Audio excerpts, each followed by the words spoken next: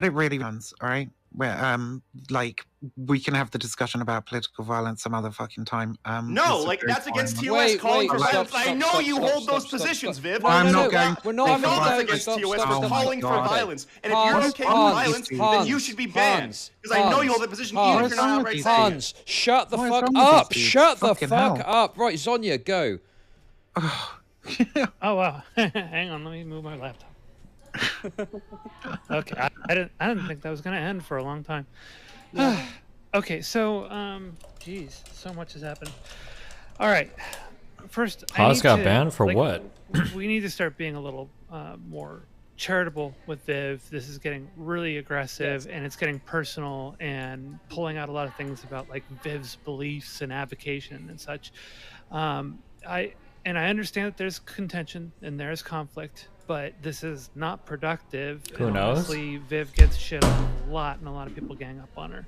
So one thing I'd like to push back on, this happened way earlier with Hans. So when you were talking about Viv being Weasley with words, now this is something I've accused Viv of as well, but Viv and I actually had a couple of really good talks in post-game discussions on Prime.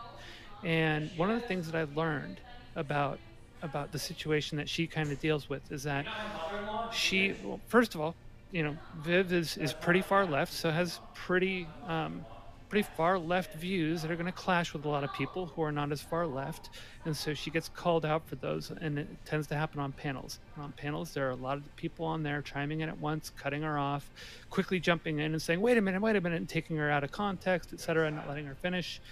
And so what happens is, with all the antagonism and with all the interruptions and all the other people there, she realizes that she needs to be very explicit with her wording and be cautious, because as soon as she says something that just isn't clear enough or just ends up being a little hyperbolic, people are going to dogpile her, take her out of context, and accuse her of things.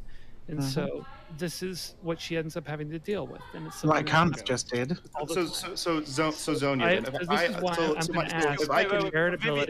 if I can show an explicit, like, Vivian wants to constantly shit on people, but when people shit on Vivian, then it's unfair. Well, she gets pissed off and then she reacts. Yeah, I mean, she's the one who starts it. So do we all. We all get angry. Drama. She brought up our past interpersonal drama, and I responded by bringing up our past interpersonal drama against her. That's what happened. What past interpersonal drama did you bring up against me? I feel like our past interpersonal drama can only reflect... Zonia never got a chance to finish her thought. Zonia never got a chance to finish her thought. What are you talking about dick pictures? Okay, everyone stop. Right, okay. Who said... Listen, right? I told you not to talk about my dick, okay? That's what I said. Wait, what the fuck are you... No, that's not what I was talking... I was talking about the drama we had on Ahrelevant stream. Fucking hell.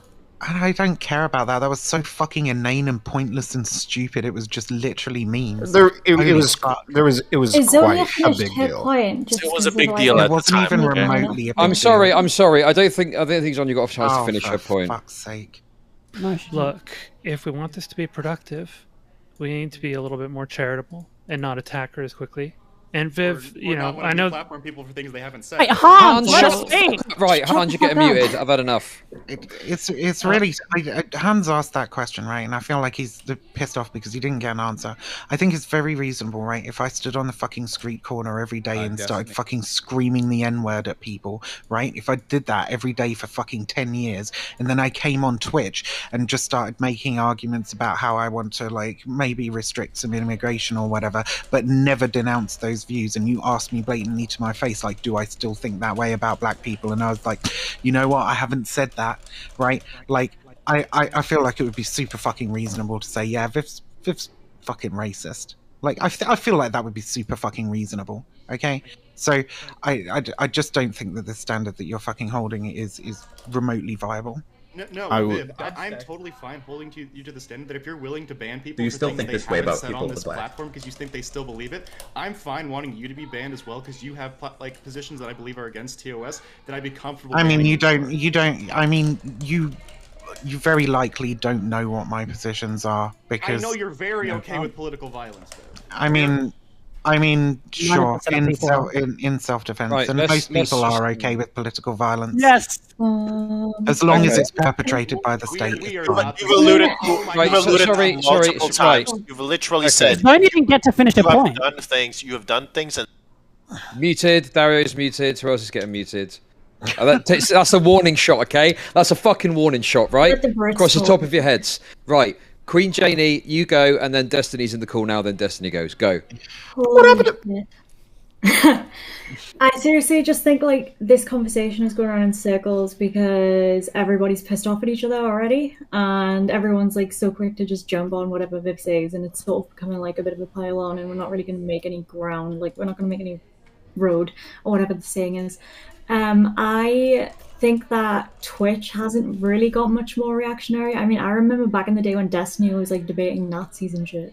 Like, that was all on Twitch. And I remember, like, so many far-right people, like Gamergate era, the amount of shit that went on in those times, like, way more reactionary than it is now.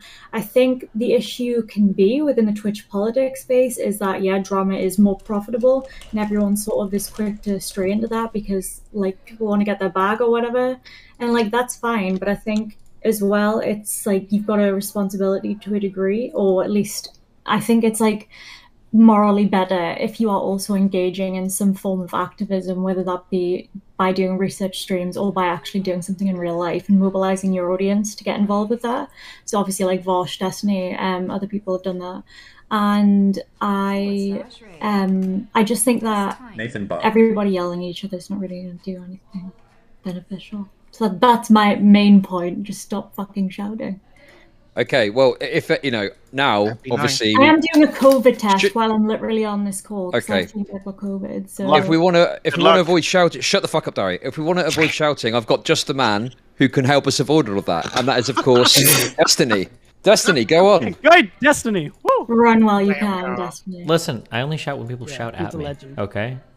How are you doing, everyone, today? We all feeling okay? Hi. Yeah. I just reached diamond.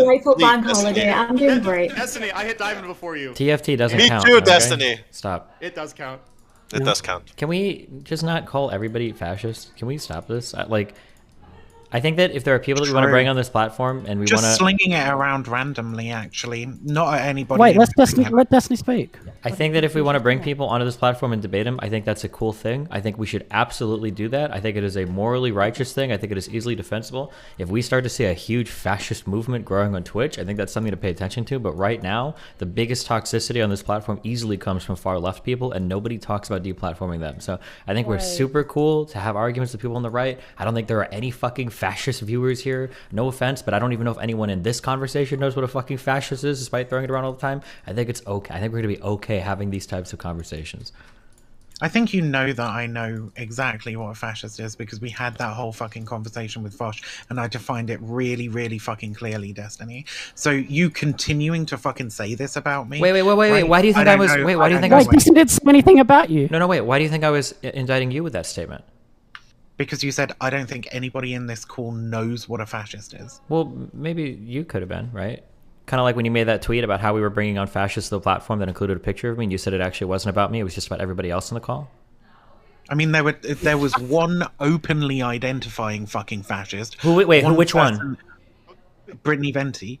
Does she openly No offense. Vivian, I don't know if you've listened to any of Brittany Venti's stuff, but I don't know if she's smart enough to even have that political label. Okay. I agree, but she uses the label, and she's definitely done some fucking insane, unhinged shit that wouldn't be like out of character. Can you give me one example of something she's done that's fascist? This is going to be a complicated conversation.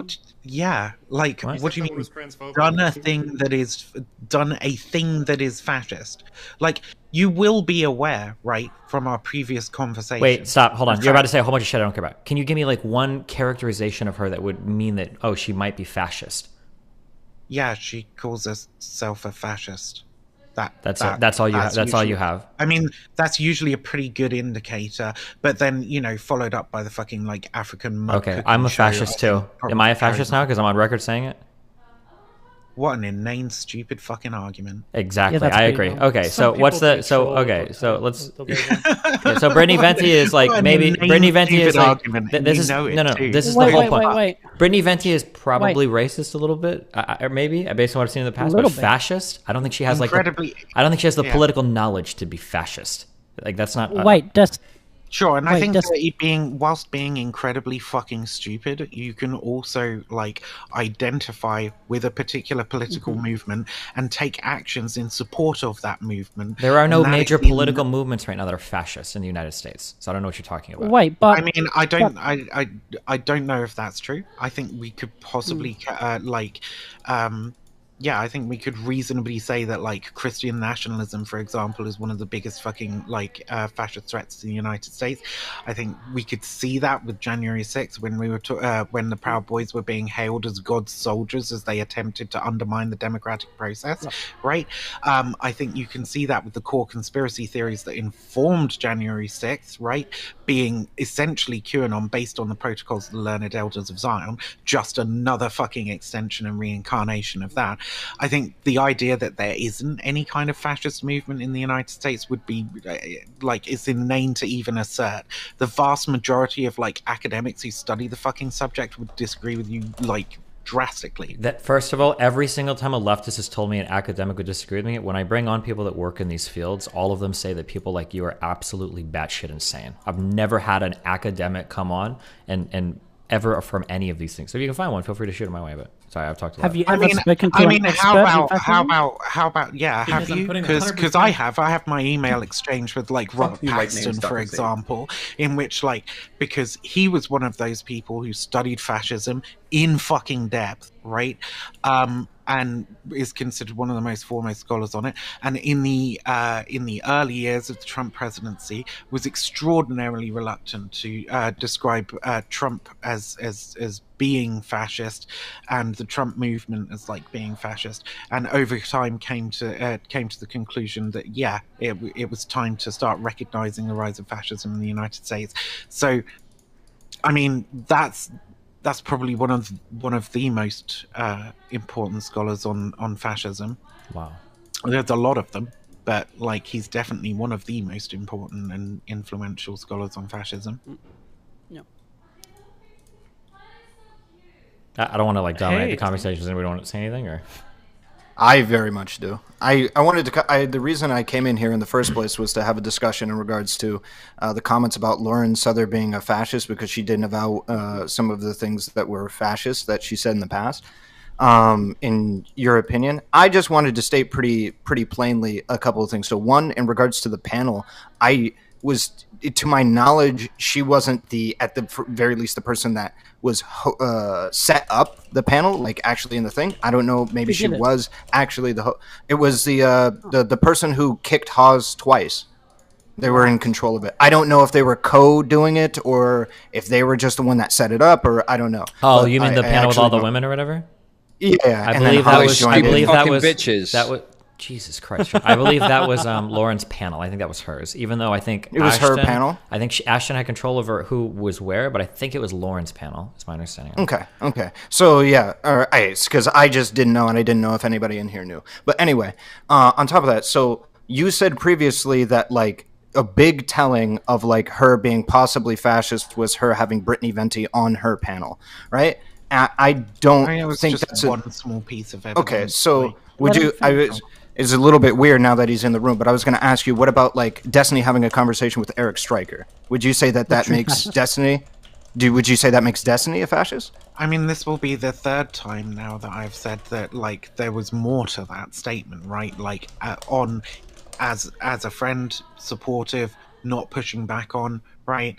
Like, I think if you have somebody on your panel who is a fascist and you're like arguing against their fascist positions, obviously, like I can't, like that's not like an indication that you yourself are a fascist. And it's kind of insulting to me that you would ask that question because like I'm just asking simple questions. So like the next question now it just feels kind of bad faith. That's all I'm saying.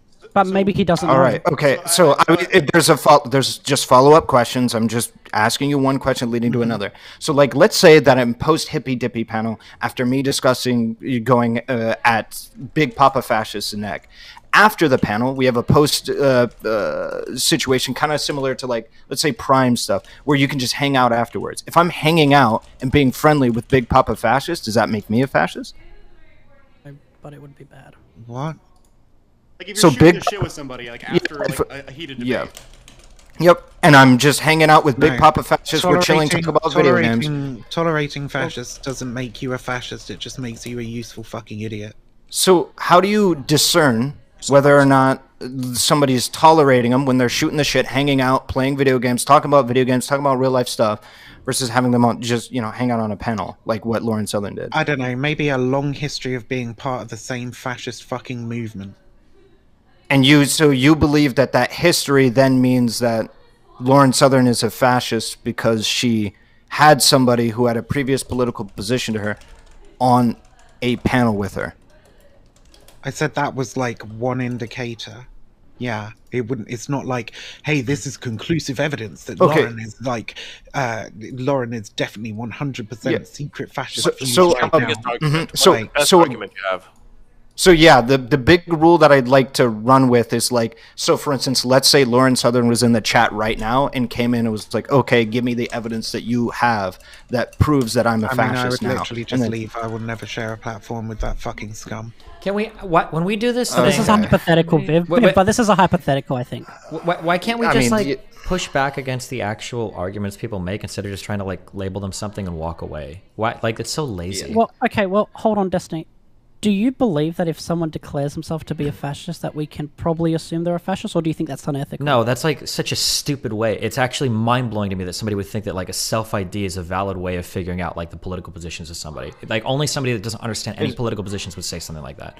People can self-ID incorrectly all the time, and it really doesn't give us a good... Like lots of people they'll call themselves sock Dems, but they're actually like way more liberal than they are. Or they'll call themselves sock Dems, and they're actually closer to Dem socks. So no, like or somebody might call themselves a fascist for a variety of reasons. I don't know. No, I would never go by a self-ID. If I'm going to ascribe a political label to somebody, it's because they share several tenets with that ideology. So I hate it when like people will try to find like one or two things like, oh, that person's a fascist. Like there are probably aspects of fascism that literally all of us here might agree with. You could argue theoretically that the state mobilizing like the CDC to enforce like vaccine mandates could be in a way like an aspect of fascism potentially. So just like trying to find one or two positions somebody has, oh, they're anti-immigrant and they're racist, that's a fascist. It's such a lazy way. Like, well, if they're anti-immigrant, argue about anti-immigration. If they're racist, argue about racism. But don't just try to like label somebody as a fascist and then think you can walk away because your work here is done. That's so lazy to me. Yeah, so I agree with so that. You think wait. So you think it? So I'm just trying to understand your position. So do you think it was bad when like academics, because there were some who like called Trump fascist? Do you think like that was a bad thing? When you ask me if it's a bad thing, there's two different ways you can look at it. In terms of like unethical. No, hold on. That's not what I mean. So when we say like, is it bad? We could talk about like public perception of something being bad, or like in an academic sense, is it bad? Academically, Trump wasn't technically a fascist because the institutions wouldn't allow him to be so. But if he wanted to be, he probably would be. Sure, probably. But even at that point, my argument against Trump isn't going to be like, you shouldn't like Trump because he's a fascist. Like, that's not an argument. You're just describing a political label. Well, no, I agree on that bit. Yeah, so you go forward and then you argue against like the individual actions or positions he takes. You say, well, this is what he did and this is why it's wrong. Okay. I can get on board with that. So my whole point of bringing that up was just like, if I'm not saying that like you have to, in this hypothetical, stay in the room, Vivian, with Lauren Southern. It's that, what do you think would be the most convincing argument you could give right in that moment where the heat is on, Lauren's in the room, everybody's looking at you for the big bullet, the silver bullet to take her down. How is she a fascist? Can you give me that?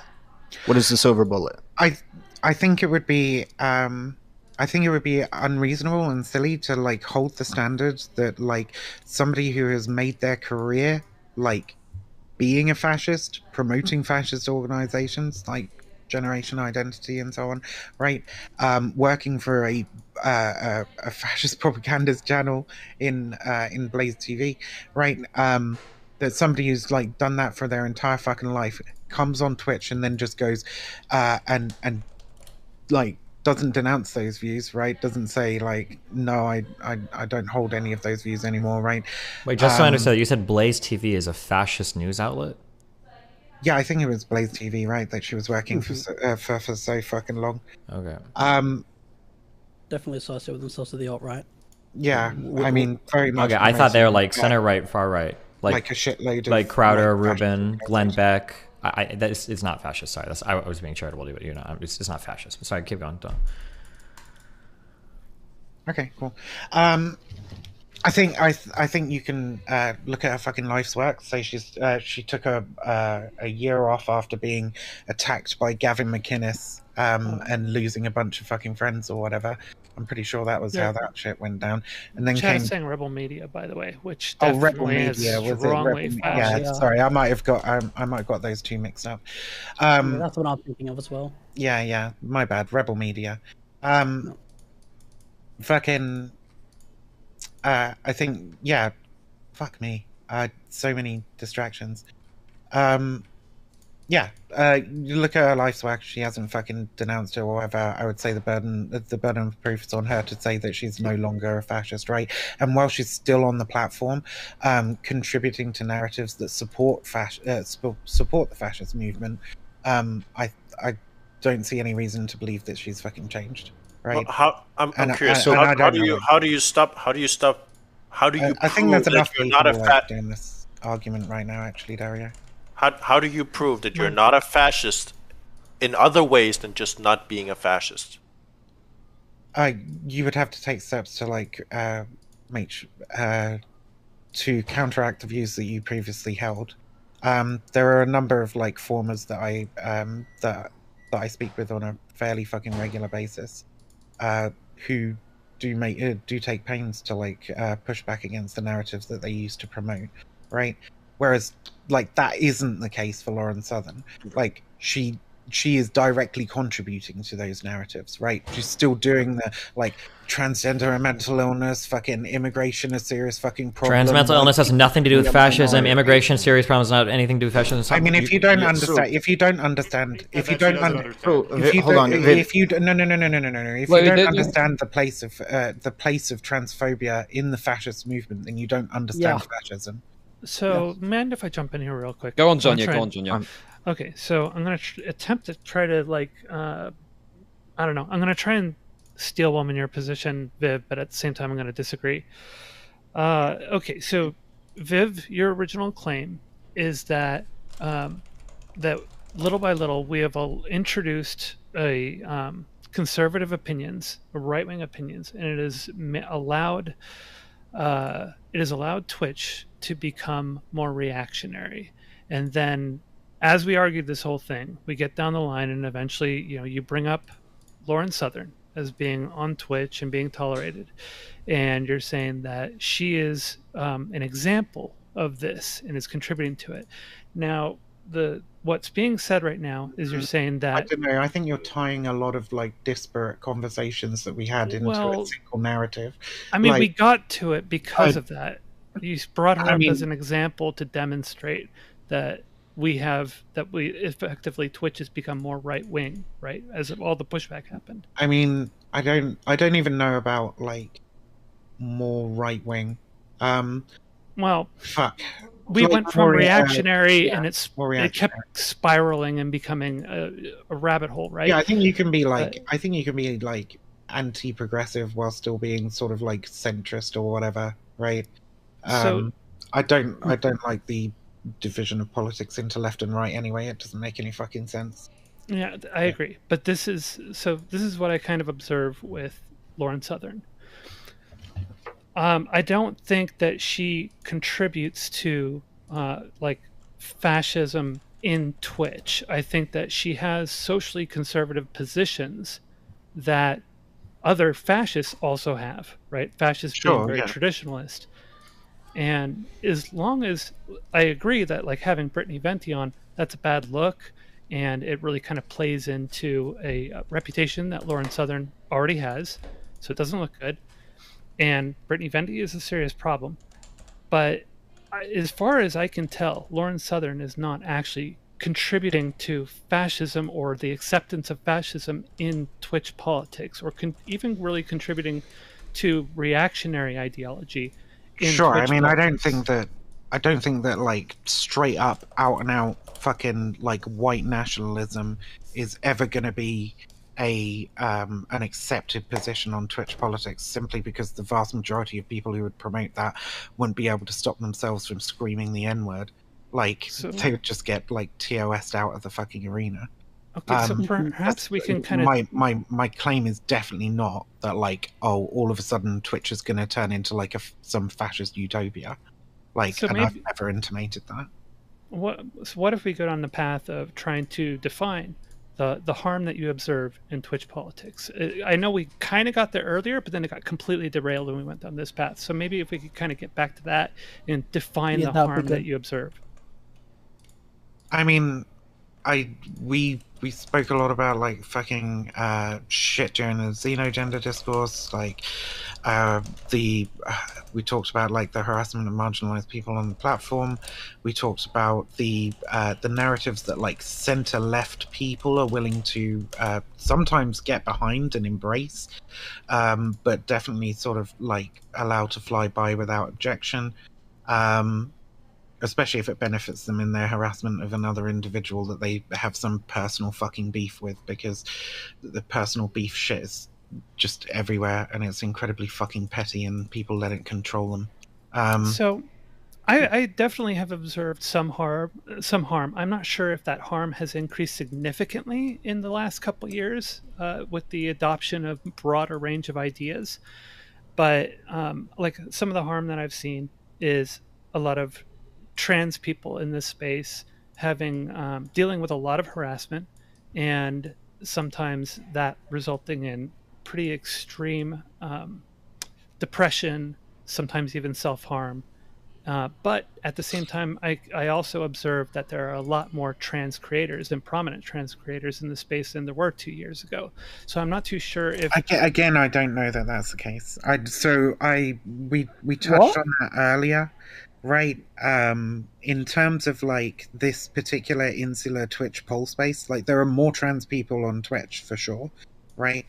But in terms of like the insular sort of like Twitch poll space, I'm not 100% sure that that's the case in terms of like prominent creators. I asked I forget who it was. I asked somebody to like name them, and we got Riverboat Jack, some person I haven't heard of, and I can't remember the name. Sorry. Sorry. I just no. Wait. Like, do we have like metrics on this? Like, in terms of, like, how many trans creators? Don't make these accusations that like these aren't safe unless we have like the actual numbers. I mean, I literally said I don't know if that's the case, right? Then why are you insinuating it? Right, stop. Insinuating what? If somebody makes a claim and I say I don't know if that's the case, right? What you're asking me for statistics to say I don't know if that's the case. You very much said that it's becoming more reactionary. It's not as like safe. There's not as many prominent trans creators, and you don't have any evidence in regards to beyond this, like us not being able to name more than a couple like off the top of our head. Like maybe there's a lot. Apparently there was like this entire like trans mask panel that happens on Twitch every fucking week. It's hosted by Brother Malcolm. Like there's so like there's like Bluebird. He's another person. Like I can start like I can like potentially list these things, but you're saying it's like an unsafe like place. And then when we're asking, all right, what's the actual evidence for this beyond like saying, oh, when like prompted, Chud can't name more than 3 trans creators. That feels extremely disingenuous. And now you're like, oh, I don't. Why are you asking? Brother Malcolm, you're making the claim. Oh, Brother Malcolm, the prominent Twitch poll trans creator. Yeah, I know.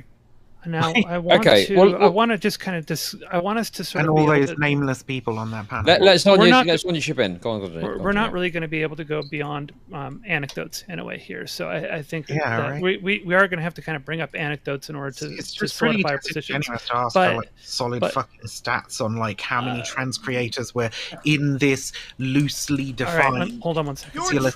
Hang on. Both of you stop. Incredibly bad. It's just incredibly bad faith. How is it bad faith? Asking for any evidence to support your position. Okay, both of you chill for a second. I don't know if that's the case. Let's on your speak. We're exploring it, for fuck's sake, Hans. Go on, let's all just in order for us to have a productive conversation here, we kind of need to define this harm that's being observed. And there's not really a way to come up with any solid numbers, but we can give examples from what we have observed. So that's what I'd like to do. That's the only way for us to really have anything to grapple with that we can even argue for or against, right? So we need to define that harm. Yeah, well, sure. I mean, we got one of the people in the fucking in the panel now that's like helped drive like insane amounts of fucking harassment towards 2 trans creators. I think the way that Destiny's dealt with both Demon Mama and most of that harassment, you guys either lie about it or you dramatically over exaggerate it, or it's just normal harassment that everybody has, but you call it transphobia because it makes you feel better online.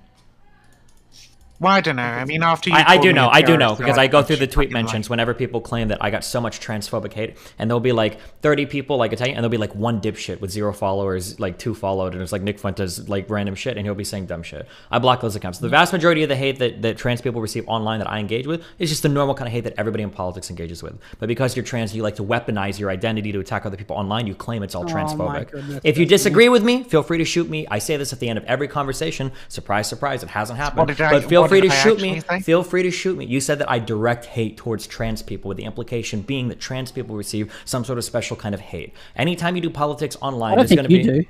I mean, trans people. Okay, that's great, but that's what trans people do receive a special kind of hate because, like, but it is a very, very slim minority of the overall hate. Most of the hate is just politics hate. I allowed you to finish. No, actually, you didn't. You cut me off. Go ahead. The hate that they receive is going to take on the character of transphobia that won't happen. Not always. No, people. A very small minority of it does. Okay, but some of it will. Like, sure. If they get a significant amount of harassment, some of that harassment will be transphobic harassment. But I don't care, right? I was literally just saying that, like, there is one person who's responsible with his rhetoric, right, for directing that directing harassment towards a couple of trans people. Sure. The problem. No.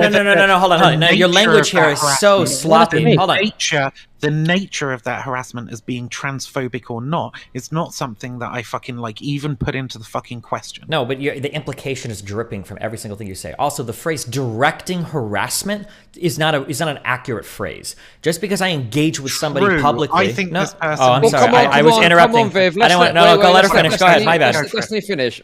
No, that's okay. I didn't want to interrupt her with my answer. Go ahead. Well, I mean, if you're just gonna misrepresent it throughout your answer, go ahead. I'm not misrepresenting anything. I'm telling you that the phrase "directing harassment" implies that I'm literally tweeting something akin to "go harass this person." Okay, it's bullshit. That insane. Did you not do that with Demon Mama? My bad. It's insane that. It's bullshit to me that I can get insane people like you directing like insane personal attacks at me or crazy like political labels at me, and then when I engage back, oh no, he's directing harassment towards me. If you want to claim that I quote unquote direct harassment towards somebody, that's fine, but all of you direct harassment at me anyway. It's all fair game then. Okay, that phrase directed harassment, just because I quote tweet somebody doesn't count as directed harassment. That's bullshit. Okay, go harass this person. Like that would be like directing harassment, right? Or if I'm literally just like, or if I'm like saying like, hey, fuck this person, go get this person or whatever, that's like direct harassment. All gloves are off, go fuck up this person, basically, right? Like, I can't remember the exact wording. That's what most people would infer from that. I don't know the exact wording you used towards Demon Mama, but like, you did like basically say that, right? Well, I don't. Are you talking about when I said I was going to... This happens to everyone, though. Like, no, you can't dilute that. Hold on. No, that's bullshit. Because the overall narrative is that every single time I quote tweet somebody, I'm engaging in targeted harassment. That's bullshit. That's not the implication. You're a lying piece of shit. You can specifically about Demon Mama. I think for something for Demon Mama, I said that I wasn't going to do cross-platform bans if they were going to keep personally slandering me. I think that's what I said, which is something that I went above and beyond for some people, and I decided to stop doing. Because in my community, despite what any of the fucking morons in this call or anywhere else think, I try to go really far to make sure that people aren't harassing people off platform. So if somebody goes to one of your chats and they engage in transphobic behavior, I'll ban it from my Discord, my chat, my Twitch, and my YouTube. I do that for anybody. But I stopped doing it for Demon Mom because she would still constantly accuse me of transphobic. It's like, well, fuck you. I'm not going to extend this courtesy to you. And then that counts as like targeted harassment, which is bullshit. Okay. So the manner in which like harassment is like targeted towards people is when you use like certain fucking rhetoric. I don't know, I could even have this conversation. have this conversation in a okay. Whoa. Can we stop dogpiling? Look. This could be yeah, like this could be a whole separate fucking discussion around like how you can use your rhetoric as like as somebody with a large platform to, regardless of if you go, don't go harass this person, as a large content creator that person's going to suffer some kind of harassment based on what you say.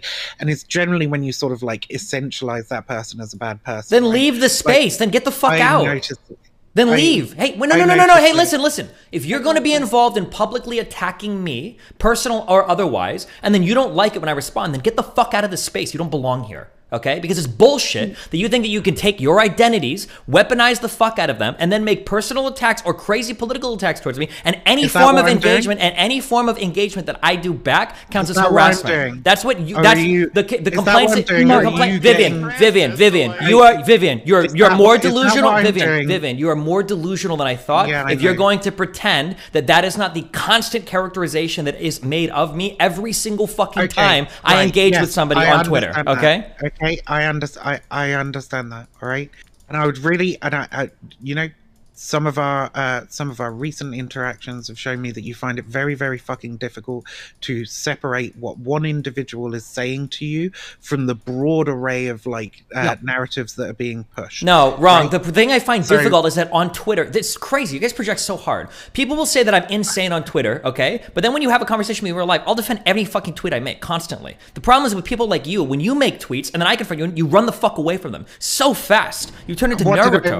What if I run away? Like when you tweeted that picture of me on that panel and you're like, oh, look, fascists are on Twitch again, blah, blah, blah. And it's like, oh, I didn't mean you, Desi. That was no implication to you whatsoever. Yeah, clearly I didn't mean you and you knew I didn't mean you. This is probably, this is some of the most disingenuous fucking Of course, so disingenuous. Like, the idea that I was fucking referring to you in that, when you know what my fucking definition of fascist is, you know that it doesn't fucking include you. When we've had long fucking conversations about what it is, right? The only thing that I can, like, marginally try and afford some fucking charitability towards you in that particular action of saying, oh, clearly Viv is calling me a fascist, right, is what I literally just said, is your complete fucking inability to take people who are talking to you as individuals instead of a part of some collective that is perpetrating all these different fucking narratives about you. I have never, literally fucking never, called you a fascist, right? And I do not think that Shut up, Dario.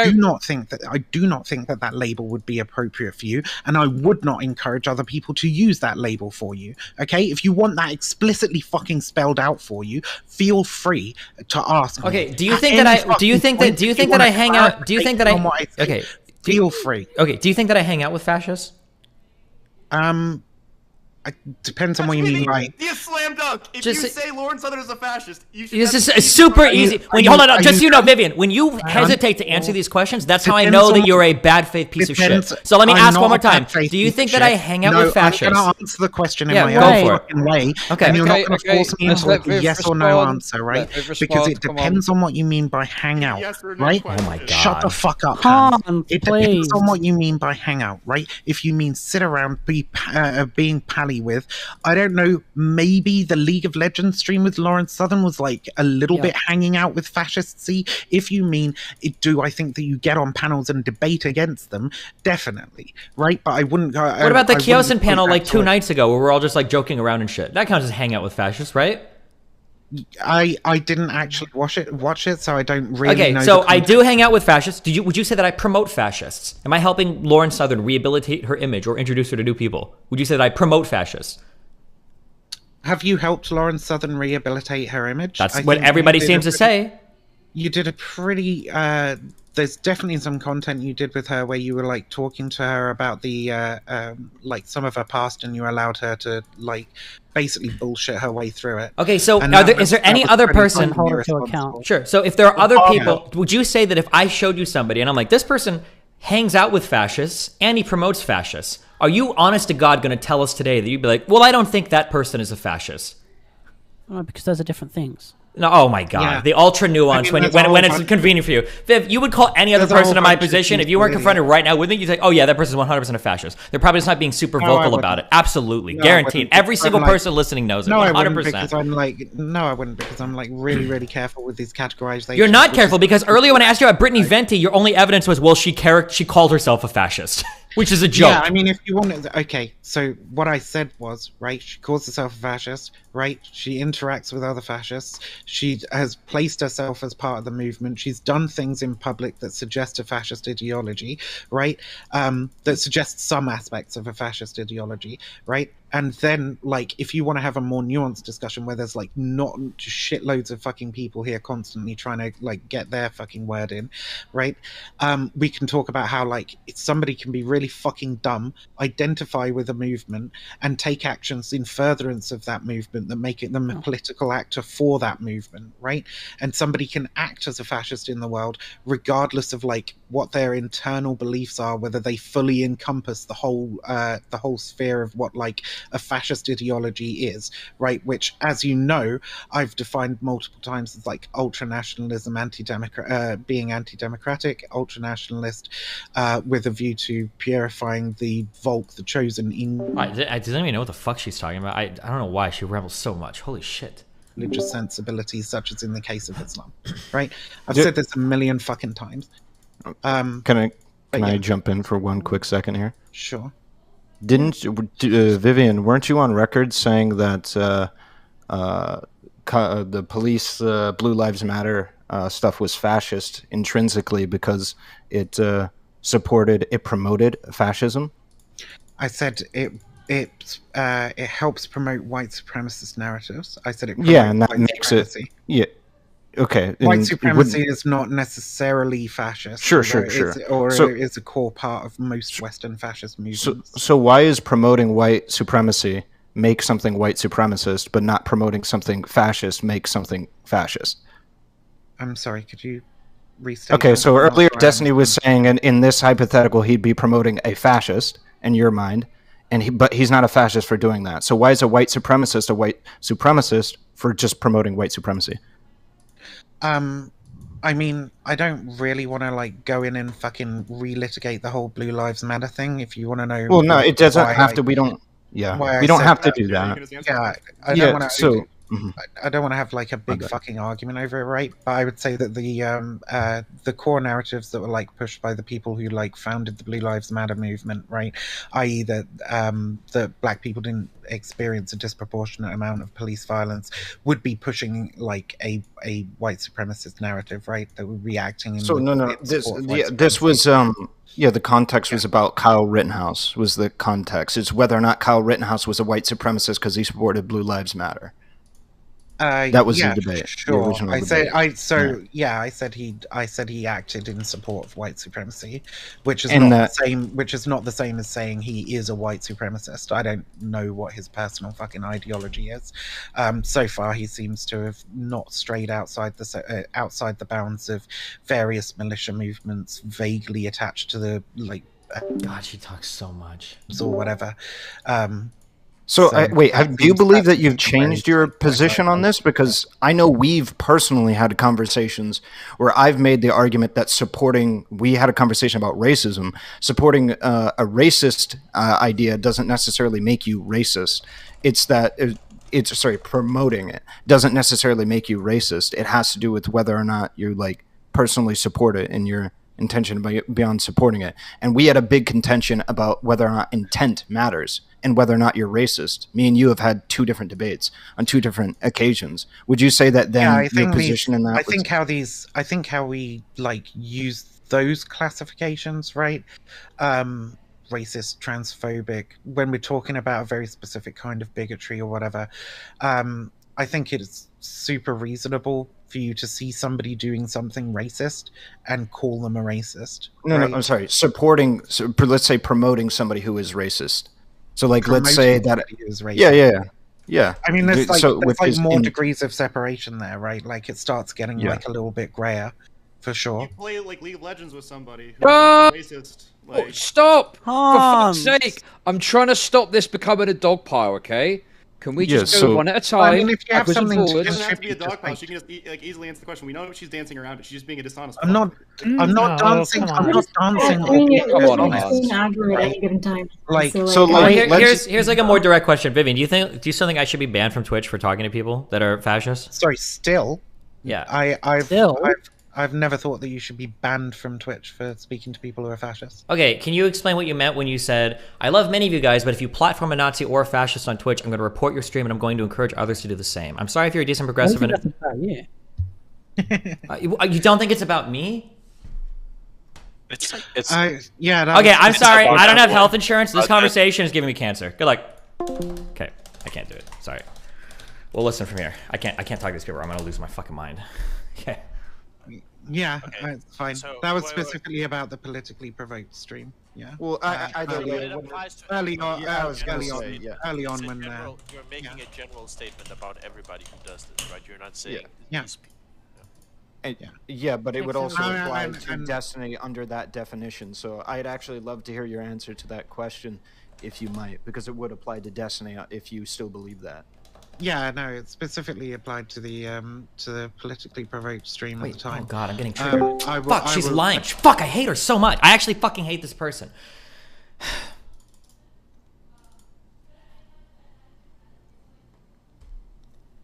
I shouldn't. I just shouldn't.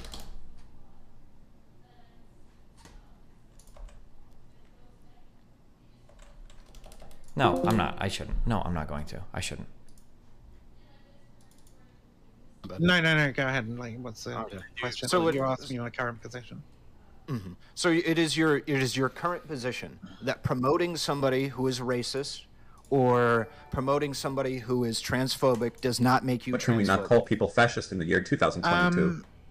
Because that legal feels so 2021. I mean, you can be like a useful idiot for sure. Like, our big contention that we had, the primary disagreement we had in the old racism conversation.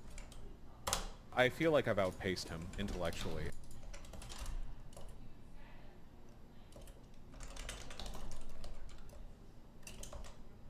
Have a blessed day, DGG. Your fat fucking mouth. Whether or not doing something racist makes you a racist. And my argument was doing a singular, insulary, racist action does not make you a racist, right? That sure, you need to have some measure of intent. Sorry, I didn't mean to interrupt you. Because I'm putting 100%. I just assumed where you were going, and sure, it doesn't matter. Go for it. I don't care that much. Yeah. So, I think what I said was like in that moment you are like acting as a racist, and it's like reasonable to call you a racist in that moment, right? I don't think that my position has changed on that at all. So then, would you say I'm doing something racist if I promote somebody racist on my stream? Yeah, like I said, I think you start getting slightly more degrees of separation there, right? You're not actively saying that you believe certain things that are racist or like deliberately doing a racism. You're sort of more vaguely contributing. I mean, you might not even be contributing, right? If you just have somebody racist on your stream, you might be pushing back to them to the degree that like they're, it actually helps the anti-racist cause, right? So there's like varying degrees, sure, and I think there's a difference between somebody who's like doing a racism, if you like, acting as an agent of racism in the world, and somebody who is being unwittingly used by racists. Well, what if they? So like, let's like bring a little bit. Yeah, let's bring a little bit of a more real world example. Is what I'm saying, basically. Sure. It gets gray. Let's assume I have on Nick Fuentes tomorrow, and we're just playing video games. Would you say that I'm doing like a racism, or doing a bigotry, or doing a transphobia, or doing a fascism? If you had Nick Fuentes on tomorrow and just sat around playing video games with him, I would say that you're normalizing. Like, I mean, I don't think it's unreasonable. Anytime she gets confronted, she becomes so hyper nuanced in her views, such that she can escape ever having to criticize a person that she's talking to ever. But then when she's on Twitter, she'll make the most broad brush statements, or sometimes even specifically call people out. But every single time she's confronted, she runs away from all of her accusations so much. It's so fucking cringe to me. Holy shit. Like, at least I don't even care if she believes what she believes. At least have some fucking conviction about it. Don't be such a fucking coward. And then she's out here bragging about, like, oh yeah, I'm in the streets fighting fascists every day. I'm in the streets fighting. Bro, you can't even attack somebody online in a fucking voice call. You can't even tell them to their face, like, yeah, I think you're a fascist. I think you should be banned. Like, you're such a fucking coward.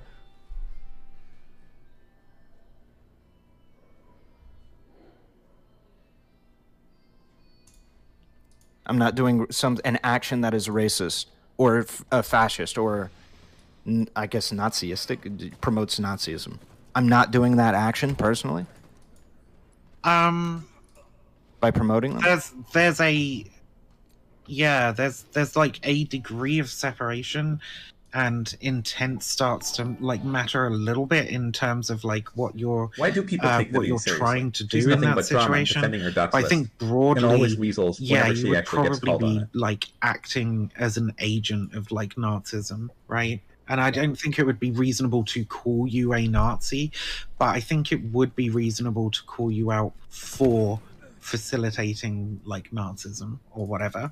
Like, I think that would be the take. I don't think it would be reasonable to specifically call you a Nazi because there's no indication there that you like. My Discord. Like I said, it gets very grey when you start putting in degrees of separation. It starts getting very grey. It's more about like what actions do people take that indicate their beliefs or indicate like what they're trying to achieve or whatever. Yeah. Mind if I just ask a question?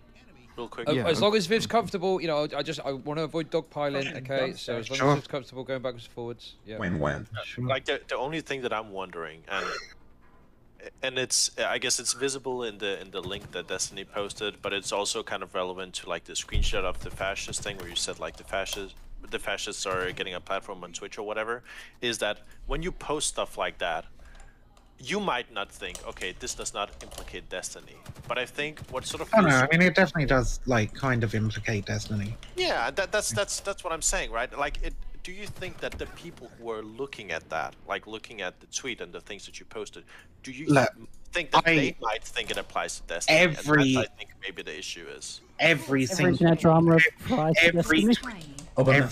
that I fucking make. Actually, no, that's not true. It's not every tweet that I make, but so many tweets that I make, I have people coming into my fucking mentions going, "Oh, why are you fucking subtweeting Destiny or whatever?" Right? Like this happens so fucking often. We should just all stay off Twitter. That's what we should do. It can be about something. How we get rid of toxicity in the community? We just get off. Okay, nobody tweets ever again. It is banned. It can be about something that has like nothing even to do with the Twitch community, and I will have people in my mentions going like, "Why are you subtweeting Destiny?" Like the people who watch Destiny are so fucking caught up in this stupid, like, just innate interpersonal dramas and shit in Twitch that they just like tie everything back to their parasocial daddy, and they're fucking like, honestly, I feel like that's every big community though. Touch grass has never been a... Well, no, I don't think it is, right? She literally calls me out directly in her tweets. She's literally talking about podcasts that I'm on. Destiny's going to be talking on political... Like, she literally does this directly, and then she's like, I don't know why... God, type of mentality that we sort of foster. Yeah, I think Zonia might be really hitting at something here. If you think about, like, if we take it away from Destiny even, you can look at, like, some of the creative ways people were sniping out of San, right? They didn't tweet anything about a San, but they would just be like, man, I really like my 3,000 square foot mansion. It's like, oh, okay, you know? And it's like, oh, you know, are we terminally on? But no, hold on, just to bring it back, because to say that, like, everybody's deranged, because there are absolutely people that get it wrong, but there's quite a bit of weird sniping that does happen of people, you know, of like Destiny when it comes to, a lot of shade. Like, there'll be people who just talk about, like, for instance, their kids and how much time they need to spend with their kids. And then when you engage in those specific behaviors as well, I think. Wait, that's hold on. I just real quick. Okay, just to set the facts straight. God, Vivian, you're such a fucking coward. I don't know how you can simultaneously brag about confronting people in the streets, and you were just, you've called me out by name multiple times on your Twitter. You were talking about getting politically provoked banned while Destiny was debating them on Twitter. I don't know if you try to misspell my name so I can't find it, but like I can post tweets. Why do you deny that you're like trying to call me out specifically? Sorry, you're saying you're saying I deliberately misspelled my name. Stop! Don't focus on the one thing, Viv. Stop trying to say like, oh, I don't know why people are implicating their I don't know why people are implicating their parasocial daddy. It's because you call me out by name, literally. What are you talking about? Yeah, I probably have called you out by name on some things, right? But like, it's pretty fucking rare, dude. Like, I spend very little fucking time thinking about you. Who is the largest progressive person on this platform that debates fascists? Oh my goodness, that's probably you. So when you say a progressive person that debates fascists needs to be banned, and you just finally admitted, because I'm here to hold you to account to it, that you've called me out personally in the past, who do you think 99% of people reading that tweet are going to think that that's implying? I don't expect the vast majority of Destiny fans to be like following me. Right? Why can't you just engage with the question? I'm sorry, wait. Do you think you have a ton of fans that don't know anything about me at all? Do you think that, like, when you go on Twitter and you tweet, like, oh, like 80% of these people have never even heard of me before? I mean, I only have a following of about 2,500, so like on Twitter. So like maybe half of them. She can't answer any question because she's such a fucking coward. Holy shit! Let me jump in real quick. I mean, if all you want to do is like come in and fucking scream like and try and get gotchas, then I'm not trying to get gotchas. I just want to make sure that when I'm engaging with you, I can't have you escape with a reputation intact when you are the most snake-like, cowardly fuck that has ever been in any of these rooms. What do you come on? What? Shut the fuck up! It's true. Like, everybody knows what you're implying with your tweets. It's only when somebody pushes you, it's like, okay, yeah, that applies to you. Okay, yeah, I did mention it one time. Okay, yeah, I guess it's that you finally like, okay, yeah, you will not own the implication. You have no conviction behind anything you say. Like, you act like you're brave in the streets against fascists, and you hide from them at home on your fucking Discord account. It's unreal, Vivian. I have complete fucking conviction behind everything that I fucking say, right? I've fucking argued with you for fucking hours about like how I think you fucking like engaging with fascists or like allowing fascists. Stop saying so much and saying so little. You do this so much. Stop rambling. Get to the point. Give me a chance to say stop saying so little and implying so fucking much. Then, but that's what. But look, Vivian, and 99% of people would agree with my take that when you are calling out by name at some point, and then when you about your appeal to authority, it's not my. Hold on, my appeal to authority, appealing to majority, rather. Appeal to majority is kind of all that matters when we're talking about giving public opinions to the majority of people. You understand that, right? Okay, look. What's your point? My point is to at least have some conviction when I say like, hey, you've called for me to be deplatformed, right? Say, you know what? Yeah, Destiny, I think that you've engaged in some irresponsible platforming fascists, and I do think there are times when you should be deplatformed. At least say that. So that I can have a conversation about it and say like, oh, well, when I said progressives that debate left-leaning people, that debate fascists, I wasn't talking about you, Destiny. I meant all the other progressives on the platform that debate fascists, but not you, even though I've specifically called you and Lauren Southern and the streams you've been out on by name. I wasn't talking about you with that one tweet because you're confronting me about it now and I don't really want to own that conviction. I meant Brittany, who had recently claimed to be a fucking progressive, Destiny. That's who I was thinking of when I fucking wrote the tweet, okay? It was very poorly fucking... You were talking about Brittany Venti when you mentioned even progressives in that tweet. No, I was talking about Brittany, the host of Politically Provoked. Okay. Yes. So... Okay, so you know what? I'll take you at your word. This is the best piece of life advice I have for you. Stop tweeting, because you're a shit writer. You can't convey any idea coherently. You have no idea who the fuck your audience is. You just shouldn't be tweeting, Viv, because you're lost. You're like a child in a cornfield. You're absolutely lost out here. Okay, you're not tall enough to see where the fuck you're going. I'm sorry. Okay. So hang on. My audience is not your fucking. My audience is not your fucking audience, Destiny. I would really like it if everybody who fucking follows you just fucks off. Okay, because 90% of the people who follow you are fucking so dumb. Okay, so deranged, come on, that's a bit harsh. So caught up in your fucking stupid dramas with various fucking streamers that I do not care about. Get a blacklist. Okay? I believe me, I've been blocking them like fucking flies. Okay, but like I do not care about those stupid fucking interpersonal dramas or whatever, right? Here's the thing, right? We had a relatively fucking cordial relation. How long is this answer going to take, you guys think, but without her saying anything? I feel like any fucking qualms about something that I'd said, you could come to me and ask me to fucking clarify, right? You could do that, okay? Like, I'm perfectly happy. We used to be friends. If you wanted to say something personally, you can come to my DMs and say something. That's what she could have said. Let's see how long it takes her to say this. Which I can completely reasonably see how you think it might have done, right? Like, I would have gone, yeah, shit. You know what? I actually don't agree that we should. We're doing like here's the unnecessary example for absolutely no reason. Doesn't help to elucidate anything at all. I already know what she's saying. And then we're going to bring it back and she's going to re-summarize the point again after. Particularly good fucking target when there's actual fucking fascists on the platform, right? Like, we can spend our energy on that shit before we start trying to deplatform random libs who are just fucking like. Wait, Viv. Are you actually saying that if those two things weren't happening, that it would be okay to deplatform Destiny? What? I mean... No, she's not saying anything. She won't say anything. She talks so much and says so little. I don't know how. She has no conviction behind anything she says. She'll get on Twitter and she'll say some shit like, we need to deplatform Soda Poppin'. And I'll be like, yo, why do you want to deplatform Soda Poppin'? What did he do? And you'll be like, no, Destiny, I had a really bad experience with a Diet Coke and some Chinese packaging material, and that's what I was talking about, okay? Popping bubbles with soda. It had nothing to do with it. Why do you even think I was talking about that streamer? Like, unironically, it's the most deranged fucking shit I've ever heard in my entire life. He's making an analogy, but look, I don't this is something. This is something I'm going ranting like an idiot at this point. Look, hang on. I don't care about your dumb fuck sophistry. If you want to have a conversation, actually, I'm rubber, you're glue, and anything you say bounces off me and sticks back to you. Yeah, I've noticed that, right? That we've got to the playground level of fucking rhetoric. If you're fucking like, if we're on the playground, baby, and it's only because you were screaming at me from out there for me to come and join you, okay? Look, Viv, if we were on the playground, I'd just fucking headbutt you and walk away, okay? All right, that was a violent threat. If I made that threat, she would accuse me of trying to murder trans people. FYI. Right, shut up. Why is it? Wait. Shut up. Listen. I'm trying to play fucking Halo. Shut the fuck up. I'm trying to play Halo. I don't have to start muting people because then I have to stop playing, okay? Is that what you're trying to do? My fucking gaming. Wait, is Ethan Ralph really not here? Did somebody? Who's linking that earlier? Is my debate canceled?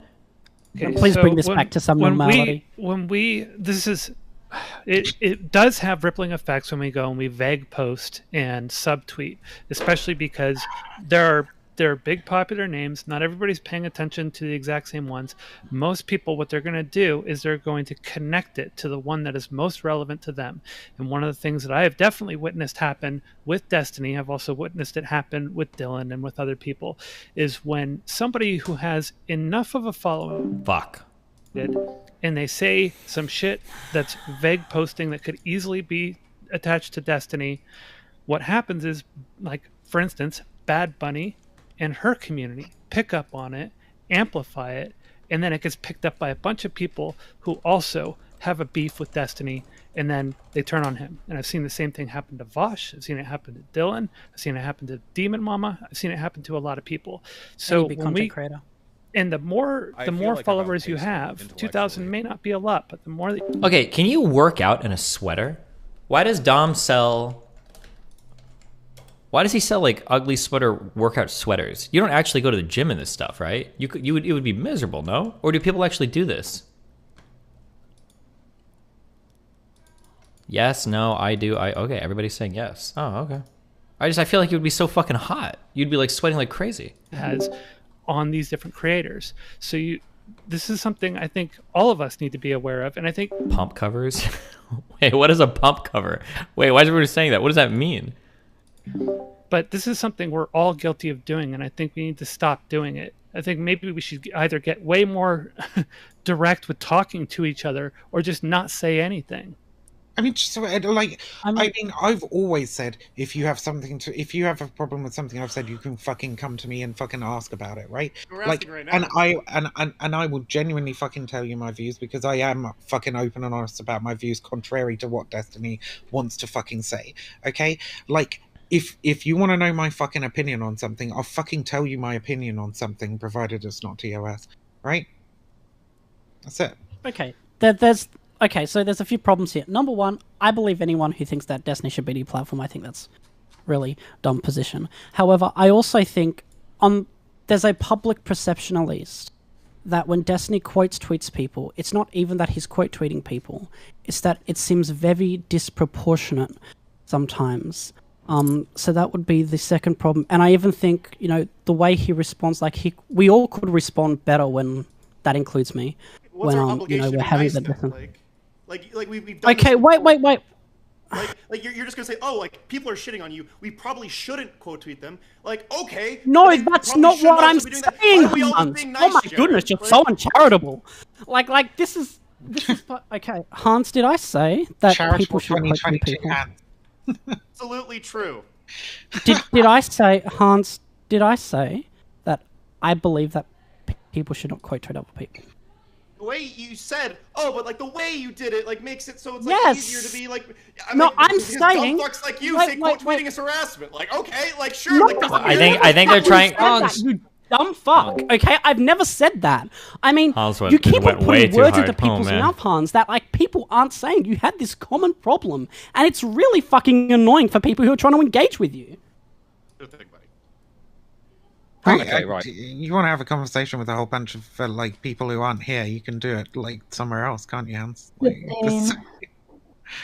Either address the things that people are saying, now I'm starting to get pissed off because my fucking aim's off because you're all shouting at each other and I'm fucking sick of it. Your aim is always off, Chud. So quiet, okay? I don't know. I saw him do it. I saw Chud do a sweet fucking 180 no scope when he was talking to Dylan about politically provoked. That fucking 180 we're going to need a relevant supposition on this one. Look, here's reality, okay? This has got past the point of productivity, but I don't care about that because we're having a good time, okay? I am anyway. And Viv, I'm sorry, it feels like you're getting dogpiled. I'm doing my best to control it, but it's like a bunch of fucking wild fucking wolves in here, okay? They want to take a little bite out of you. So I'm doing my best to hold back the force, okay? So, what I want to ask is, where do we go from here? What's going to happen next? Who's going to speak now? Well, let's all try not to be dicks. Being dicks is good because then people fight and that people like that. Being dicks is fine, but let's try and keep it in a good order. Beef is money, my friend. Beef is money. This platform, for fuck's sake.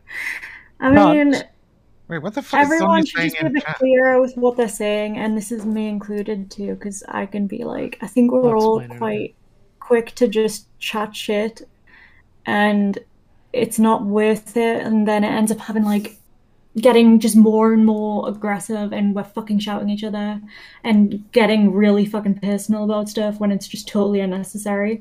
And everybody is just so quick to want to jump on stuff and engage in an argument. Even if something's not even about you, you might think it is because you're already amped up about something. And it's not helpful to anybody, because then you're just going to jump on it, and then everybody in your community is going to be oh, well, they started it, so it's okay for me to go over there, and vice versa. It's not helpful for anybody to go on like this.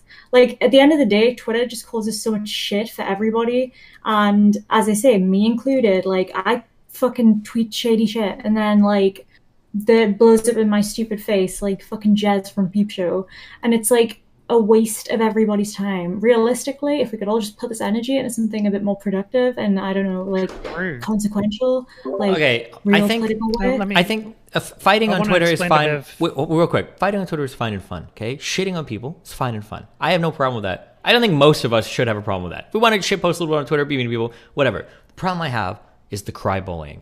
Just don't engage in it, and then act like you're undergoing fucking trauma when other people engage back with you. That's all I want to say. If you don't want to be involved in anything, that's fine. But then don't jump into these communities and shit sling if you're scared of getting a little bit on your face. Okay. So I make one tweet, right, which you attribute to you. After that talk, okay. You don't come and ask me for any clarification, regardless of the cordial relationship that we've had before.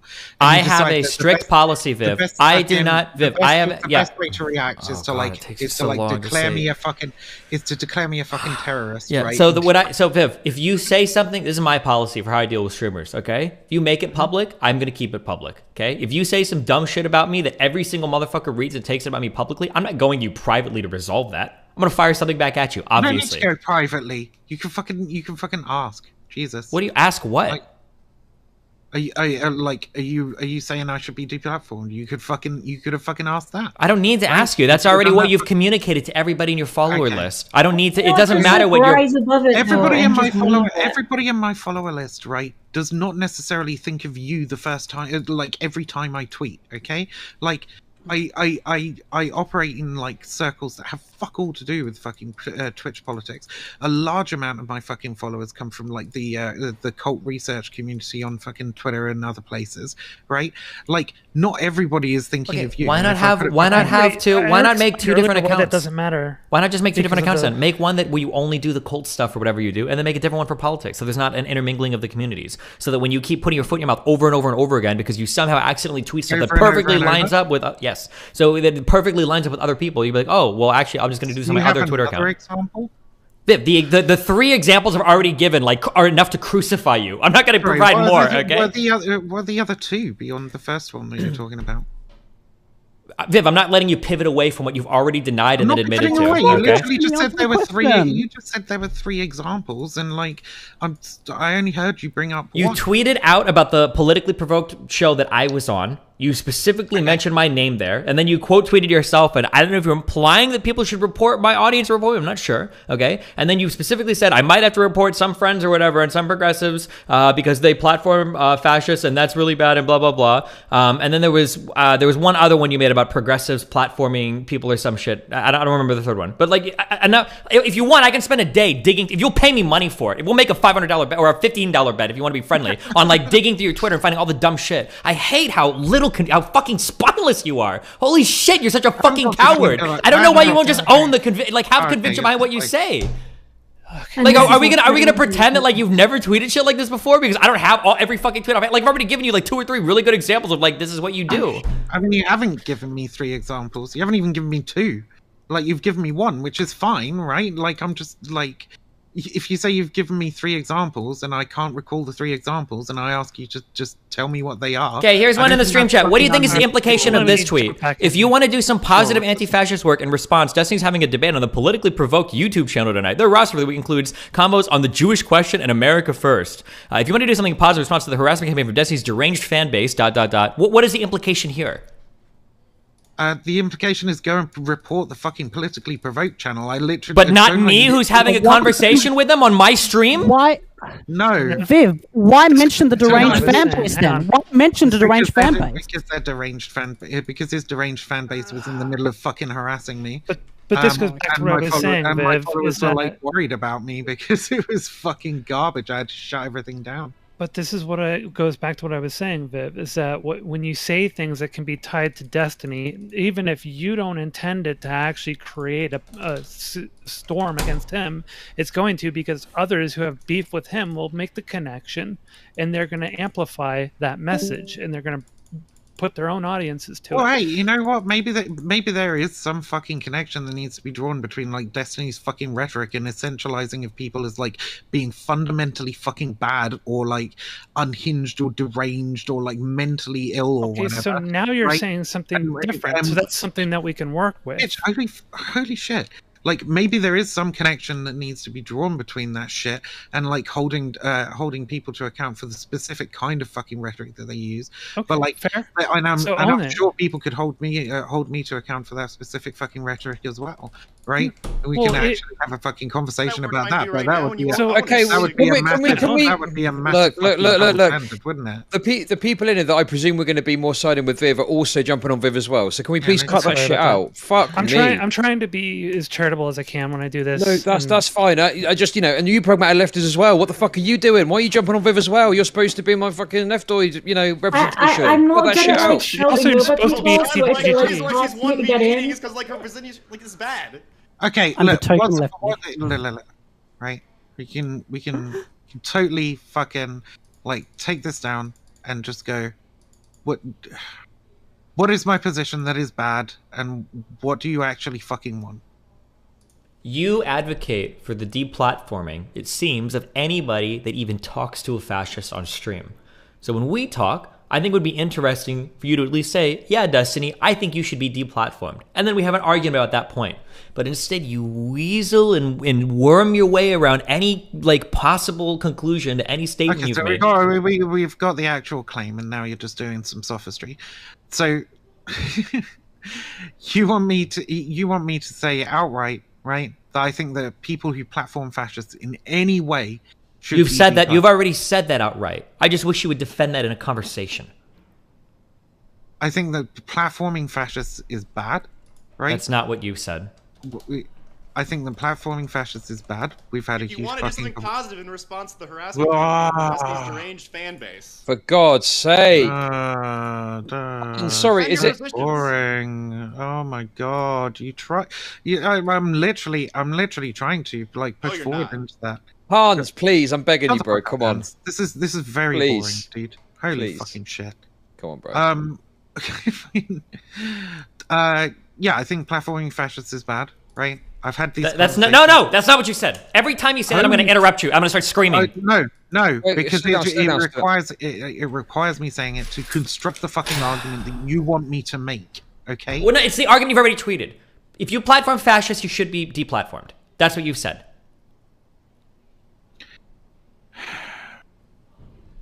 All right, let's let Viv speak for a bit, okay, and see what comes out. Everyone chill out, all right? Getting a bit too hungry up in this fucking place. Let's chill. Right, Viv, go ahead. Hey, Chud. At one point, I also want to kind of speak up and clarify something that Viv noticed in chat with me earlier. Of course, that's fine. Right, Viv, go ahead. Everyone chill out. Okay. I'm holding you back. I put really simply, if your goal is deplatforming fascists, right, there has been a continuous fucking argument about whether... How long is this fucking ramble gonna last for her to say something that could be said in 2 sentences? I don't see us ever getting to a fucking point where, large streamers like fucking Destiny or whatever, agree that it's not okay to platform fascists. If you want to deplatform fascists from all fucking avenues of Twitch, then you're gonna have to fucking try and deplatform Destiny. I don't think that that's even fucking feasible to try and do currently. But if that's what you want to fucking do, then that's what you'd have to do. Because Destiny will continue to platform these people. And I don't think you'd disagree with that assessment. Do you agree that you have personally advocated for reporting streams like mine and mine, and that you think it would be a good thing to do, and that you yourself would do it? I already answered this to you, right?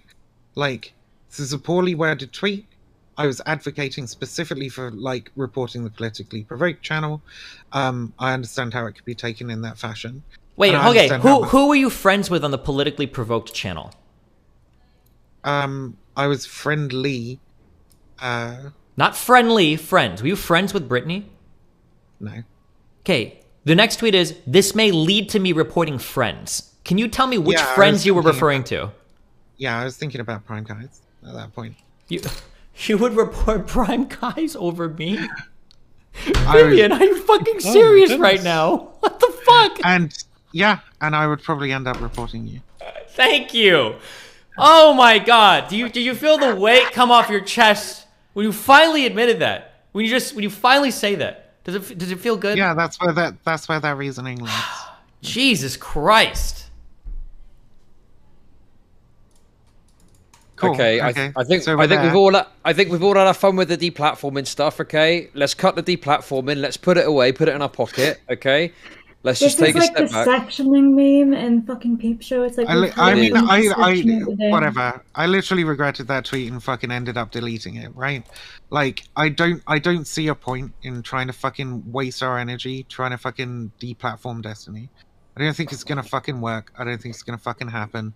Right, I think he's going to continue fucking deplatforming fascists, and I think that's bad. Okay, you tweeted this 5 days ago. Streamers you watch that you will see supporting them if they interact with this channel, politically provoked. It only works if the community actually cares about keeping Nazis out, which I'm pretty doomer-pilled on. But if you care about this, then this is what you do. Nothing else works. You either deplatform them, or you help them grow. There is no way to debate fascists without providing them aid. So you still believe this. It's not a bad tweet that you made and then you deleted it because you felt you still believe this, or at least 5 days ago you did, that you cannot debate a fascist, you're only providing them aid. Yeah, but I mean, literally in that tweet, I'm saying I'm completely doom-appealed on this. I don't think that we'll be able to achieve it, right? Also, like I've said multiple times in this conversation, I don't think it's worth trying to fucking deplatform you in any meaningful way. I don't think there's, like, enough people that would want to do it, right? And if the people who want to deplatform fascists, I think you could do a lot better by like. Okay, I'm not talking about doing better. I'm not talking. Okay, stop. Your spine is leaving your body in real time. Okay, I'm saying that you still agree. No, what you want me because to say, no, you tried to caveat. You're saying, well, I deleted that tweet. Okay, I deleted that tweet. Okay, but that's not what you're talking about. There are other tweets you left up that you didn't delete, where people specifically asked you, "Are you going to report Destiny stream and cut ties with him when he does this, having debates with fascists?" And you literally said, "I don't want to cut ties with anyone, but yes, I will report the channel. If he cuts ties with me, then that's his choice. So don't act like, oh, it was just one tweet. Oh, I just regret it, blah, blah, blah, blah, blah." Like, just own it. Yeah, it was all on the same day. And like, fucking hell. Like I said to you, right, so somebody else brought you up in my fucking mentions, right? And I said, yeah, that's basically where the reasoning goes, and it fucking sucks, right? I'm saying now, I can hear myself back. I don't know who the fuck that is. I'm saying now I don't think there's enough impetus to even be able to fucking do that with your channel, right? What is this fucking? Well, I would say deplatforming, but I can't even really do it. So what does that even mean? I'm literally about to say the thing that you want me to say, right? If you can stop fucking memeing for half a fucking second, I think conversation is a meme, Vivian. Well, I mean, why have it then? Anyway, I think if you're, I think it would be a moral and good thing to deplatform you. I don't think it would be effective. Okay. I don't think it's going to fucking happen. Thank you. That's what I wanted to hear. Jump in here. Can I jump in? Because I literally can't get a word in either, Zonia. Sorry. Why don't okay? I disagree with Viv. Okay, and I think there is definitely some shade going on Twitter. But Destiny, why don't you just rise above it, block her, and let it be?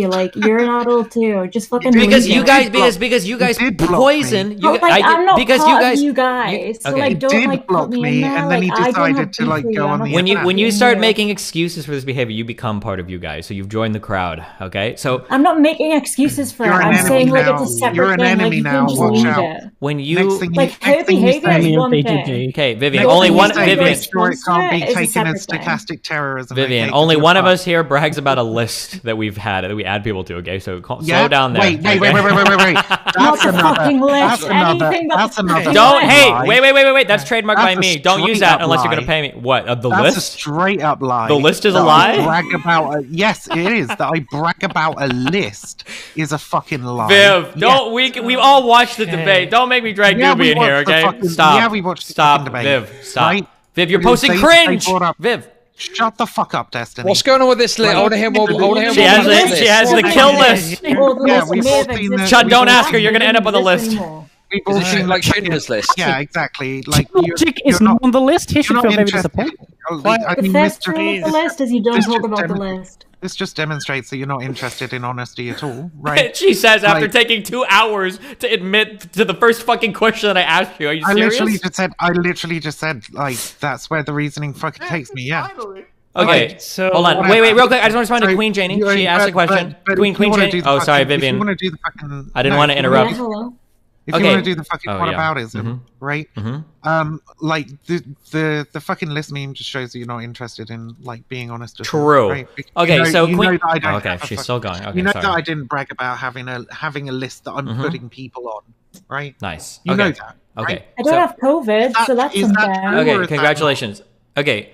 Thanks. So, okay, the problem that I have, the reason why... Here, Destiny. Well, okay, I'm just responding to Queen, and then I'll shut the fuck up. You guys don't all talk. Okay, the reason why I can't just quote-unquote rise above it is because these people, are toxically influencing every fucking conversation that I have. And then if it doesn't affect me, then they'll branch out and they'll try to attack or destroy the people that are peripheral to me. So if I have a conversation with somebody and people don't like it, they'll relentlessly direct a whole bunch of bullshit to me on Twitter. by tweeting about how I'm a pedophile or a pedophile supporter or a Nazi or fascist or whatever, or I'm on the list or whatever bullshit. And then afterwards, if that doesn't work on me, then they'll start going after anybody that is like friends with me. So if Ahrelevant is covering something, or if Hans is covering somebody, or if any other else, then the people are like, oh, these guys are all supporting pedophilia or fascism too. So even if it doesn't affect me, it will blow back onto other people that are like in my sphere of influence, or that are peripheral to me, or that are like siding, I guess, on a similar side with me politically on some things. So that's why I kind of have to, I can't just ignore it, because these people are real. Unfortunately, they have some level of like power to organize and harass people online, and I feel like I have some kind of responsibility in responding to it. Okay, I'm done. Okay, so Viv. I would assume the people no, who, like, please, come on. I'm sorry, Sonia Sonia, but should I have a like kind of pen. need to respond, otherwise I'm not gonna like be able to like, have a back and forth here. Okay, I mean, quick response, I get Sonia, that. go. Huh? Can I go? Yes, go, Okay. go, speak. Jesus, sorry. Fucking hell. I understand that, but I also think that the audiences that you guys, a lot of the bigger streamers, maybe like if it was about you having a conversation with someone who's smaller, and like I think it's so incremental, the harm that Vivian's community can do to a huge community like you or Has or whatever else, like these big streamers that get like Janie, what about like a shitload of smaller followers. streamer like me? Let If I get finish attacked, Hans, like how much please. smaller does someone? Well, to be fair, Hans, you let did it your own finish. grade. Zonia's gonna make a fucking fight. Yeah, but I love Zonia. They try their hardest, but I don't like it when people come in and they try desperately to like rehabilitate somebody's image, or not rehabilitate, when they're trying to like so charitably rephrase things that the other person didn't really mean or intend. And I think that's what Zonia's about to do with Vivian, but we'll see. Significantly bigger. I mean, I can't put a number on it, but like, let's be honest. I think we all know relatively. Like, if Vivian's community, how many? Okay, she's got like, what did she say? Like 2,500 followers on Twitter. How many of those people are going to see a subtweet and then respond to that? Honestly, 2,200 and something. Like, how many of those people are going to be actively like going out of their way to disrupt somebody else's community? It's going to be like pretty small. I mean, basically none of them. Like, considering the vast majority of them just don't even have anything to do with Twitch politics. Compiled, right? Anti-fascist doxers are generally compiled by like listing a whole fucking shitload of like a person's previous behavior, posts they've made, an attempt to basically categorize them and say, So like, Viv, this is I'm why this trying person to is not dangerous and this is the kind of dogpile you. I'm trying to be as charitable as I can. But okay, so you said that you personally are not advocating for Destiny being deplatformed, but logically you do come to that conclusion that it would be morally good to deplatform Destiny.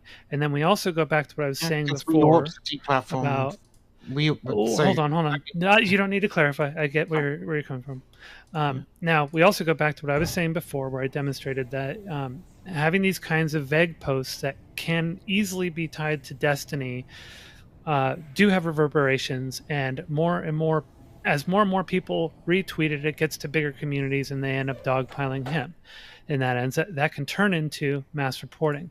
Now, what I'd kind of like to get down to, I'd like to drill down to, again, sort of like demonstrating harm versus benefit, and I would argue that Destiny, though having some very toxic contributions to discourse, I think that can be demonstrated, has done more benefit to the overall community as well as IRL politics than he has done harm. I second that.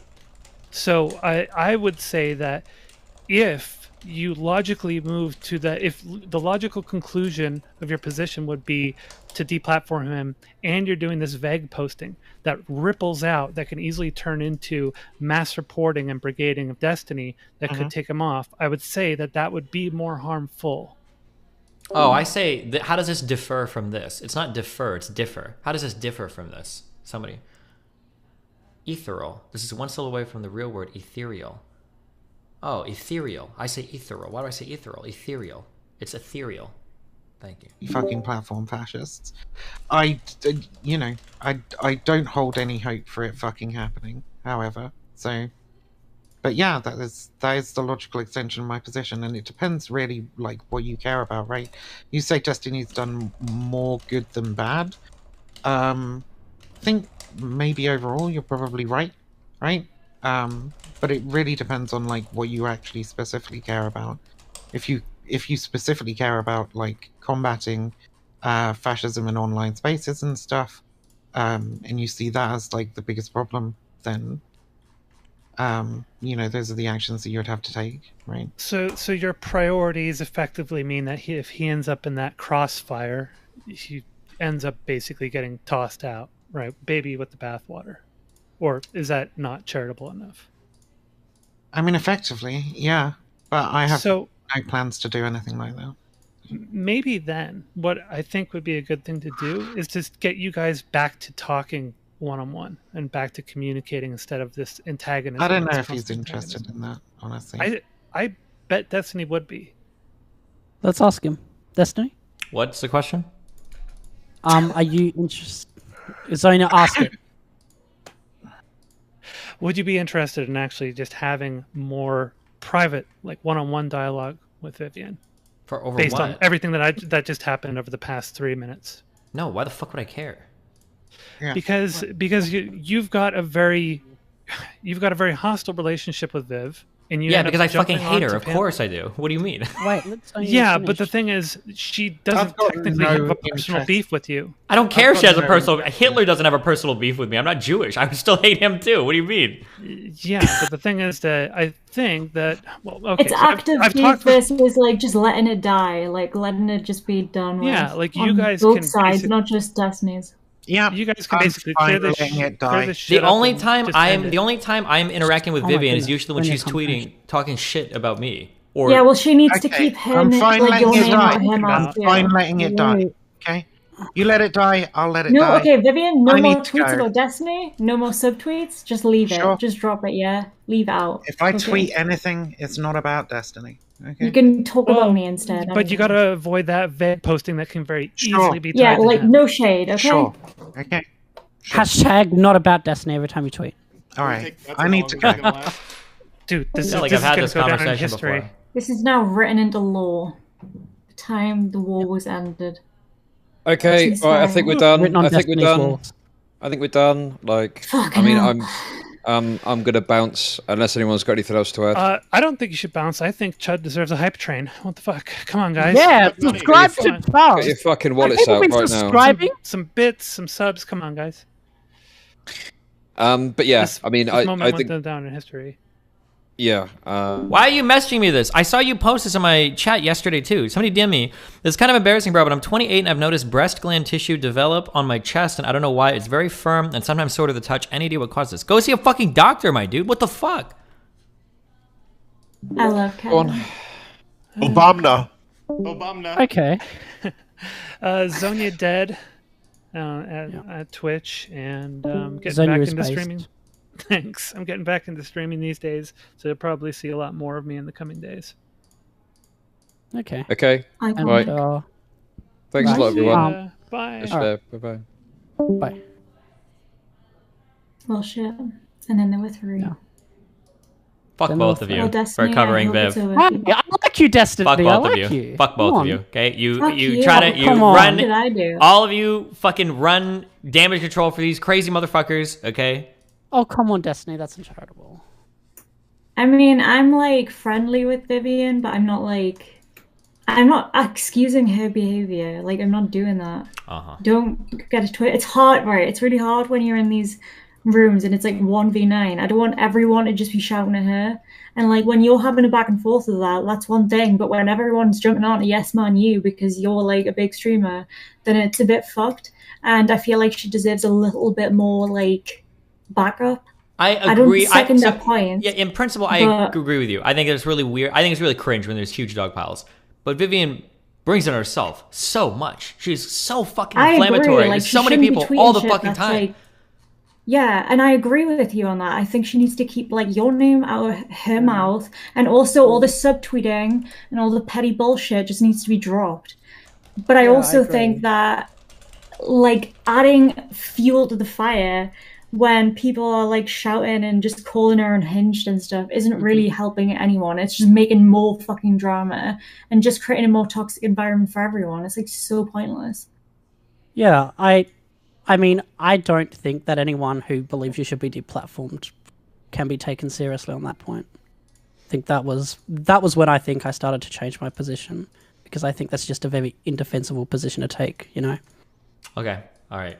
Have fun, both of you. I love both of you. I don't hate either of you. Okay. So Not yet. Okay. Well, I mean, I might. I don't know. you. Maybe we'll find it in the future. We'll see. Okay. Be careful. Bye. You inspire me to stream. Oh boy. Okay, bye. Have fun. Bye.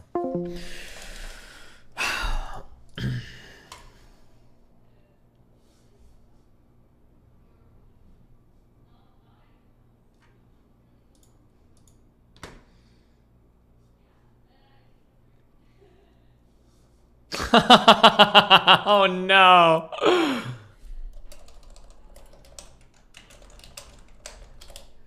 Why? I'm doing the Prime Kai's Reverie tonight, and I just saw who he added to the thing. Oh boy. It's gonna be an explosive episode. Since the Collett debate is off, can we do 8 hours of League? That is true. Oh, you guys are here for the Collett debate. I'm sorry. Apparently Ethan is fucking stuck in the snow, which is actually a metaphor for doing cocaine, okay?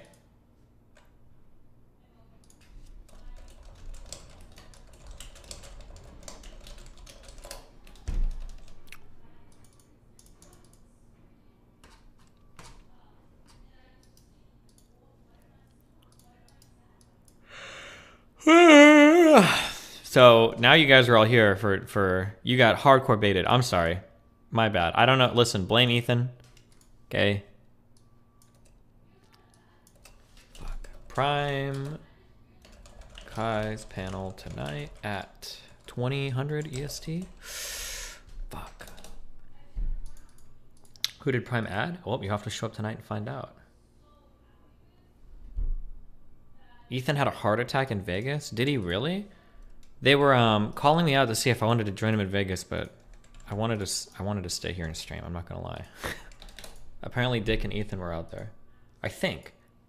I don't know if I'm allowed to say that. Fuck! I never know what's private or not. I'm pretty sure. Well, you guys mentioned that Vegas thing, so they're probably out there. Yeah, he did. He actually had a heart attack?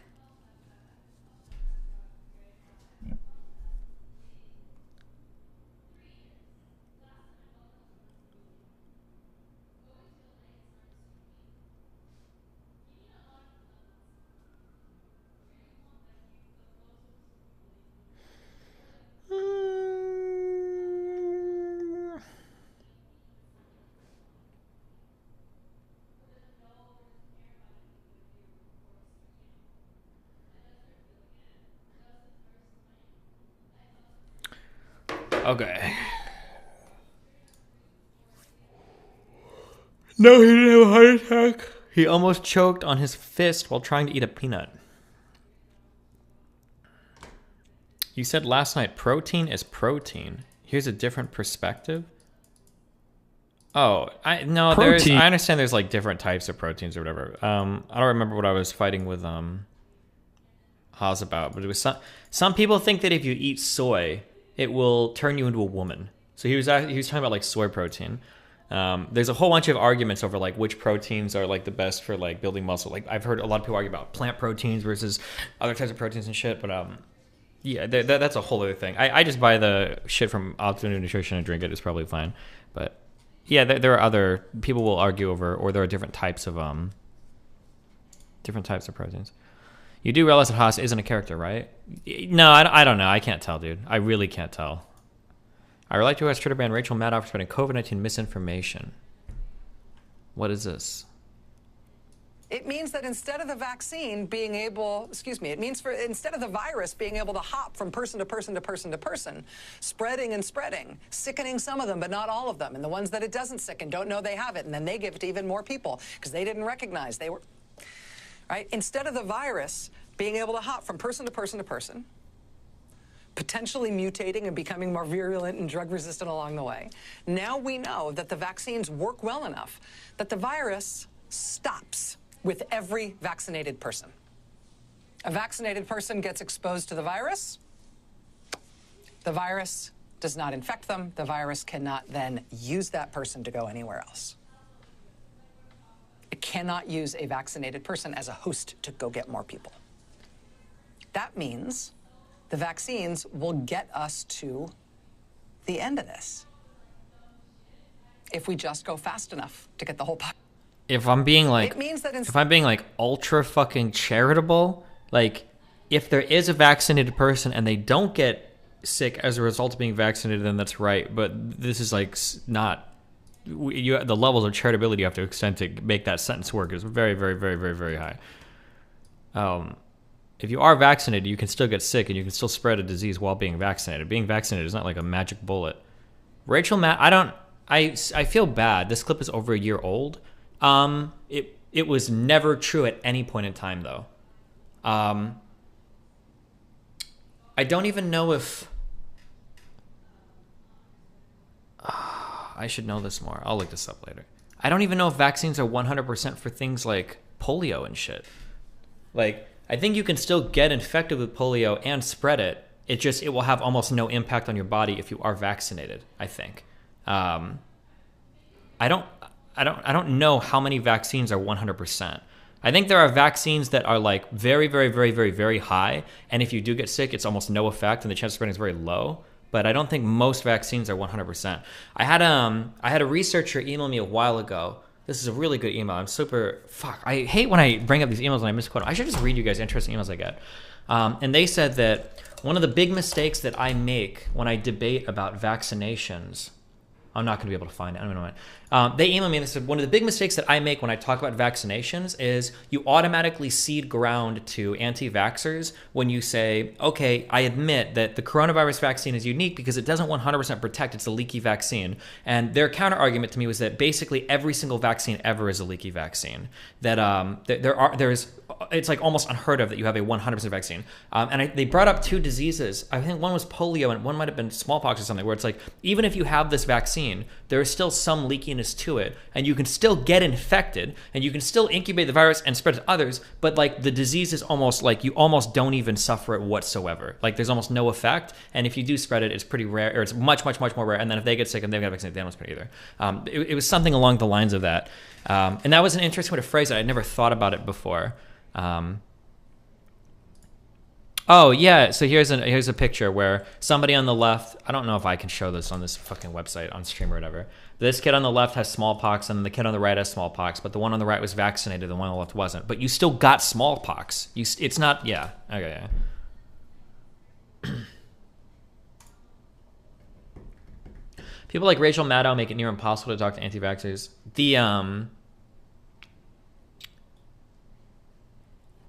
I've heard Maddow say a lot of things that I would never trust anything she says, and I don't know if that's fair or not. There were two huge things. I don't remember what they were, but I know I have this characterization where one was the Trump tax return shit. I actually lost all respect for her after that Trump tax return shit. There's something else that she was involved in. I don't remember. This vaccine thing is another thing. When I listen to Maddow talk, she's like one of those people who's like, I would ignore everything she says. I would just ignore her because she's such a, oh God. She might have went really far on that Russia collusion shit too. Yeah. The vaccine still reduces virus replication The vaccine still reduces virus replication equals less mutations. Yeah, this is why I was saying. This is why I'm saying there's a way to read her sentence where it's like, if you get vaccinated and then you don't get sick, now you're not spreading the virus. That's true. But the way that she's phrasing it is making it sound like a vaccinated person can't get sick, or if a vaccinated person does get sick, they can't spread the disease, which is neither of those are true. The Steele dossier. Rachel Maddow rooted for the Steele dossier to be true, then it fell apart. Oh, maybe she might have been. Yeah. CNN and I think the New York Times. I think there were a few different mainstream media publications that had the Steele dossier for like a year, and I think all of them sat on it because it was so hard to verify anything until I think it was BuzzFeed News published it, and then everybody had to start talking about it. Yeah.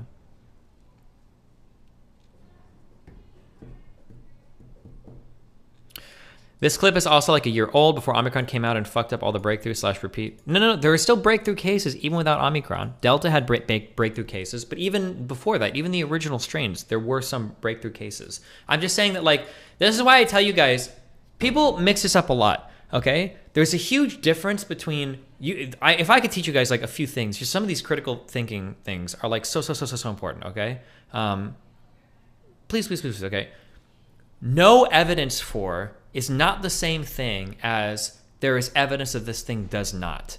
These two things are worlds apart, okay? So when the vaccine first came out and we had it for a few weeks, There was no evidence that the vaccine was going to drop in efficacy. There was no evidence that the vaccine was going to be less effective against variants. There was no evidence to believe that the vaccine wasn't going to be like an ultra high, right? But that doesn't mean that there was evidence that the efficacy wouldn't drop, that there was evidence that it would never become less effective, that there was evidence that a variant wouldn't come that would affect it, right? Sometimes people will see there's no evidence for something, and then they'll stake out a very strong position. This is why when I've talked about drugs like hydroxychloroquine or ivermectin in the past, I've tried to phrase this very, very, very carefully every time I argue. I say there's no evidence that hydroxychloroquine is effective, and there wasn't. And I think now there's contrary. Now I can say I'm pretty sure there's contrary evidence to show that hydroxychloroquine was harmful where it was used when compared against standard of care. I think that is the case with hydroxychloroquine. Or for ivermectin. For ivermectin, when I argued this in the past, there was no evidence that ivermectin was effective in humans in helping with the coronavirus. There's no evidence for it. That doesn't mean that we know that it doesn't work. It doesn't mean that there's evidence that it doesn't work. It doesn't mean that this is never going to be an effective treatment. The problem is that when you stake out strong positions and you say, oh, well, there's evidence that ivermectin doesn't work, or ivermectin doesn't work to treat the coronavirus, you don't know that. Hold the fuck on. Like, we're still studying this. Like, this is part of a couple of huge research projects where people are looking to see if it works. Like, don't say that. Because if there is evidence in the future, there's nothing wrong with saying there's no evidence of this, and then 2 months later, there is evidence of it, and you're like, oh, yeah, okay, yeah, this works now. Like, boom, that's fine. But don't stake out like a stronger position than you need to, because then you're going to have a really hard time confronting new evidence in the future.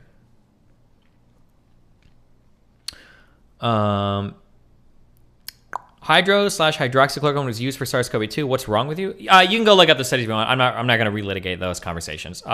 My understanding was the last systematic review that was done for hydroxychloroquine showed that compared to standard of care, there were worse outcomes with hydroxychloroquine. It was never verified. There were no good randomized control trials, good prospective studies that show that, hydroxychloroquine worked effectively. The recent data that I've seen on ivermectin seems to show the same, that there's no effect. The only cases where ivermectin had a positive effect were in cases where people might have also had a parasitic infection, and it was curing the parasitic infection. So like in some developing nations, I think.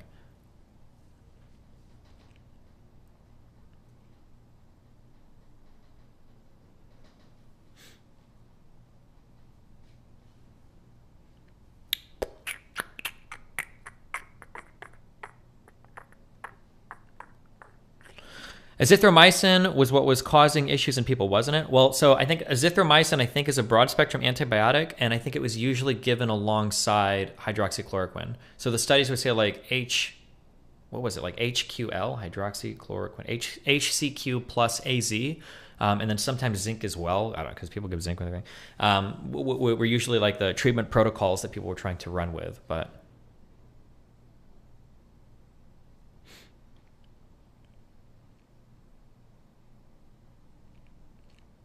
Most vaccines are not what we call leaky. I think almost every vaccine is somewhat leaky. I think it's very rare that you have a 100% success rate vaccine that you don't get sick and you can't spread it all. I think that's the exception rather than the norm.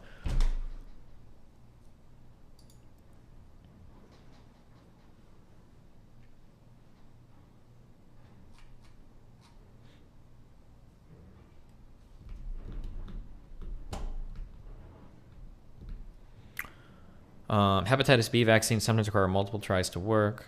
Gotcha.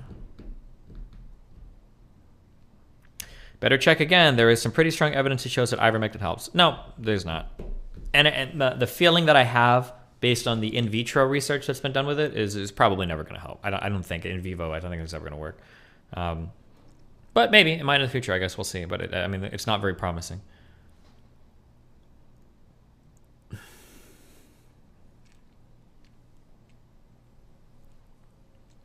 Did you ever talk about the COVID pill made by Merck? That's a game changer. Doesn't seem to get much coverage. The COVID pill seemed awesome.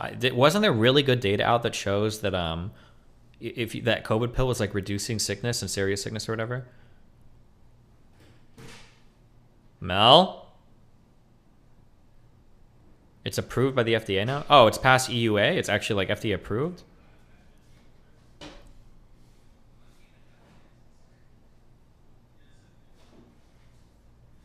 Pfizer got authorization for that. Cool.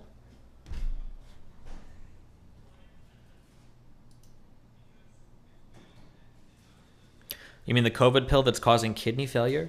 It's so funny to me that like you guys will look at everything the FDA authorizes and you'll say it's horrible, and then you'll go and you'll watch fucking Joe Rogan and you'll do like whatever he says to do to your body. Like the way that you decide like what is true and what isn't true and what information to trust and not trust is very funny to me. Do you think with the booster shots now we will be able to live normally even though Omicron spreads? I mean, at some point we have to again, right? Maybe the coronavirus stuff just becomes endemic.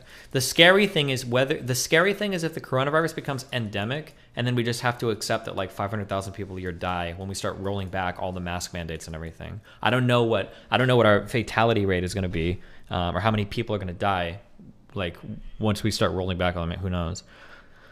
Did you get the booster? Yeah, I think like a month ago.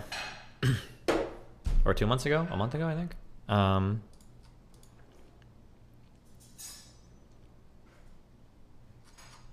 be right back. Hold on 1 second.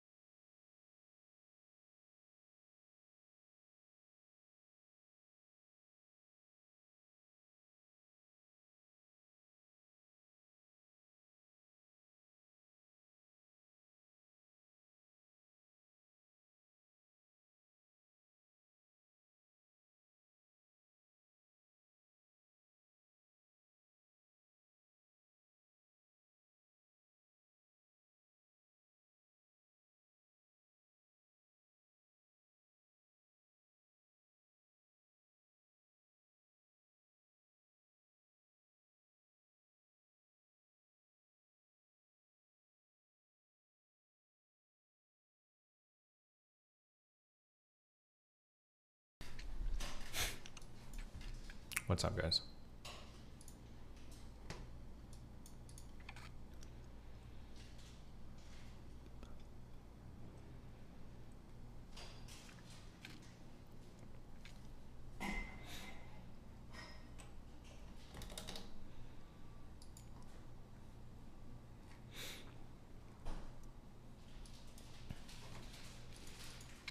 What is this?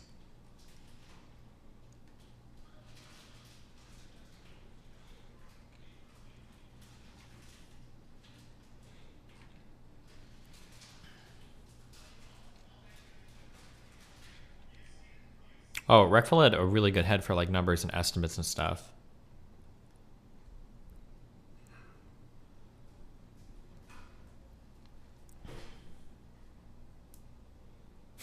Dude, not just such a dipshit.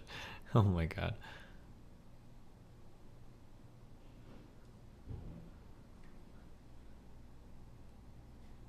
Dude.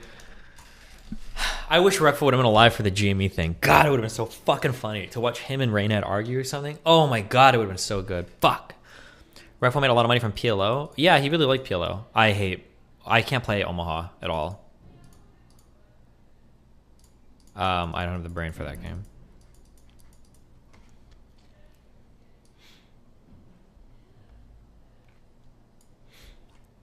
Gross score rebranded. Woken Wolf. What?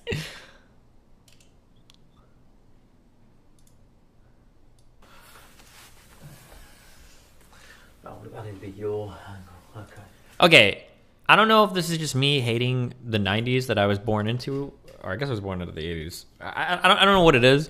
I hate this. These aren't called frosted tips, right? But it's like that color. This like really weird bleachy blonde color. I really don't like that hair. Husky did it too. I don't know what I expected.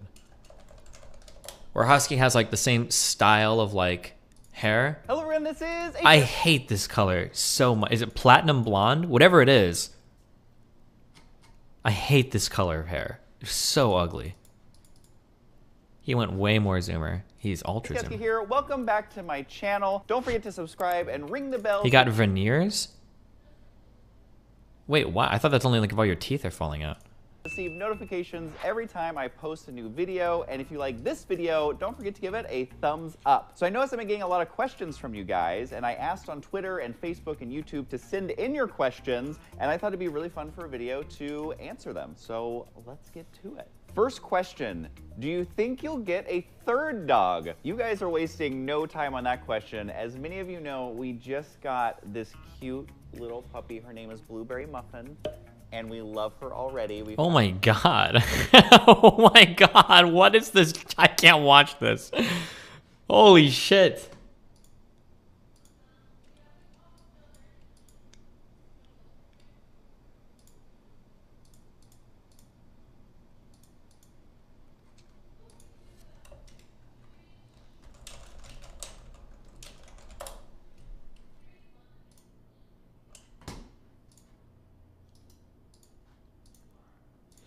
Okay, listen, you guys need to stop falling for dumb shit like this, okay?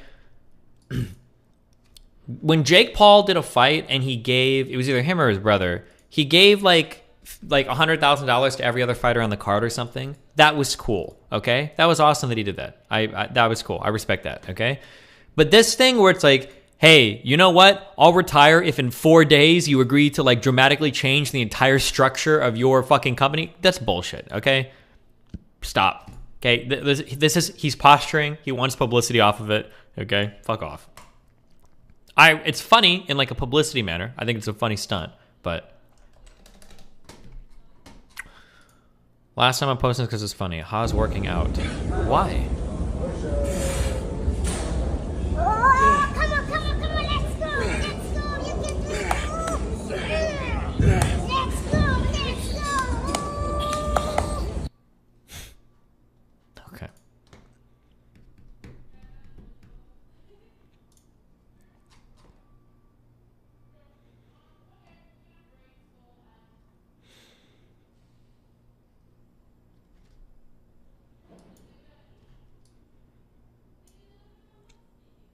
Click this vouch video.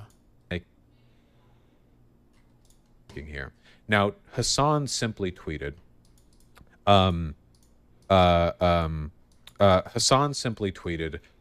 Delta Airlines asking for the quarantine time to be reduced and the CDC reducing the quarantine time, which does kind of make it seem, at least through implication, that it was just Delta that did it.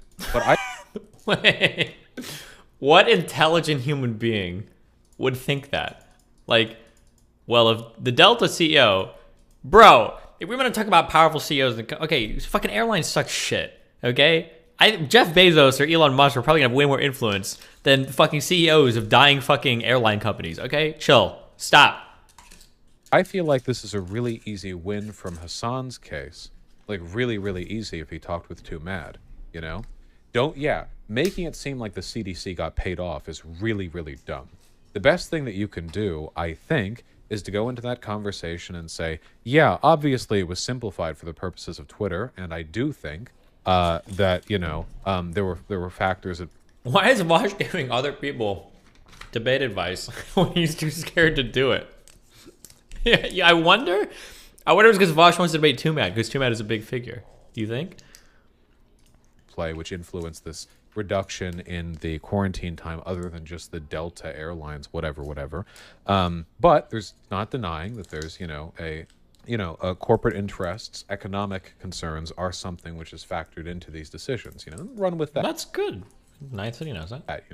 Now he did, I think, clarify some of that. The stuff that I don't get is why he got so fucking ass-pained on Twitter. He got really, really mad in a way that I think made it more difficult for him to defend some of his points. If I look here, let me see. Hassan is chronically molding. Well, he's a bit of an emotional guy. Yeah, I don't mean that as a dig. It's true, but yeah. Let me find the tweet. Yeah, this is a bit strange to me. Okay, let's run it through here. There's the original tweet. Okay, guys. I love you very much, but when I mentioned hiring a chef, I didn't mean like a live-in chef, guys. I'm getting emails and I can't tell if that's what we're going for. My name is XYZ, I'm XYZ, and I'd love the opportunity to tell you about my life. Would you like to stream the interview? I'm Canadian and I really want to come down to Florida. Most of my best memories of my life are in Florida. I'd like the opportunity to travel throughout the future. Like, I'm not here to fly you out to be my live-in cook.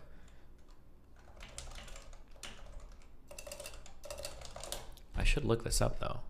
Private chef in Miami. Takeachef.com. What is this?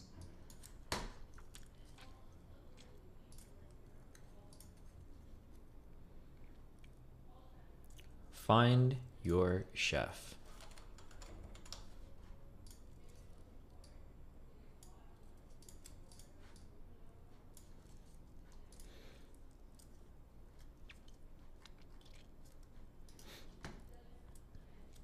If it was a girl, you'd reconsider?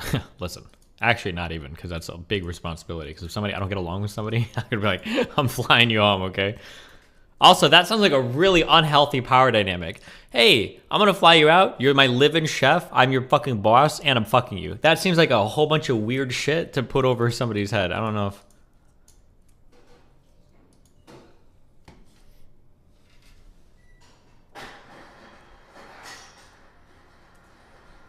Don't tell Melina this, but she was so happy yesterday. She's like, oh my god, I'm so happy that you remembered to get me, I got her sparkling water from my, from the McDonald's down here.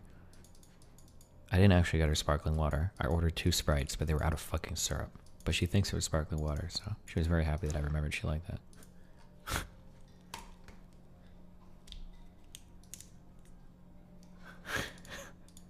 Fucking McDonald's.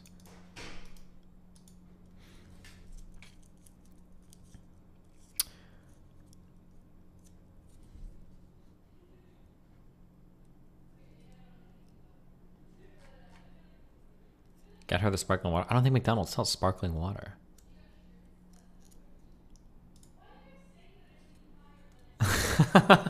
What? There was a monument built for Soleimani, the is it IRGC? Iranian Revolutionary Guard. The big guy in Iran that we assassinated in Iraq. What is this? This is supposed to be a monument.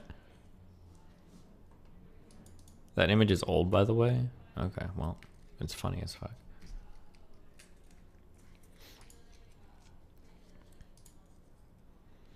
Hi, I went to culinary school a while ago, blah, blah, blah. I'm somewhat aware of you as a streamer for a long time.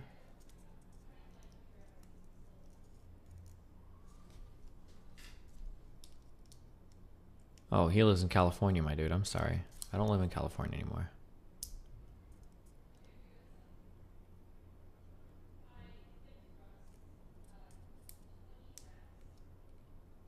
Jesus.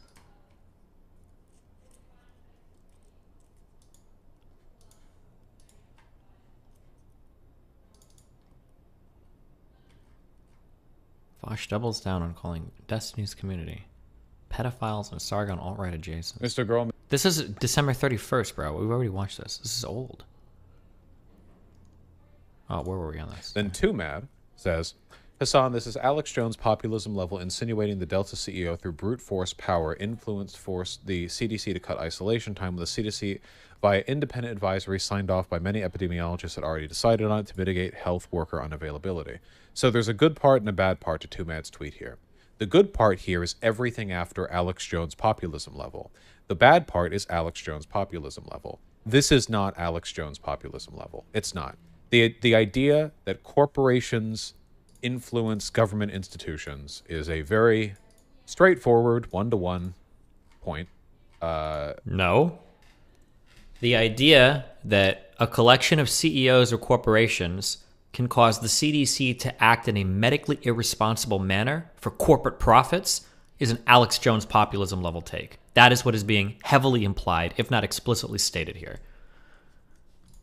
If you've ever watched InfoWars, you're not going to get much straightforward one-to-one stuff over there.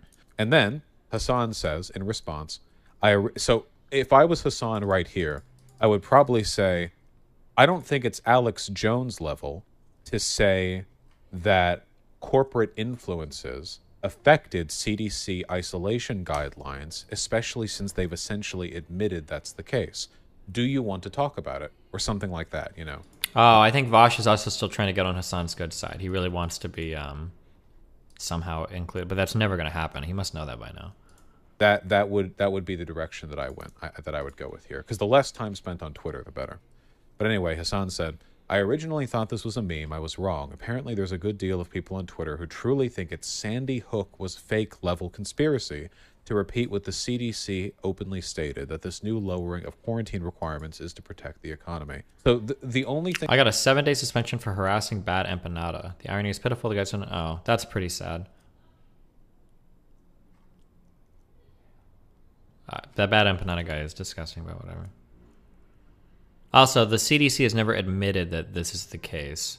Like, it's not the same thing. But the thing that he's really expressing here, I guess, is kind of incredulity, I think. Like, basically, I can't believe Too Mad would say this, which isn't as much of a rebuttal or a de-escalation as I think would have worked here.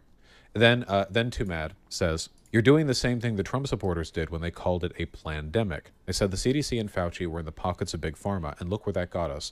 First to get the vaccines and close to dead last in vaccination rates in the developed world. Lol. So this is a bad argument from Too Mad. The vaccine hesitancy has to do with conspiracies surrounding the vaccine specifically, not general suspicion towards the pharmaceutical industry. Absolutely dead wrong. Has Vosh not covered a single day of anything relating to the vaccines whatsoever? How many times did we hear the CEO of Pfizer and fucking and Fauci owns stocks in some of these medical companies, and the CDC is fast tracking and green lighting things because Big Pharma is in bed with the CDC? This is one of the wrongest, dumbest statements I've ever heard in my life. How can you not know this? This is about as wrong a statement as you can possibly make. Vosh is like, oh, no. Conservatives were never wary about like any of the big business connections, Big Pharma. No, they were just worried about the vaccines themselves. That's actually so unbelievably incorrect. I don't know if he's like ultra desperate to like hang off of one of his son's nuts, or I can't imagine that even he would believe this, because I know that he's been watching at least as much news about this shit as I have. There's no way. Pockets of Big Pharma, and look where that got us. First to get the vaccines and close to dead last in vaccination rates in the developed world. Lol. So this is a bad argument from Too Mad. The vaccine hesitancy has to do with conspiracies surrounding the vaccine specifically, not general suspicion towards the pharmaceutical industry or towards the intentions of the CDC. I don't think... I can't believe you could say that. I have to stop pausing it. Maybe he's going to qualify this more coming on. This is like the most wrong statement I've ever heard in my life. Like, we just had a thing in Congress where Republicans were accusing Fauci of fucking funding, like, dog experiments with viruses in the fucking Wuhan lab, didn't we? Did nobody else follow any of this? I'm so confused. He must be about to qualify this or something. He must be about to qualify this. There's got to be something different. Towards the pharmaceutical industry or towards the intentions of the CDC. I don't think this is a fair comparison to make. Now, you can argue that undue skepticism towards the CDC with regards to corporate influence can lead to conspiracy mongering. Or and you don't think that's happened at all? It's actually so stupid. This might be one of the dumbest things I've ever heard him say. And that's saying a lot. It's so weird. That's so weird. Bad stuff like that, but I don't think I don't think this is close enough. I don't think so. I don't. I think this is a big reach, basically. And then Hassan responded, yes, it's actually Trump supporters who are in favor of continuing restrictions famously. Just come on stream if you want to clearly communicate your position rather than posturing with weird Twitter takes. I think this is a really bad response. First of all, he's not addressing the core of the issue here, that he doesn't that he wants to continue restrictions, but Trump doesn't. Oh, wait. Yeah, the initial. Do you think Too Mad would ever debate Vosh? Really address the point. It just kind of vaguely points out that there's a difference between him and conservatives, but like we knew that. It doesn't really hit at the point right there. Then he says, come on stream if you want to communicate, which I think is fine. But at this point, the well's a bit poisoned, you know? Clearly communicate your position rather than posturing with weird Twitter takes is antagonistic and sort of perpetuates the issue here, I think. Then Too Mad says, you can't really be this stupid, Lamau. The comparison I'm making is between Trump supporters suggesting the CDC was compromised by private business and you doing the same.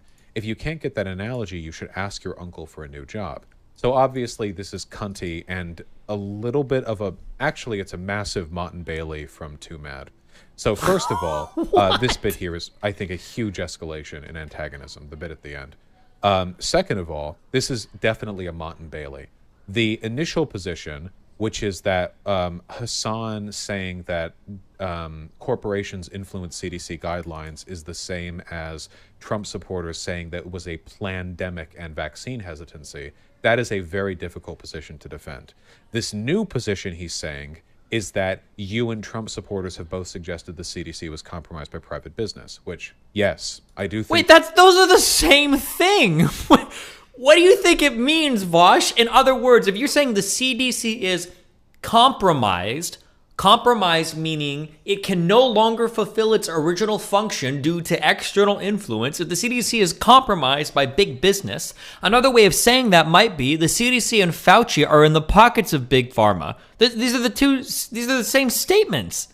Trump supporters have both suggested the CDC was compromised by private business, which, yes, I do think that essentially every government institution to some extent or another is compromised by corporate interests. Yes, that's like yes, very straightforwardly, yes. Now, the extent to which and the effects that has will vary, and you can be different levels of butt-fuck insane with that kind of stuff, but... You agree on a thing with Trump? Yeah, exactly. So really, really goofy stuff there. But, and then anyway, so I think this is a really bad response from Too Mad.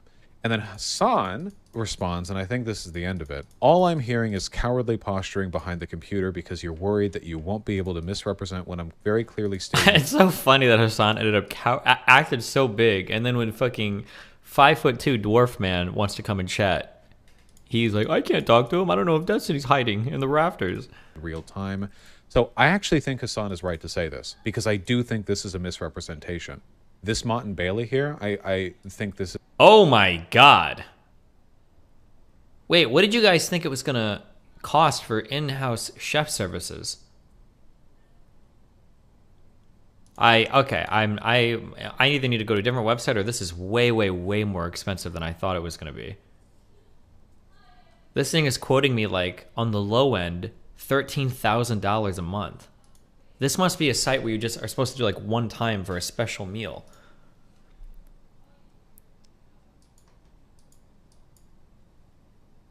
Each meal starts at $116 per person. What the fuck?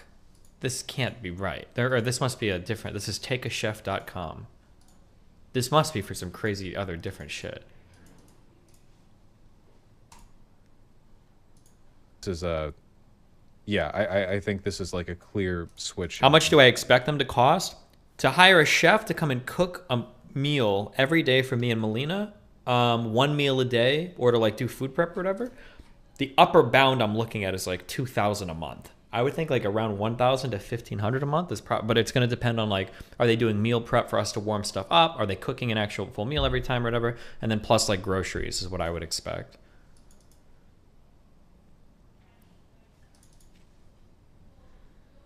That price he says if you want to fuck too? Yeah, maybe. Perspectives. And relegate to uncle memes like a Groiper neckbeard. This is very... Just do HelloFresh. The only... I don't know what HelloFresh is. I used to do Freshly, I think. I tried that for a month. But the problem was that when you looked at their meals, it was like, it was a good meal and that there's a lot of different stuff. But there was like a good variety of food. But the problem is the meals were like 400 calories.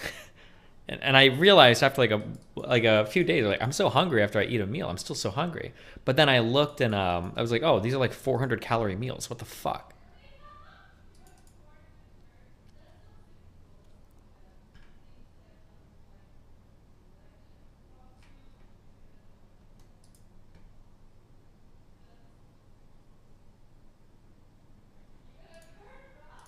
Very stupid from Hassan, and it just makes him look really fucking salty. Making fun of Hassan's uncle is not a groiper. First of all, groiper neckbeard. Groipers aren't even old enough to grow neckbeards. Second of all, what the fuck does that? This is very weird. Wait, how old does he think you're? Does he think the neckbeard only starts growing when you get older? I'm so lost. This stream is so confusing to me. I don't know what's happening. Weird, like, you know, you made fun of my uncle just like those Nazis. Like, okay, I mean, I guess maybe they would too, but yeah, just really regrettable stuff all around. And now they're not even going to talk on stream. Dumb, cringe, dumb. Too mad. What's the limit where ordering food daily becomes cheaper for you? Probably I would spend around $50 to $100 a day ordering if I ordered food every meal for me and Melina every time. The problem though is that I think I'll get bored, and it's probably better to have like a wide variety of food. And it's tempting when I order food to order stuff that I shouldn't be ordering, like a lot of fried foods and super processed stuff. Intentionally, like DMs conspire with us. I have no doubt. Okay, I'm pretty sure Too Mad watches Destiny, and Destiny's going to be fairly desperate for any chance to interact. Azan says he won't join my Discord. Yeah, that's not surprising. He was just going to do a private call. You could make another Discord call, and I could call him. That maybe it's going to be a trial. But yeah, okay. So they were planning to do the thing. They were planning to do the thing. Yeah, it was 100% a plan, guys. From the very start, we were ready to go. Okay, that was absolutely what was going to happen. Okay. Oh my God, Sam Cedar, what a fucking nightmare. So the fact that Hassan recognized that is a W in his book. That's my favorite part of this whole video. Vosh giving props to Hassan that he was able to dodge a debate. True. That he was perceptive about that. Anyway, yeah, so altogether, I feel like there were things that Hassan could have done to sort of head this off. Can you not call it processed foods bad? Processing just means working the food. It can be healthy or unhealthy, but popular language has it as a bad thing, which causes some people to fear stuff like processed salads and shit. So let's see if I can try to put words to this. My understanding is that a raw food is like you kill an animal and then you have like a thing, or you pick a plant and you have a thing and you eat it. And that typically when you have unprocessed food, or when you have like raw foods, it requires a great deal more work to break down in your stomach, and it's not as like calorically available to your body. When you get a highly processed food, like foods that have been worked a lot, my understanding is oftentimes you're like stripping out the fibers, or you are removing a lot of the harder digestive processes. So you might be cooking something, you might be frying something, you might be adding stuff, and then you're adding like highly calorically available forms of things that can be broken down in your stomach and like very quickly made it into like into calories basically. That's like this is a rough breakdown though. It doesn't always mean one thing or another. Like, there are going to be some unprocessed foods that are probably less healthy for you than highly processed foods. But my understanding is that processing of a food, that all of the additives and everything that you add to make it taste better, things that you add to make it like be more easily, quickly digestible to the body, that these are things that tend to make them less satiating, more addictive, and then more calorically available for your body in general. Sure, but it can also be adding stuff that is healthy. It doesn't necessarily mean unhealthy. Yes, there's a tendency for... Okay, when I say highly processed, I'm not talking about like vitamin D fortified milk, okay? I'm talking about like French fries, right? That have a fuck ton of salt added, that are fried out the fucking ass, that when you eat these things, like my guess is that if I were to compare like a fucking... if I were to compare like a leafy green and I were to eat it compared to a French fry, my guess is I'm absorbing every fucking calorie of that French fry, right? Like I'm eating it, I'm getting every piece of energy is going right into my fucking body. All of it is turned into fat. It's probably like very, very low nutritional value because everything has been like stripped from it. That can be, and yeah, that's so like a processed food is generally worse for you than like an unprocessed generally, but that's not always the case. Kind of like how a simple carb isn't always worse for you than a complex carb. Some complex carbs have no nutritional value in them, depending on what the food we're talking about. Some simple carbs can be pretty good for you, depending on the food we're talking about. But these are like a general rule of thumb, right? That's all I'm saying.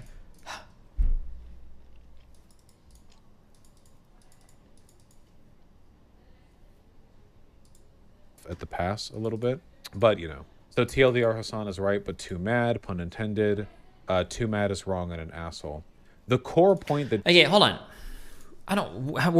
We're very, very careful. Be careful, okay? We're getting close to gym talks. Stop, okay? The bottom line is that unprocessed/processed is pretty whatever. As long as you stick to the calorie/protein intake, put those into MFP or whatever, you'll get those. The idea of taking up certain calories but not others is wrong as far as I know. Kind of.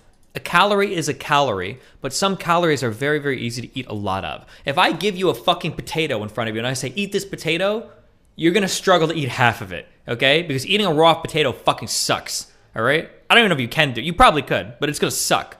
But if I give you 2,000 calories worth of McDonald's French fries, okay, it's going to be easy to eat all of them. Every single fucking French fry, all right? Every single French fry you will eat, and it will be delicious.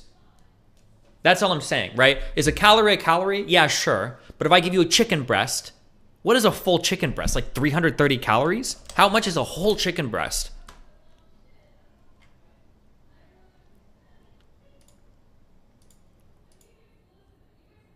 .5 breast, bone and skin removed. Does this mean it's half a breast? So like a full one is 300 calories, maybe? If I give you a full chicken breast, okay? Or I give you a medium fry from McDonald's, which one is easier, right? The medium fry from McDonald's you can eat in 2 seconds, and you'll want 10 more boxes. But if I give you a full chicken breast, eat a full chicken breast, you'll probably be, you'll be pretty satiated, okay?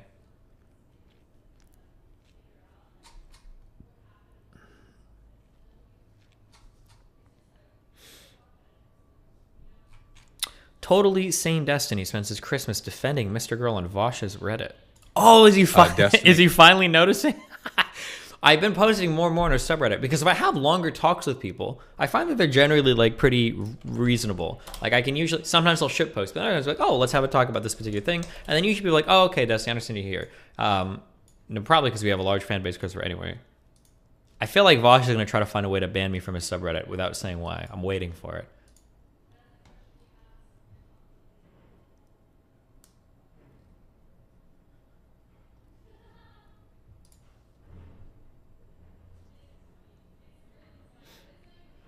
You probably say you're talking about it in your stream. Oh shit! Oh yeah, maybe because now he's addressing it.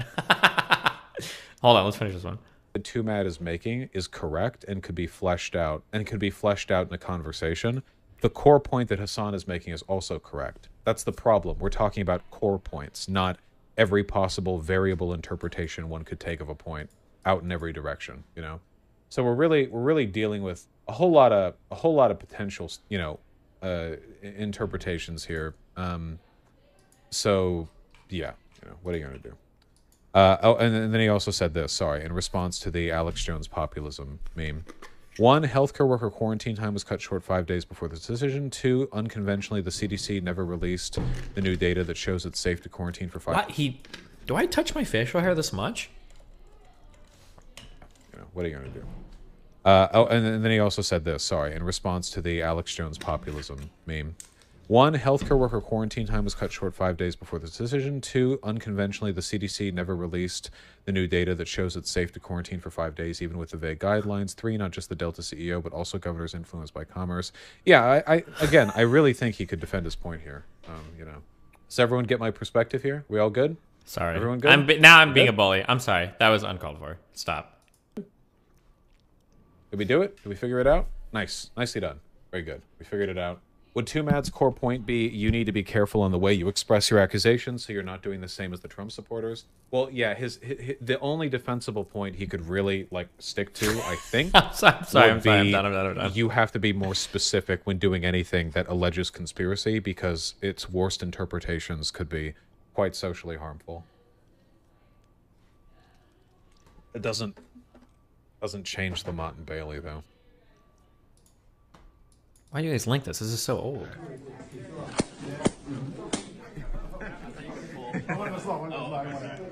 So if they try to back up, wait.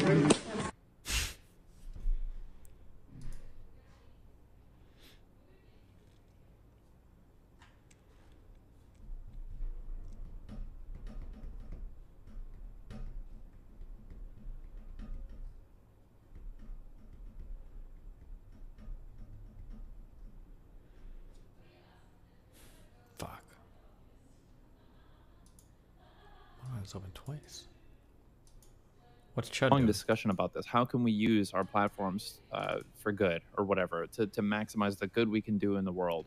And I had a couple of questions for him, and one of the questions was, you know, if one of the goals that you want.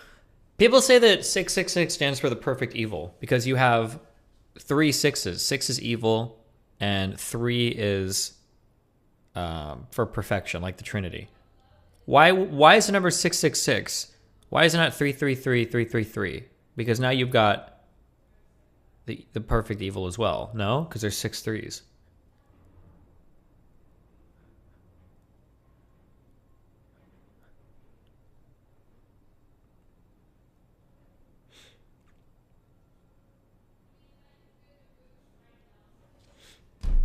Really makes you think, doesn't it?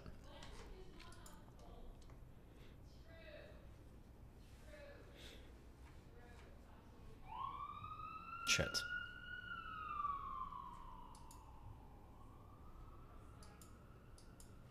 Somebody linked this song. I haven't listened to it yet. I want to play Project Zomboid while I'm listening to this shit. Hold on. Koki Experience Family Meals. $300 a week. How many calories?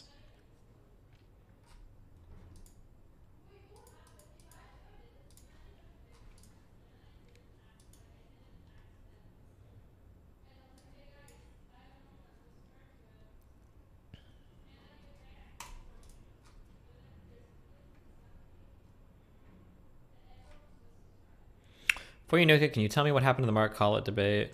I rushed my shower because I thought I was going to be late for it. Well, you would have been late by over like an hour and 10 minutes, you dipshit.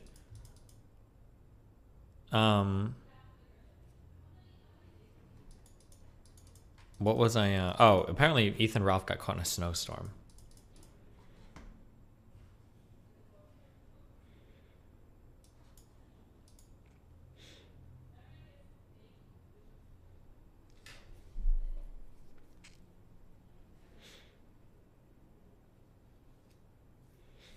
Damn.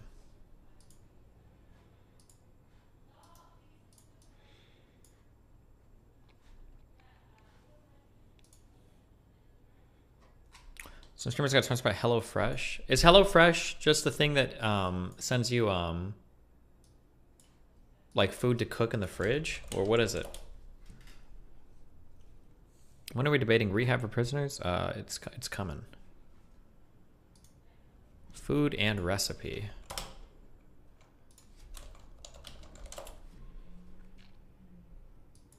In the last few years, I've just been bombarded with so much ads from HelloFresh that I thought I've got to check out what the fuss is all about. So this week, we're going to be your guinea pig and we're going to try out the HelloFresh box. Is it even worth it? This is by no means sponsored at all. This is going to be a brutally honest review.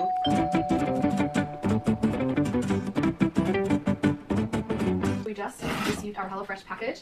I'm so excited to see what is in here. Oh, okay. So we have one meal that totally fell apart. Meal number 2, and then meal number 3, and I have no idea what this is. Let's see what's in here. Okay, so in here we have dairy things that need to be cooled, because I was wondering how they were going to ship things that need to be cooled. Apparently this weird, gross-looking pillow is the answer. So I'm already starving. Okay, just as a quick guideline. You guys got mad at me over the styrofoam cup thing. I feel like these meal services have to be wasting so much in materials to ship you every fucking meal like this in a fucking paper bag, this like insulated fucking refrigerated bullshit bag. Okay, fuck you guys. All of you mentioned it. None of you got mad at it. Fuck all of you. All right. I remember when I had what did I use a long time ago? I think I said it was Freshly, right? They ship you meals, and there's like there's like 2 huge blocks of like fucking dry ice even in it as well. Okay. Things that need to be cooled. Apparently this weird, gross-looking pillow is the answer. So I'm already People are saying it's all recycled. Unless things have changed recently in the world, the only thing you can actually recycle, I think, is aluminum. I don't know if you could, like, I don't know if it's energy efficient to recycle paper or box shit. I know that we have recyclables for it, but I don't think it's, I don't know if it's energy efficient to do it unless that's changed.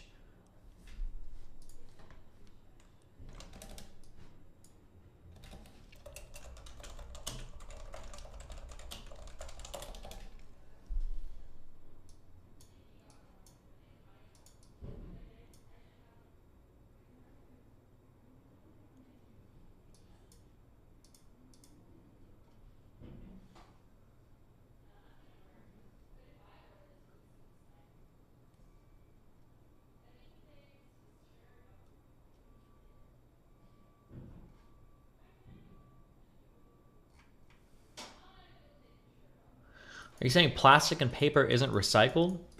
I'm saying that there's a reason why people will pay you for aluminum recyclables, and the only other stuff that's recycled is done because people shame you into doing it. I don't think most plastic is recycled, even though it's all collected as recyclable.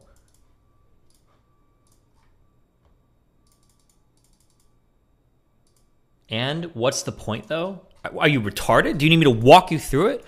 If I say I can take all of these things and I can reuse them in an efficient manner, but I'm only going to pay you for aluminum, the implication is, okay, well, the aluminum you're clearly getting for cheaper. You can clearly use it in an efficient manner. I don't know about the other stuff, though. For plastic, I'm almost positive. I don't know about paper. I have to check on paper. But that's what I'm reading now. Hold on. Glass might also be one of those like very efficient things to recycle too.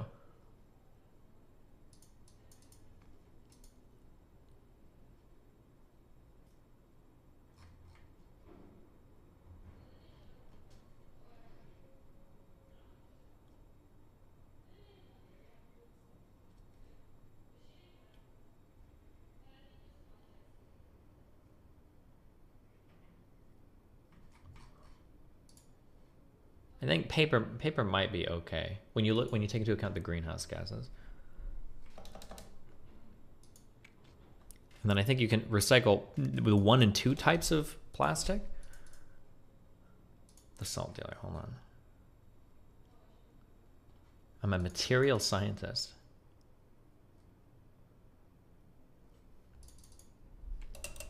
All metals are scrappable.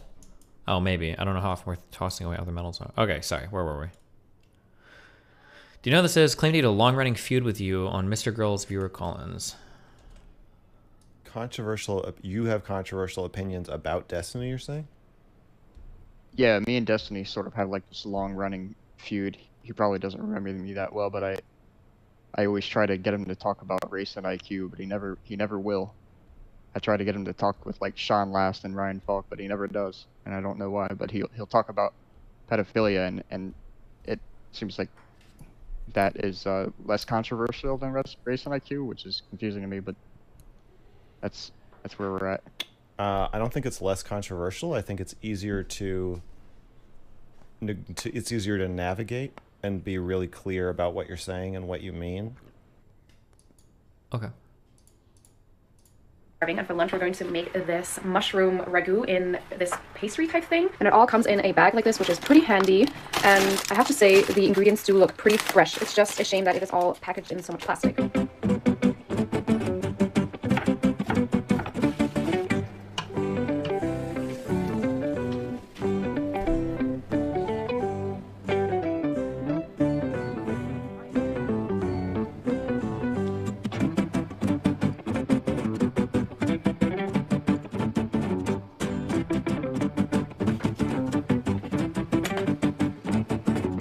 Is done. This actually took us about an hour, even though the recipe said it only takes up to 40 minutes or 45 minutes. So it wasn't difficult, but it was quite elaborate, the recipe, I have to say. I expected it to be easier. It's not bad. I feel like it's a tiny bit weird that it's like sauce, but there's no rice to it. Somehow I want to add rice to this. I don't know. Salad's good too. What do you think about this dish? Really tasty, and I'm surprised that it's actually a lot of vegetables. I didn't expect that. In terms of taste, I would give it 4 stars. In terms of overall health, not because the pastry dough and the cream and everything that's in it, that's not that healthy. Today we're making HelloFresh for dinner, and on the menu today we have oven-baked pasta with a lot of cheese. And to be honest, I'm a little bit concerned with the amount of cheese. For those of you that don't know, we eat vegan pretty much maybe 98% of the time, and we definitely don't really eat dairy, so I'm a little bit concerned with the amount of dairy and cheese that is. Why would you say we generally don't eat dairy? If you're vegan, by definition, don't you not eat dairy? Isn't that what vegan means? In this recipe. Or are there like some forms of like, this cheese is okay because like we got this from the cows naturally? This is the amount of cheese we're going to have tonight. We have 100 grams of cream cheese, then shredded cheese, and then some type of Parmesan. This is quite a lot of cheese.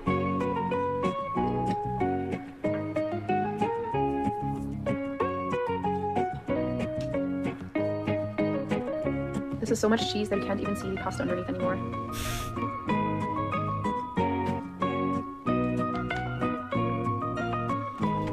Okay, I'm gonna be honest. These first two meals look really good, okay?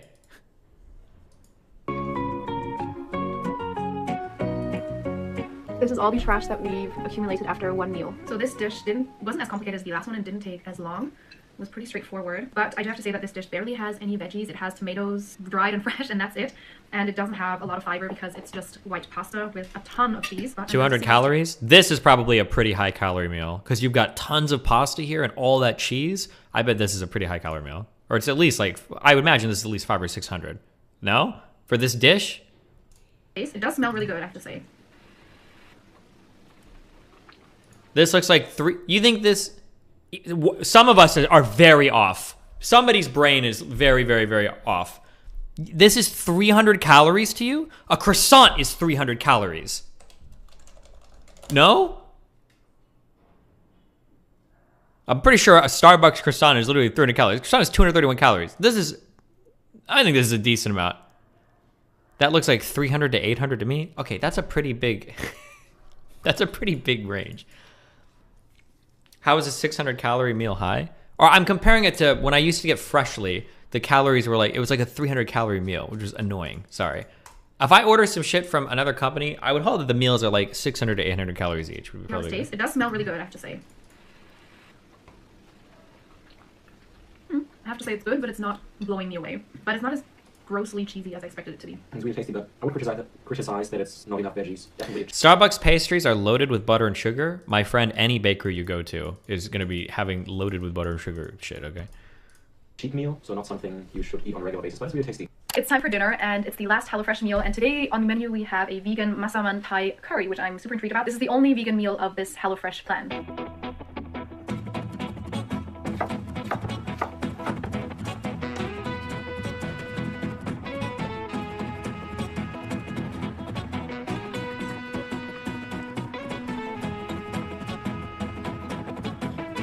Our curry is done. It wasn't overly complicated and we didn't take too long. The only weird thing I have to say is that according to HelloFresh, you're supposed to eat this without any rice, but we thought this was weird since this is supposed to be a curry.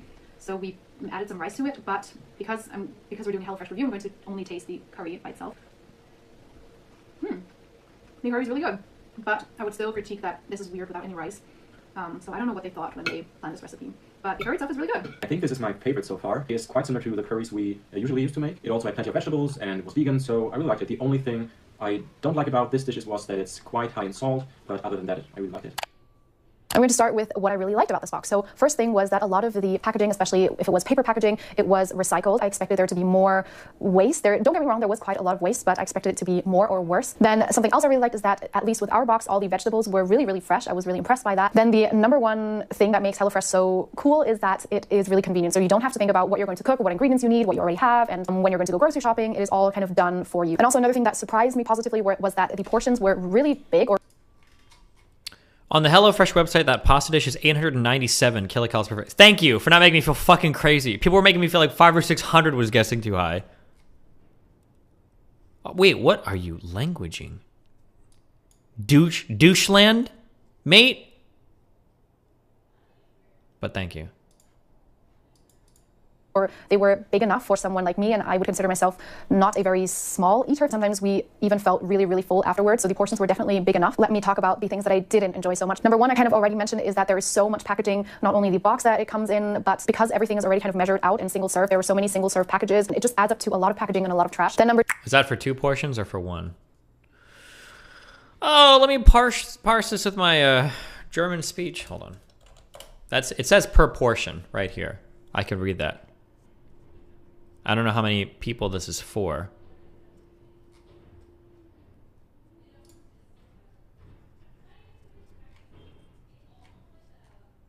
They must be ordering per 2 people, right?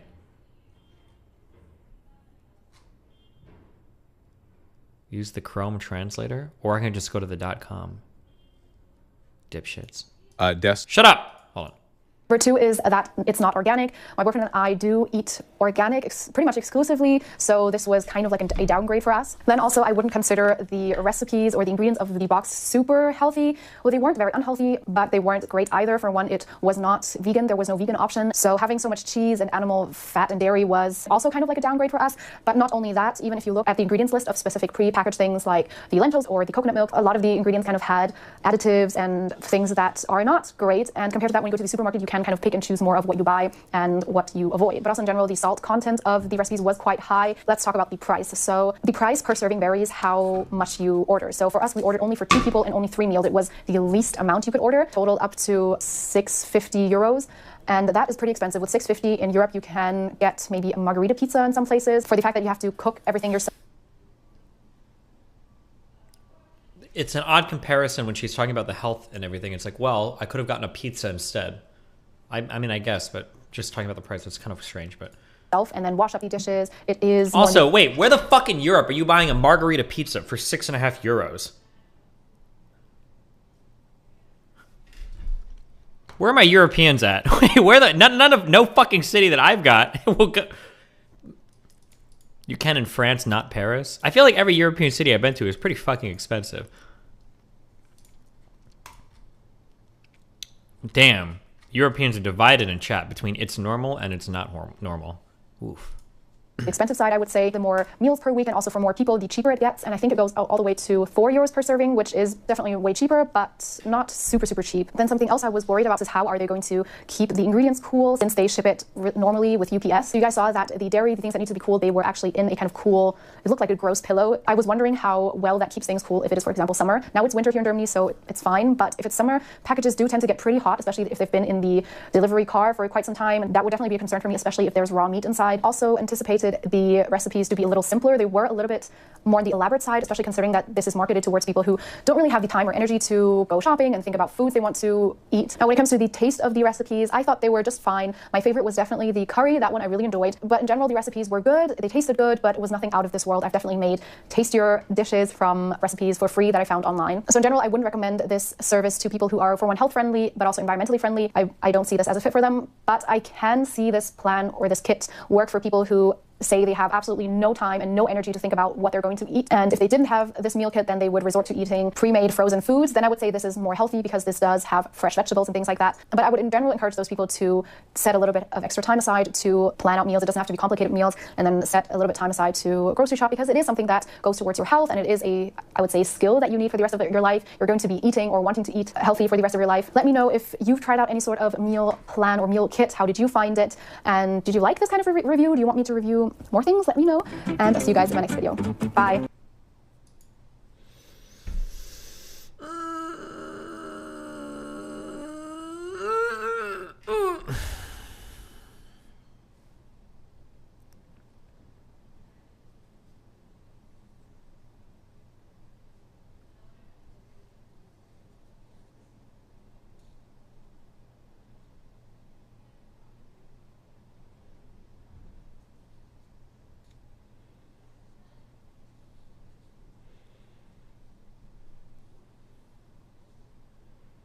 Oh, thank God, I'm not the only one that does this.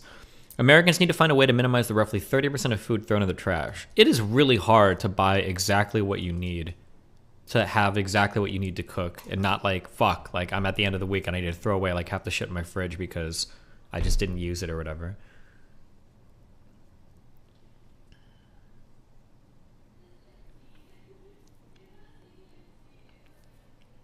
Do you compost? Oh yeah, I have a compost like outside on the balcony that I harvest moon myself into. Yeah.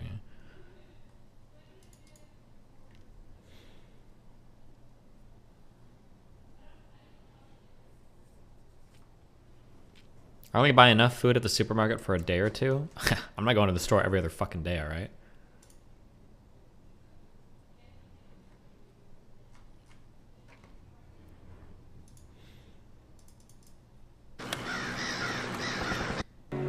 for the hungry. You have a handful of people who control our economy, and they determine the destiny of our entire country. So today, I am announcing the suspension of my campaign.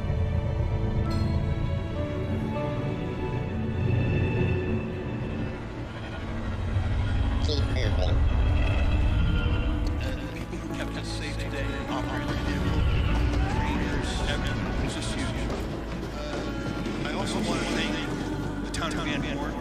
This is small and you know, we're making a dent in it, and we appreciate you for allowing us to be part of your team. And then When I lived alone in Mexico, I bought food for a month at a time, and I never let anything go bad, but I'm a chef and I know what I'm doing. For meat, you can put meat in the freezer. I know that. But for vegetables, can you freeze? I guess if you buy like canned shit, maybe?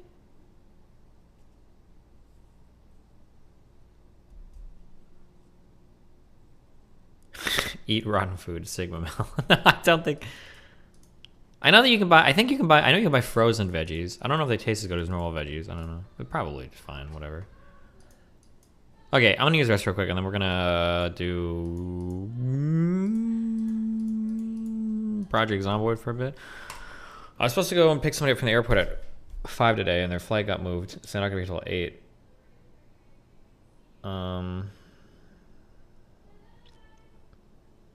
But they're probably... I don't know. They'll Uber, fuck them. Okay, I'll be back. Isn't it when the panel starts? Yeah. I have repented Binkolin.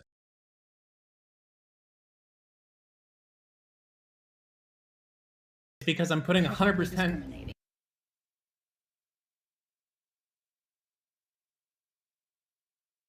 Small community is an irrelevant defense. These groups operate like guerrilla warfare, with small groups performing loosely coordinated mass reports. Their size is not as small as they claim. Lol.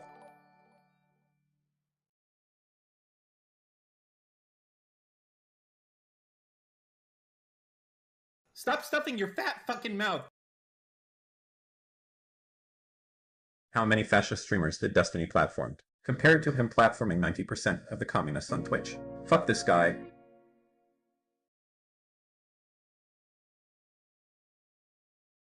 I feel a lump in my testicles. You think it could be cancer.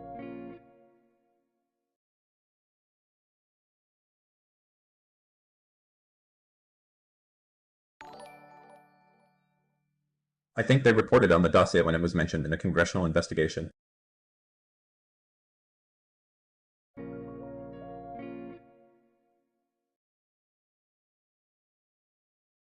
Does anyone have a $1.50?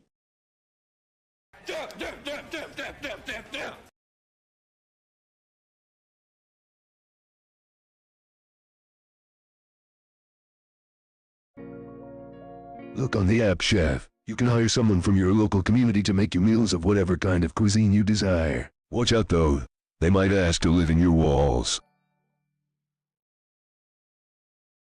Give me permission to leave your walls and I'll make you chicken tendies.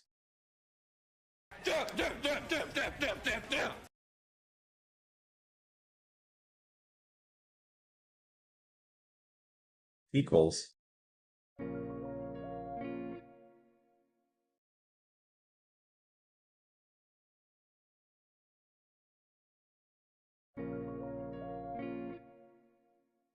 I want to eat a chicken breast. Meat is murder.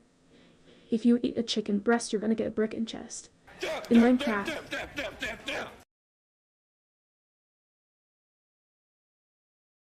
Look at Miami Fitbox. It's the service I use, and it's local.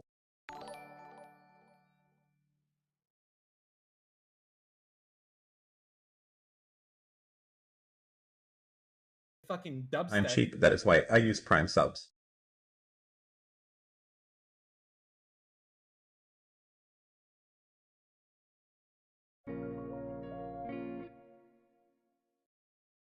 Hey Destiny, what do you think can be done about homeless people? I watched a video about architecture meant to prevent homeless people from loitering and it got me thinking.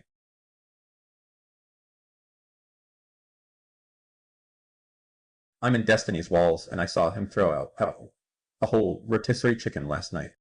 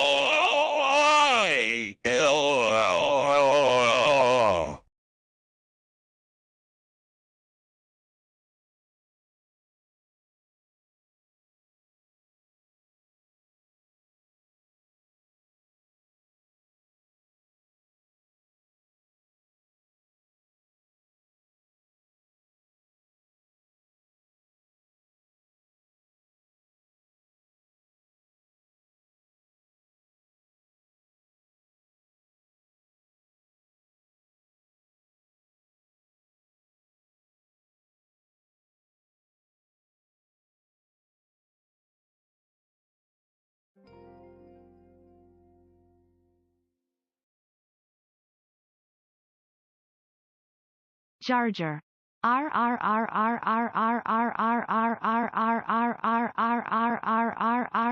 I love this voice. It's so boggers. I'm bugging it right now. Bug. I'm bugging. Walls. Obama. Any other means? Askers chat. Any askers looking for all askers? Gigachud. Hey Destiny, keep up the good work. How do I win the kids in my divorce case?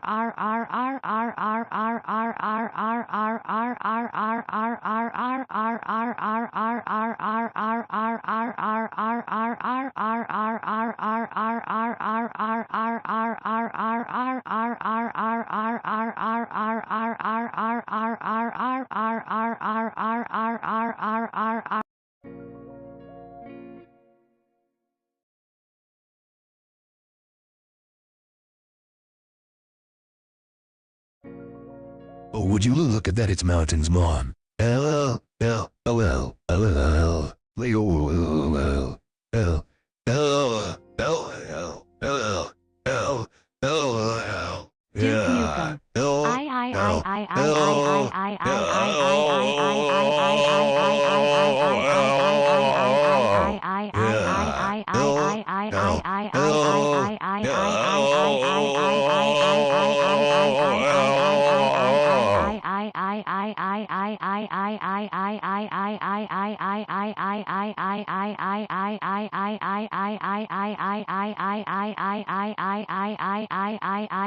Hey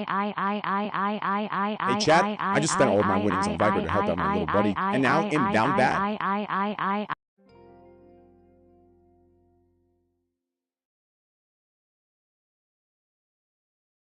Charger. Hey chat, I just spent all of my winnings on Vibrant to help out my little buddy, and now I'm down bad. But also, I'm up good if you catch my drift. Anyways, I'm down bad. We're Wooden staging. Dions on Turdrucken, Woodlands Night on Turdrucken, then Dub and Wood Church to Gate Water Farm. Come inside more tonight, I'm chatting. Why are they both going at the same time?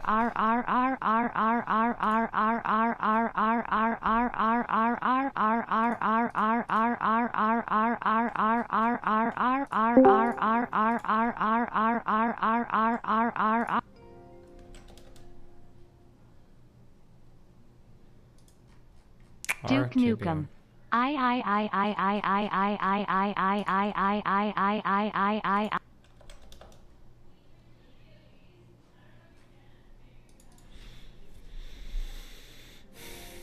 Miami Fit Box. Healthy and delicious custom meals. Charger. R.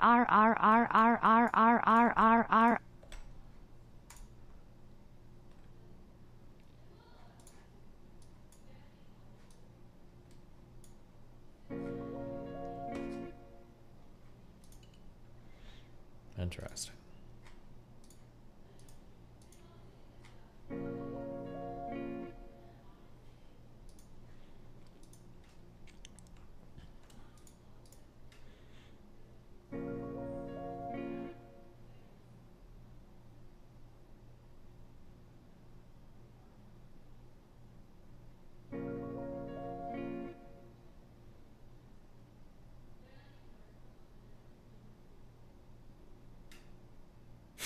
Jesus Christ. I have another borderline person that is just like incessantly messaging me. He's so fucking mad. Maybe I might post these someday. We'll see. All right.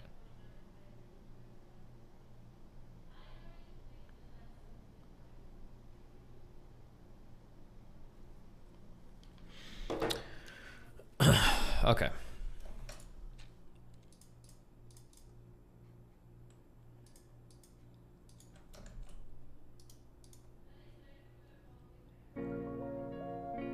I've been to prison and to a psych ward multiple you're the only times. streamer I watch on a consistent basis. Love your shit. Keep drifting into the right, brother. GG. I'm fucking insane. Absolutely fucking insane. I don't care about my own life. Chill! And I'm angry as fuck. Stop messaging me! Bro! Calm down. Just go.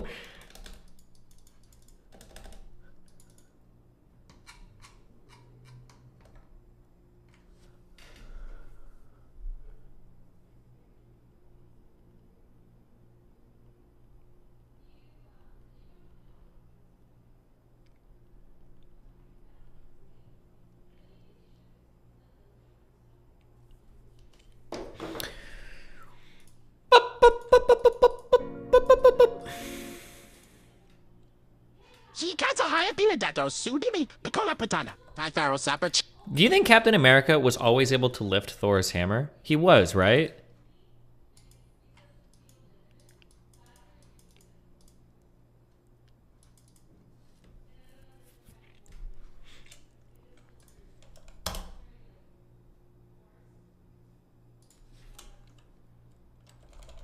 He struggled in Age of Ultron. Because I'm putting 100%. I don't think he did. Oh, I love the upscale to 60 FPS garbage. Trick. No, it's much more than that. Whosoever be he worthy shall have the power. Whatever, man. Still don't know how you do it. Smell the silent judgment. Please. When everybody tries, How you do it. it doesn't move at all. Nothing happens. You do it. Right? Smell the silent judgment. Please. Start by all means. Okay. Mm-hmm. Never one to shrink from an honest challenge. Get after it. It's physics. All right, so if I lift it, I then rule Asgard? Yes, of course. I will be reinstituting Prima Nocta. Be right back.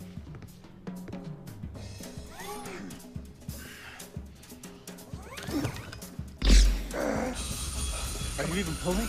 Are you on my team? Just represent, pull. All right, let's go.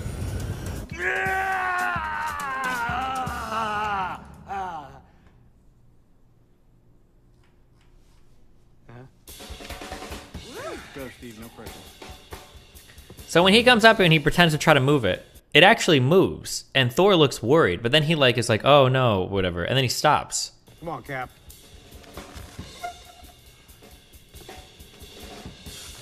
So I don't know if he's like faking it or if he's just like. And then obviously later on, spoilers, he does. But do you think he could hear and he just chose not to because he didn't want to like embarrass him, or? Because I don't think that, because some people put in the chat, I don't think it's supposed to move a little. Like you either are worthy or you aren't worthy. But when he tries to move it, it clearly moves. And he clearly notices and he's nervous about it. These are the important types of, he's definitely flexing there. Well, maybe he's just, look at the pump. Maybe he's just pretending. Is it on a spectrum or is it binary? Where's Mr. Girl at? That sort of subtlety is not American material. It absolutely is. It's supposed to be, because this is the only time where you see him. The camera literally, it's not even subtle. The camera literally focuses on him and he gets worried. I'm a vegan. I hecking love cabbage and sunflower seeds. And then when he can't do it, food. Nerd, nobody cares you eat trees. Excuse me while I feast on my daily boar meat that I personally hunt. Nom nom nom nom nom nom. He literally like breathes a sigh of relief. Nothing. And? Widow? Oh, no, that's not a question I need answered. All deference to the man who wouldn't be king, but it's rigged. You bet your ass. Steve, you said a bad language word. Did you tell everyone about The that? handle's imprinted, right? Like a security code. Whosoever is carrying Thor's fingerprints is, I think, the literal translation. Yes, that's a very, very interesting theory. He is still holding the guilt because he knows the truth about Tony's parents. No, you're dumb. Okay. What is that? Booba? I mean, I'm if not that's how here you to do want to... that. No, I'm just saying. I'm I can not- provide I you don't want- reasonable accommodation. I won't wear a mask because I can't. I'll have a panic attack. I will freak out. I will have an anxiety attack. I know what I want. I'm here at the end with the understanding no one's in the store. A personal chef costs upwards of $60K a year, so you'd be lowballing one at $1,500 a month for one meal a day. Get real? Are you delusional? Maybe a fucking live-in chef. $60,000 a year? You think you're gonna make a full-time, like, middle-class wage going to somebody's house and cooking one meal a day? Get the fuck out of here. Yes.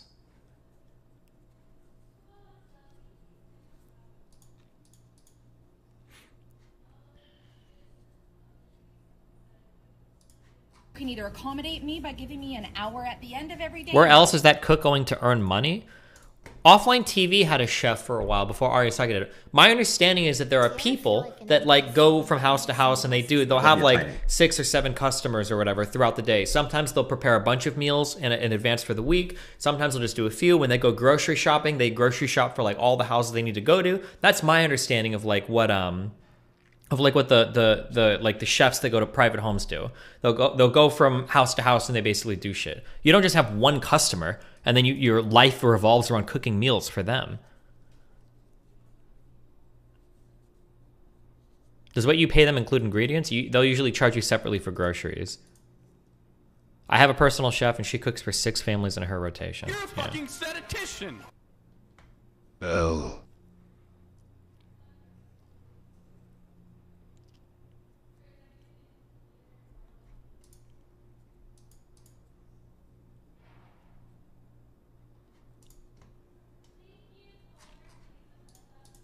We're at the beginning of the day. I'm here to buy some things and leave. I don't want to call 911 on you, but I will. I'm about to because I'm here. If before you're you close. committed to that, if you don't want to wear a mask, then fine. So, would you like me to call 911? I really would not like I you to. eat meat would every like day, to- but I'm also a vegan. So, Wash and there's Hashem no one in the inspired store. me to fight the There's exploitation no of one in the animals store. this way. in the store.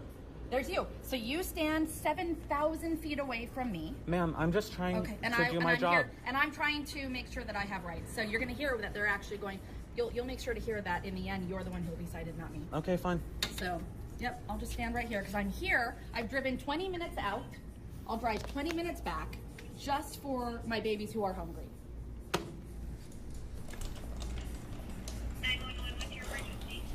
Yeah, as per the 1964 Civil Rights Act, I cannot be discriminated against. I do have a right to be able to breathe O2, not CO2, and I am being discriminated against right now at a store. So, O2 is like what, like 16% even of what you breathe in? It's not even the only thing you're... yes, that I am not being allowed into the store because I'm being discriminated against. Because you would not like to wear a mask.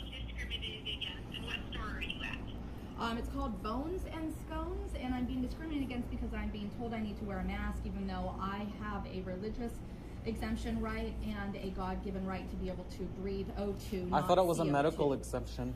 Yes, medical exemption too. It's all under the same topic. What is the location address? Let's see here. They actually have 3. It's the one on Vista Chino and Sunrise. Vista Chino, East Vista Chino. So it's 1717 East Vista Chino, B as in boy, 3. And they close in 6 minutes from now as well. And I'm just here to buy a couple of items. So I don't know if this is going to turn into a whole long thing when I'm just here for a couple of items. If you need them so badly, why not just put on a mask? It's so because easy. I won't wear a mask. Okay, that's your decision. Okay, yes, Okay, just try not to argue. I'm sorry. I'm gonna put No, I'll follow your lead. Yes, thank you. Thank you so much. And can I get your name?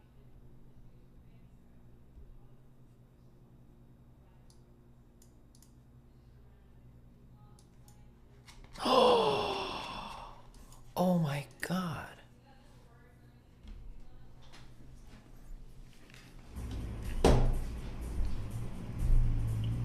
There's also not one person in the store. They're about to close. You know, stores are actually accommodating people. Do they have a sign posted that is saying that they're... Right here. Yeah, you can have the sign. That still doesn't mean... I mean, we're a private business with private rights. Right, but it's also not a law, so I could actually... Finally, my sub is renewed. I can now start the personal dialogue by talking to you directly. And by you, I mean you and only you. Yes, you. I'm talking to you. See you next month. Based off of an emergency, state of emergency that we are no longer in. So, currently a municipal code that is in effect. That's okay. I mean, you can say all you want. I do know in the end I have the right, and in the end, if I wanted to sue this gentleman, I could, and I will win. I'll work with Del Bigtree. I'll work with Robert Kennedy Jr. I'll work with Peggy Hall. And those are names that you might not be familiar with, but I am, and I know that everyone who calls in order to have their rights be supported, to be able to shop by being able to breathe in O2, not CO2, they're all winning their cases. Okay, ma'am. I'm going to send an officer out to you. Can you just wait outside, please, for me?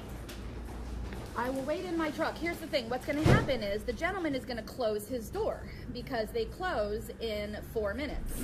I drove all the way out here to purchase a couple of items. So what exactly should I do? Because I'd like to just walk on in, grab the items. At this point, if he's not allowing you in, he is the owner of the store. They have the right to refuse service to anybody. He's not the owner. Illegal. Okay, well, they still have a right to refuse service if he's an employee there. And I am going to send an officer out to you. They can talk to you once they arrive. I have no control over if they close the store in the meantime. I'm sorry about that. Okay, so then you could just let the officer know that I'm... The rift is calling. Go heed it call. Time to for one game of League Steven. Make League great again, Steven.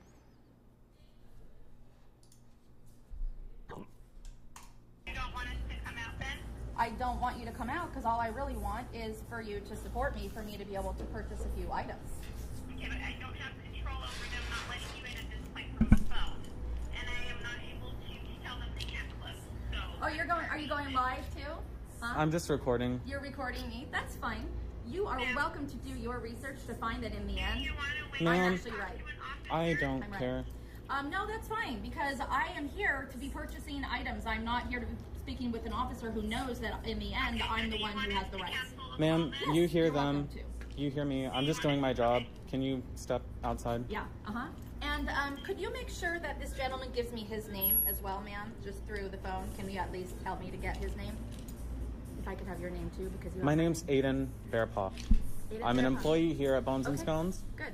Perfect. So at least I have your name, because Hello? if I wanted to, I could take it further, and I won't. Okay, fine. 'Cause I'm not here to do that. Okay, have a But lovely in day. the end, I was discriminated against Okay. for not being able to shop at your store. That's your narrative. Okay, wonderful. Thank you. In fact, I'll just go live too for a second. I mean, if So you let's want just- to. Okay. There I'm we just doing my job. And I'm just I doing have my rules. job. I will get in trouble if I let you in without a Right. mask. We have a lot of elderly it. customers. You know, 'cause it's there a are no it's a county. elderly customers It here. really doesn't matter. Yeah, okay. So, Officer, Aiden could you ask her to Bearpaw? step away from the door? Aiden She's Bearpaw? making me feel Would you kind just of tell me unsafe your with last her. name again? Bearpaw? Yeah. Okay, Aiden Bearpaw. Thank you so much. Yeah, take care. God bless you. Yeah, you're such a wonderful human being. You are too.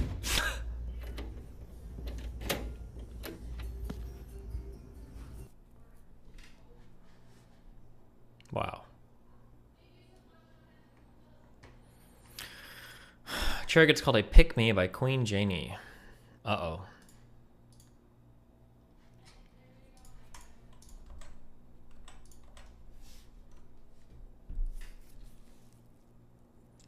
I'm gonna just say it. Supporting Mr. Girl is the strongest pick-me energy I've ever witnessed.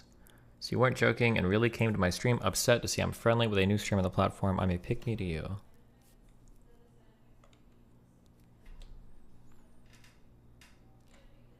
Imagine not taking a joke that the nonce discourse continues when you're continuing the nonce discourse and then getting mad pressed over being pick-me. Girl, stop, shake my head.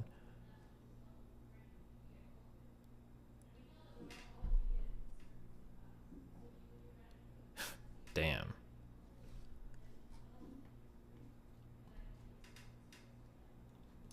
Okay.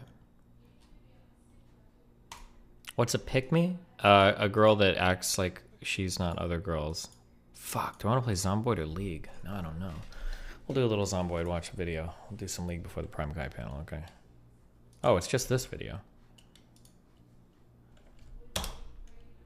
Destiny.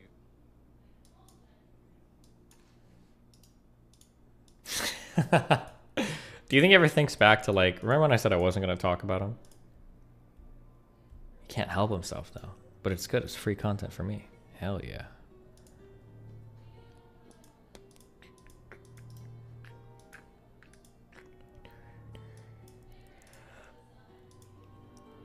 No more Destiny talk, guys. Ban it from the sub.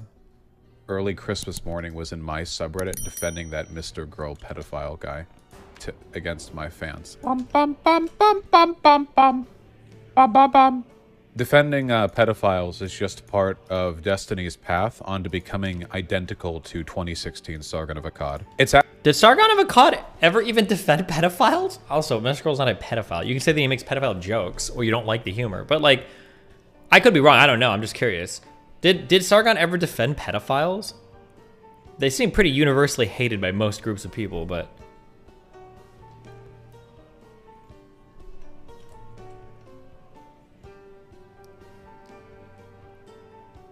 Destiny, you create way too much free content for people. Oh, Lance?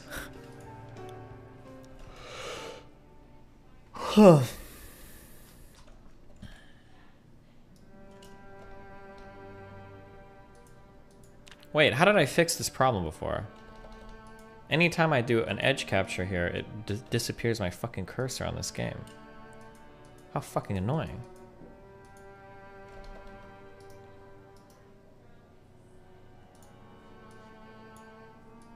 It's actually really analogous because Sargon of Akkad was also like holding water for Amos Yee, the Singaporean pedophile who argued in favor of pedophilia, who recently got arrested because Sargon and his community would alternate between saying that Amos Yee was just trolling and saying like whatever it's based that he's so open about. It's actually like... Okay, hold on.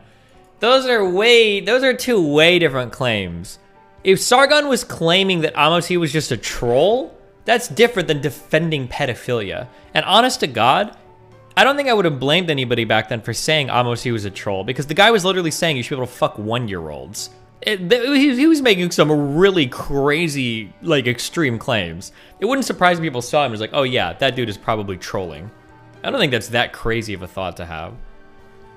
Can you put the game capture above the video capture and make it transparent? No, I can't. Fuck. I can't explain why. I don't know if I ever fixed this last time or if I ever solved this.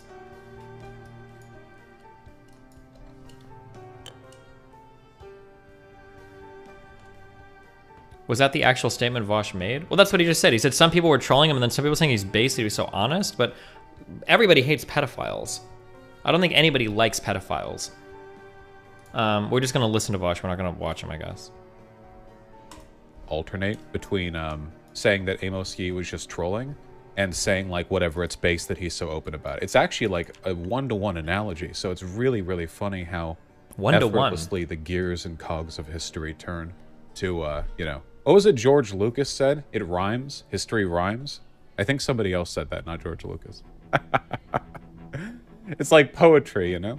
Yeah, there you go. It's like poetry. It rhymes. There we go. There we go. Vosh, at least Mr. Girl is being consistently a pedophile. You're hypocritically anti-pedophilia based on values I've decided that you hold. Literally that. Literally. Literally. That, though. Like literally. He's open about being pedophile, which is being based. You know, he's willing. But to... he's not. He's never said he's openly a pedophile, though. What does that? What do these words mean? When you say somebody says they're openly pedophile, does that have to mean anything, or can that just be a meme? Also, how do I tailor stuff? I need to find a carpentry book. Okay. Bite the bullet. That's if we could cycle back time like a year or two, you know, and Destiny talked to Nick Fuentes again, his audience would love Nick Fuentes for being so mask off. They'd be like, well, he's open about it, and that's based, you know. He's well, actually, Nick Fuentes. Never mind, he doesn't bite his bullets at all. Who does? What's the Nazi who bite their bullet? The Catboy Kami guy. They would say that guy's based. Yeah. Why is some of your subreddit so adamant on defending Mr. Girl? Because Destiny's subreddit raids mine very frequently. There's a lot of brigading there. No authentic crossover and audiences, of course not. The enthusiasm for pedophilia is too significant to contain within Destiny's subreddit, so it has to spill out, you know, like an overfilled bucket. I've seen this pretty yikes clip by Mr. Girl and Destiny about pedo shit. Pete, these jokes? They're not jokes. It's funny. They're funny, but they're not jokes. Well, like the guy wasn't joking about the 10-year-old. He was saying, "Hey, we have a problem here. One of these 10-year-olds is hot, and like I'm gonna make you talk about it." Okay, but if you find a 10-year-old hot, you actually it's not then a joke, and you probably are like a pedophile. I don't agree with that. A 10-year-old? Yeah, I think that's the point he was making. Is he was saying, "Hey, something weird's happening. 10-year-olds are not usually hot." Okay, right, let's back up for a second. I'm curious. What is a? Why did Vosh go full on claiming pedo shit about us? He's just like I don't like to repeat what he says about me, but because I think there's a lot of projection going. I think he's actually like unhinged. Like he has an unhinged obsession with just like ad-homing the fuck out of me and my audience now. Pedophile to you? What does that mean? What do you like in a 10-year-old? What is a pedophile to me? That's a good. Anyway, after that, Destiny actually defended him on my subreddit, saying that he wasn't a pedophile, and on Twitter as well. And defending pedophiles to own Vonch? Well, it's kind of like what happened with Sargon, right? Oh yeah, I didn't know much about this guy, but I was. Notice again how there's never any intellectual engagement with anything that's being said. There's never any like refutation of anything that's being said. It's always just like, well, this is bad because it's like this, or it's because he's like Sargon, or it's always that. There's never actually any engagement with anything, even though you'd think like. It should be pretty easy to engage with any of this, I would imagine, but maybe not. Maybe not for Vosh. Fees with him for a bit because he followed me and I followed him. The strange thing too is that like, yeah, in that story, it wasn't even Mr. Girl that said the 10-year-old was hot. It was another guy in the group. So he's not even, but yeah, it's just. I didn't know if I really saw much from him or whatever. But this guy was like name searching Mr. Girl all over Twitter all the time and was posting nonstop defending him. At first, it was very sincere, the defending, and then it got more like hyperbolic with time as he sort of leaned into it, you know. And here we have, you know, some spectacular defensive maneuvers being engaged in, you know, great stuff like that. But yeah, it's really weird. The whole Destiny community just seems to be falling in line to defend the pedophile, though. In case you want my thoughts, and by the way, there's nothing especially novel about my thoughts on this because it is spite-based. But you remember how with people like Sargon of Akkad and Dave Rubin, you know, they would have horrible people that they would get along with and praise them for characteristics other than their political views. So, for example, you know, oh, I don't agree with the Nazis, but they're so much easier to talk to than the SJWs, you know. Oh, I think this person's ideas are bad, but, you know, Dave Rubin, like, he had a whole I think that insight, by the way, that is valuable insight. If it's easier to talk to the average fucking Nazi than it is to the average, like, ultra-woke person, you've got a branding problem and you need to fucking fix it, okay? I don't think it's easier to talk to a Nazi than it is to talk to Destiny, than to talk to me, okay? I would never say something like that. But like, if you're having problems, where you're like, you know, I find it easier to talk to a white nationalist as a black person than to talk to some of you woke scolds on Twitter, then it's probably something that demands a little bit of attention, at least a tad bit. I really hate that you can't tell if houses are looted or not by other players. It's really irritating. Thing for this, right? Where it wasn't about the ideas and the differences they brought about. Of course, they did have their biases, but I think that the whole, oh, this person's reprehensible, but at least they're so much easier to deal with than these SJWs, is essentially just Sargon tier rationalization of their Stop political stuffing your values. fat fucking And the mouth. fact that Destiny's community will Ahrelevant has hold a water glorious day. for a Pepe wins. open pedophile. Open pedophile. Because open what pedophile. I don't know, despite makes me feel phenomenal.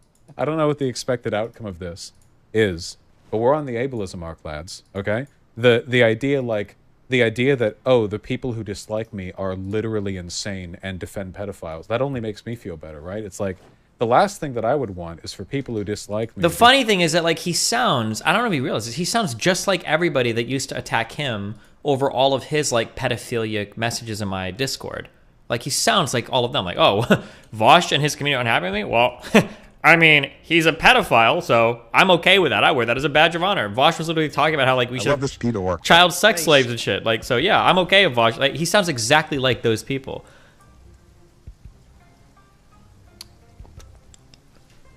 I don't know which direction to go. Fuck.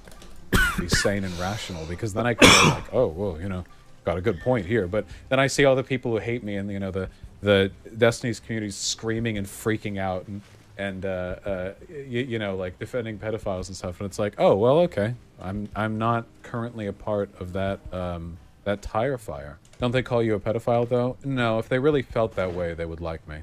He's honest, so his ideas are apparently fine. Well, yeah, the funny thing is he's not actually. He's quite weaselly. But yeah, the Destiny's community seems to be engaging in some kind of fetishization of the idea of owning your takes and like being forthcoming and biting the bullet, which is interesting to me because they never seem to feel that way about anything Demon Mama has ever done, you know?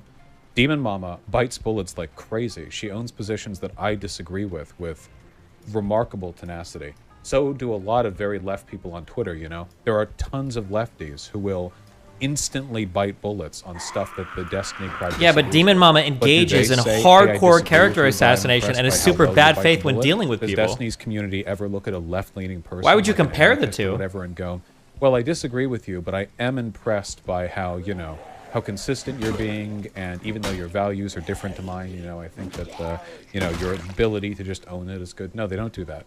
But if you're a pedophile, now that's something they've got respect for. It's just anti-left spite. That's really all there is to it. It just is manifesting in increasingly deranged ways. Funny because they always talk about optics. They obsess over optics constantly. The funny thing is that they say I'm the one who cares about optics, but the obsession with biting the bullet is literally a purely optical consideration. The idea that, you know, a person's position should be prioritized because they're willing to just instantly own some perception How can of you their believe in belief. projection? It's an optical consideration. Projection happens because you're repressing something about yourself and misperceiving it as coming from someone else. No, I don't think so. Fuck, what did you just say? You just said something really dumb. The idea that, you know, a person's position should be prioritized because they're willing to just... Oh, biting bullets isn't about optics, Vosh. Biting bullets is about accepting the logical conclusions of whatever it is you're talking about. That's what biting a bullet means. Does he really think biting a bullet is an optical consideration? I guess it sounds like optic...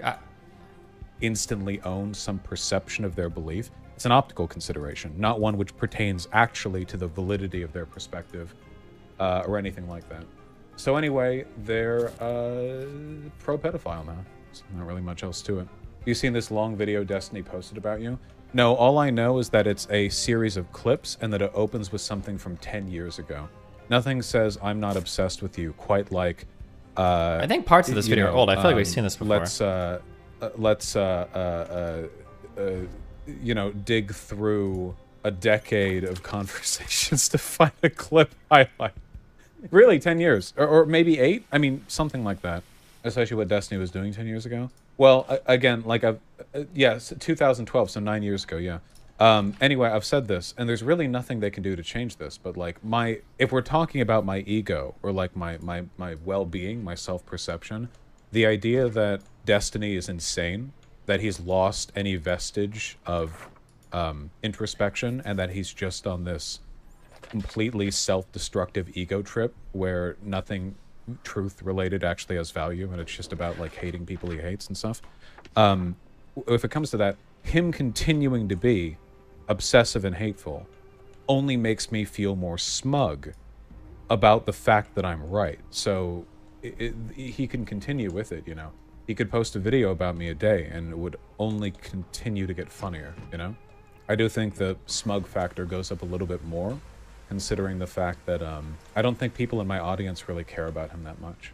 The last video that had anything to do with him had middling views, but whenever he posts anything on me, it gets massive, like huge engagement. That's because when I post videos on you, I'm actually destroying you in every sense of the word. That's why people like to see it. People don't watch your videos, including me, because they don't want to fucking cringe when they watch their favorite content creators stumble around like a child lost in a fucking pumpkin patch for 30 minutes trying to find some coherent point, or some salient point, sorry. I think is one of the reasons why he focuses on it so much.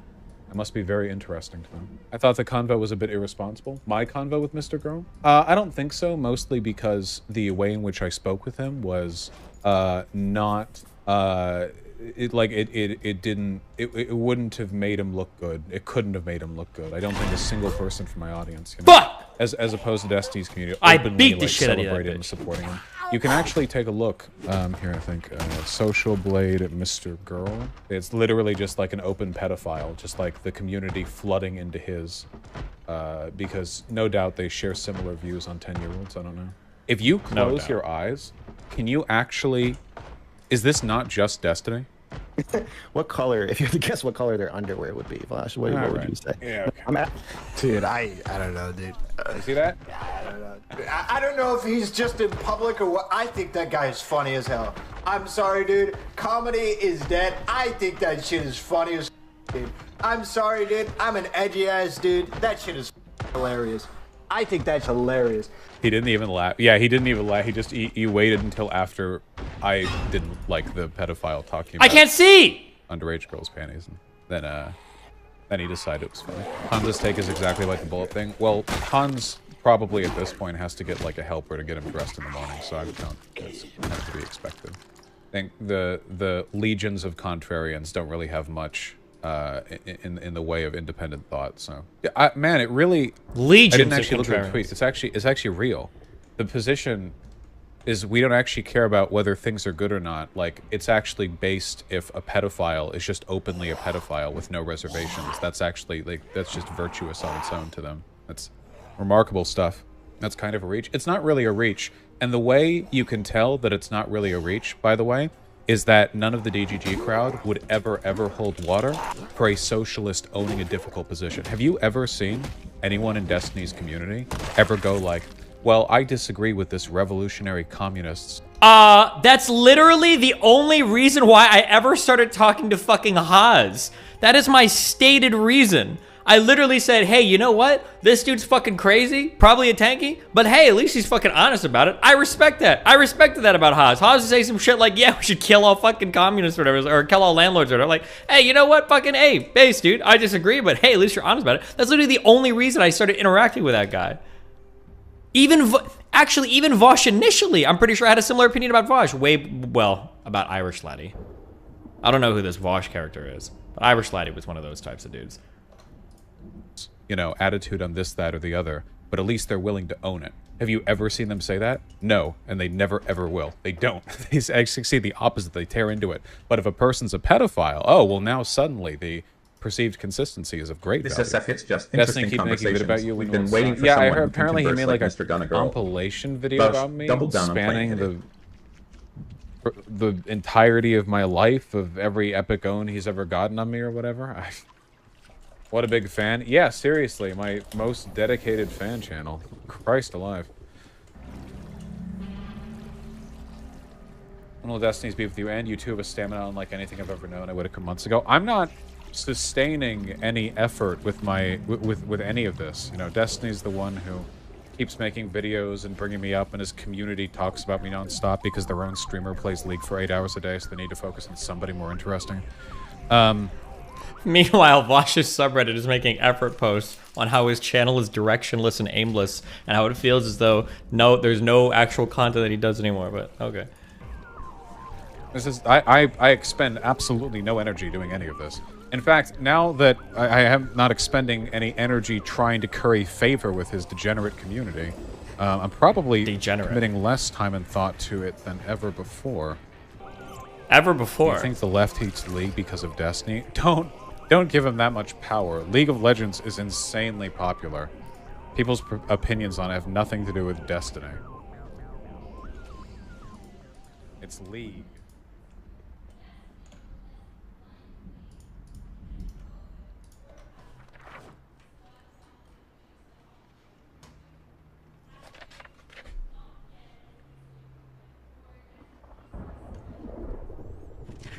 Jesus.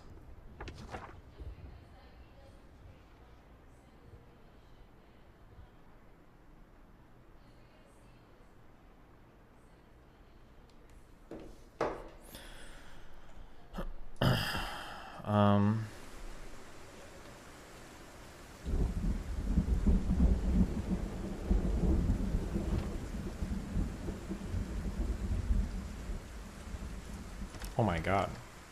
Unexplored house. No!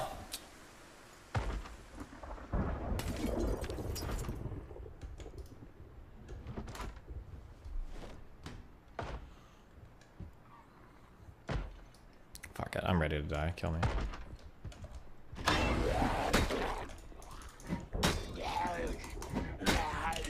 Get down. Fuck you. Get crushed, loser. A hand torch. If our batteries, there's no way a battery is infinite, right?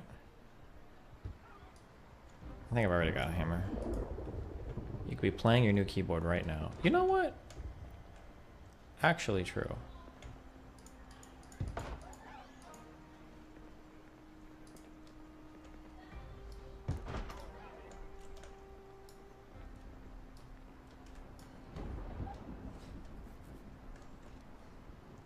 What keyboard did you get? Adam sent me his keyboard. What are these doors? Oh. How do I like start tailoring? Can I like unweave some clothes to make materials, or?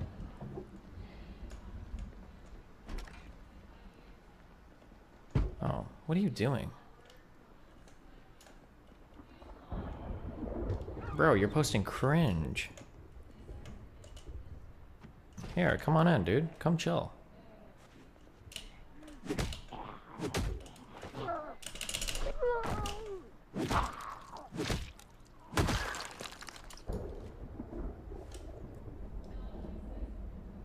Can you enchant rings in this game? No.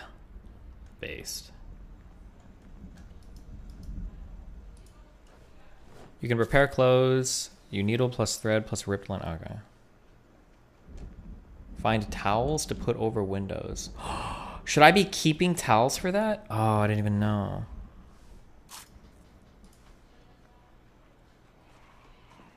Excuse me.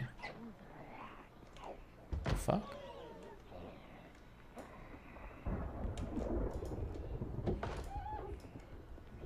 Oh. Bro, are you okay? Oh, sheets, not towels. Bro. Come on in. Party. Let's go.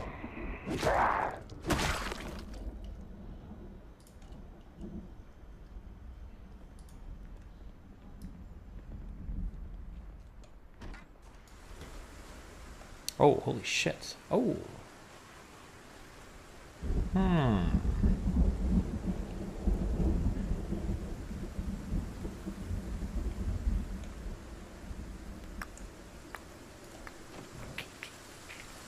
Okay, I need to explore these two houses up there.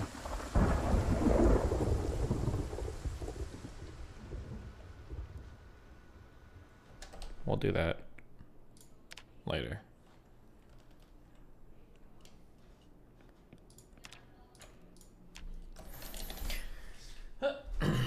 Hold on, let me open. Oh, the padding or whatever fell off my back wall. They come with like stickers, and I think I fucked up putting them up. You're supposed to hammer them into the wall or screw them in, but I don't want to fuck the walls up. Have you ever listened to Ronald Jenkins? No. Or yeah, I have. He's a good guy. Hold on. You mean you don't want to hurt the people in your walls? Yeah, that's it. Wait, what am I doing? What are we looking for?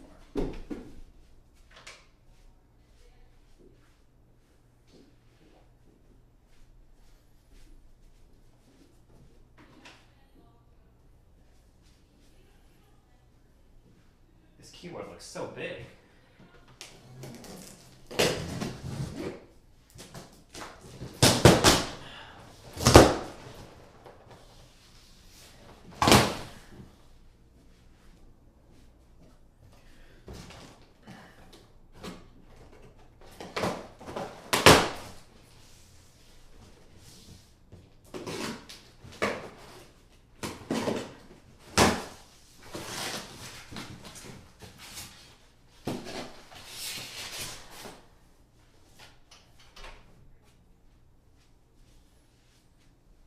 Hold on.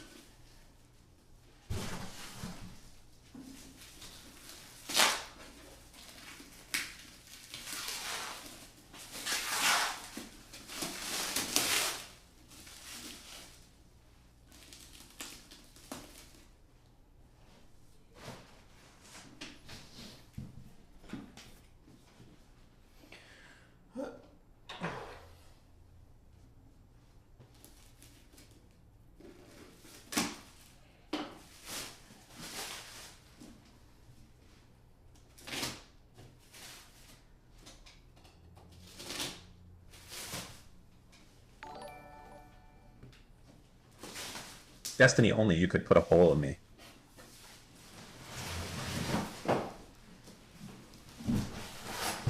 Jesus Christ.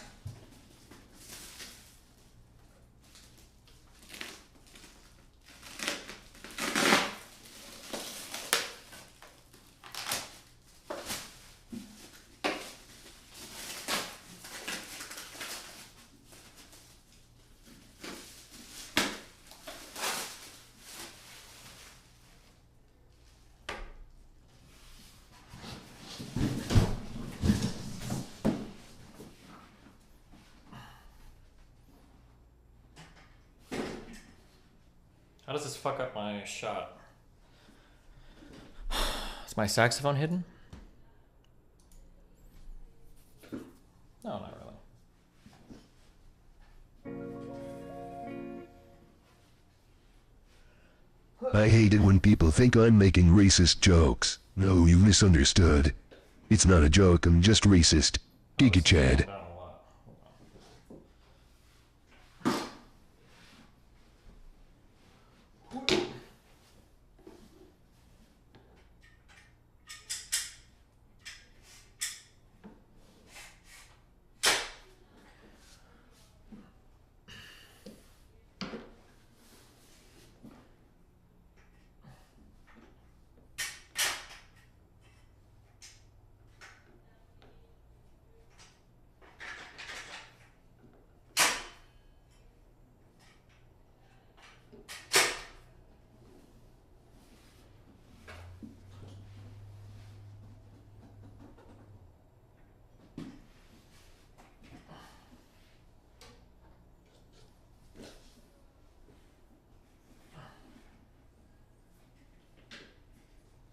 Cool? Oh, fuck. That super blocks it.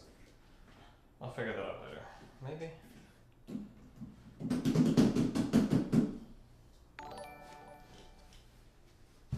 I'm racist.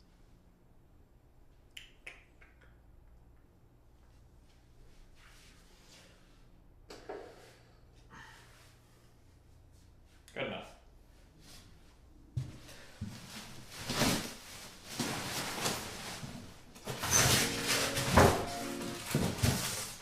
Destiny, how much money would it take for you to have port a Chudlogic?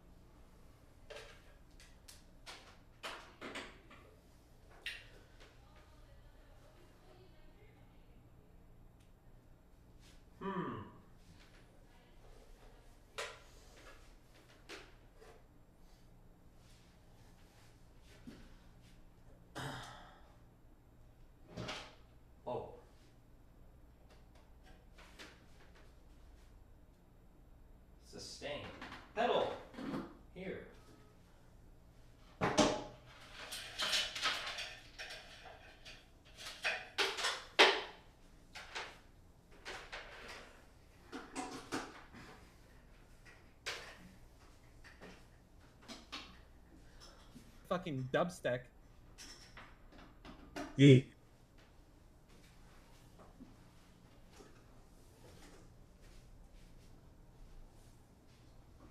Oh my god, it has a wheel thing? Does it work? How do you turn it on?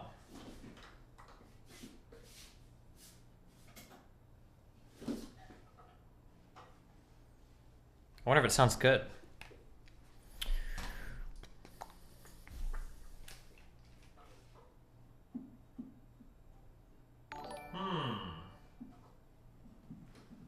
Can we unban Crash and burn now?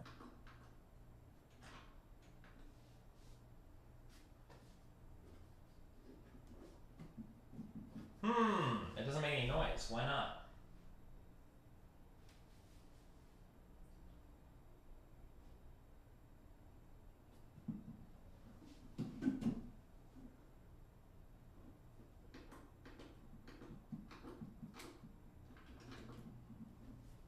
Has anybody used one of these before?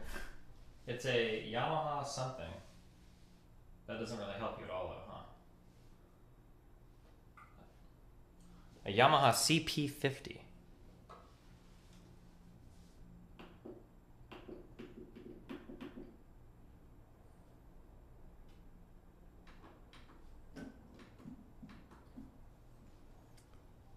If it's a CP50, I have it. Press the power microphone. My Yamaha had the volume down a lot when I got it. Check if it's Yamaha, you need to kickstart it. You have to switch the input to instead of yum. Try switching input. What? Switching input for what? No, like the keyboard's not making any noise at all.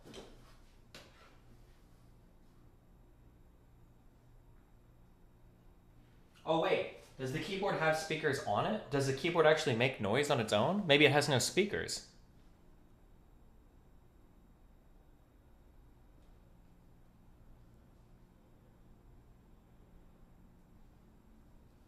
It's a CP50.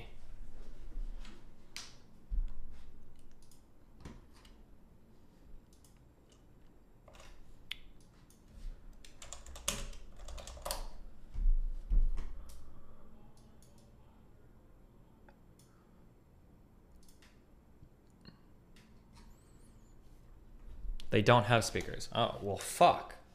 Oh no, wait a second. This isn't just a MIDI keyboard, right? It has sounds built into it. Like if I plug headphones in, will it give me noise?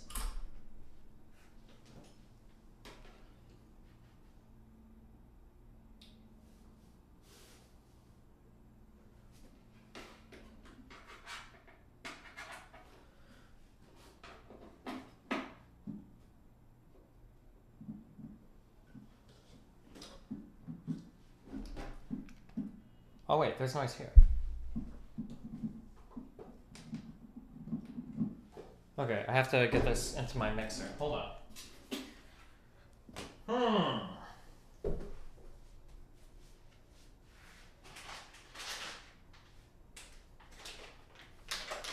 I bought cables.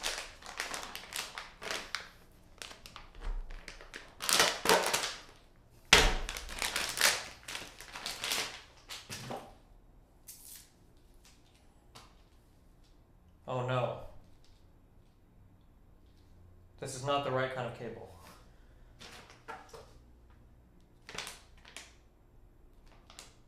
Oh, I'm so dumb.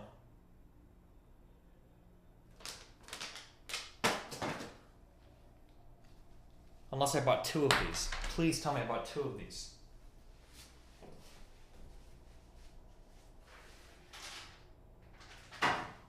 Fuck!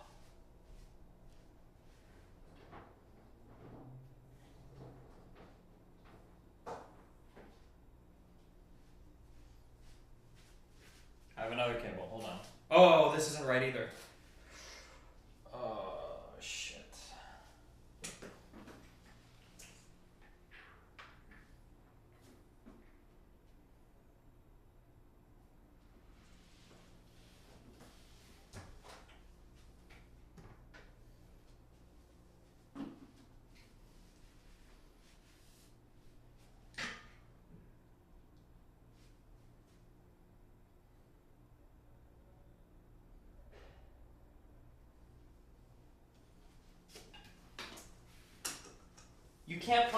You really can't plug headphones into this keyboard.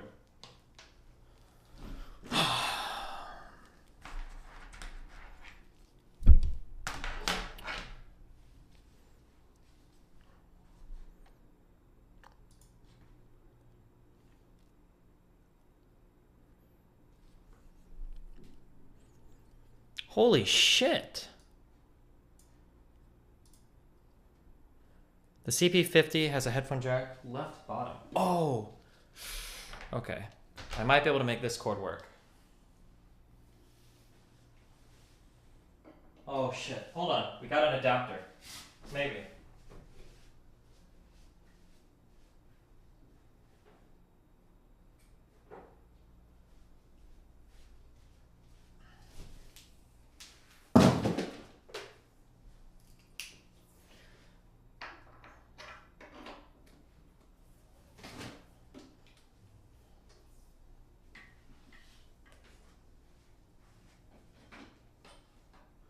Careful, your ears don't explode.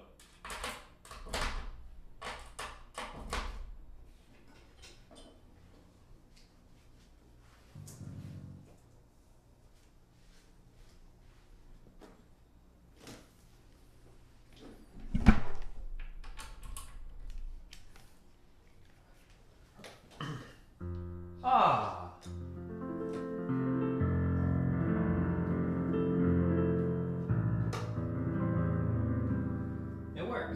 It's quiet.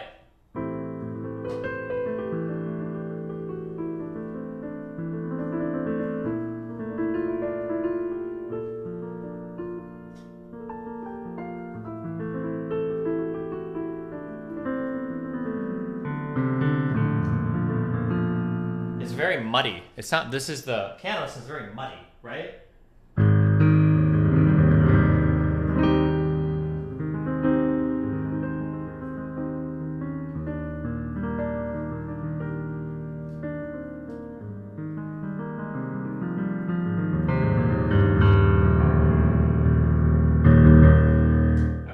Change this though, right? Maybe? What does this do? There's gotta be like different instruments on it. What is this? Nope.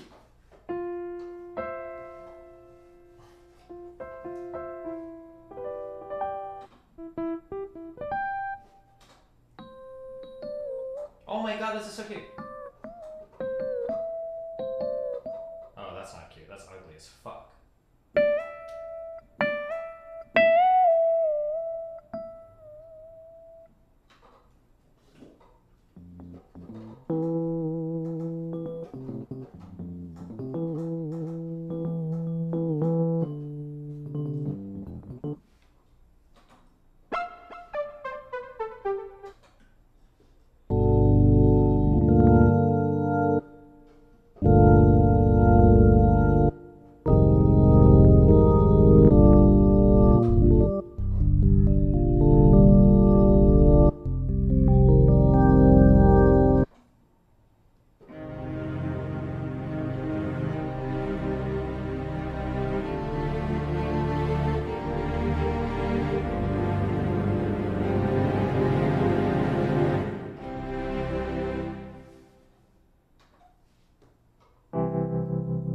This is supposed to be strings. It doesn't sound like strings. It must be like splitting the, it's splitting the instruments or something.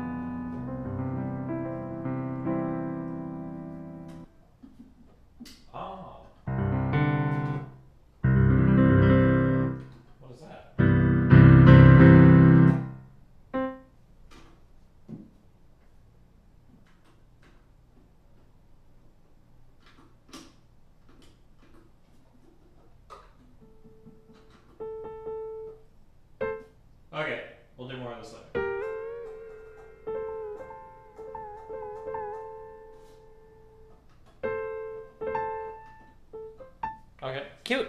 Keyboard. Throw that away later. Play Else theme. I don't know how to do it. It's in D minor, I know that much. Needs more cowbell. If you plug into the far left ports, you can have the output on the back. Just L is mono, both is stereo. I'm using the headphone out now. I have a 1/4 inch to 1/4 inch, but I need another 1/4 inch to 1/4 inch to take it from both of the stereo outs to my mixer. Maybe that'll sound a little bit better, I guess, I don't know. Check that you have it in a line input. The gain / levels is, no, it's not in a line input right now. It's in the headphone out right now. That's why it sounds probably kind of weird, I think. But I'll get another,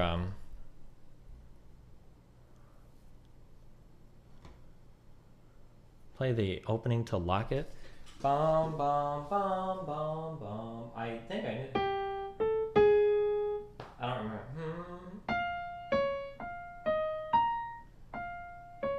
Bum, bum, bum, bum, bum.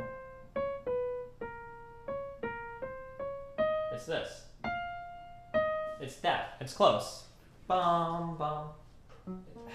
My pedal keeps slipping on the fucking carpet. Come back. Bum, bum, bum. It's not. No.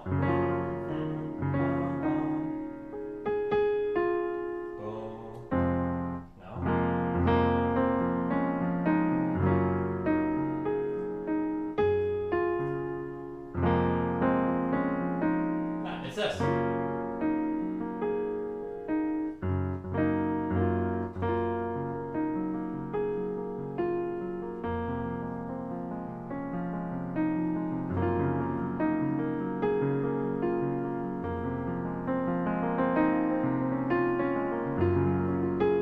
It's that. Close enough. Apparently, Mizkif's car got hit, and there were $100,000 in damages. His car didn't just get hit. His car must have gotten fucking smashed. What the fuck?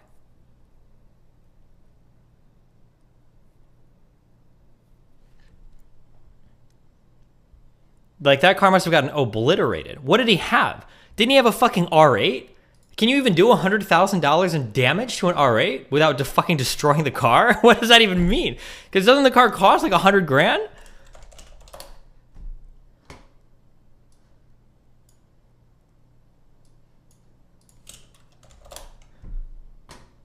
Starts at 150. That's Jesus.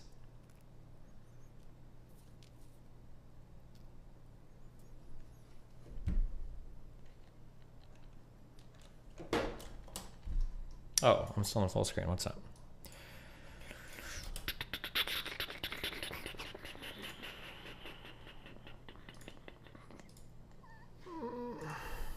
Oh no.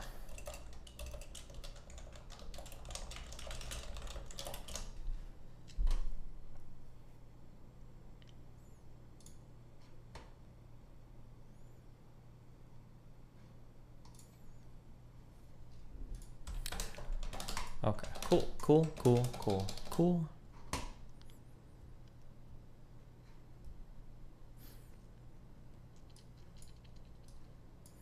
One of the main things against overprocessed food, nuggets, and flour is that when the particles get small enough to get lodged in the stomach lining, causing inflammation and irritable bowel disease. Wow. Repairs on more expensive / expensive cars much more expensive because mechanics don't typically have to deal with them, and as such have to do more work figuring out and looking up specs. I think one of the problems...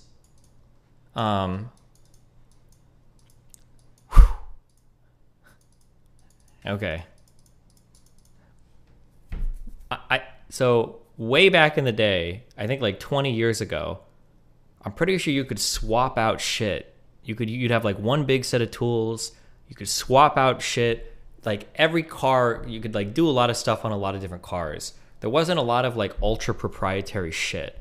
Whereas these days, every car has its own unique fucking connector behind the wheel, its own unique fucking way of interfacing with this, the own unique fucking snaps to connect the door.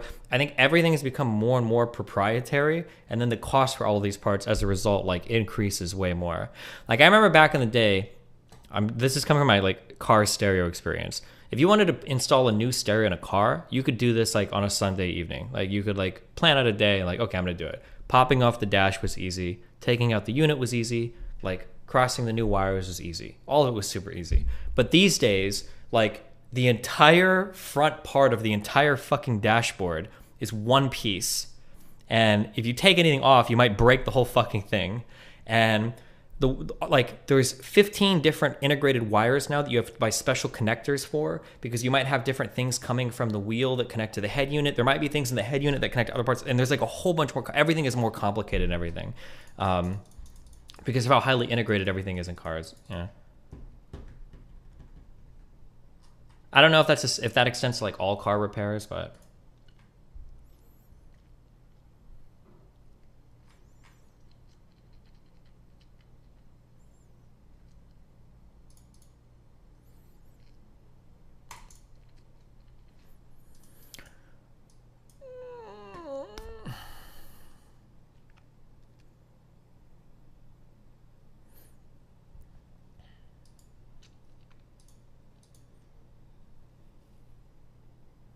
Look up command strips for hanging stuff up on walls. What is a command strip?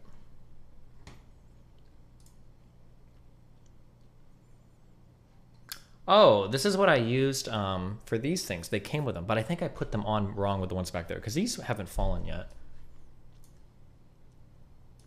I might order some more of these though.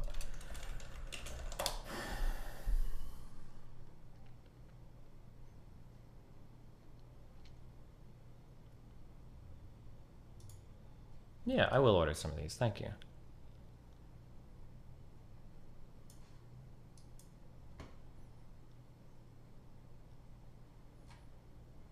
Get the Velcro ones. They're base as fuck. I'm just looking at these. Hold on.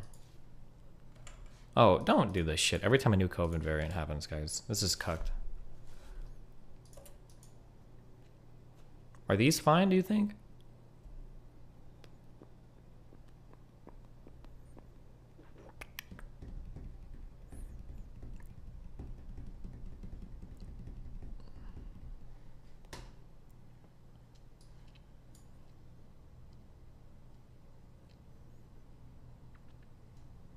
Okay, add to cart.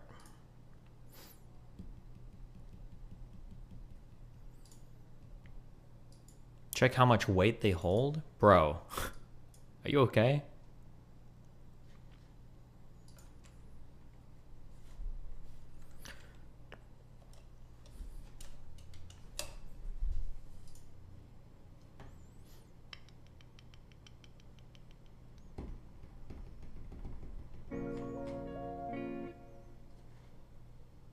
Destiny, I do appreciate you not drilling the walls to keep us safe, but don't put up posters. I won't be able to see you or hear you talking to me. Okay. Okay, we're gonna get one more cable. There may be a mic/line switch which changes the pre-application significantly. Could be about levels. Oh, I'm in channels 3 and 4 on my mixer. I don't know if my mixer does weird shit like that. It might though.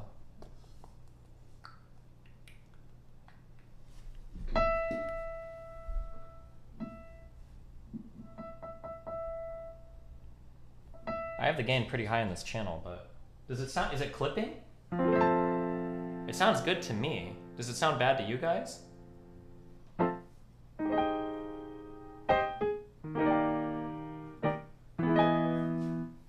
sounds fine. Okay, there you go. Okay, what else do we need? I need more Red Bull. I think a little on the bass notes.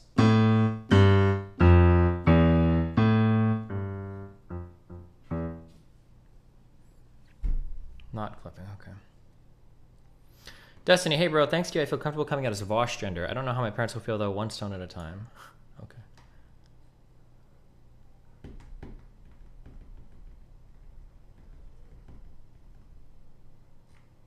Why would you drink Red Bull instead of G Fuel? I don't know, I just like the taste of Red Bull. Is that a problem with you? Or for you? Did you mess with the compressor/EQ? For the keyboard, nothing goes through. Not clipping, it just sounds kind of odd. It sounds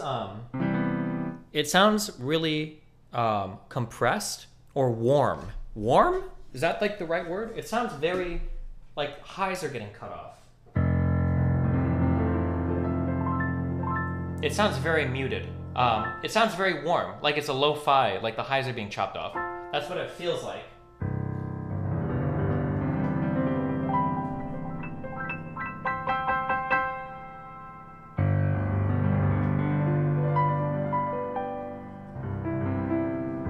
Maybe like a lo-fi hip-hop, very muddy. Yeah, maybe.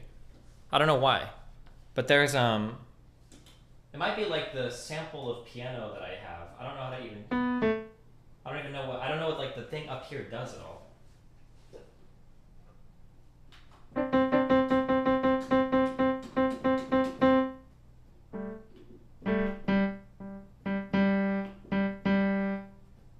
don't know how to use this. I don't know how to use this keyboard. I feel like I've outpaced him intellectually.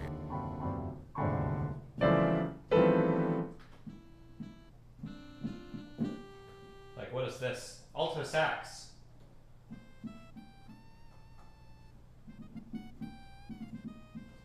Why is it so quiet?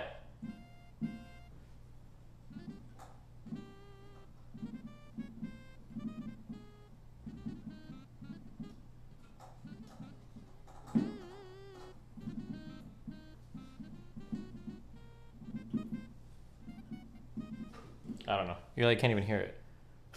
This is everyone's hearing test. Are you using a mono cable into the headphone out? Nope. It's a stereo cable to... Wait, right? Yep.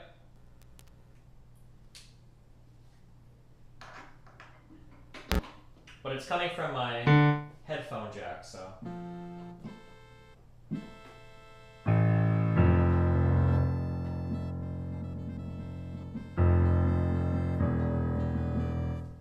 I just have to learn how to like...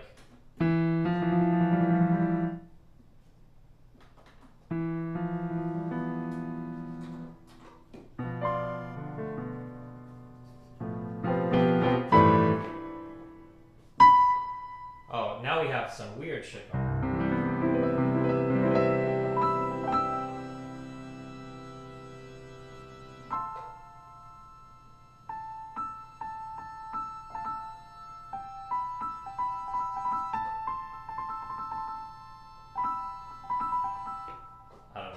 We'll figure it out. I'll do it later. I'll fuck with it later. There's like a whole bunch of shit to fuck with. Stop sidetracking me. We're trying to get back to League, okay?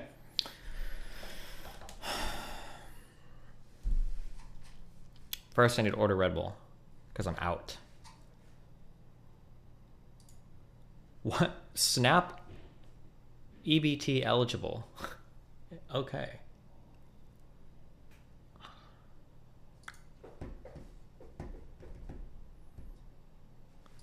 Wait, if I add something to my cart from Amazon Fresh, do I have to like order it from Amazon Fresh, or how the fuck does that work? I don't want that. I just want to get it normally. Now this really upsets me. We have an out-of-tune player here. Is there a bug in my ear?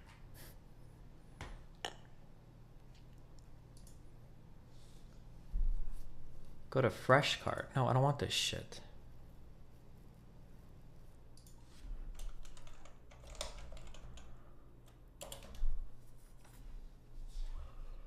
Why is this all saying Snap EBT eligible?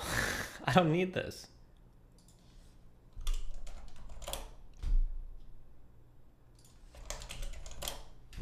Can you give us your take on Red Bull? Is it probably fine to have one every day, or should you avoid it? It's probably fine to have one every day. People will freak out about Red Bull and drink like 3 cups of coffee a day. I don't know.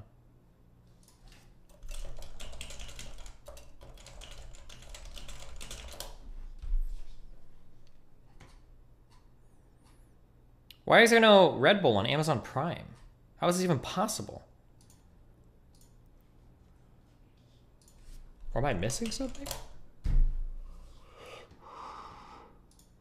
Huh. Destiny, American take? Yeah, meanwhile, Europeans are like, oh, Nutella? That's a healthy fucking sandwich spread. Get the fuck out of here. You rotted teeth motherfucker.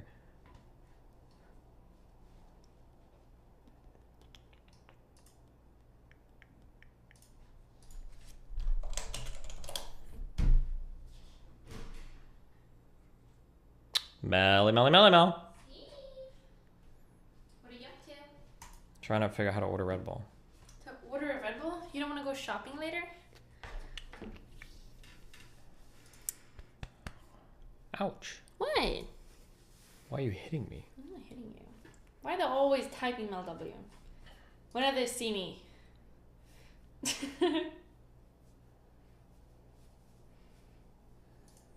What is up with this? I'm trying to find Red Bull. I don't know. We got a panel. Is it happening now? At 8 o'clock. Fuck, there was something that I wanted you to... Oh, yeah. Can you please order coffee? Tell me what kind. Espresso coffee. I will see what kind of... It is. Not these, right? Nope, it is... Why don't you guys Those. make fun of her for Those. drinking Nespresso when she throws away a whole thing every morning? What do you mean? These capsules. It's got to be destroying the environment. Maybe we can send them somewhere. Can you order like 2 packages? I'll order 3 just for you. Okay? Oh, thank you, my love. My husband.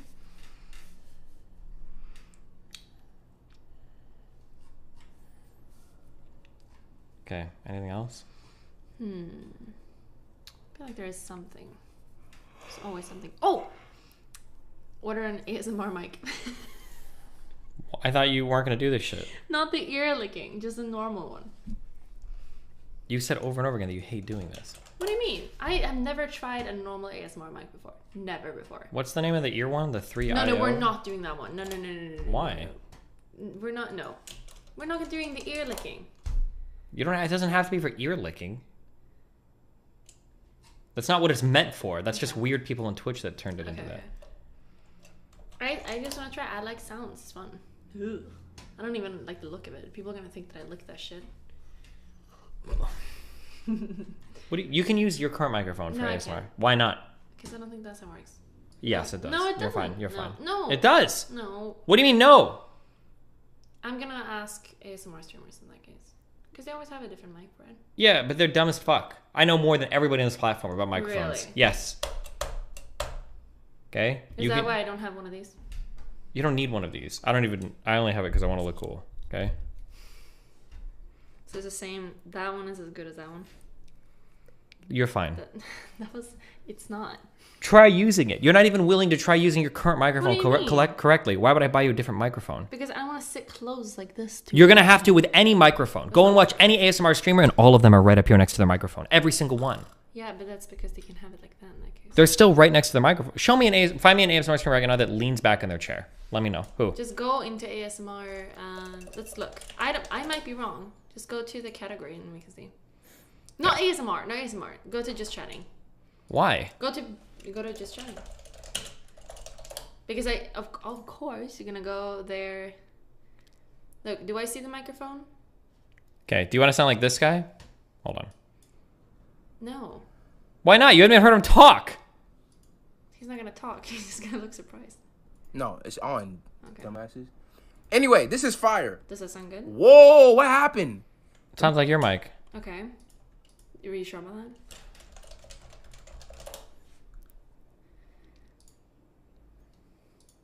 No, I don't want to look at myself. He said his famous quote about protesters and his regular. Does that sound as good? Wait, I can't hear because you're talking on top of yourself.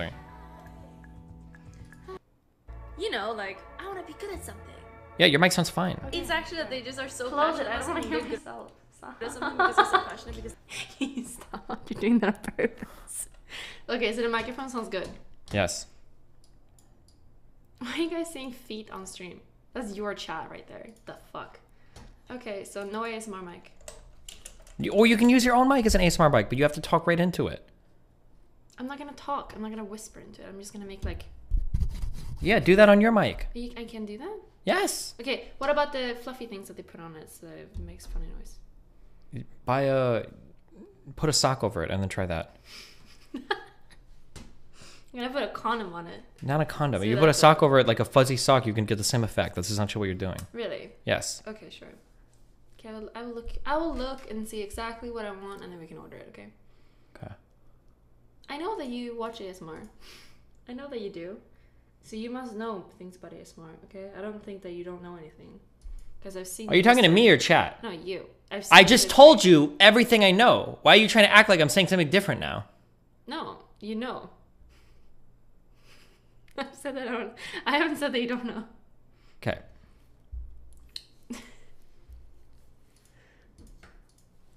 I love you. I'm going to the gym and then I'm going to do jiu-jitsu. Don't die.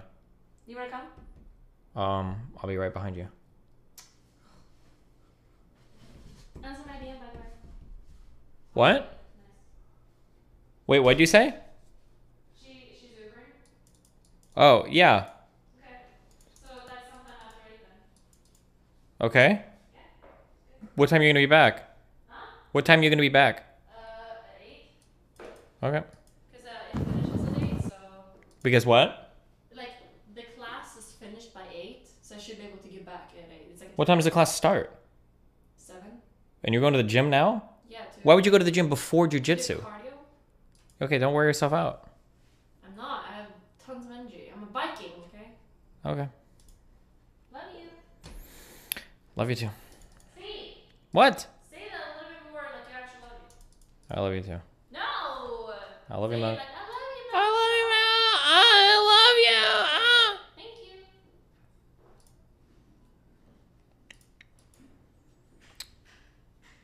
Okay.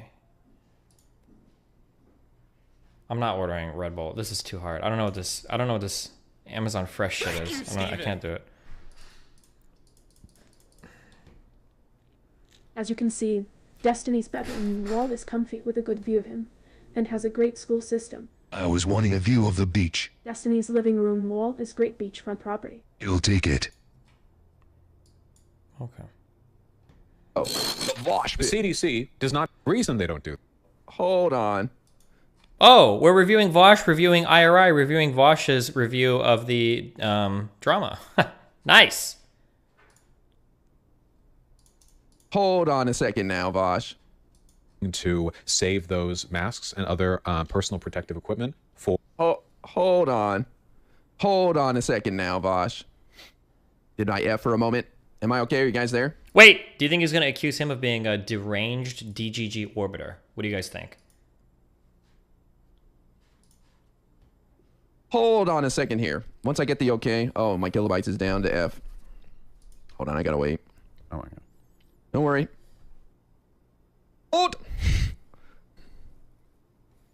Hold! True. Dylan took me down.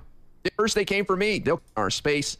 I have nothing but respect for Dylan Burns. Terrorism Dylan Burns thing is funny. Okay. I can't let him get away with that. I cannot let him get away with that. I'm sorry, Vosh. What proof do you have that the CDC lied? I have not seen anything about that. I would be broadcasting that with bright lights if I saw evidence of that. Dude, never heard of the CDC lying under the Biden, or this was under the Trump administration, that we should not be wearing masks in order to prevent hysteria and to allow for first responders to get their hands on them. The CDC was saying, if I recall correctly, that you should make your own mask out of cloth. You should find a t-shirt or use like paper masks or whatever, because we want to save masks for first responders. We have a limited supply. We didn't want to rush. We didn't want people to go hoard masks. We wanted people to be able to get them who needed them. So that was my understanding. I don't think they made a lie about that. They were very open about that. Okay, I'm pretty sure that it was only after the fact that they acknowledged that the reason they recommended masks in the way that they did was because they were trying to save it for first responders, and that early on they did downplay the usefulness of masks so that they would restrict the consumption of the... it was Fauci, right? Let me see. Yeah, when they said masks are ineffective, Fauci, masks, April 2020. It was April 2020, right? Let me see. No, this isn't it. One mask, Dr. Fauci. Let me see. Okay, this is boring. I think Vosh is right here, though.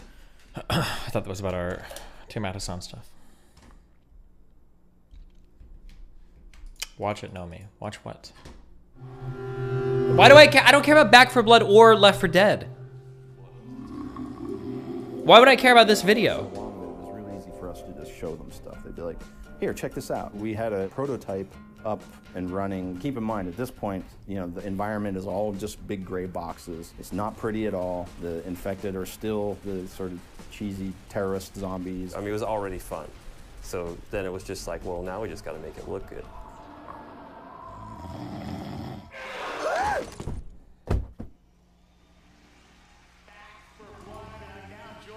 Chris Ashton of Turtle Rock Studios. This is pretty exciting for all us Left 4 Dead fans. Of course, you guys are known for all the amazing work, Left 4 Dead, and now you're building building on the legacy with this new zombie co-op shooter. What's new? What can you tell us about it, Chris? Well, we wanted to do more and bigger, right? Okay, here we go. Here's the gameplay reveal of Back 4 Blood. Not me. You all lost people. Lost someone close.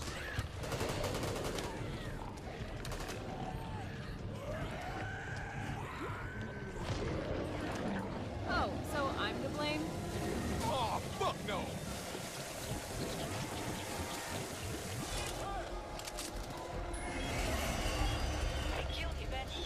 Revolver here, pistol here. Over there? Starts to have an ace. We're getting out of having it.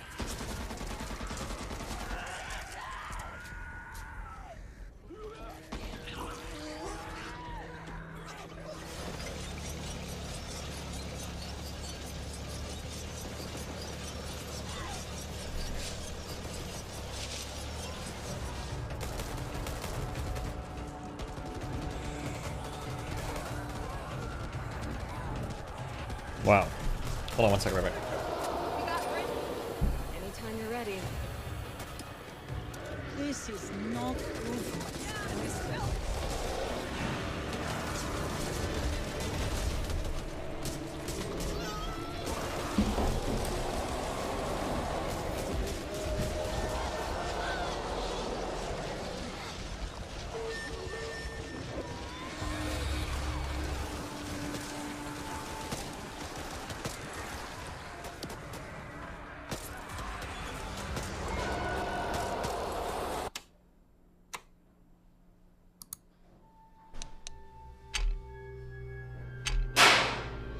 Since killing zombies is such a big part of this game, we invested a lot of time into making their death animations more dramatic than simple ragdolls. We had a professional stuntman on a motion capture stage perform about 100 different dying animations from different kinds of weapons and hit from different directions, like from the front or behind. We then combined these mocap animations with the physics-driven ragdolls. The result is a really cinematic experience, with zombies that stumble for a few steps into a wall, then slide down the wall and collapse, for example. It's the best of both worlds. Wait, he's not just picking, like, gameplay footage that worked in Left 4 Dead and then comparing that to, like, any glitches from Back 4 Blood, right? I thought, didn't Left 4 Dead have its fair share of, like, dumb animations and bugs and glitchy stupid shit? Since killing zombies is such a big part of this game, we invested a lot of time into making their death animations more dramatic than simple ragdolls. We had a professional stuntman on a motion capture stage perform about 100 different dying animations from different kinds of weapons and hit from different directions, like from the front or behind. We then combined these mocap animations with the physics-driven ragdolls. Ooh, it's slash ray. The result is a really cinematic experience, with zombies that stumble for a few steps into a wall, then slide down the wall and collapse, for example. It's the best of both worlds. Okay.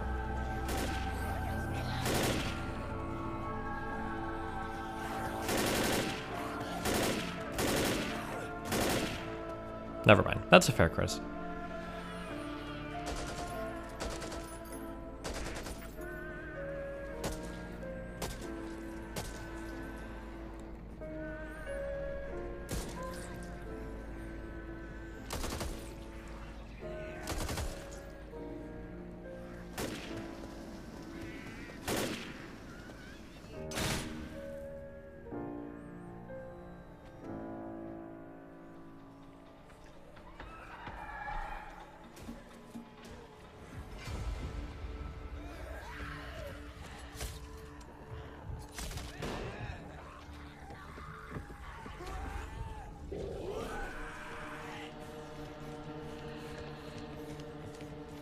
We treat the infected horde as a major character in Left 4 Dead and spend a lot of effort in making their movements believable. The common hordes stagger around, cough, vomit, fight amongst themselves, lean against walls, sit on the ground, and lie down as part of their wandering behaviors. When they see a survivor, they become enraged, taking off in a full sprint, leaning into their turns, trying to get to their victim.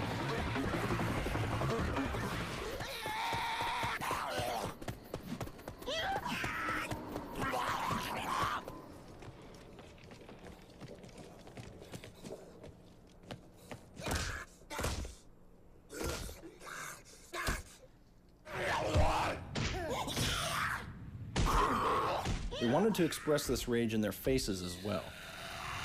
So we found efficient ways for each member of the Horde to make intense facial expressions.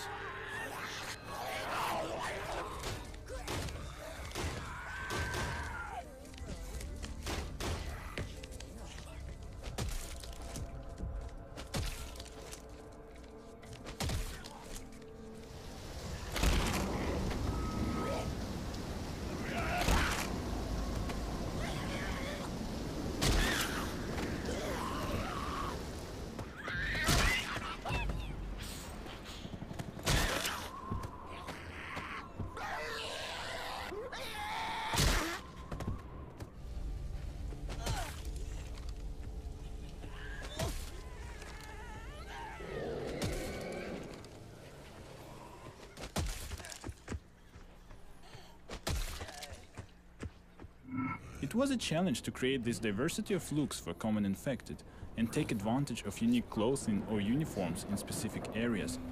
For instance, lots of TSA agents are spawned in the airport, hospital patients around the hospital, cops in the streets, office employees in the offices, etc. It helped to reinforce the sense of a vast epidemic. We wanted to add further variety to Left 4 Dead 2's campaigns, so we extended this notion when we added the Mudman, the Clown, the Construction Worker, and the Riot Cop.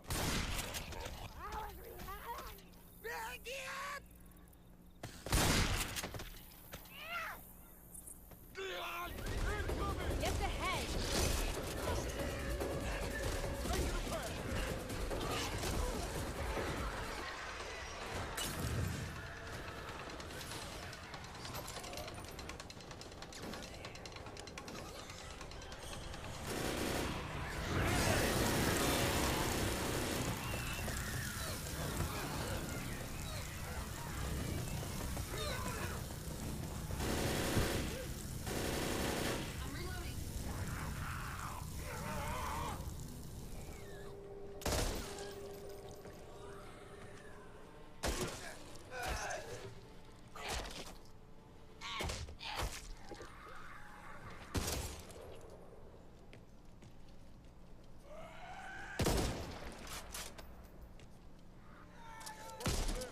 God help us. Something's off. I can feel it. Since players spend the vast majority of their time shooting the common infected, we wanted to improve the feedback and visceral nature of this experience. In Left 4 Dead 1, we provided only the ability to shoot off limbs.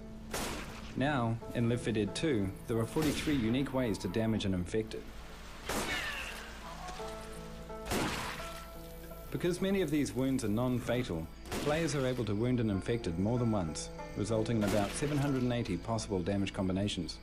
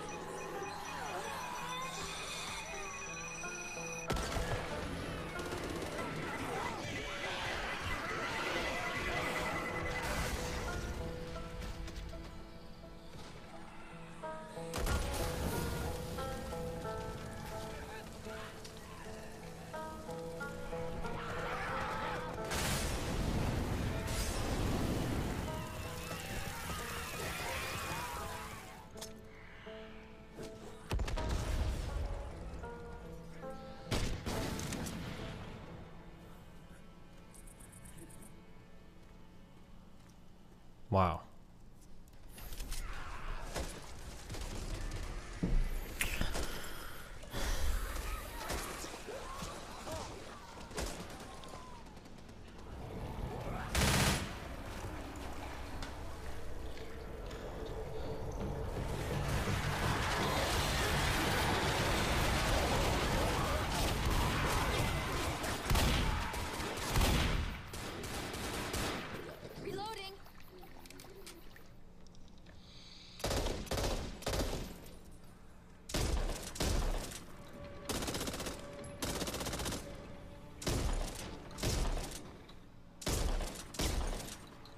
The environments in Left 4 Dead are geometrically complex and littered with breakable and movable objects.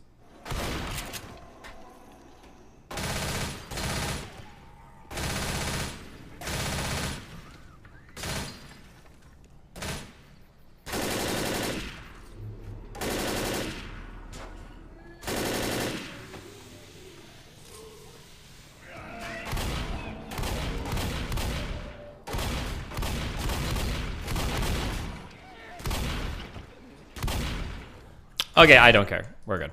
Cool. All right. I know what you guys are really, truly here for. You're here because you want to see me hit Diamond 4.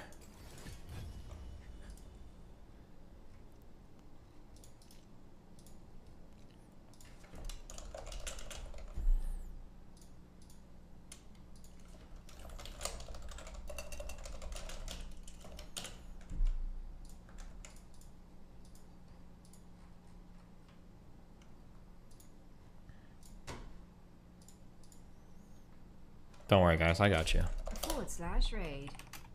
That's tiny.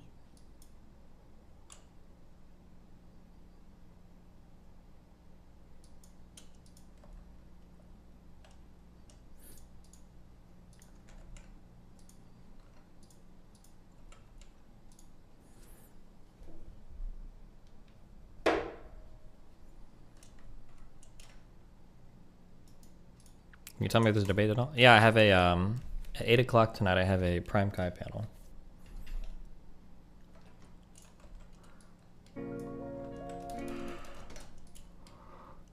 Hi, Destiny, thank you for the vaccine info. My family is all anti-vax and canon except for me. I can happily say I got my first dose of Moderna today. Cool.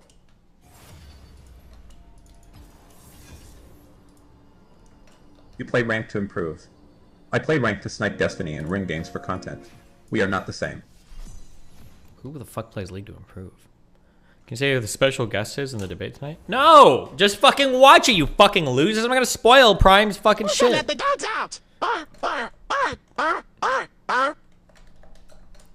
Okay, we'll read this horror on cue. Russia's aggression against Ukraine is backfiring. Putin's military moves are rallying Ukrainians and unifying NATO. Western intelligence agencies have warned that Russia is contemplating an invasion of Ukraine, perhaps involving some 175,000 troops. Vladimir Putin's government has already moved more than 100,000 troops along Ukraine's borders, including in Belarus.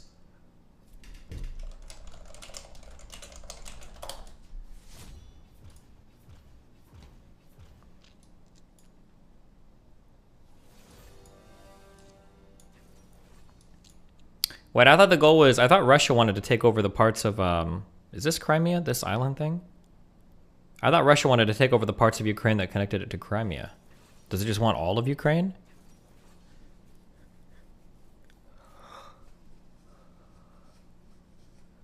They just want all of it, oh.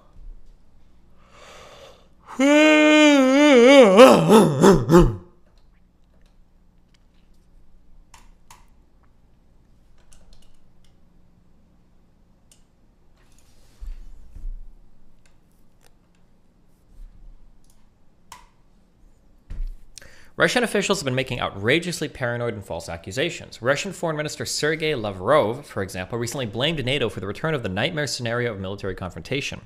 Russian Defense Minister Sergei Shoigu said that the United States is smuggling tanks with unidentified chemical components into Ukraine's Donetsk.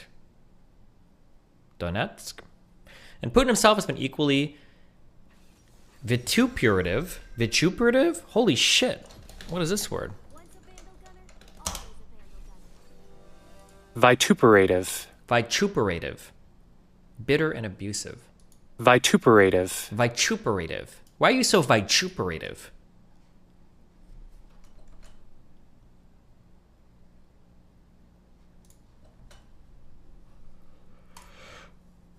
Huh.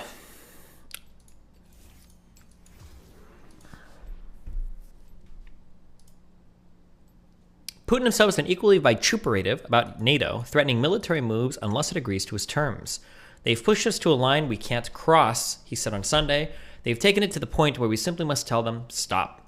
Yet a recent report concludes that despite its massive deployment and threatening rhetoric, Russia is not planning to invade Ukraine. The report, produced by the Critical Threats Projects, the American Enterprise Institute, where I serve as the Director of Foreign and Defense Policy Studies, together with the Institute for the Study of War, finds that the political and economic costs of an actual invasion are too high for Russia to sustain. Jesus, that queue loaded fast. Let's listen to some real tunes. Sneak peek.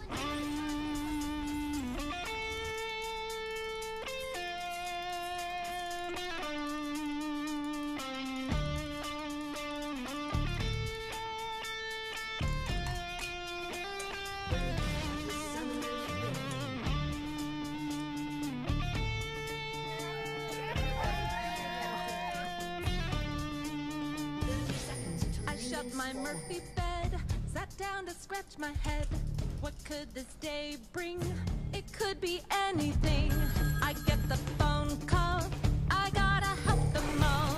Go girl will save the day, Chow will not get away. It didn't take me long to find the ticking bomb. He took off in my Jeep, that Chow is such a creep. I gotta find a way to take down Chow one day. He pulled a ninja move, it got me to be cool.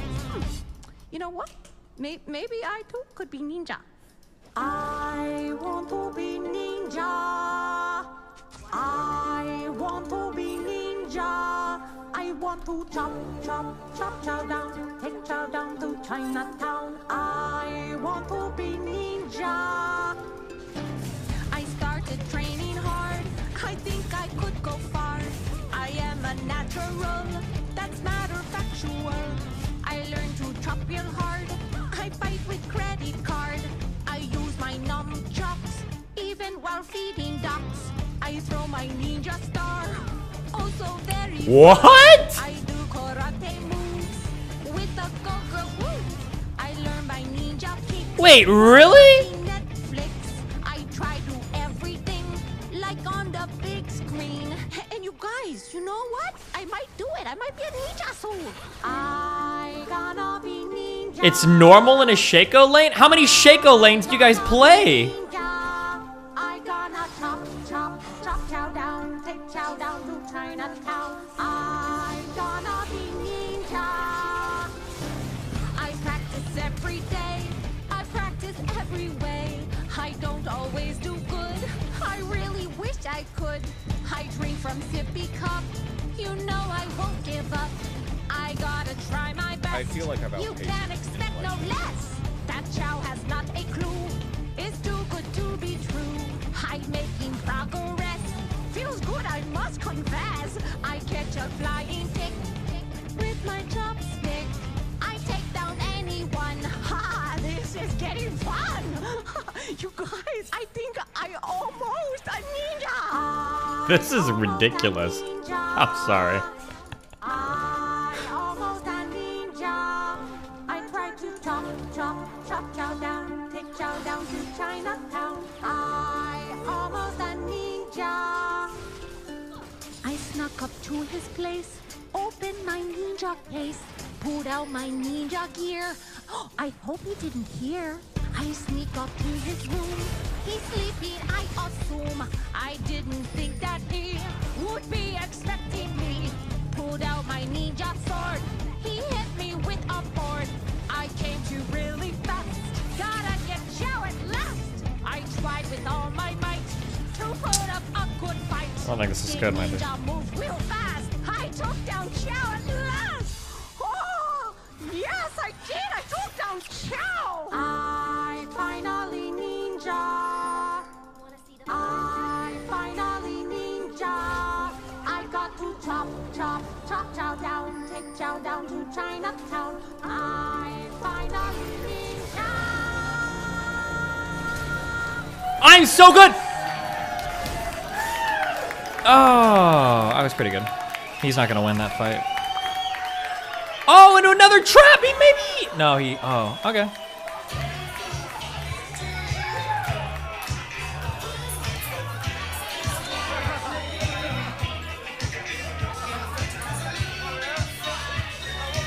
As long as he doesn't shove that wave, that's a free kill for Warwick. Okay, cool. Nice. Okay, cool. We'll take it. 1 kill for us, 1 kill for jungle. I'm a little behind on CS. I want to be ninja. I'm sorry.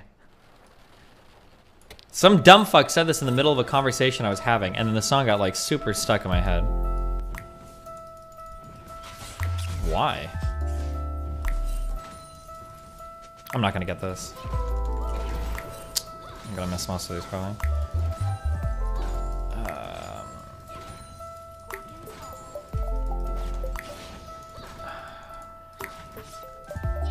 Okay, one better than I thought it would. This sounds like a car alarm thing. Or not a car alarm, but like the door is open? Is it?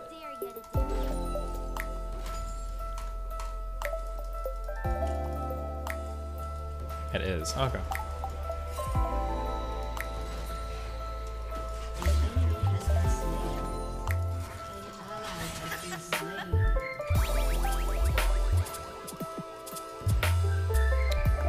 I can only farm, I can never really jump in on this. Oh shit.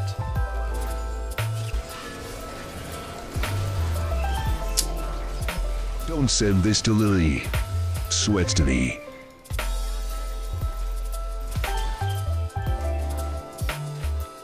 I was gonna say I can never really jump in because that guy can always like do a lot of CC and fuck me.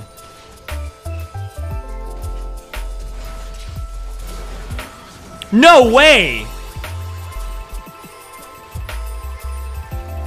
Is it not possible to jump behind him? Oh my god, he's actually giving me... Oh my god, it's a god Warwick! I have a god jungle, hello?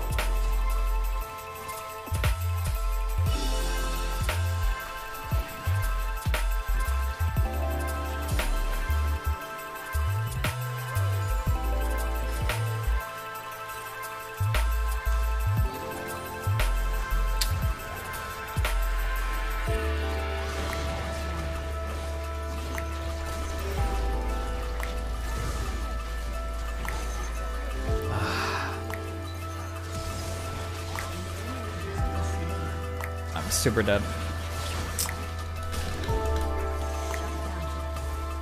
I think that was a little greedy when that 2 came in. Ooh, it's a shit on for Varus too.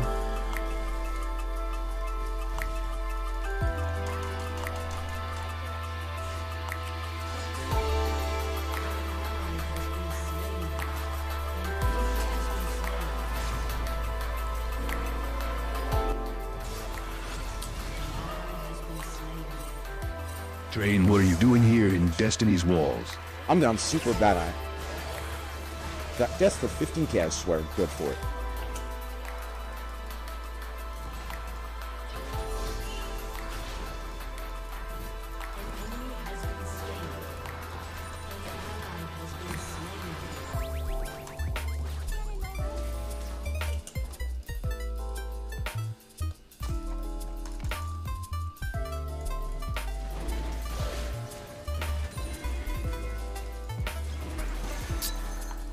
How hard am I inting right here?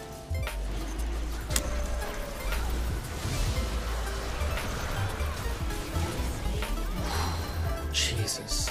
I just back off a little bit more, come on!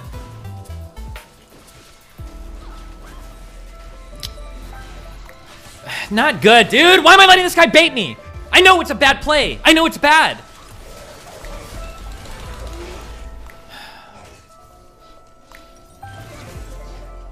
Okay, the Warwick is very good. The Shaco is eh.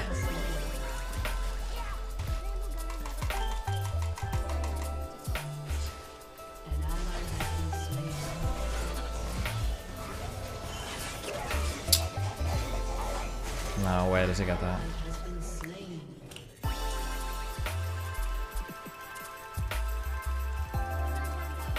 Shaco, yeah, Shaco wants to be ninja, okay? He's not quite there. He's never gonna beat Chow at this rate.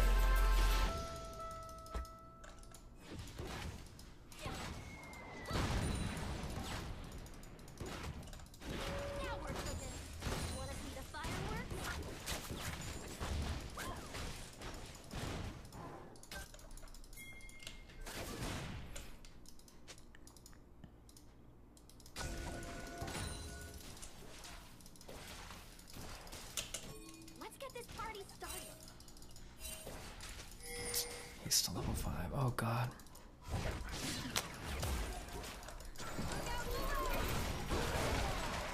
No. Fucking stupid.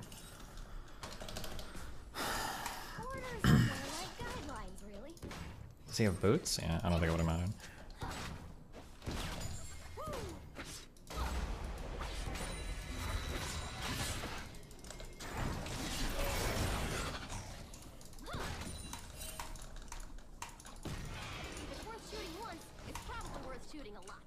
An ally has been slain.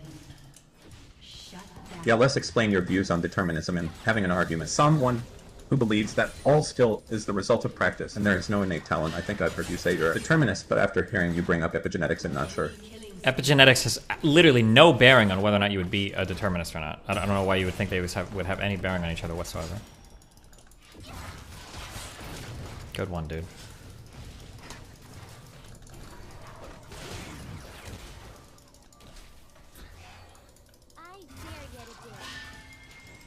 I wonder if I should have hopped on him.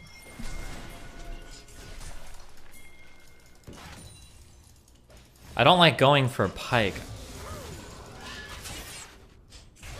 I feel like it's so much better to go for the Varus, because Pike can just jump away so easily.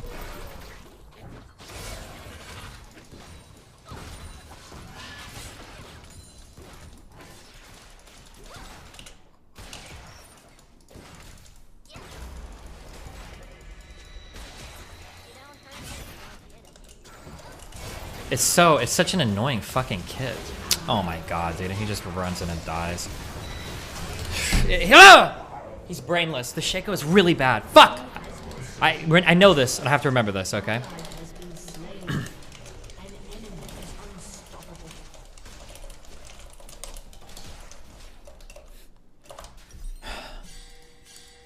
It's like the worst calls for, like, fighting. Varus is really strong. No. We can. It's a winnable lane, like 2v2. The problem is the Shaco just isn't thinking, or he hasn't played against Pike enough, or something. I don't know what it is. It's just not. He's just like he's consistently making like dog shit fucking calls for fighting. They're just really bad. Like why not wait? Like why not wait here? Like wait a second. Like or he could be walking around river right now. I don't know. It's dumb. It's stupid. It's okay. He has no patience or position knowledge. Just wants to run into their faces. Yeah, I don't know. Like he might die here. I'm just not gonna die with him.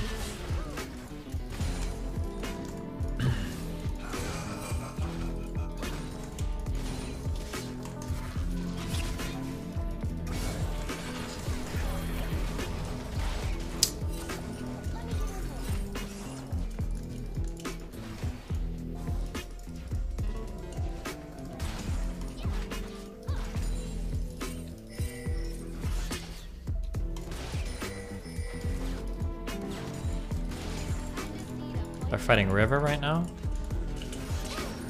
I don't know where Varus is.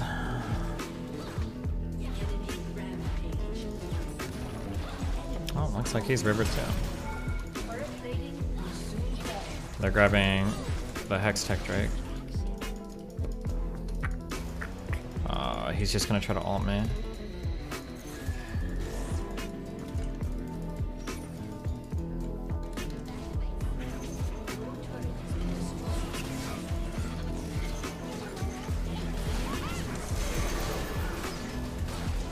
Can't get close enough to finish anybody. This is low HP.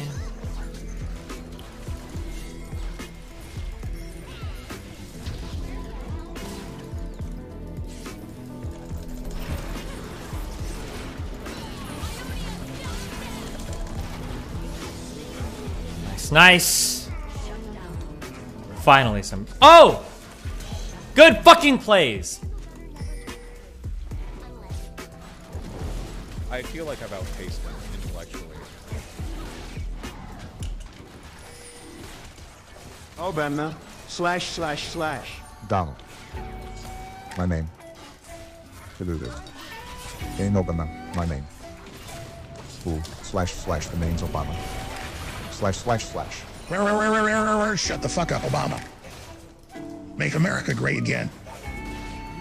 Slash, slash, slash. Thanks, Alex.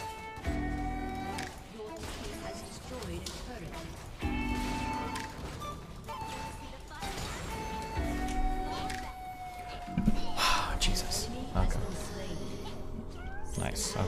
We're doing okay. Recovering. Nature is healing. Well, you know what a big elo gainer is probably? I think identifying the players that know what the fuck they're doing and figuring out which ones are dog shit is important early on. If I would follow this Warwick on every play, I think we'd do really good. And then I just need to realize, like, okay, this player is dog shit, don't ever follow them. And then you're like, I think that's an important part of solo queuing, is figuring out.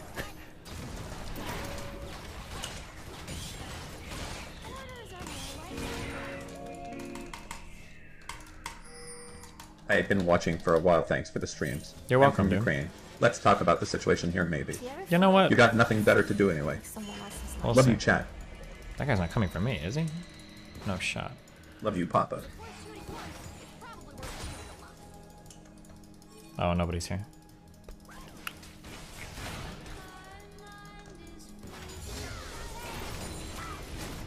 Ferris? You okay, bud? You know, I also kind of think Shaco support is kind of worthless.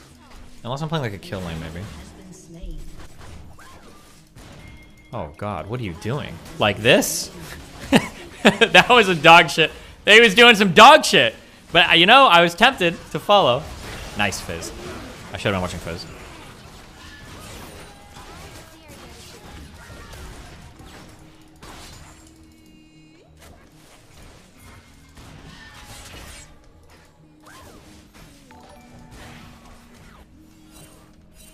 Hey Destiny, what did you think of Arcane on Netflix? I thought it was fire. Fire. Fire. Nice. Good job, Fizz.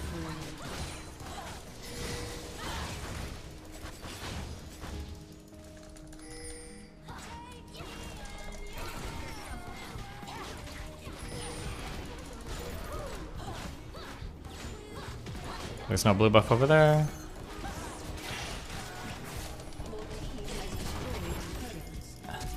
Into the box. Oh, into the Fizz! Oh my god, so baited! And we got the turret too. Nice job.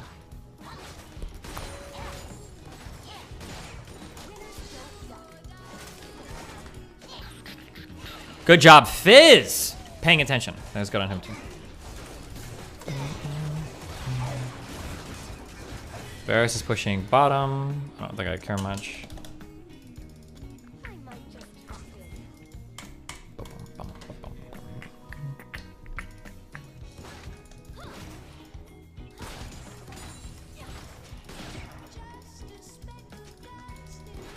No matter how fed this Varus gets, free kills for me. True.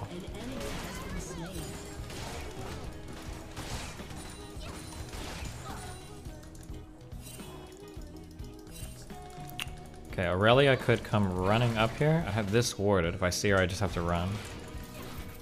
Or Varus could. Can I don't think I kill Varus with no ult. Even with exhaust, do I?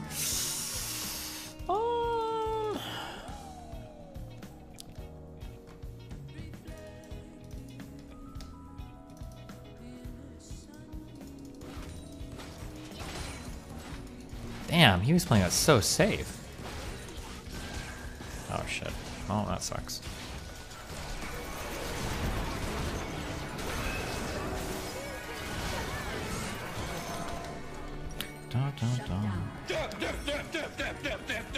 It's not really worth. Now I want to be Nina.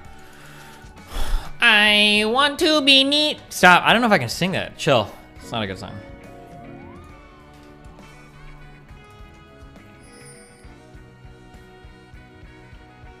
I swear, Vayne, Jinx, Cater S tier. Oh, Tristana shit. is C tier. I don't know why you playing this. Like for me, I went from Plat 2 to Plat 4, playing Scale Shot supports now on Flame, so after my true calling. Rampage. Ask Lily for a passport. 8, 5, and 3. This guy was 8 and 2. I caught up to him in kills. Enemy killing spree.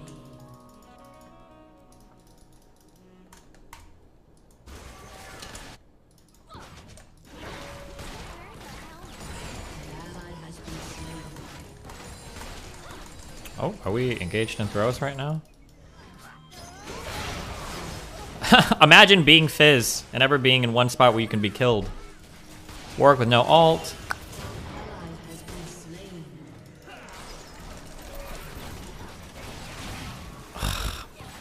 Why did he run back to me to die?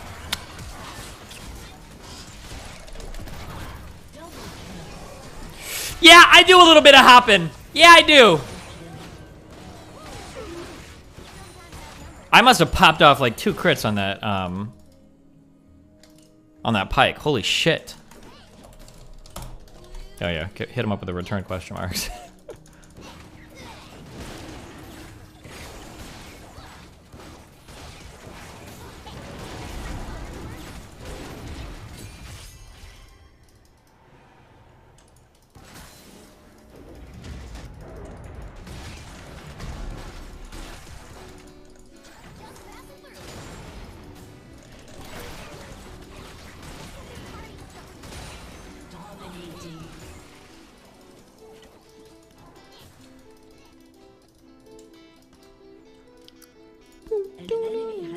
Okay, we're getting kills there. We're both down here. This turret is free as fuck.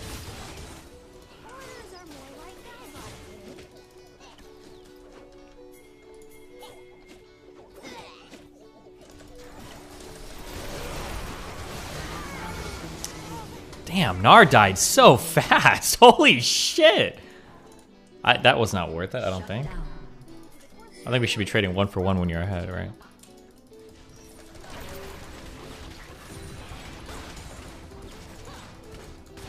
I guess technically I'm getting a big turret too,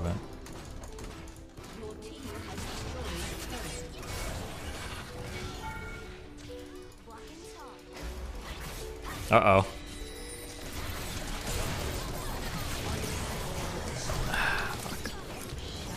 I feel when Shago does absolute, like, negative damage. Okay. They got him for me. Is the ninja song actually racist or is it a joke? Bro, I have no fucking idea, okay? I mean, the only reason why I think it must be a joke is because it can't be a coincidence. There's one Asian woman that's standing here the whole time. And she's like perfectly in frame for the entire song. It can't be a coincidence. And then like when the song ends, she clearly does not look very impressed.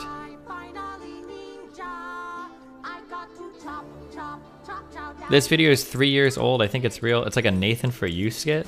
It can't be, this can't be a coincidence. The woman is the owner of Jennifer Murphy's Beds. Okay. I don't know what that means, but okay.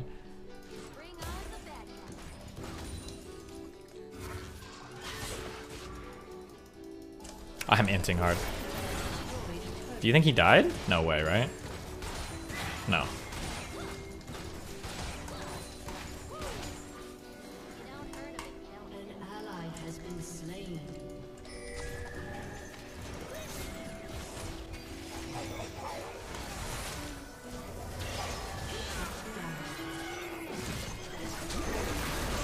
I can't fucking see the person I'm trying to kill.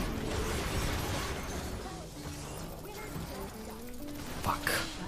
Nice, Fitz got her.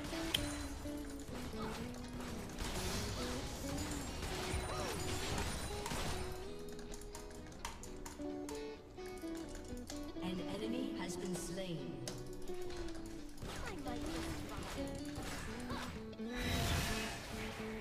Jesus Christ, these guys are pushing it. Oh my god. Disgusting.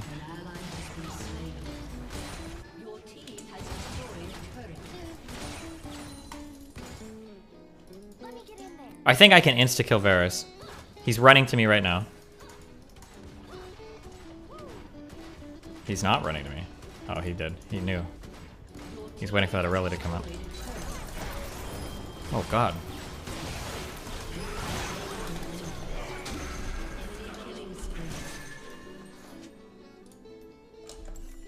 None of these people really have much in the way of armor, huh?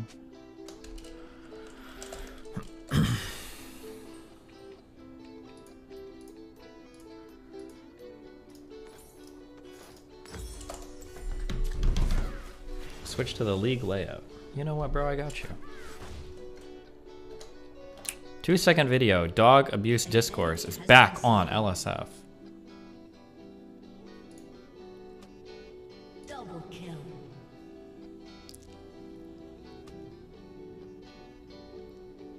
Okay. The Alinity cat thing was whatever. Like, who cares? This is a little far. He's actually like slamming that dog back. Destiny, it's real. She made a full music video. If this is a parody of racism, it's too deep to tell. It's fine. You're pissing me off. Jesus Christ. Shut down. Now, that dog is not hurt, because that looks like a big fucking dog, okay? But, like, you probably shouldn't be doing that. That's always gonna look really bad.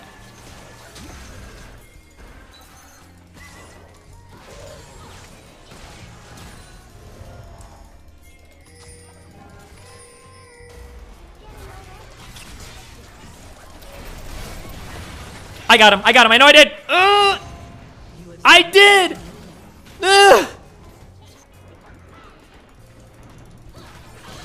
What is the range on that ability? Is huge!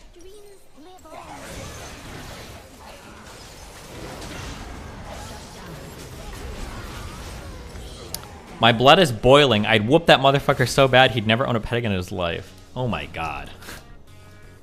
Chill.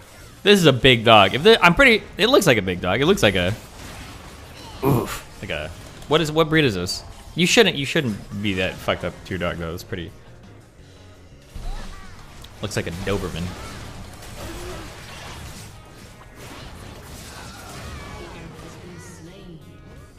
Bro, can you stop messaging me? You know what? I've always wondered what it would be like to cut someone's eyes out of their head while they're still alive. Bro, chill. I feel like there's a guy that he says he has BPD and he's been messaging me over the past like 3 days, like nonstop. And he's like, he's super fucking mad at me. Holy shit.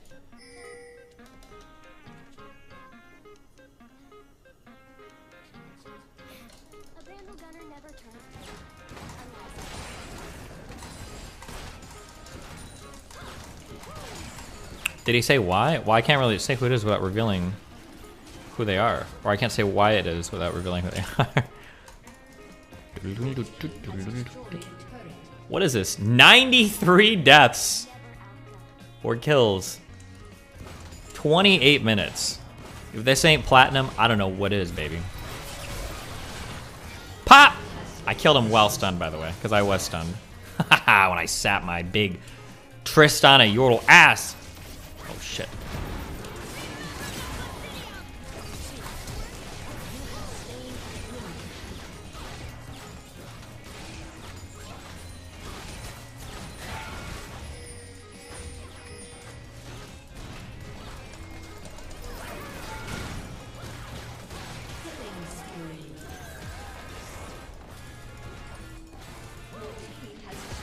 Hey, she does a lot of damage. Oh, and I'm sleeping. Nice. That's her ult, I think, right?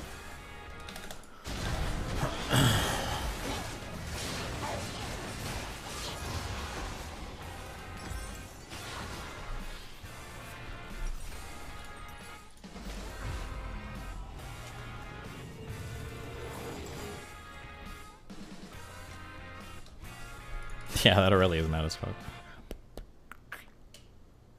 Almost 100 deaths by 30 minutes, almost.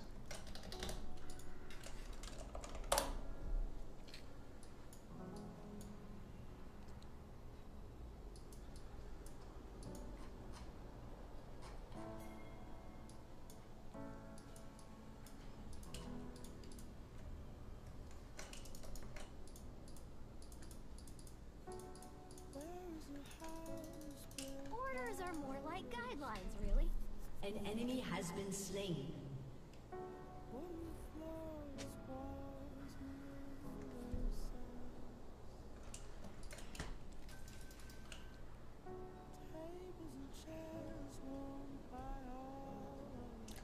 Lilia's Q does true damage on the outer part. Really? Lilia's ult turns you from a League player to a League viewer. Nice. Dazed.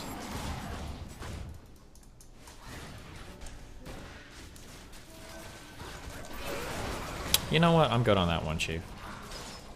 Jesus!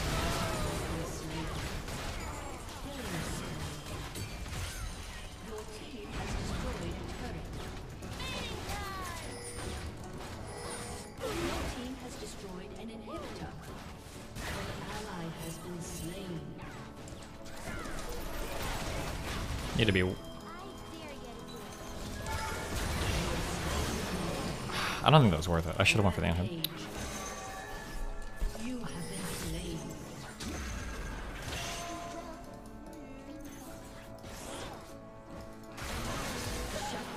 Nice.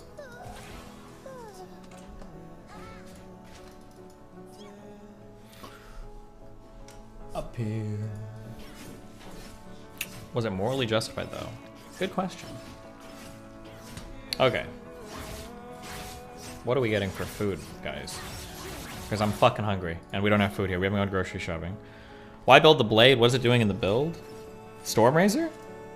Because when I hit somebody, it means I'm gonna kill them. They're gonna stop and die.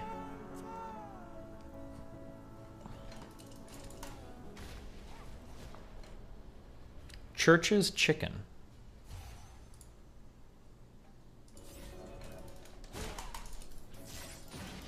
What do you think that is? Dominating. Shut down. Your team has destroyed an inhibitor. Creamy jalapeno. What is that as a dipping sauce? That sounds gross. An enemy has been slain. I don't know why I'm CSing right now. An enemy has been slain.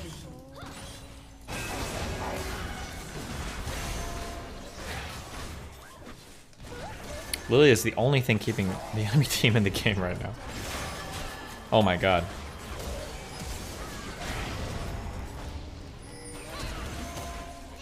No worries, I am here.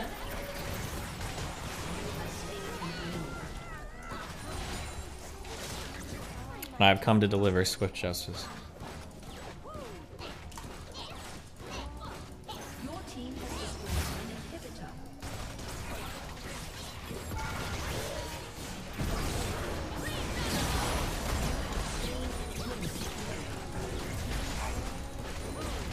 Yeah, I do sit still when people shoot at me. Yeah, I don't believe in kiting.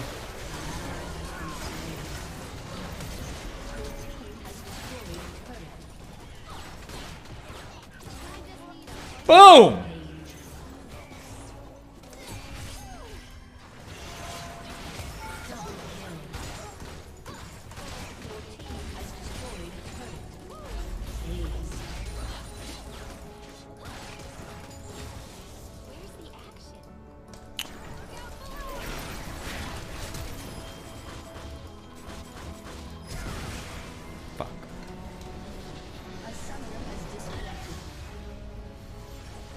Full build 80 carry is so obnoxious. I mean, it is when everyone else has 2 items. That game was ridiculous. That was like a 120 kill game by like 30 minutes. That was insane.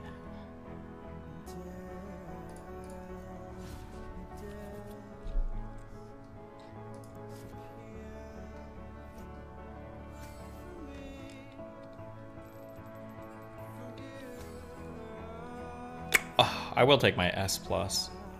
Oh, Pike got banned? Fast one? Wait, did he really get banned? How can you tell if he got banned?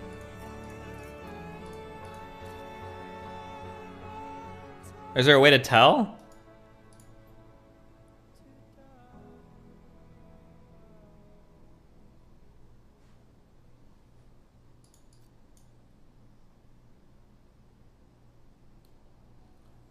Two and 20, holy shit. He did get pretty... He got clapped up a little bit, if we're being honest.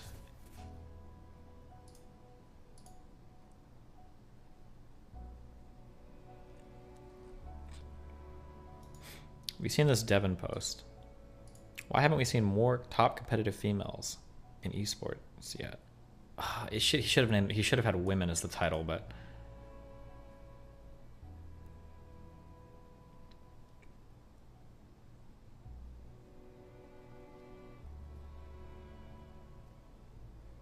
I feel like I've outpaced him intellectually. More good than harm, people comfy.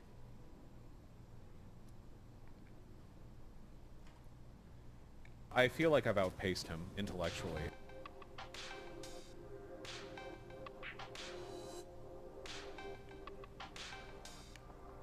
I feel like I've outpaced him intellectually.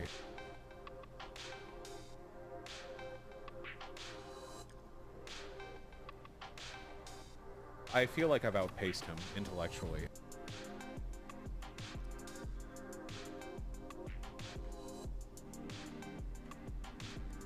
I feel like I've outpaced him intellectually.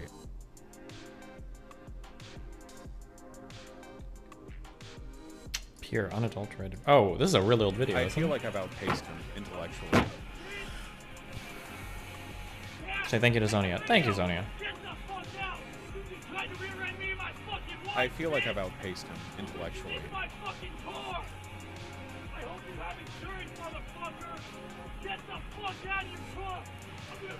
I feel like I've outpaced him intellectually.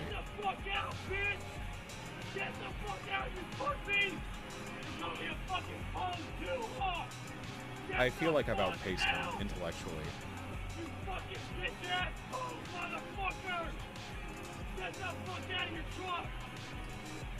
I feel like I've outpaced him intellectually.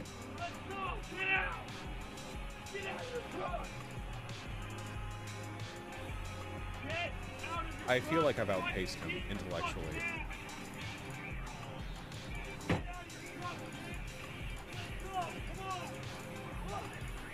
I feel like I've outpaced him intellectually.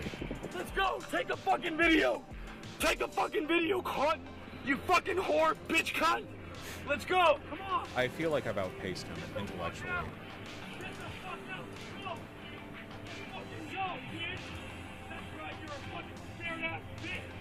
I feel like I've outpaced him intellectually.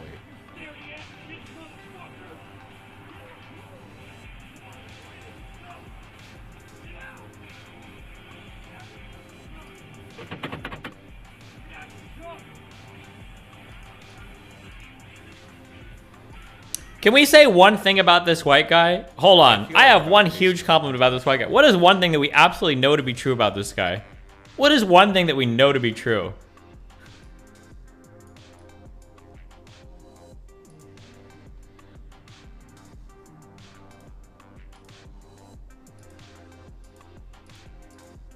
I can't tell if the guy in the car is...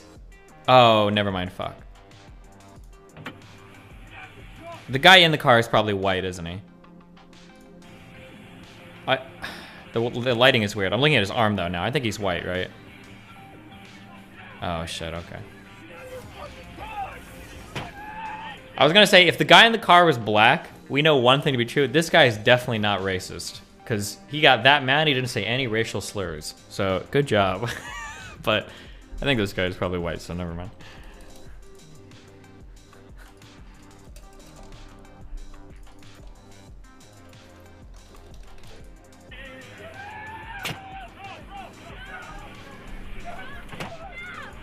Oh my god.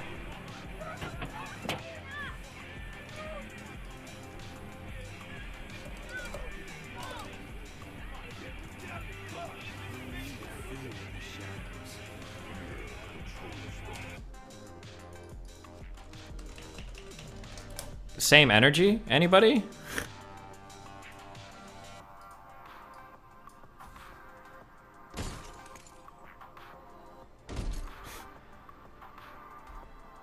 It's like the same thing, right?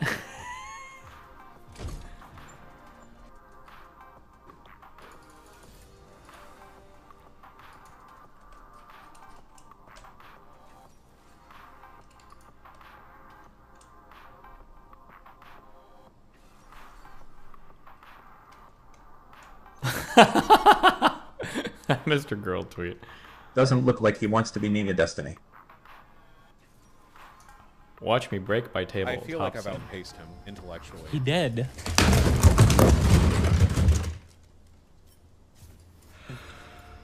He did. How can you get this mad playing Assassin's Creed? Is that even possible? Okay, I did break my stable. Wow. He did. Oh, it was an accident. Never mind, it fell over. I thought you were like smashing it. Okay, good job. Oh, okay.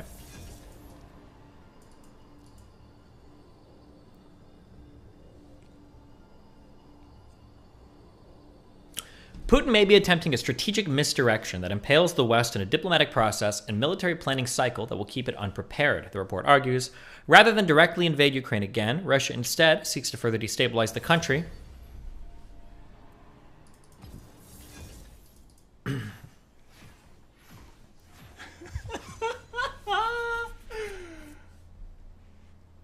Okay, cool.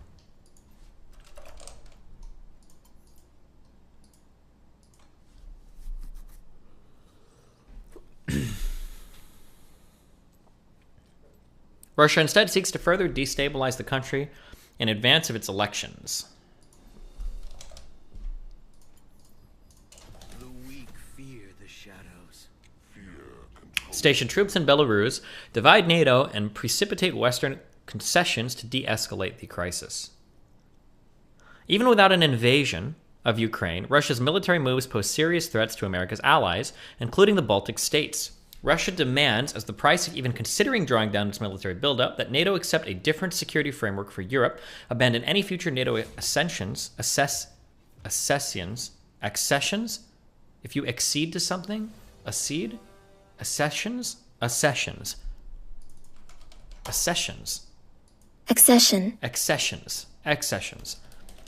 Any future NATO accessions, and forswear military cooperation with any non-NATO state. The CTP-ISW assessment of Russia's intentions is consistent with the country's preference for hybrid or threshold warfare, the fusion of disinformation and political, economic, and military actions designed to immobilize or weaken adversaries without triggering an effective response. The terms are faddish, as though the practice were a new addition to the inventory of warfare. In fact, the simplistic definition of warfare after the Cold War as only military operations was novel, and that narrow conception has now evaporated along with American military dominance.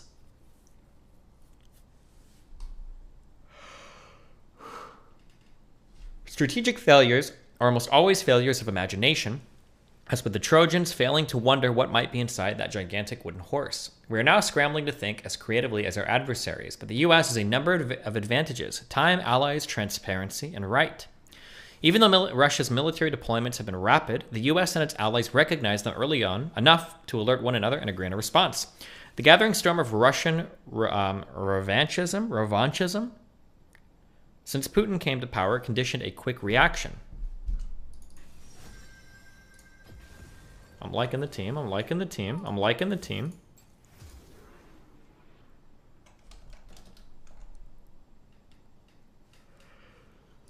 Huh. Revanchism. The gathering storm of Russian revanchism since Putin came to power conditioned a quick... Stop! Fucking Christ! This client pops up so often. A quick reaction. Defense spending by European NATO members has been rising since Russia's 2014 invasion of Ukraine. Bilateral consultations and NATO meetings produced a set of potential political and economic sanctions, especially Russia's ejection from the SWIFT financial network, that ought to give Putin and his businessmen pause. Turkey is providing drones to Ukraine, the US sent military advisors and Javelin missiles, and Germany is reconsidering the Nord Stream 2 pipeline. Democratic societies are slow to align, but durable once committed, and the US and its allies have had time to organize. In an effort to de-escalate the crisis Putin created, the Biden administration has ruled out deploying American forces to defend Ukraine. Joe Biden evidently hoped to prevent a war by miscalculation, one side misinterpreting the other's actions, and violence spiraling into a nuclear apocalypse. And although textbook military strategy considers telling an adversary what you won't do self-defeating, in circumstances where the asymmetry of interest is so pronounced, putting a ceiling on potential escalation will likely make America's policy more credible. In the immediate aftermath of U.S. capitulation in Afghanistan, it just isn't believable to claim that the Biden administration will fight any battle and bear any burden for the independence of a still corrupt post-Soviet government. Burn. Wow. Oh my God. Chat.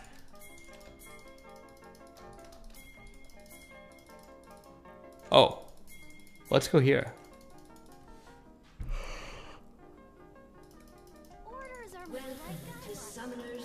I don't think we should invade. I think we should be waiting for an invade.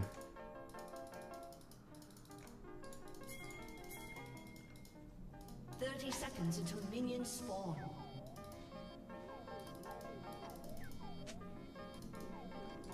Winners don't duck.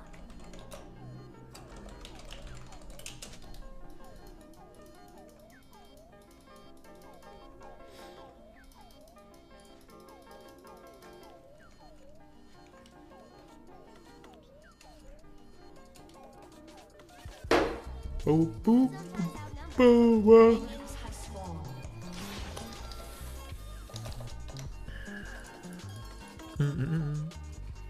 New songs.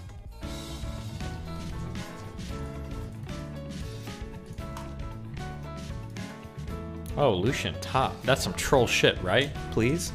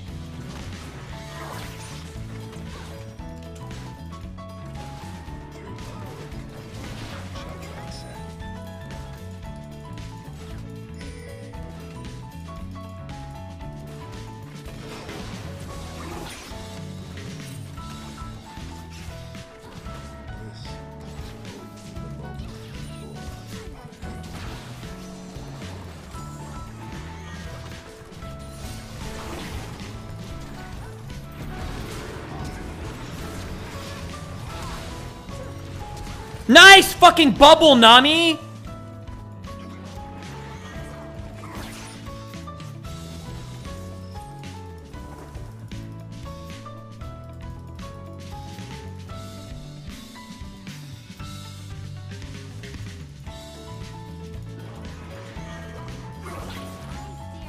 I missed 2 CS right there. Unbelievable.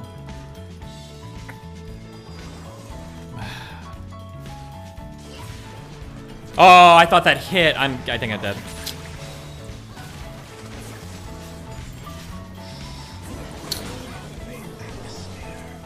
I'm actually so shocked that bubble didn't hit. Oh my god. Oh my god. Nice try.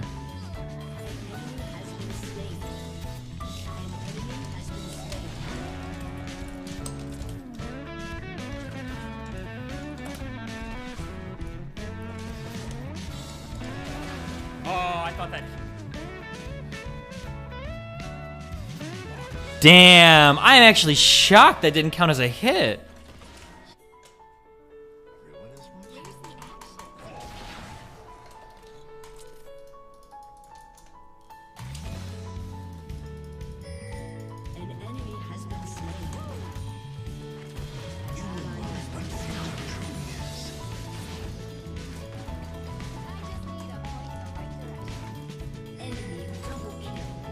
Oh no. Italy getting a double kill. That should never happen.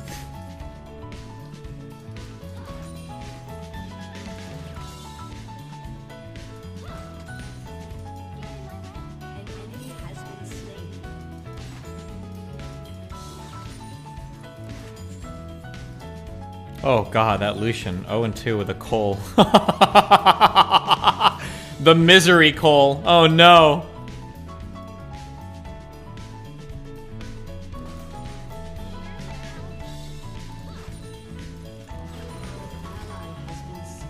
Oh, Pikeman, not good.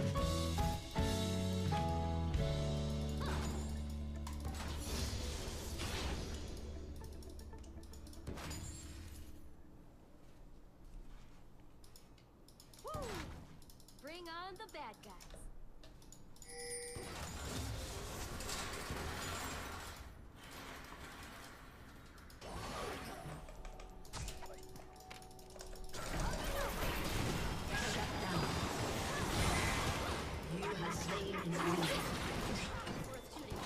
Rip. That is actually so... I would be slamming it. Huge fucking creep wave that he's losing here.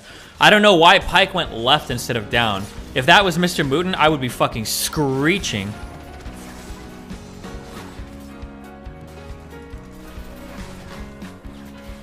that he just fucking hung him out to dry in that lane. I guess arguably Jhin shouldn't have been so far up, but like...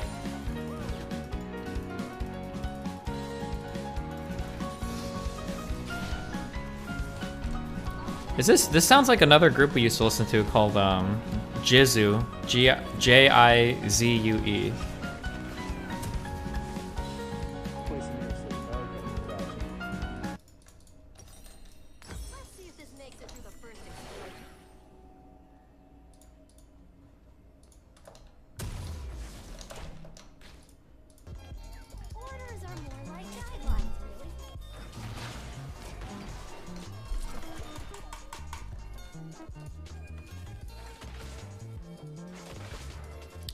We're getting started in less than an hour. Is everyone still good? Sign off and let me know.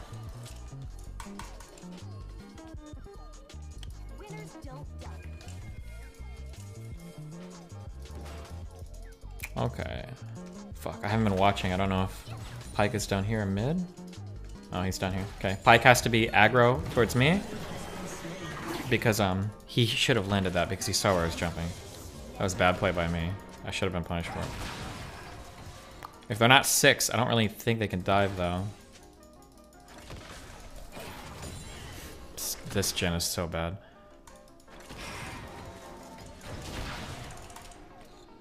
Pyke is running at mid. Maybe he's helping at Drake. Maybe he's trying to bait me. I think I can pop in and kill that dude though before.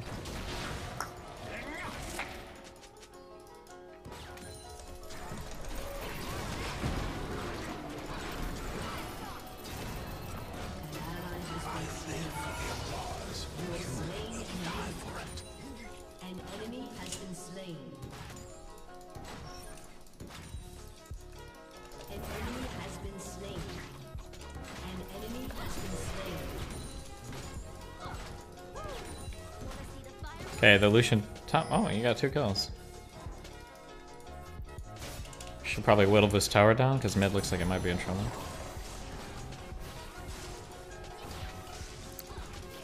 I could save mana to try to like tower dive here, but I don't think there's any reason to be that aggressive. We just grab more plating. Back up.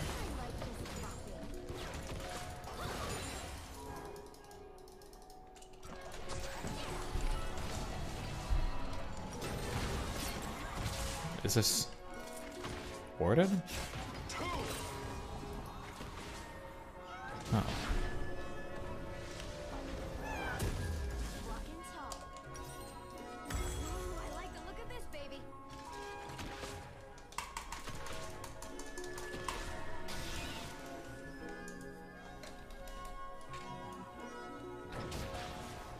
He might have hit you by accident while farming. I think that's what happened, but generally Jins don't farm with their W because it's pretty weak against creeps. You use your W for the root.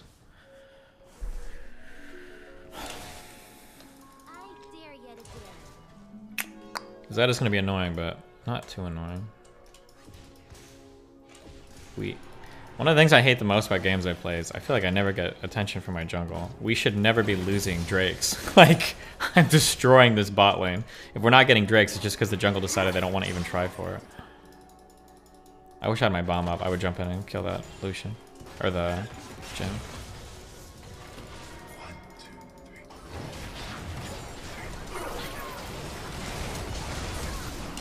Oh, my ult didn't go off? I'm dead. This guy is, yeah, I would have ulted with that 100%. Double kill for Zac, maybe? Who got the kill on me? Nidalee did. He doesn't even go for the... Wow, that was so much worse than I think it should have been. He must have flashed when I tried to ult. That's my guess.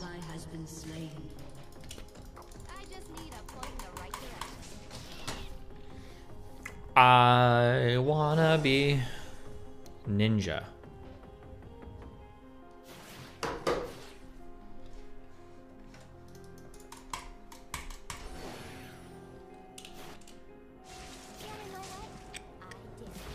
Killing spree.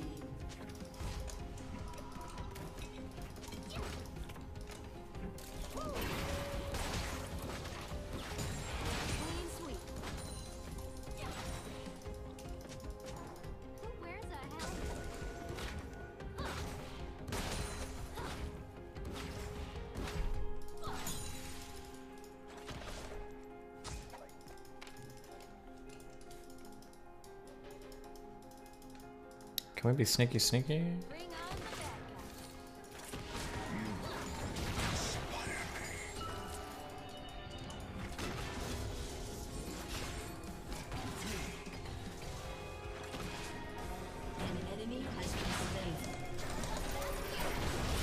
Oh my god.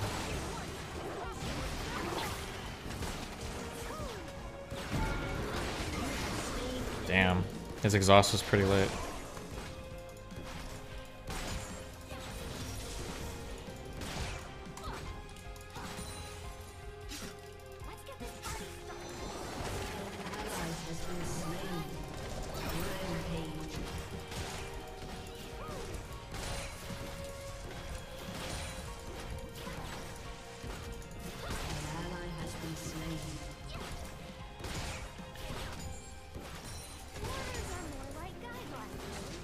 Saving mana I set aside to do some dumb, crazy shit.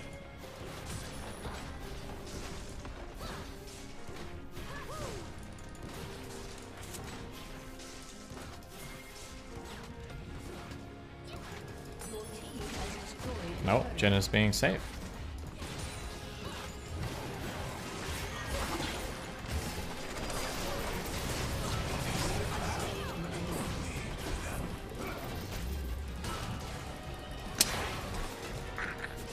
Oh, this just got really bad.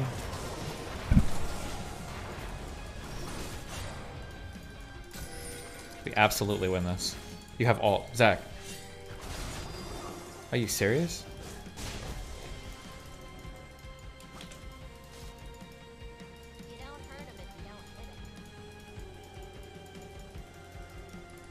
An enemy has been slain. Dude, this guy's having the worst game. Oh, they're all coming now. Okay, now we know.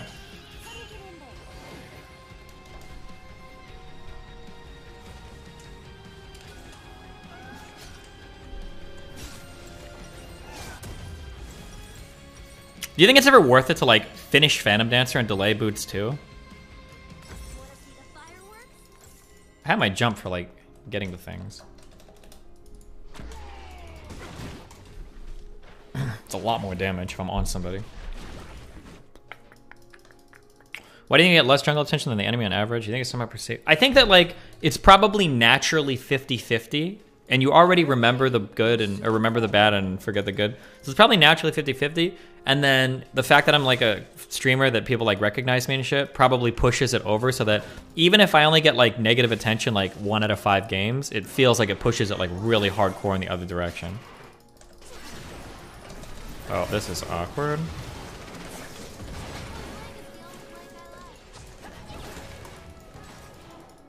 I can't keep going here. I'm gonna die to somebody.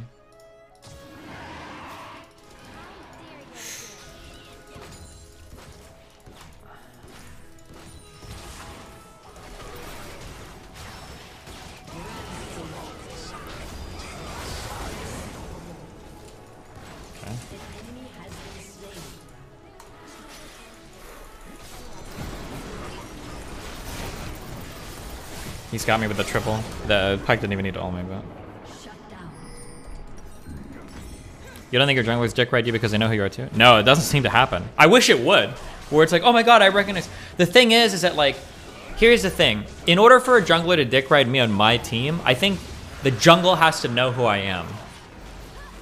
But in order for the enemy team to dick ride me, only one player needs to know. And then I think they spam in chat like that the bottom player is an 80 carry streamer, the bottom player is a streamer, and then the jungler will go. So on our team, there's a 1 out of 3 chance that somebody will recognize us and want to dick ride us.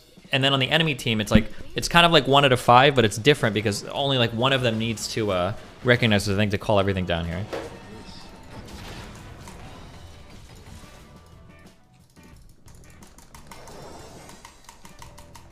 And then I think when you combine that with the fact that I think when you duo queue, I think your teammates are made worse. This dude is just, it's just not this guy's game, man.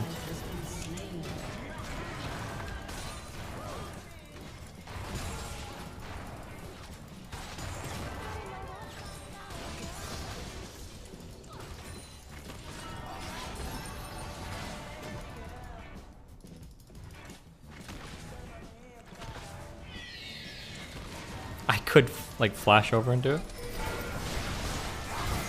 Oh fuck! My bomb killing almost killed him. I think she's got him though. Nice. Yeah. Okay. I'll take it.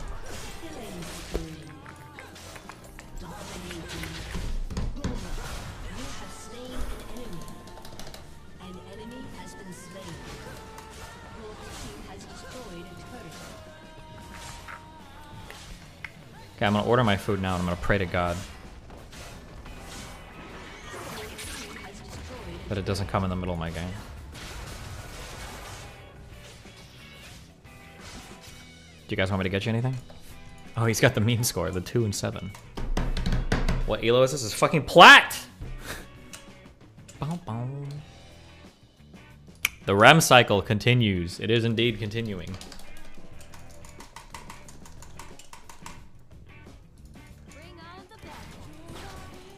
Where are you ordering from? I don't know, some chicken place. That's all we eat. Just chicken.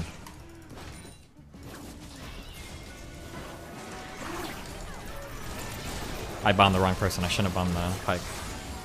Oh, just kidding. Oh, no, just kidding about just kidding. Oh, just kidding about it, just kidding.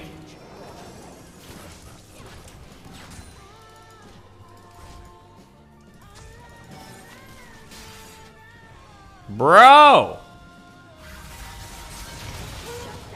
That was a little much.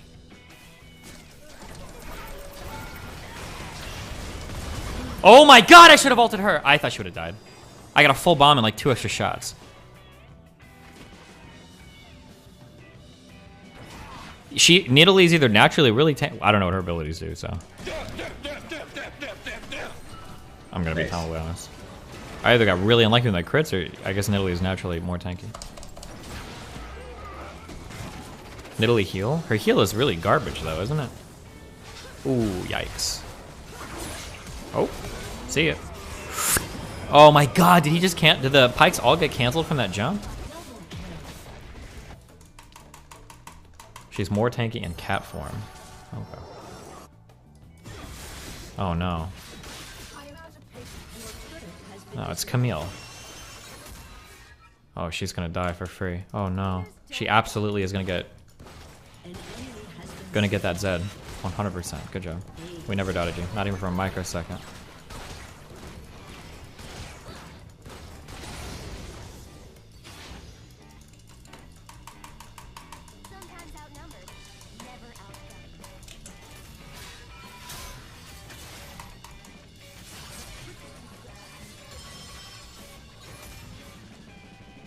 Shut the fuck up, moving, alright? Stupid fucking meme. Destiny, you better have gotten me the extra spicy nuggets or I'm going to come out of these walls and fart in your refrigerator. Because I'm putting 100%. Have a great year, Tiny. Best wishes from India. Is this Warden? Oh my god, wait, I bet he's walking around? Oh no, he's not. That dude is super traumatized Have by your me. Collett Tropical Sense movie. One of my favorite places in Miami. Nope.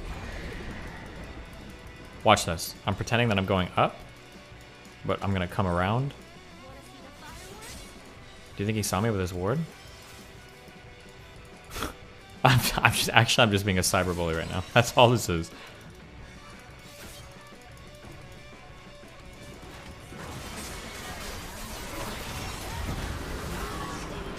I am a cyberbully. No!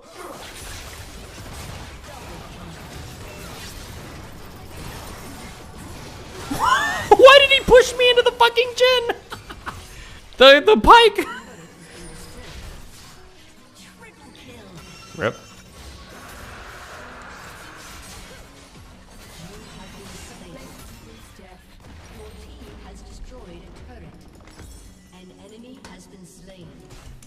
Lucian making big progress in the top lane.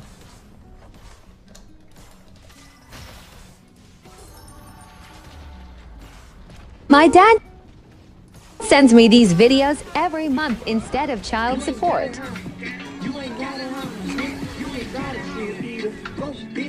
My dad sends me these videos every month instead of child support. Okay. Destiny, I was wrong. Nidalee is not more tanky in cat form. Oh, wow. Dumb fuck.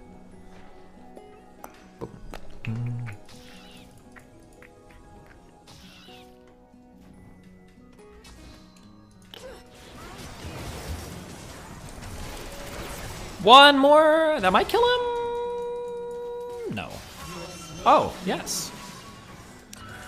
Oh, hello, kitty kitty. Ooh, I'm good on that one, Chief.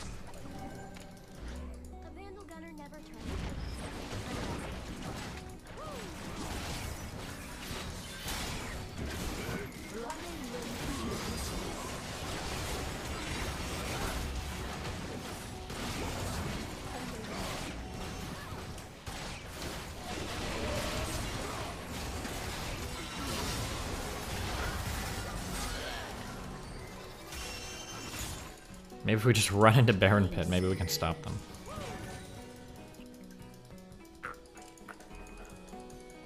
Boom. Boom.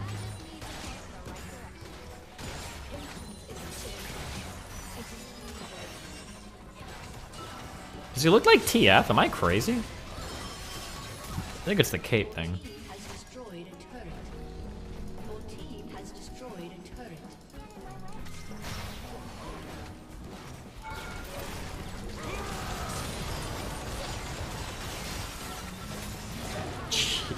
Christ. Zed making some good progress in the bottom.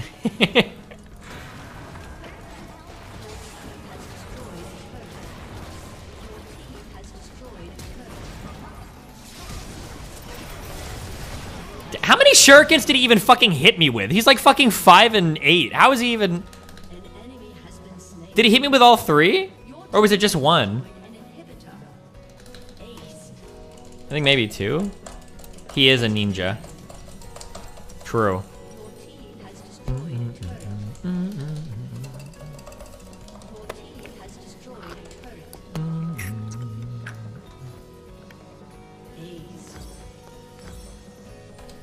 Okay.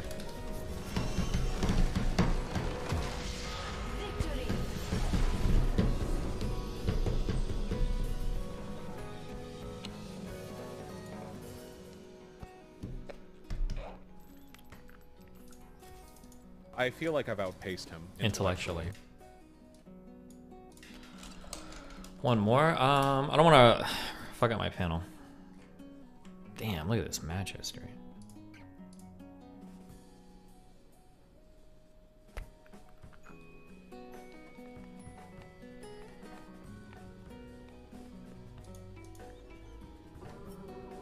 My name's Eliza Enriquez.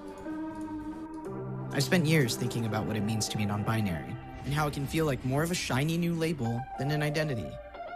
But for Indigenous people, gender nonconformity has been around since time immemorial.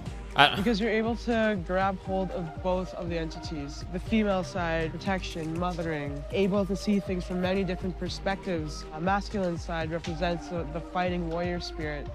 But during colonization, a lot of those we now refer to as two-spirit went underground. Indigenous people who are many-spirit have a... Okay, don't care.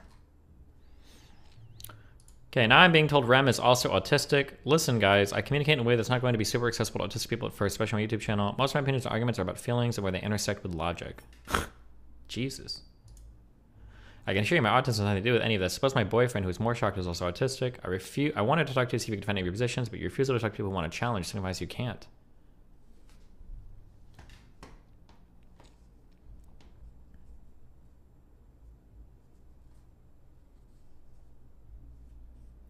Technically, he's not really saying anything wrong. If somebody is autistic, that might change the way that you communicate with them. That's okay. In fact, that's actually like a positive thing because you're being considerate of their, I guess, their neuroatypicality. Ugh. But for Rem to just call him a bigot, like Max hasn't technically said anything incorrect. I'll be up closer at the end of the month. That works for you. Your autism may not be relevant to your reaction. It's true, but it will affect how I communicate with you going forward. There's technically nothing wrong with saying that. Like,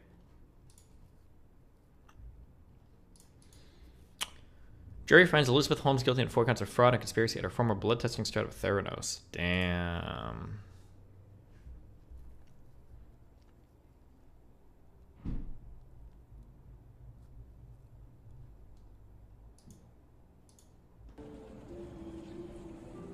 Yeah, we made it to Central Park. Here's this thing. Cool. It's the end of the world and people buy toilet paper. I guess they plan to shit themselves to death. Must be.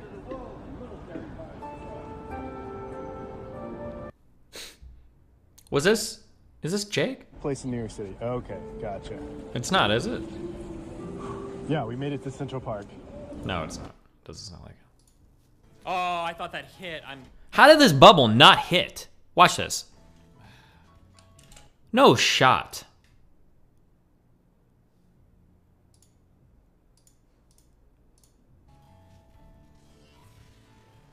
No! If I was this Pike, it would have hit me a million times over. How did that not count as a hit? You gotta be... This is insane. I jumped here because I was like, I knew it hit 100%. Of all the crazy bullshit.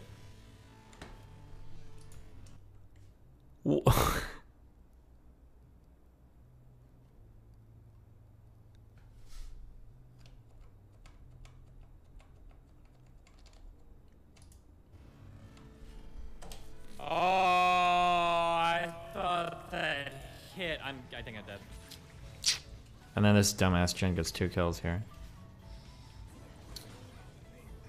Cringe.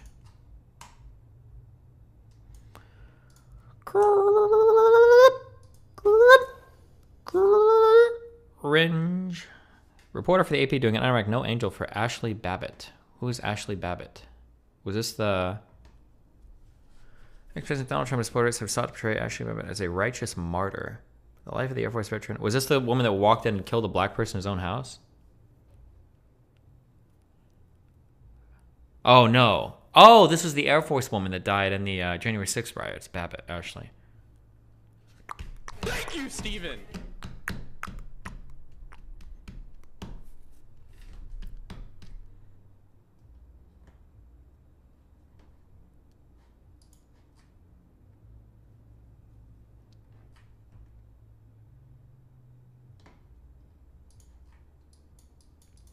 Watch Mr. Moon die right now. Here goes.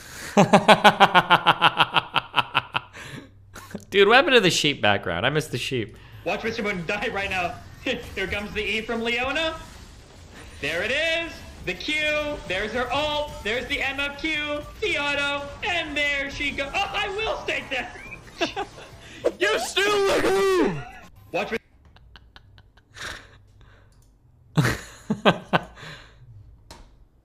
Based.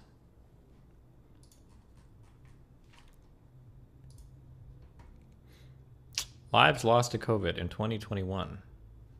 Only 2 died. Wow. Nice.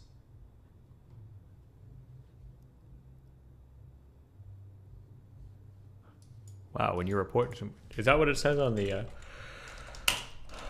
How are we doing in Florida? For reported... Oh. That's how we're doing.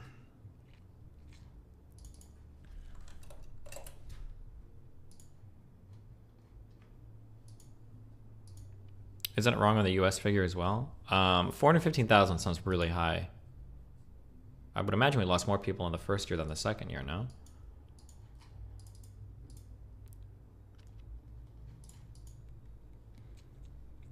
We're going to be working to unwind the sort of testing psychology that our federal leadership has managed to, unfortunately, get most of the country in over the last 2 years. We need to unwind this testing sort of planning and living one's life around testing. Without it, we're going to be sort of stuck in the same cycle.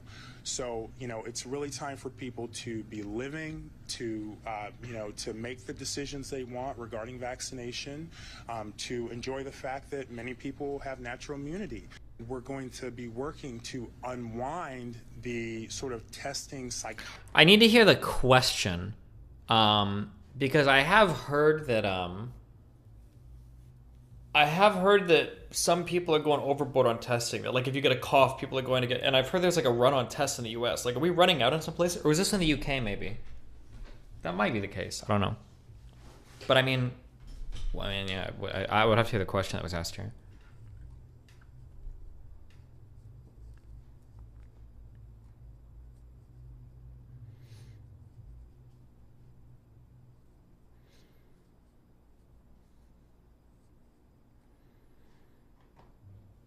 It's nearly impossible to get one where I'm at. I try to get tested on New Year's Eve and every place is booked for a week.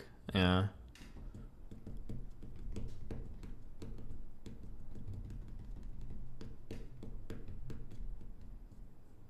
So I mean, like, this guy might not technically be wrong. Apology. I would need to hear the question.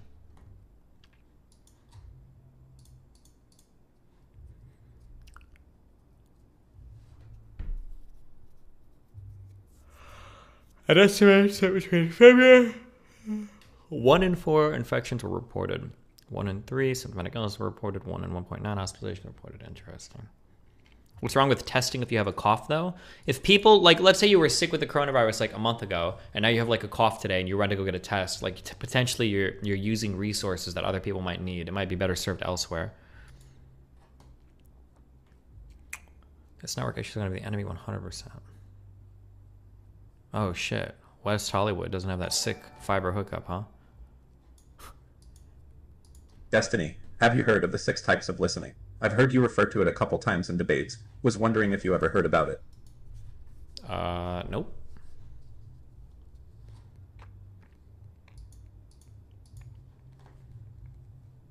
Somebody just told me Vosh is on the autism spectrum. I wish I known that before talking with him. I would have communicated differently. I wouldn't have grilled him about why he's not warm and fuzzy with political opponents like Nazis.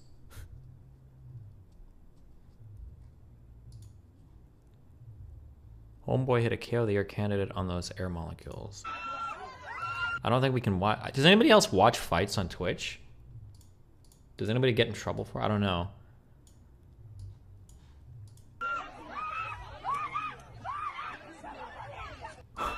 What is this guy doing?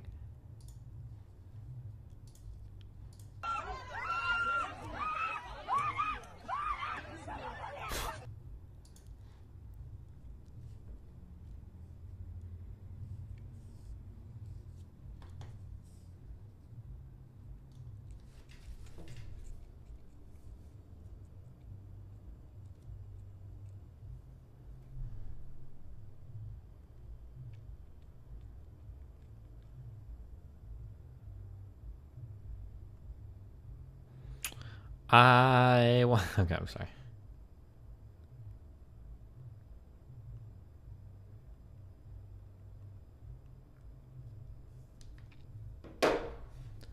Please drive to me faster. I'm hungry. Sure, if you had it a month ago, but if you haven't had it recently, you should probably test on a cough now. I don't know what they recommend testing for right now. I don't know what the CDC recommends. I don't know if they recommend getting tested just if you have a cough. You're not allowed to use that word. Why would you say that? You can't say that. I'm racist. Okay? I'm a racist. You're not allowed. That dude's life is... The dog guy's life, I bet, is fucking over. Oh, man.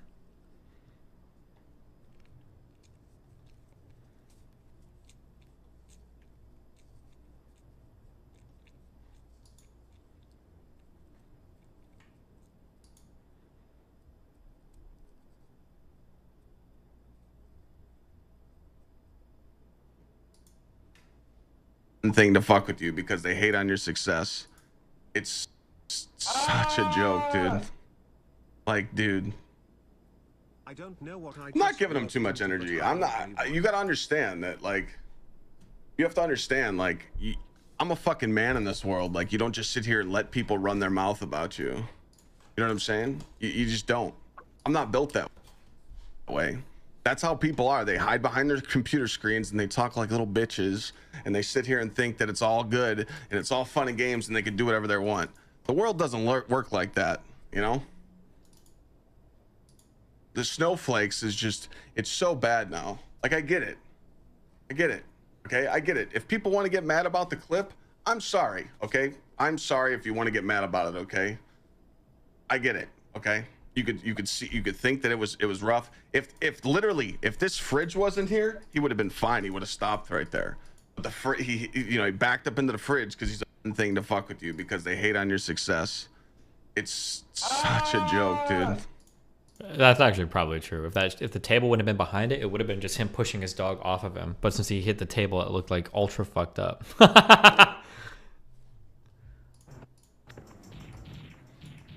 How do you learn these tricks that take most speedrunners weeks to get consistent? Unlike most speedrunners, I ate breakfast this morning. How do you learn these tricks that... Because the biggest creator, XQC... Guys, don't try, guys, this might pretake. I think he's just mauled. He's just mauled because he swapped car and that car ran out of gas real fucking fast, dude. The motherfucker said, not in this. What was Ludwig's original take or whatever? What did he say?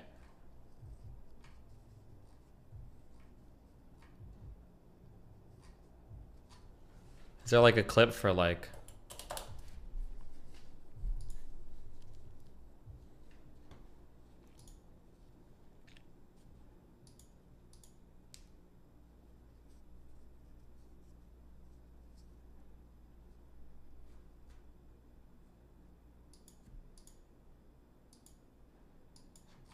Ludwig used to watch it on Twitch all the time. Yeah, I'm just curious what his response was. Creator XQC. Guys, don't try, guys, this might pretake. I think he's just mauled. He's just mauled because he swapped car and that car ran out of gas real fucking fast, dude. The motherfucker said, not in this car, and got banned 3 times in the span of 3 days. Okay, Does it quite often. Where he watches MasterChef. He's done this in the past. And it kind of like is this almost alt-right rabbit hole of YouTube. Where you start by watching like, because... What a crazy comparison. Was that like some Hassan vocabulary slipping out? That was such a 5-year dated reference. What the fuck?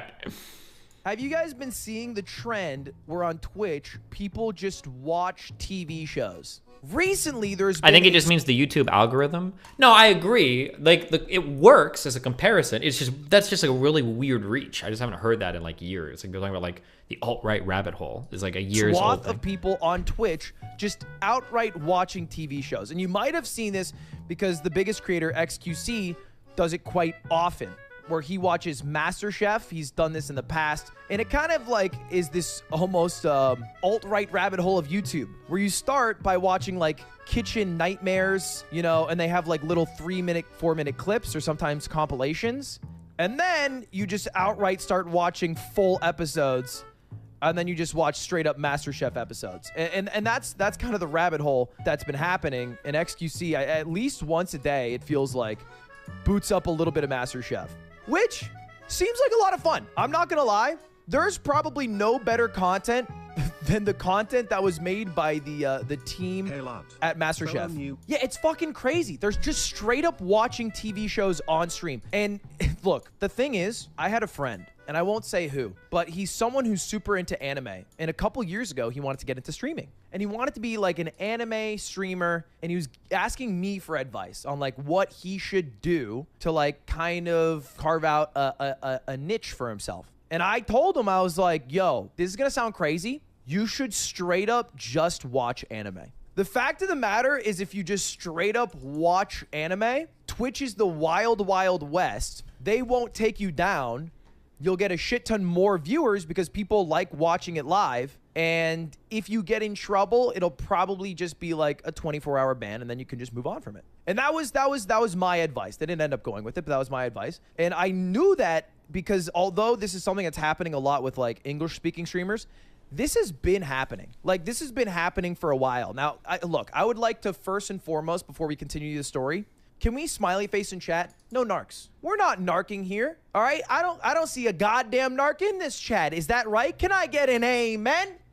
God damn it. The purpose of this conversation isn't to expose these people in hopes that a company takes them down so that their streams are... Watching television in this car. Uh-oh. I'm not going to show you anymore. I'm not going to show you the name where this comes from. But this is a VOD that is on Twitch that is 8 days old. It's over a week old. And it's just up. It's been up. It has 20,000 views. A lot of people have watched it. I ain't going to tell you where it's from. I'm not going to tell you how to find it. I'm not DMing anyone. Wait, what is it about? I'm just saying that's what exists. And I think this is the beast that's getting poked at. And eventually, like on YouTube, it crumbles. Eventually, YouTube got enough pressure from large music companies that they folded, and they made the content ID system to make sure these people get paid so they don't get into legal problems. No linkers. No linkers. No. Ain't a single linker in sight. Nobody's linking over here. Not in this car. We do not link. Okay. I'm gonna use that real quick. 1 sec.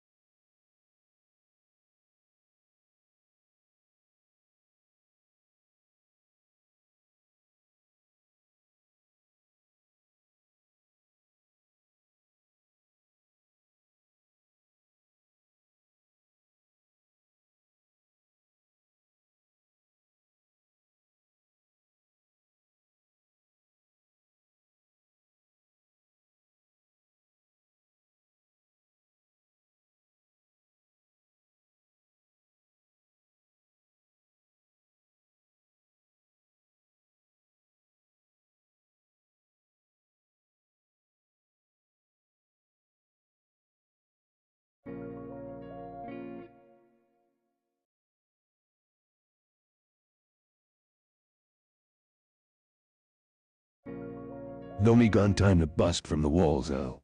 L, L, L, L, L, L, L, L, L, L, L, L, L, L,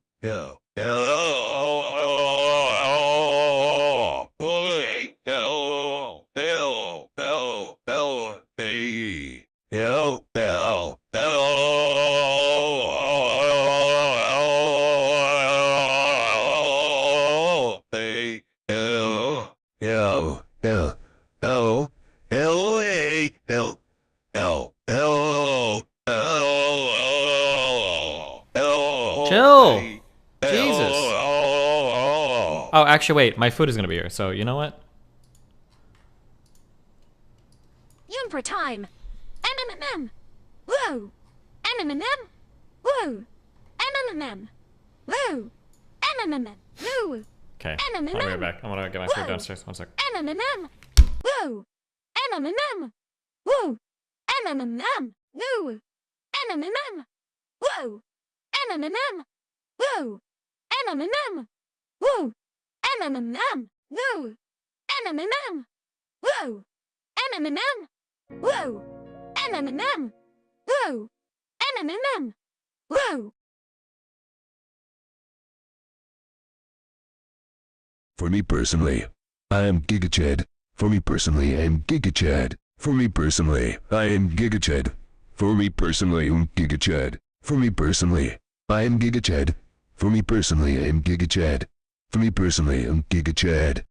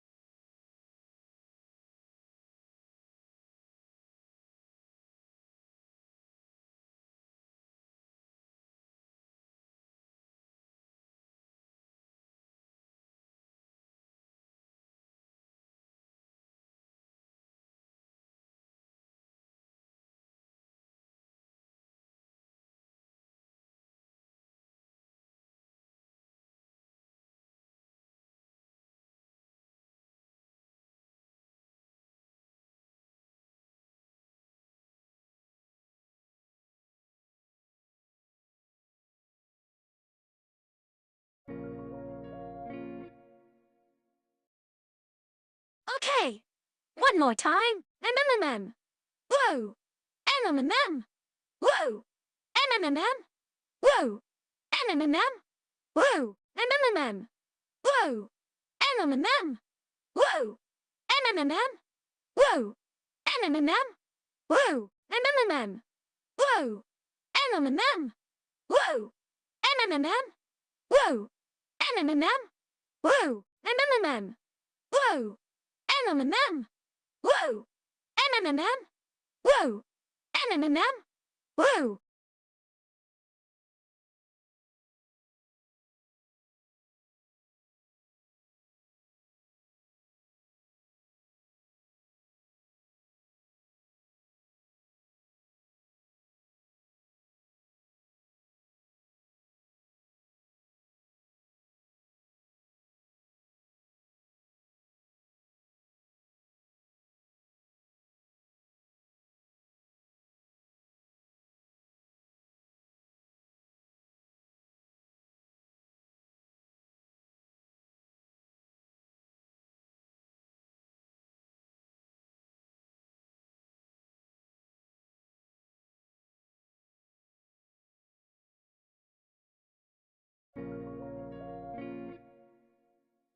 It was more just like a thing that I thought would be fun to do. Like I could do this while going to DGG and make it a kind of job. I live in Destiny's walls and DGG spam, GigaChat and chat when I donate. That's pretty much the best way to describe it.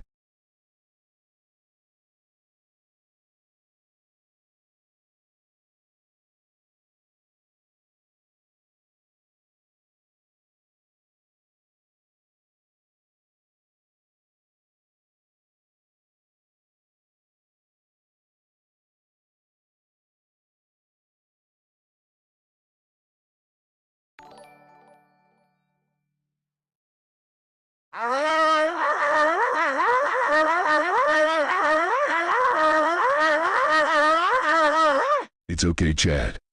I just broke that dog's neck, Giga Chad.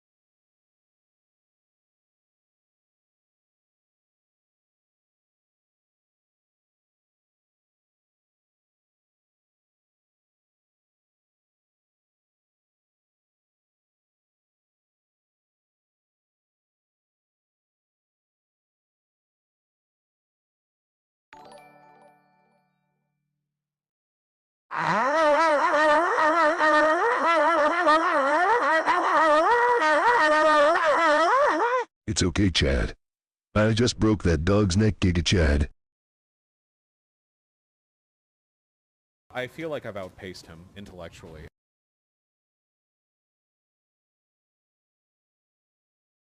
Computer, what do I have on today? Your schedule for today includes the range of activities including 10 hours of lead with 2 hourly rage coons followed by a 40-person debate panel. Truly, the life well lived.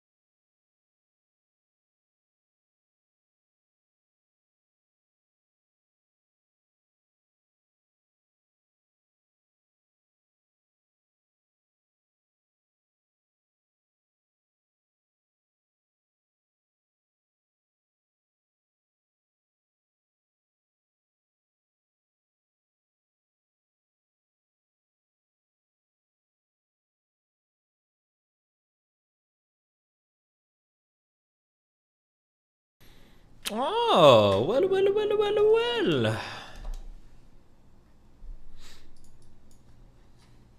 Oh God, I am in hell. I am the devil, and I am going to set my hellhounds on you.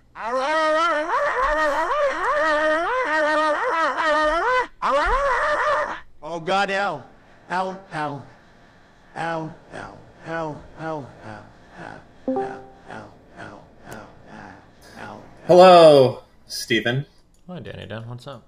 What's going on in here? About to do a political panel. How are you doing?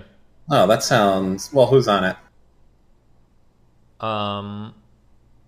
It's a Prime Kai panel. There's a few special guests. I can't spoil. Message me privately so I know. You're not gonna care. I want to know.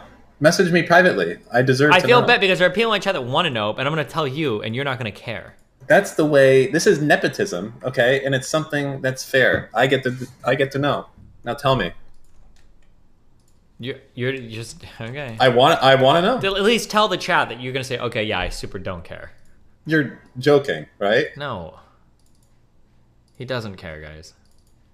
Now he's gonna pretend that he cares, but he doesn't. Oh, Prime Kai already announced the whole lineup on Twitter. Okay, there you go. Fucking called it.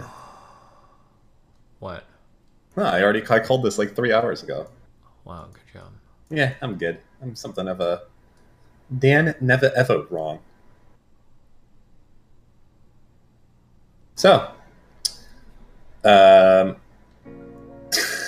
listen, just because this is never going to end, hey, Destiny, you just go set the time on your microwave. For my sales job this year. So I undo it every day, but Melina fucking leaves it. So much. It's not the time.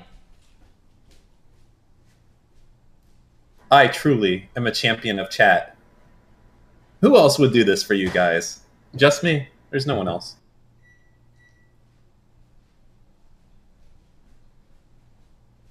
The problem is when Melina warms something up, she opens the microwave before it's done. So it's like flashing, like resume or whatever. I've done this like 4 times. Nobody even notices when I fix it.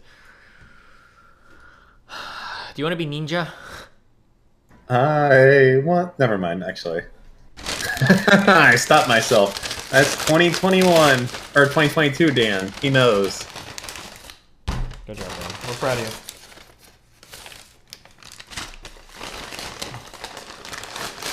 Are you gonna try the HelloFresh stuff? If it's good, let me know. It actually looked okay. It's just gonna be a matter of... Is that the best one? I don't know. There's like a million of these. I doubt that any of them are that different from one another. But also, I get like a lot of ads for Huel. Is that like the same shit as like your Soylent stuff? Probably. Yeah. Be right back, 1 second. Okay.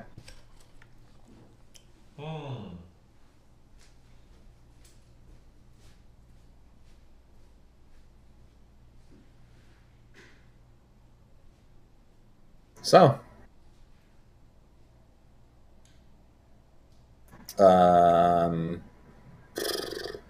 any Rust players might be down bad. Having to cut a few Rust teammates. I might need to bolster up the ranks shortly. Okay, I'm looking for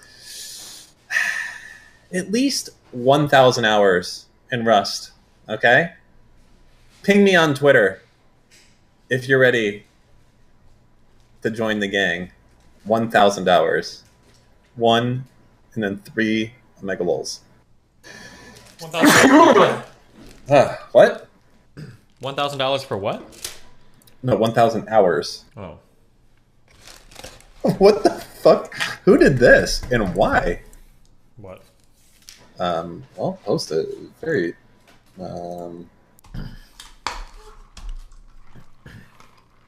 What's the pay for 1,000 hours? Are you actually fucking serious? What? I ordered Sprite yesterday from McDonald's. Jesus Christ, I thought like I sent you something I shouldn't have or something. Whew, and the Sprite was out of syrup. So it was just fucking soda water. And now today I just got another Sprite from a totally different place. And it's out of syrup. It's soda water. Maybe. Destiny, my god, I'm redneck from Tennessee. Maybe you have coronavirus and your taste is gone. And you think that the syrup's not there, but it actually is there. Just like the Amazon reviews for Yankee candles saying that they don't smell anymore. Wait, but I can taste everything else. yeah, maybe it's a very isolated forum where only your sprite paste is gone.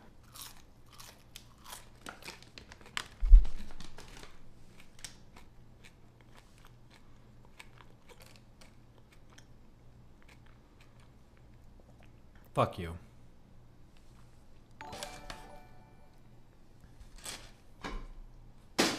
God damn it.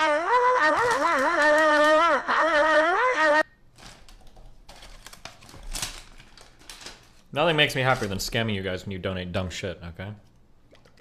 Yeah, Sprite syrup is actually historically in shortage in Miami. Is that true? Dude, whoever said that, I guarantee. Who? Let me. In this particular instance, who is the? Should I say the lower individual? Is it the person who just said that, or you who has read a message in chat and is like, this is something to consider? You know, this is chat, and they're saying something. There is no collective intelligence there. It's like, what are the chances of getting out of syrup Sprite 2 times in a row? That's pretty low. Yeah, I don't know what to say.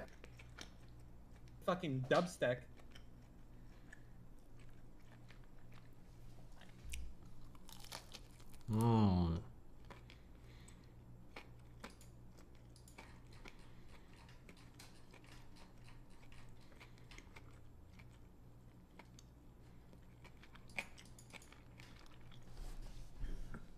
I can't wait until the end of streaming TV on Twitch. Why? I wasn't expecting you to say why. I don't know. Actually, I don't give a shit either way. Well, I was gonna say, like, do you think like streamers don't deserve to be making money off it? Are you just bored of it? Do you just want to watch the world burn? I feel like this is a very old conversation that we've had, like one from the archives. I don't think you should be allowed to, like, technically. Let's a little quick debate here, okay? You would agree with me that if you were right now to watch all of Star Wars, that would be something that you should potentially get sued, DMCA, whatever for. You don't have the right. I don't know at this point. Well, yeah, you don't have the right to. I don't know if you get caught. No, well, okay, but I'm just saying. Yeah, you don't have the right to. Yeah, you don't have the right to. Okay, now, what about right now? You have up on maybe live stream Phil is a bad example, but as you browse the web, you are going to look at photos that you don't have the copyright to.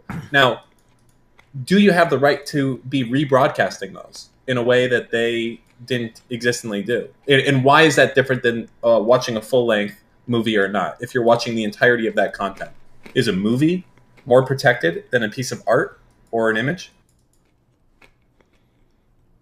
No. So basically, having your fucking web browser open is a form of copyright infringement then. I mean, theoretically, you would defend it on fair use grounds, of course, but somebody could try to DMCA you for it.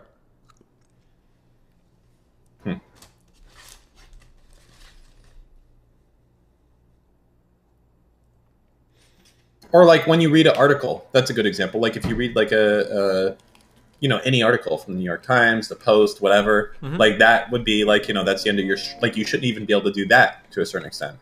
Sorry about the Sprite shortage. Especially not it's paywalled extremely ones, hot in here, and it's the So only soft I guess I drink that doesn't feel make my in tummy general rumble. that the current, I don't think Twitch can survive as it is under the current laws. I think they're going to have to modify the DMCA somewhat, because I just don't see how streaming in general is legal. Because like a DMCA is not like, I think it's not the past that people think it is. Like, for instance, me being a fucking moron, like I would stream, a TV show or something in the past, and be like, oh, whatever. If it gets DMCA'd, whatever, not a big deal. But, studios can come after you personally. It doesn't matter if they remove the content afterwards. They can it's still copyright infringement. Yeah. Yeah. And? DMCA just gives them a way to remove content from a platform. It doesn't absolve you of any liability. You're the person like having the content removed. Or it absolves the platform of liability. But not Yeah, the exactly. uploader. Yeah. But I think streamers don't get that. I think too many streamers are like, they'll just DMCA and that's the end. But that's usually what they do is all they do DMCA. But they can go much further if they want to. Yeah, people think that the doomsday scenario is all of these big companies come out and they DMCA every VOD with copyrighted material. That's not even close to the doomsday scenario. The doomsday scenario is they start serving lawsuits to every single streamer for all the copyright infringement over the past year that they've done. That would be like the doomsday scenario. That would be a fucking shit show, and they would all lose. Well, whether they'd win or lose is, but it would be a lot of money, it'd be a lot of time, it would be scary as fuck. Yeah, I think so.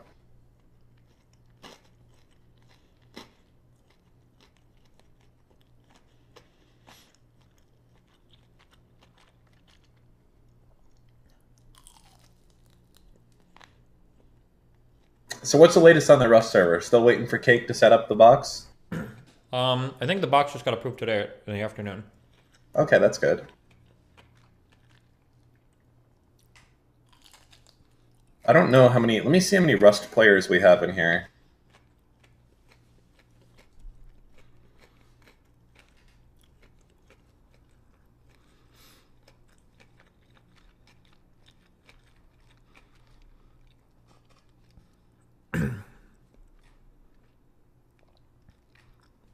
I think it's a difference, guys, when you talk about streamers now than individuals, why they might do it. Like, Sony doesn't care about taking you to court because it's just to ruin your life. They're not going to get any money. But when you have tons of streamers now that are making 7 figures or 8 figures a year, theoretically, you could start to get up to some real dollar amounts on the table that might be there for the taking. Yeah, I suppose so. Yeah. Mm-hmm. Like, if you had people like fucking... you know, whatever, these top streamers doing this type of shit. Especially when it's like, for some of these, it's probably a pretty easy case. And it's potentially a lot of money. Like, imagine if you could go to a judge and sue, like, XQC for $15 million, and you can show, like, bro, he's literally restreamed 7 seasons of the show live in front of X 100,000 people or whatever. Like, it seems like of all the cases and the amount of money to earn, it's a relatively easy case for potentially a decent sum of money. Yeah, I guess the only downside is like the potential negative goodwill that Sony would get on that front. But yeah, I mean, there's no fucking. It's crazy. Like, and it's so open and shut as well. Like all it takes is like whatever's legal department to wake up, and that's the end. That's game fucking over for whoever did that type of shit.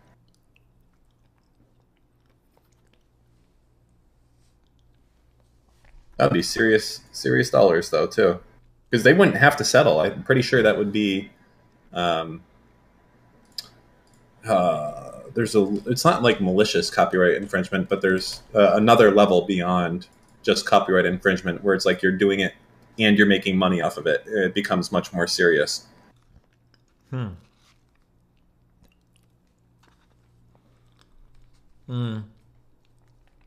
Something that I'm kind of curious about is I wonder if Twitch could ever lose its safe harbor. Because, like, it's not like random users are coming to Twitch and using the platform to restream copyright. These are, like, official, exclusive Twitch partners, like, one step away from being an employee, are utilizing the platform to disseminate copyrighted material to hundreds of thousands of viewers, like, for months, years. Dude, this has been the case. Look at this article I'm sending you right here. This has been the case for 13 years. But they have, I think they're fucked. Like, honestly, if anyone comes after against them. Ooh, Elizabeth Holmes convicted of 4 out of 11 fraud counts. Oh, sorry, I was just reading. What a fucking creepy loser. Elizabeth Holmes, yeah, very strange person. Anybody that tries to, like, fuck the obsession with Steve. Dude, all the tech people are so weird. Like, they all... I think that whenever somebody gets really famous, or when somebody's really successful, people think that every single thing that person did in their life must have contributed to it. So, like, you'll get some multi-billionaire tech guy who, like, when he was growing up, his mom gave him apple cider, like, every Saturday. And these tech guys will literally, like, rent out, like, an entire fucking restaurant. And then Saturday morning, they'll have, like, the freshest apple cider brought in by actual mothers of children. Because they're like, oh, this must have been the key to the success or whatever. I don't know, it feels, like, really fucking stupid. I mean, Elizabeth Holmes is weird because she, like, lowered her voice, wore, like, Steve Jobs fucking exact clothing. Yeah, and then picked up his mannerisms and shit. And yeah, it's just so creepy. Like, you didn't have to do that. Well, I mean, there's a lot that she didn't have to do. How fucking... I don't know, man. I've been thinking about a lot of this shit lately. Like, I think people just don't care when they're on this bender, like fucking Elizabeth Holmes, and she's like going out and like, I guess you could say like, you know, she's causing people to die, probably, right? I don't know. I don't think they did that, but it was just a big scam. Weren't they doing blood testing for Walmart, and like apparently they were missing on they were doing the blood testing, but I have to go to my panel. What they were doing was they were cheating the tests by just sending them to other units, and they weren't actually doing them all on their units. But I think they were doing the blood tests. They weren't just like faking results. But all right, well, have fun on your panel. Goodbye, chat. Have a good day, and maybe we'll chat later. I love you, Danny. Yeah, cheers. Wait, what? Holy shit! What are we watching in here, guys? Oh, what's up, Destiny? Nothing at all. Oh, I can drag you in. Ready? Oh, I wanted to watch, but okay. I mean, well, we're here to watch. Right. Say that. Hey, we're at level 1 hype train. Because of some kind people. For Vasily Siris, for Multiply Plata, for resubbing with your Prime Gaming, and Problematic Pan. We're at level 1 hype train. Let's see if we can get to level 2 hype train. Sub, gift bits, gift subs if you're enjoying the content, which I've given you none of yet. Yeah. Oh, there he is. Okay, he's there. Yeah, normally I'd encourage you guys to support Prime, but I can't after the dog show. Ban me from DGG. No fucking TBA. Like which part of that movie could you possibly like? Like what? What? Wait, what movie are we talking about? The Matrix, the new one. We're talking about Matrix Evolutions. I liked it. I thought the Act 1 was weak. There's a lot of self-referential nonsense there. And I just wanted that to end. Act 2 and 3, I think, were a lot stronger. I think the point of the plot was a little confusing as to like why everything was happening, right? But still, I mean, the wall I thought was pretty good. Yeah. I don't know. I can't begin to even express how much this disappoints me. Scooby, Prime stuck by you through all of your shitty takes, and now you're I just have no throwing shitty him under. That's a lie. I've discussed a few of your I have takes. not a single shitty. Yeah, and I destroyed you in all those conversations. Prime, do you not think that? I don't think that's what happened. Do you not think that the characters were like pretty shittily done? Like they felt like pretty shallow, weren't they? Well, I mean, I think that might be a little bit fair. I think the characterization was could have been better. I feel like the story had like a lot of problems too. Like it started off a little bit iffy, and I kind of saw where they wanted to go with it, but I feel like they didn't actually accomplish what their goal was. In terms of like trying to be, like self-referential, but then building on the original concept and everything, Mm-hmm. Wait, are we gonna let Mr. Girl talk to his chat instead of us? Well, he's I don't like that. I'm sorry, Prime. I haven't seen the movie. Actually, I don't even know. My bad. I'm just. All right. You know, like so the self-referential stuff is fine, but it felt like it referred to the previous movies in a way that like demeaned them and actively like sucked the goodness out of them. And then replace it with like just absolute like dog shit. Like every part, it felt like because only one of the Wachowski sisters worked on this one, right? And it felt like the brains is the one that like stood out. Sorry, what? I said only one of the Wachowski sisters worked on this movie, right? Yeah. And it felt like the one with the brains stood out of it, right? Because they tried some of the because the original Matrix trilogy was full of like philosophy nerd shit, like entry level philosophy shit, but it was pretty interesting, right? For like layman people, I think. This one tried to do that, but it felt like they were trying to do that with someone who just didn't have the capability to engage with the topics at all. So it actually like demeaned the original movies. Okay. So why don't we just get started? We'll get cracking here, and I'll ignore all this. Hey guys, we'll get what here? We'll get started. We can't say that. I have a bad track record. We're gonna get C wording. We're gonna get into it. How about that? Oh, did I say? Did I? Oh, it's just such a normal part of your vocabulary. You just let it slip. Right Clearly uses it in private, so.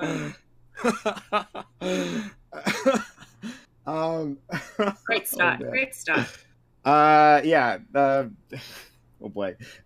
Any which way, how about the hype train? Right now, thank you for the Prime sub, artificially free. See if we can get to a level 2 hype train. But we're gonna get started here. On this panel, I'm really excited for the people that we have available. All right. This is gonna be a little different. So this is the Every Roundtable, which we do Mondays, 8 p.m. Eastern. Right. If you watch us on YouTube, please like, comment, and subscribe, and consider hitting that join button, becoming a member, and supporting the channel that way as well. Okay. I'm going to introduce all these amazing individuals, and we'll go from there. So at the top, number 1 is Katie. Katie, hey Katie, who was here before. Hey Katie, thank you for coming through. People are talking about your cat's butt. Katie, thank you for being back. We had a really good time on the New Year's, right? And you're back with us. Katie, tell us about yourself. I exist. I have a cat. She's going to periodically join the camera area and make noise with her little bell, and I'm going to push her away. And that's all you need to know about me. Okay. All right. Thanks so much. Next, we'll go to Blay, who's here. Hey, hi, Dylan Blay. We haven't had you here for a little bit, I think, right? But we always enjoy you. So thank you for coming through. Blay, tell us about yourself. Yeah. Well, it's great to be here with all these wonderful people tonight, and thanks for having me back. Very much appreciated. I'm Dylan. You can find me on Spotify and YouTube, I guess, and I guess I'm just excited to be here. Got some really interesting stuff going on. So thanks to everybody for having me and being here, seeing all you lovely faces. Okay. There's another person there, but they're not around. Moving on. It's a nobody, so don't worry about it. We'll go to Fawn, who is one of my favorite people. So happy she's around. Thank you for being here. We haven't talked in quite a bit, and you've had. I mean, I've you've had gone some through time it. Yeah. So, Fawn, right? Thanks for. I mean, what's it like being a rebel? Fighting the man. How was that? Oh my god! Thank you for having me again, Prime. Sorry, I just fucked up my camera. Hi, yes. My name is Fawn. Well, it's not, but anyways. I am from New Zealand. Oh my god. So loud. And I just like coming on these kooky little shows, you know. Although I honestly I've been a little bit out of the loop. Well, first of all, I got my first ban last year. And then a subsequent unban, thank you Twitch. But yeah, that was and that was from being in the Twitch politosphere, so you guys are trouble. And I've actually been really out of the loop with the current discourse that is happening. Because I feel like I've outpaced been taking a week off just for like holidays and stuff, so I don't know what's going on, so I'm here to try to catch up, basically. Thank you for having me again, Prime. Okay, awesome. All right, well, you'll find out soon enough. All right, moving on. We have we'll have GSU Gambit, a longtime member of this community, here with us, right? With the great takes as always. GSU, tell us about yourself. Yo, I've been doing good, man. Well, actually, I'm lying. Almost everyone around me has caught either Delta or Omicron. So actually, my New Year's was pretty bad because the 2 parties I was supposed to go to, everybody ended up with COVID. But yeah, outside of that, I've been pretty good. I've been trying to keep up with some of the latest Twitch shenanigans. Pretty sure we'll get into that soon. But no, I've generally been great. For everybody I haven't met, good to meet you. What's up, Destiny? What's up, Doobie? And what's up, Katie? And Pishy. Okay. All right, thank you so much. Next, we have Doobie there at the bottom. Oh, I mean, actually, he can't hear us. Let me pull him back in. Hey, Doobie, it is your turn. Doobie, our Dark Lord of Savior, is back with us. Doobie, tell the world about yourself. Yeah, I am Doobie. I help run the best and biggest politics server on Discord, discord.gg/politics, and I'm very, very happy to be here. Okay, thank you. We have a brand new individual to Reverie, right? We have a Mr. Girl, which is a fascinating name. Thank you. But yeah, it's nice to meet you. This is literally my first time like seeing your face. Oh, well, nice to meet you too. It's a pleasure to be here. I feel that I'm new to the Twitch community, but I feel like we've gotten to know a lot about each other in a short amount of time, and it's just great to be here. Okay, thank you. All right, next is Pisco. Pisco. Oh my God, Pisco. This guy, one of our original supporters, one of our original chatters, and honestly, one of the very best. Right? He is back with us, right, to make things extremely exciting. Pisco, how are you? I'm doing well, thanks. A little bit sort of impromptu setup, but thanks so much for having me. Thank you. And then Jane Palms gifts 1,000 bits saying Team Pisco. All right, I think we're all there too. Thank you, NJ Palms. Last but not least, we have Destiny. Stephen Bonnell is with us once again. It's been a while, been a minute, but he's here. How are you? Hi, I'm doing great. Looking forward to shouting at people today. All right, awesome. Exactly the attitude I want to see. All right, let's get into it. And wow, we're starting a lot earlier than we usually do. It usually takes us a lot longer to get our fucking nats together. So this is very surprising. All right.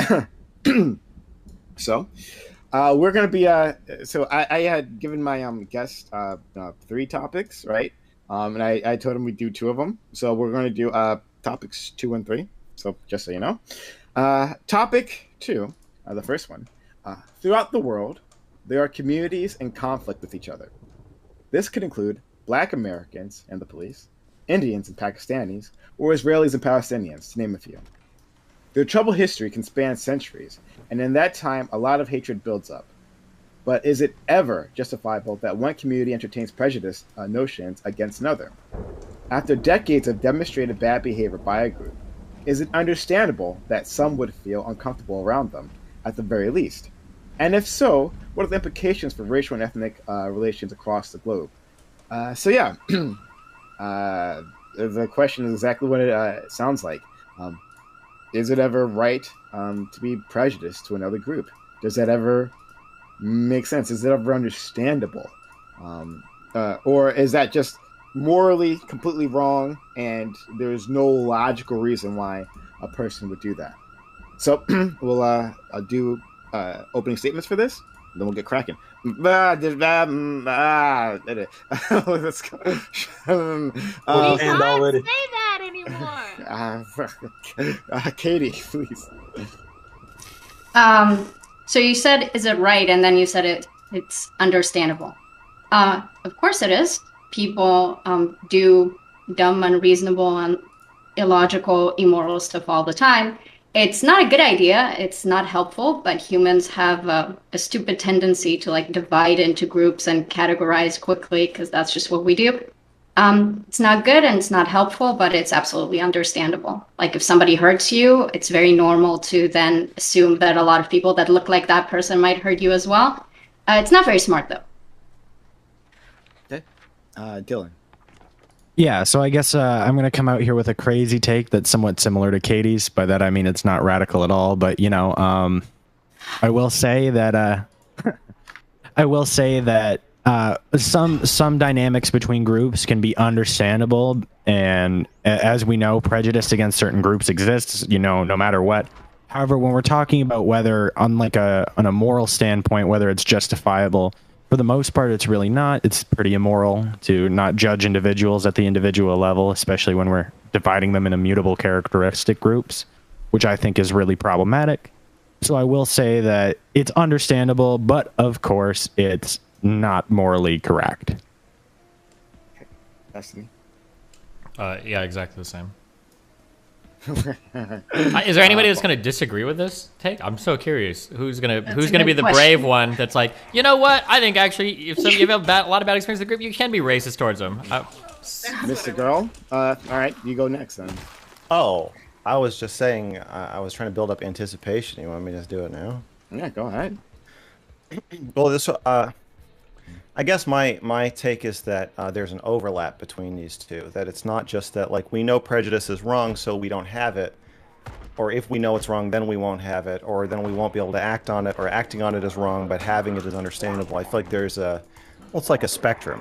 So it reminds me of an argument I got in with this black professor, I guess black studies professor. Where we argued for half an hour about whether it's true that it's safer if you cross the street when you see a black person coming. As opposed to, if there's a white person on one side and a black person on the other side, is it safer, are you safer from the likelihood of crime happening to you if you cross the street to go on the same side as a white person? So my argument was statistically, obviously that's true, but it's also immoral to do that. So you have to do this dance of like, how much are you going to allow statistical knowledge of a group's behavior affect how you view one person in that group? And I think that choice between safety and morality is kind of the conflict that there always is with this topic. Okay, Vaughn.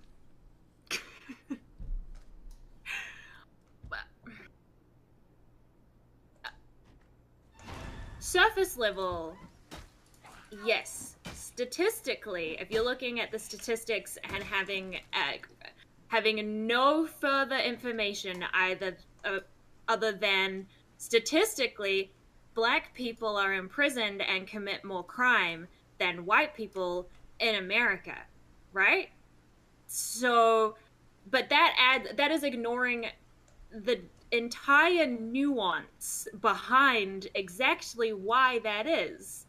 Because well, it's not if someone's like gonna mug you, it doesn't matter. It doesn't matter why they're gonna mug. Like when it comes to a raw self-protective moment, it's like birds learning not to eat like certain frogs. Like that. If it's pure self-protection, which is the hypothetical, which are you safer doing? It's not which are you more racist doing. You're more racist if you cross the street.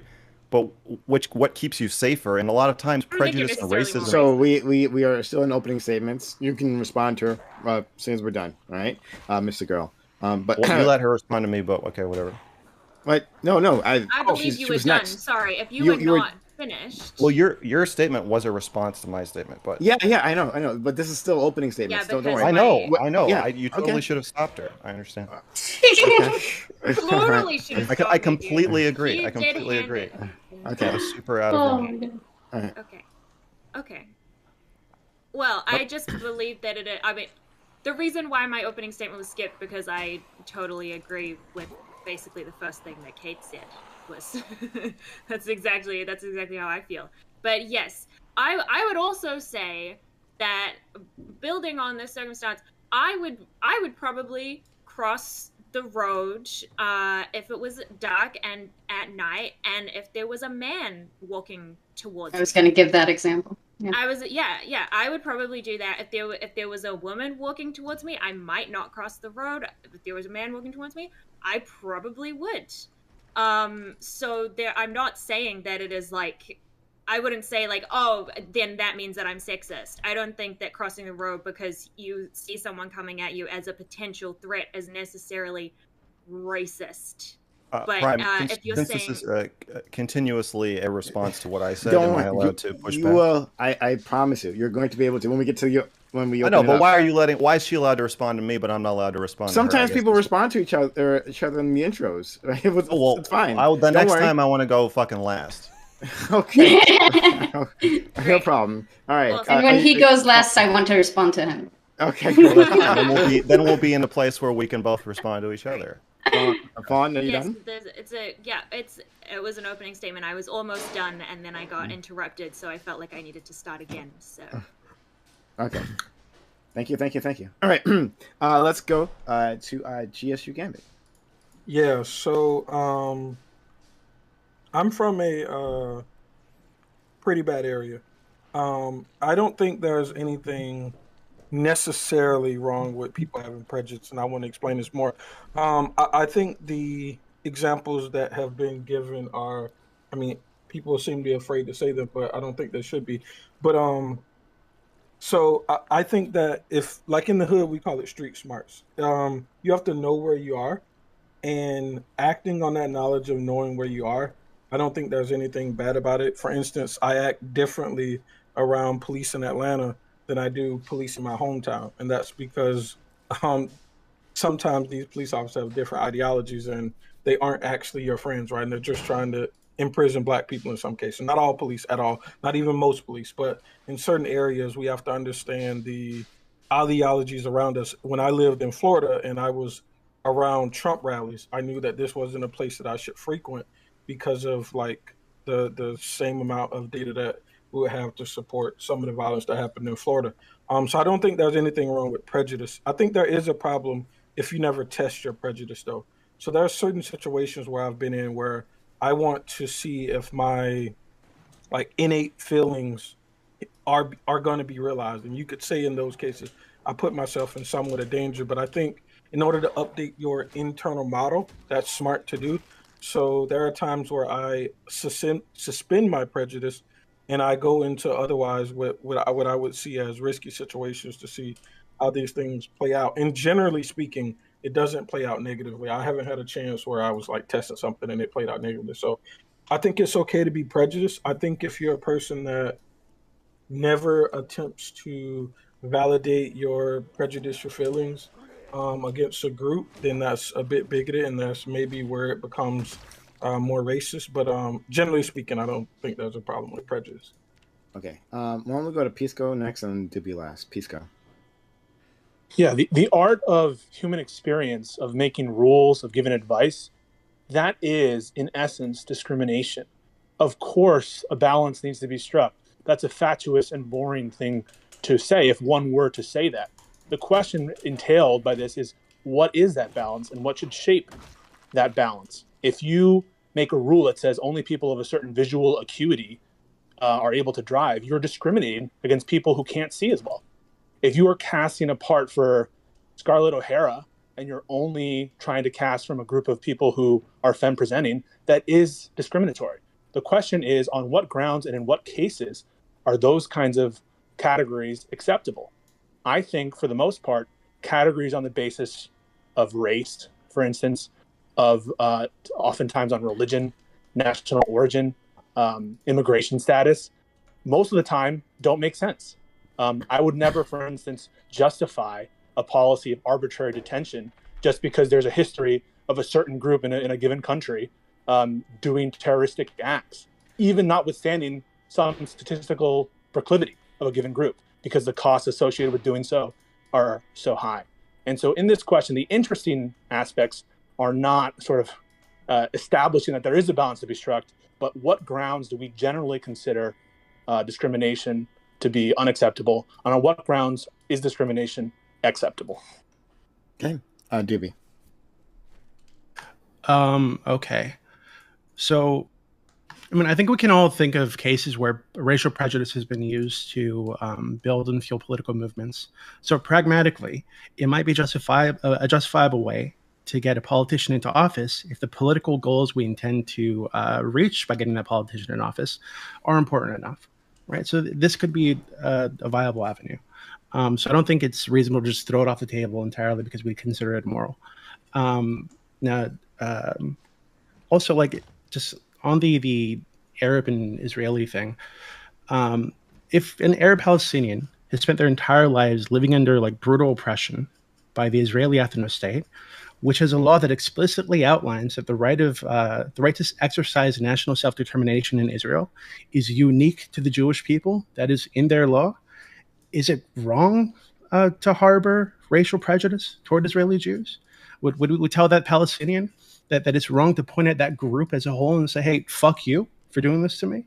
And when we know that the vast majority of Jews, I think it's like 90% of Israeli Jews are Zionists and want this state to exist in some form, right? And we can pull up stats in New York right now and find that the people who commit around 90% of the rapes and murders in that state every year, going back decades, are Black and Hispanic.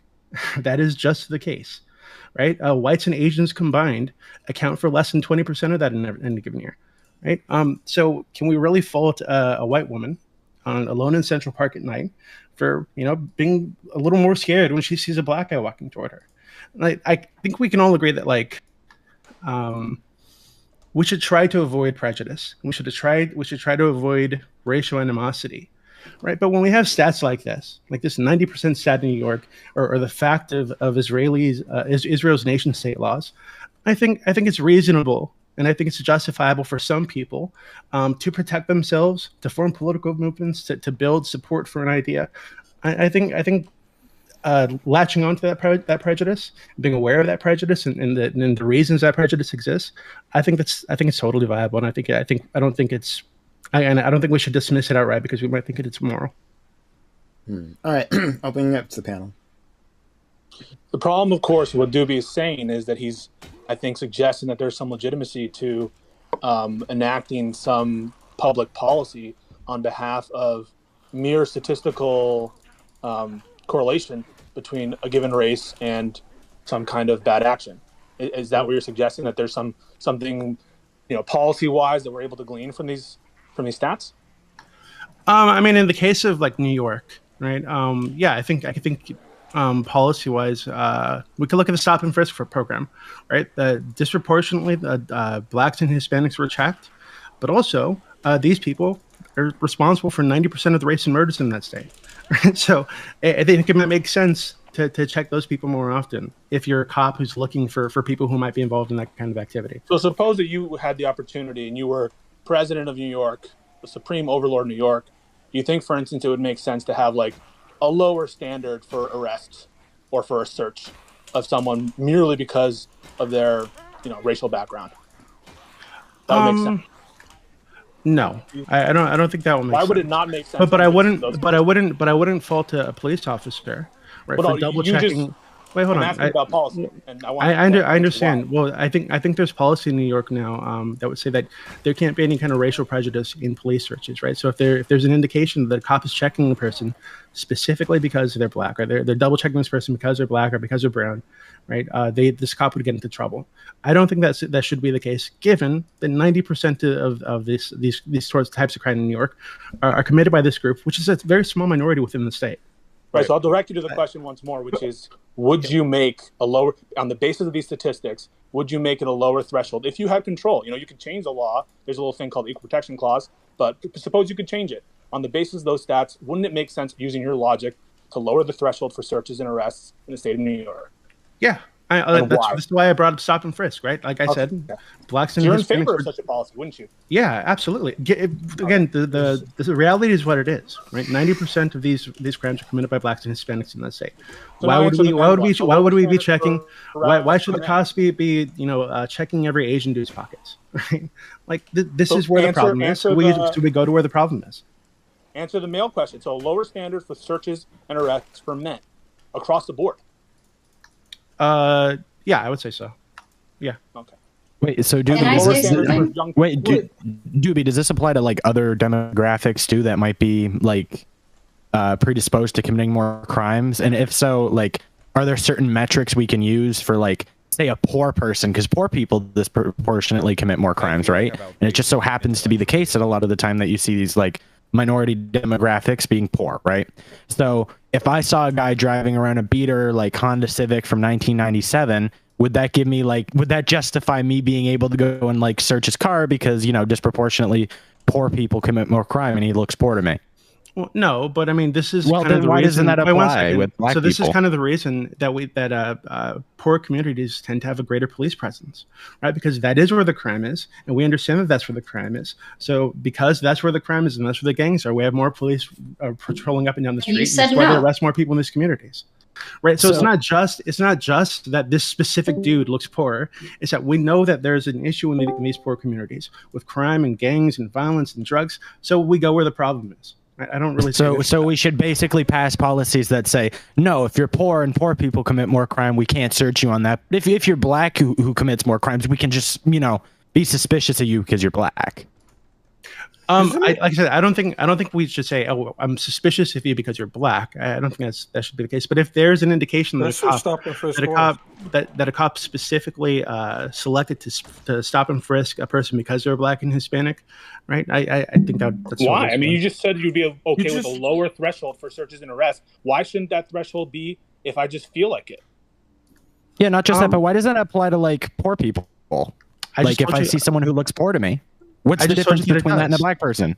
Wait, hold on. I just told you this is currently what we do, right? So maybe it's not specifically outlined that because this area is poor and these people are poor, we're going to expect them to be committing more crimes. But we know that this is where the crime is, and this is why these communities tend to be "quote unquote" over-policed. Yeah, but we're talking about stop and frisk, right? And the basis is not race. The basis there is crime level, and it's associated with race, but the basis is not race. It would be an unconstitutional thing for police to say, we have a policy of enforcing laws more strictly, openly against black people. You know, it would be hard to prove that, just so you know, but that's not the basis under which these searches and arrests and increased patrols are happening. And so what you're talking about is a correlation, and we're not sort of purposely, or at least the supposed reason is not to purposely search black people more. Yeah, can I interject? Katie, I was just about to say this. So when you prompted this topic, Prime, I went and Googled prejudice. And the first thing that came up on Google was like preconceived notions without reason, something of the sort. I think when something is a statistical variable, that's not having prejudice. If there's a statistical likelihood that men are assaulting women more than women assault women, me being wary about men, it's not me having a prejudice around men. It's reasonable. I think the prejudice is when you project that awareness of the group onto an individual. So what I was going to say is that that when those statistical occurrences happen, or when there are reasonable ways to assume something, we then extrapolate it to immutable characteristics. So to say that 90% of rapists are black and Hispanics in New York is a statistical, I assume it's correct, but that doesn't mean things about black or Hispanic people. Like Fawn said that earlier too. Like there are circumstances that lead to these things. The statistic is not that way because they're black. It's because there are circumstances that drive that statistic. Mr. Girl's point is that you can't use this statistical data to say the person in front of you may be a person that may rape you, and that's where the prejudice actually does exist. So I think that you can't. I think you can use it to do that, but I think that you're also doing something a bit immoral. So if somebody gives you a bowl of Skittles and says, "Hey, the yellow ones are 5 times more likely to kill you," but you're not going to just take a big handful of them. The first thing you're going to do is sort out all the yellow ones, but that's because they're not people. So if you're doing that to people, then you have to balance it with if black people committed a murder every single day, all of them without fail, then I think we would all agree that it's like, okay, I guess we're going to start policing black people more severely, I guess, because it's 100%. And then I think more racist people are going to say, well, who fucking cares? Even if it's slightly more, then we should keep an eye on them and follow them around and stop and frisk them. And then more progressive people are going to say, you know what? They might commit more crimes. It might be a little more dangerous, but I'm willing to live with that in exchange for equality and freedom because that's what I believe in. So very quickly, I'm going to finish what I was going to say. So it's fine that there are statistics.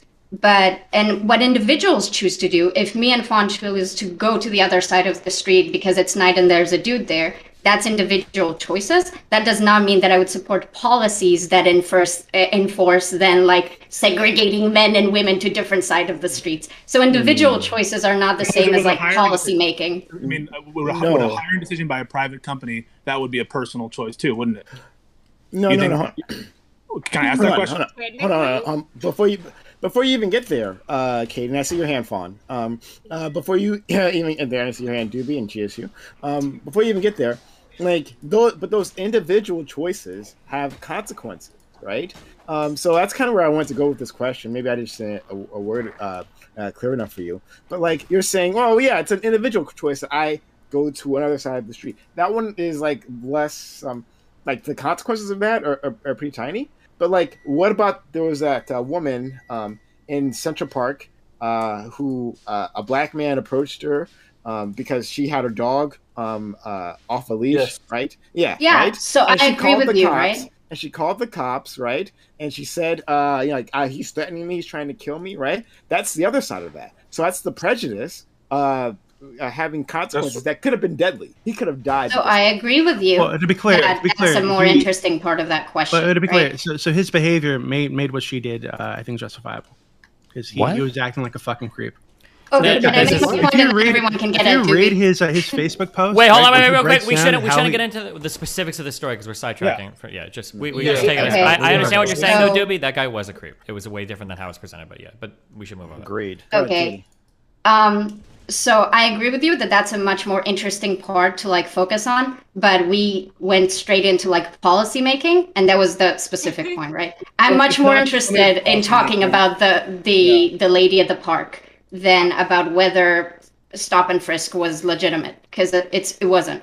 I'm afraid it's not limited to policy decisions on a governmental level. Think about racial covenants, for instance, or the practice of racial discriminatory hiring. Those are actions that could be properly construed as like individual choices, but they're still subject to public scrutiny, and for us to criticize them and for us to really think about whether it's justified for private. Sure, and that's a much more gray area that we can discuss thoroughly. That is not on the same level as like New York deciding to make an official police policy to stop and frisk. Perhaps it's just not the same. But we can't like just pretend just because it's a quote individual choice that somehow it's outside the realm of scrutiny. No, and I'm not pretending to do that either. I think that lady in the park and a person in government doing choices that are making choices that are affecting people because they're prejudiced are different, but both can be discussed and both have moral implications. I think the reason why we're trying to draw a parallel between these two is because it's kind of inconceivable that you would have a society where we said, okay, everybody is allowed to individually be racist, but we can't have any racist policies. I think that's like the disconnect.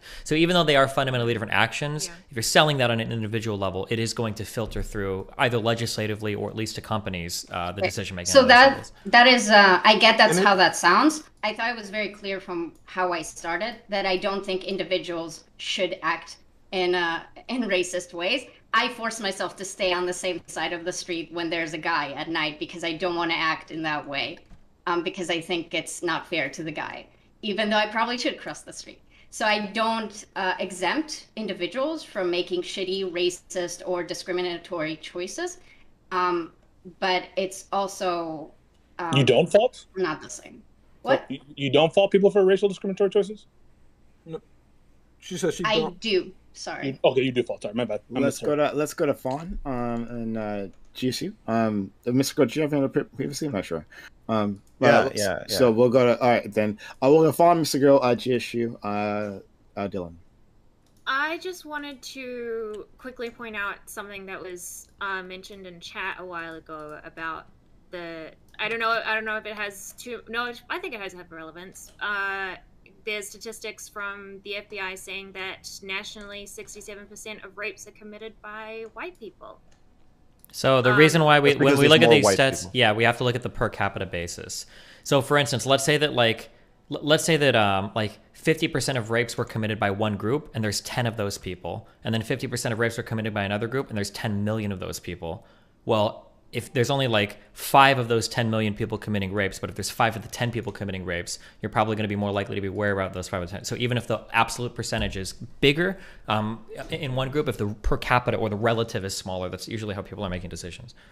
I don't know if that made sense. Okay, I just wanted to bring attention to that. I agree. Yeah, white people were very bad. I understand. I mean, still, Destiny, you know that when we're talking about a per capita demographic, right? White people account for the majority of America still. That's what you just said. Yeah. Okay. Yeah.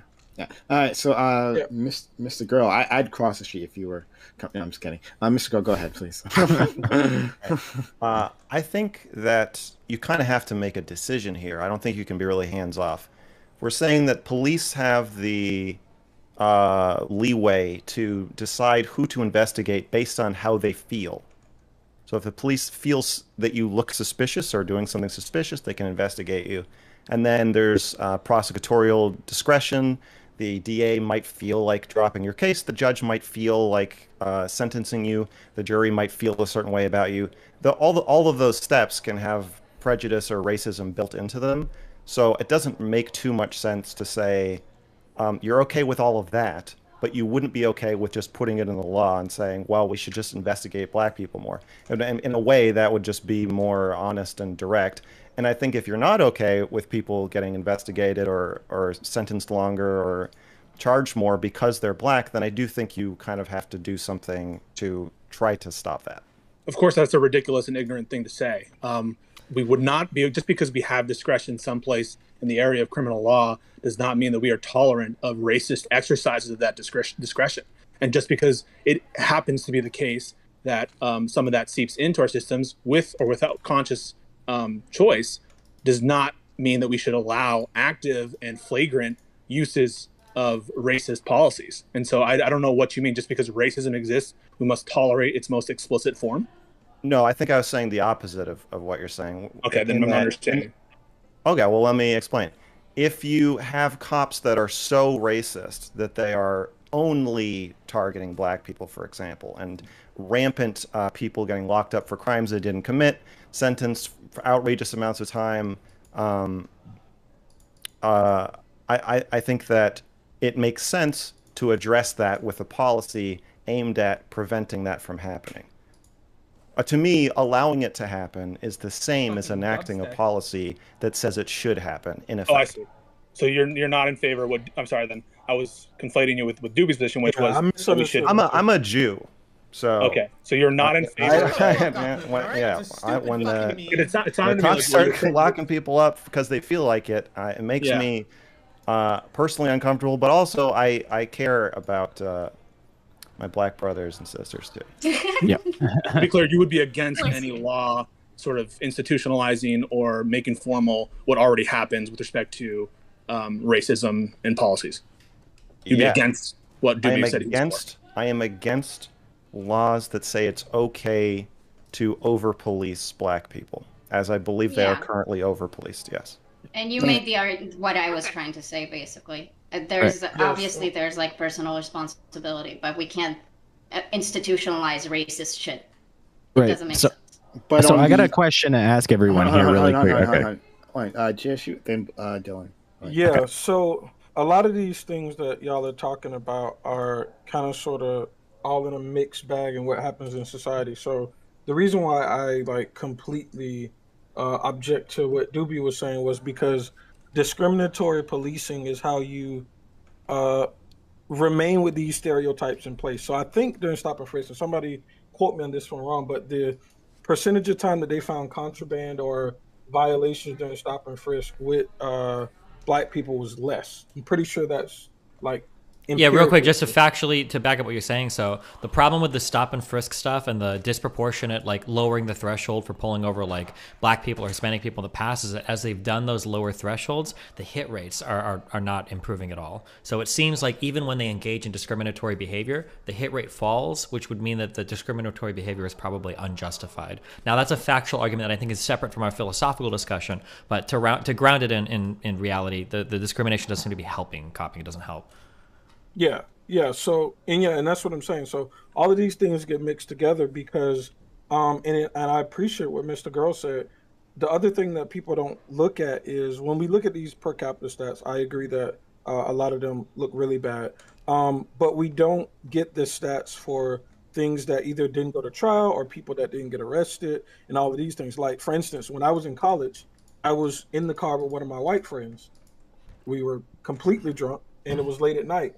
And we got stopped by the police. Luckily, he was driving and I wasn't driving. He was driving, and the cop that stopped us knew his dad was the sheriff, so we completely got off, right? But if I would have been driving, I wouldn't have had that luxury, right? Because that inbuilt prejudice in the system from like in-groups, I wouldn't get that treatment. So well, maybe if your dad was a sheriff, you might have. But I think that's part of. I think that's part of the. It's less likely I think that that's we part would of be connected in that way. That's what makes it hard to talk about racism, is that you'll never know. You'll never know what would have happened if you'd been driving with a bad sheriff or not. Hold on. We do know that I am less likely to be as connected as somebody white, as being a part of the algorithm. Sure. Yes, for sure. I'm just saying that it makes it a little more amorphous, because you don't know for sure. But I think that in a way that almost makes it worse. We do know that we can look at personal relationships of police officers in lots of communities and say that it's empirically true that Black people don't have as many connections to the police in most of the areas, even the areas that Black people live in. Predominantly, they don't have more connections to the police than others. That's empirical. Yeah. So can I ask? So it is true that Blacks and Hispanics were disproportionately hit by stop and frisk, right? And that the hit rate was lower. I think it was like 12%. But I think that given that like crime to some extent like driven by poverty, and Blacks and Hispanics are more likely to live in high poverty areas, if you have a hotspot where you have high crime, high poverty, it's way more likely that the people living there are going to be Black and Hispanic. So you're going to get a much higher hit rate with those kind of people, right? But that doesn't really take into account the cool down effect, right? So if you have a hotspot and they know that the cops are coming around checking everybody's pockets for guns, for drugs, whatever the fuck, right? A lot of people are going to stop carrying that shit around, right? Because they don't want to get randomly stopped by the cops and go to jail for it, right? And this is why I think we can look at the stats and show that there was a reduction in crime rate in a lot of these areas, right? That benefited these communities. So it's not so stop and frisk was not like just bad across the board. Yeah. More Black and Hispanic people were stopped. That's because they live in the high crime areas that need to stop and frisk. Well, what's bad is the explicit racial targeting of people on the basis of their race. And that's something you said that you are in support of. You're okay with lowering the standard for searches and arrests on people just because they're Black. You said that explicitly. And so when you have, okay, maybe it's as an incidence of searching in poor areas, you get more Black people, more Hispanic people. But you said that explicitly it's okay if that basis and judgment is made solely on the basis of race. Wait, hold on. I think you're also said you shouldn't do that with poor people when you talk to Dylan. I think you're intentionally misunderstanding what I said. Hold on. I just want to correct a very false statement because I don't like when people make false statements. There is no indication that stop and frisk reduce crime overall. It only reduced crime in situations where there was probable cause. When it was just based off the people being Black or whatever, the additional use of stop and frisk almost made no difference. The additional use of stop and frisk almost made no difference. The stops only had a detectable impact on crime when the stops were based on probable cause, and these kinds of stops were very rare. So and of course, probable cause, you wouldn't need a lower threshold for that anyway. Exactly. That's the point. Let's go to Blake. Yeah, so I guess what we're all talking about here is kind of the next part I wanted to ask everyone here about, which is how do we feel about the implicit nature of discrimination and how it affects society, right? Because there's certain things Why is everybody's mic so loud? One was actively being discriminatory against someone else or not, right?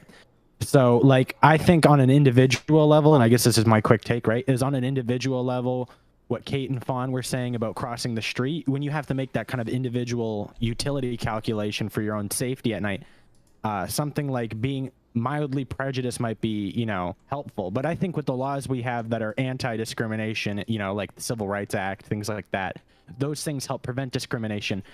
However, what we're talking about here is kind of the interplay between personal implicit biases and legal biases as well, which is why I wanted to hear kind of chat or everyone here's take on this, because I feel like that's more of the pressing issue.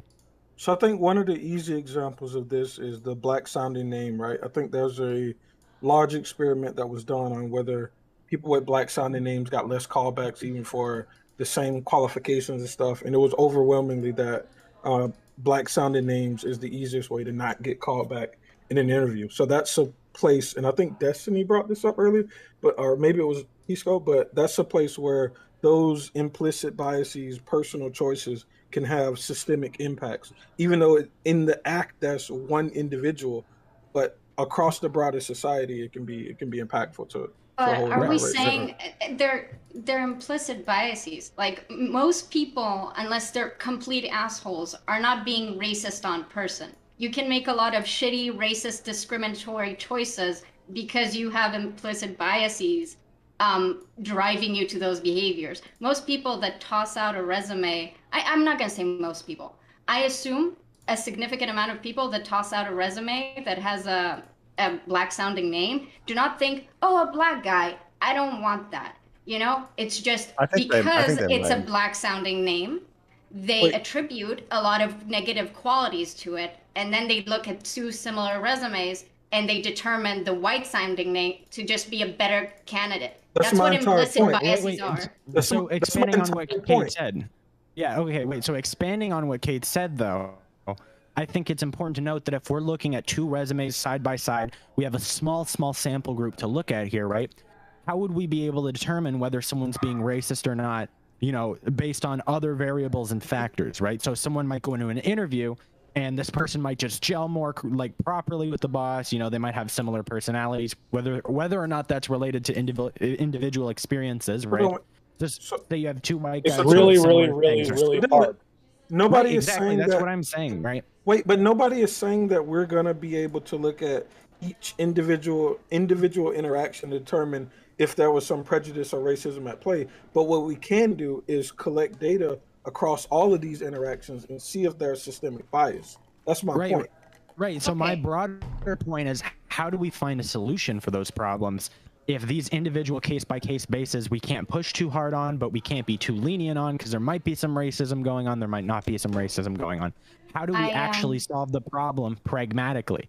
We're talking about policy. I obviously thought the good way to start was with something like, again, the Civil Rights Act, non-discriminatory policies, right? But how do we expand on it from there? Kate, I heard you wanted to get in there. You get in there. Thank you. Gambit, I'm sorry if I misunderstood you. When you said choices, I assume like a choice is usually something that I perceive as something a person actively chooses to do. When someone is being discriminatory and it's an unconscious bias, they're not actively choosing to do it. Okay, can I clarify something? That was like the. Can I ask you something? Sure.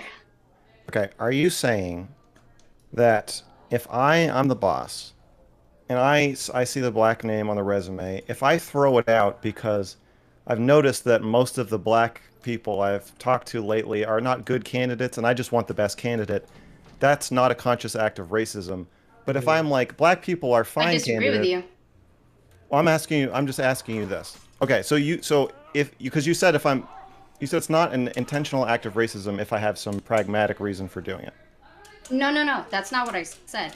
I said that as far as I understand unconscious biases, you hear the black sounding name and then all of the prejudice about black people come in, making that candidate less desirable in your eyes without you labeling. I think what I don't like about your argument is the implication that people don't like black people for no reason. I think like it's not so like waiting tables, a less loaded example. Black people tend to not tip very well, on average. And so even black servers at the place I worked, everybody, and I started out very idealistic. And after maybe a couple months, it was like everybody was fighting like, please don't sit them in my section. The black servers were much more forward about this, saying like, I don't want these fucking black people. And then everybody else had to just, kind of like, it's very uncomfortable, but money is money. However, it is also racist to do that. But it's not racist like my preconceived conceptions about black people are affecting me, making me not think that they're going to tip me less. They're actually going to tip me less. So what do we do about that? What do you do if they? That's not the same as the resume, Mr. Girl, that's very, very disanalogous because we're talking about money, which is like a dependent factor on people's survival, right? If we're talking about so it's somebody like me who started out saying like, yeah, I'll hire anybody, yeah, I'll talk to anybody, and then you block out an hour for this interview and this interview and this interview, and after enough interviews, you're like, Jesus Christ, it's like the black people are 3 or 4 times more likely to be unqualified for this job for some reason. And like, I don't want to be a bad person, but this is costing me time and money. The resume thing is, sorry. So in a hypothetical, at what point is it? Wait.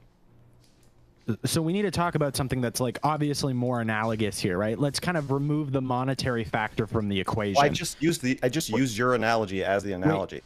No, you gave me like an example which is heavily reliant on people's Okay, need say for I have survival. say I start out. Let me offer you an analogy that's more analogous. Okay, so you're a You supervisor. said hiring black people for. Wait. Okay, so say you're a supervisor at a McDonald's, right? Yes. You are in charge of hiring practices. However, you do not own this McDonald's. The monetary factor is not so much at stake for you here, and you're just making a hiring time out of my decision. day, and my boss is like, "Why are okay, but you're interviewing white people, right? Why You can't we interview take his people hypo? based on the same level? Why can't we take a well, your hypo was, what if it's costing you money and you don't have the resources to just to do every interview? Is that your question? It costs money to be non-racist. It costs The answer safety is, to be yeah. non-racist. The answer When you're is walking it's down the too street, bad. When you make policy, some people will suffer, and that's the cost of our policies. It could be the case that you would, I don't know, you would be more efficient if you discriminate on the basis of religion when you're doing stops in the airport. It could be that case. Wait, I'm sorry. But wait, I wanted to get in why my analogy is more analogous, right? Because my broader point. Why not that I've been answer trying to hit his? home. I About challenge you to answer monetary- my analogy. I challenge you because I don't like the stop have and to frisk answer example. this. I don't I mean, like that we can say like, "Hey guys, we found one example of a time racism didn't work and was like a bad idea." A lot of the times, racism actually is pretty practical. It does make Your sense. analogy, it talks about what I was talking about. There's a lot of research when they just give a person that is in a hiring process 2 resumes that are basically identical, and they just change the name on it. That is the research. That is the data that I'm talking about. Okay, wait. Hold on. Let's Okay, let's think about the interesting questions. Okay, if racism is enacted and it doesn't achieve a good end, obviously every single person here says the racism is bad. That's such a boring. Let's ignore that, right? The more interesting question, because this is what we grapple with on a daily basis, is it seems like there are times in our lives where people act in a way that's racist or is discriminatory towards some other characteristic that we would like to not be. But it seems like there might not just be a reason for it, but even some level of justification. For instance, if you go out and you're at a bar and you're with a stranger and a woman offers you a drink, you might look at that a bit different than if a man offers you a drink. There might be some utility there to the discrimination. Or also, let's say that you are a server in a restaurant and anybody that says otherwise has never worked in a restaurant before, okay, and can fuck off back to whatever you came from, okay? If you are a server in a restaurant, it is, especially Sunday mornings, it is the case that people have the impression of, and probably is the case, that black people don't tip as well as other people. Now, if that is the case and there's some form of racism that you can enact, and it seems like there might even be a benefit to it, do you tell people, hey, even if you might have a heuristic that's serving you and is actually statistically providing you with good outcomes, should you act against that? That's the interesting question. Okay. Yes. And that's And what it's I one was bringing up. You should answer That's this what I- question, and the answer is that you're not factoring in the utility or the benefit of having equality writ large, and equality under the law or equality in people's perceptions. And that is a very, very positive thing about our country. Imagine that you had some policy, or that you knew that Republicans tipped less, or you knew that Republicans were more prone to crime than Democrats. Would you ever think that it's conceivable to have a policy where, we always search Republicans more than Democrats? That would seem to sort of counteract our notion of equality for First Amendment purposes. And certainly in the racial cases and in the sort of religion and that's cases. easy to say on the societal level, but the problem is society moves in like chunks, right? You've got like people, then policies, then companies. But the problem is we're asking the people to change potentially before the society does, even though if that might not serve the individual. On a grander political experiment, I agree with you. Of course, it's better if we all move in ways. All of us should coincide both politically, ethically, legally, judicially, everywhere with all of what our moral values are. But there are going to be times in these in these different parts of society where some groups of people are going to be disadvantaged by doing so. And can you compel those people to act in a more way? That's the question. I mean, that's any policy. And so, Destiny, why don't you answer Mr. Girl's question? Answer Mr. Girl's question, Destiny. No, I like watching you guys battle over this. It's fun. If you had a store owner who is, he cannot process all these applications in a fair way, it's just impossible. And you have, if you don't racial discriminate and only look over the white people's applications, you go out of business. Do you say it's okay for him to discriminate in that case? I think that I agree right now with US on the books that if you are an employer or if you are a landlord, like a building owner or something, then I think that you have a special onus on you not to engage in discrimination against certain protected classes, one of those being race. So I would say that, no, you shouldn't be allowed to participate in the labor market as an employer if you're going to engage in discriminatory practices, because that type of stuff will roll downhill in the worst way possible. Because as soon as one business owner says, I can only hire Asians for my data crunching firm, otherwise I'm going out of business, well, everybody's gonna be like, wait, hold on, well, fucking, I'm only hiring Asians. And then pretty soon those are the only people getting hired, or you know, through any industry. So I think that for employers, that there is a compulsion there, for sure.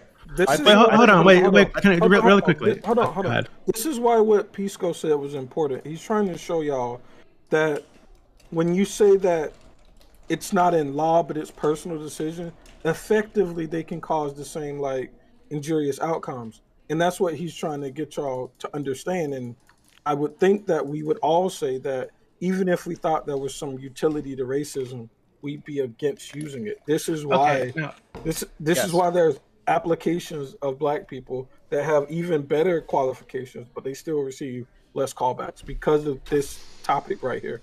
Wait, really quickly, please. So would we say that if someone were to like, let's say they had a sushi restaurant and they wanted the sushi restaurant to have like an authentic atmosphere, right? So they were specifically looking for Asians to staff the sushi restaurant because they didn't want people to come in.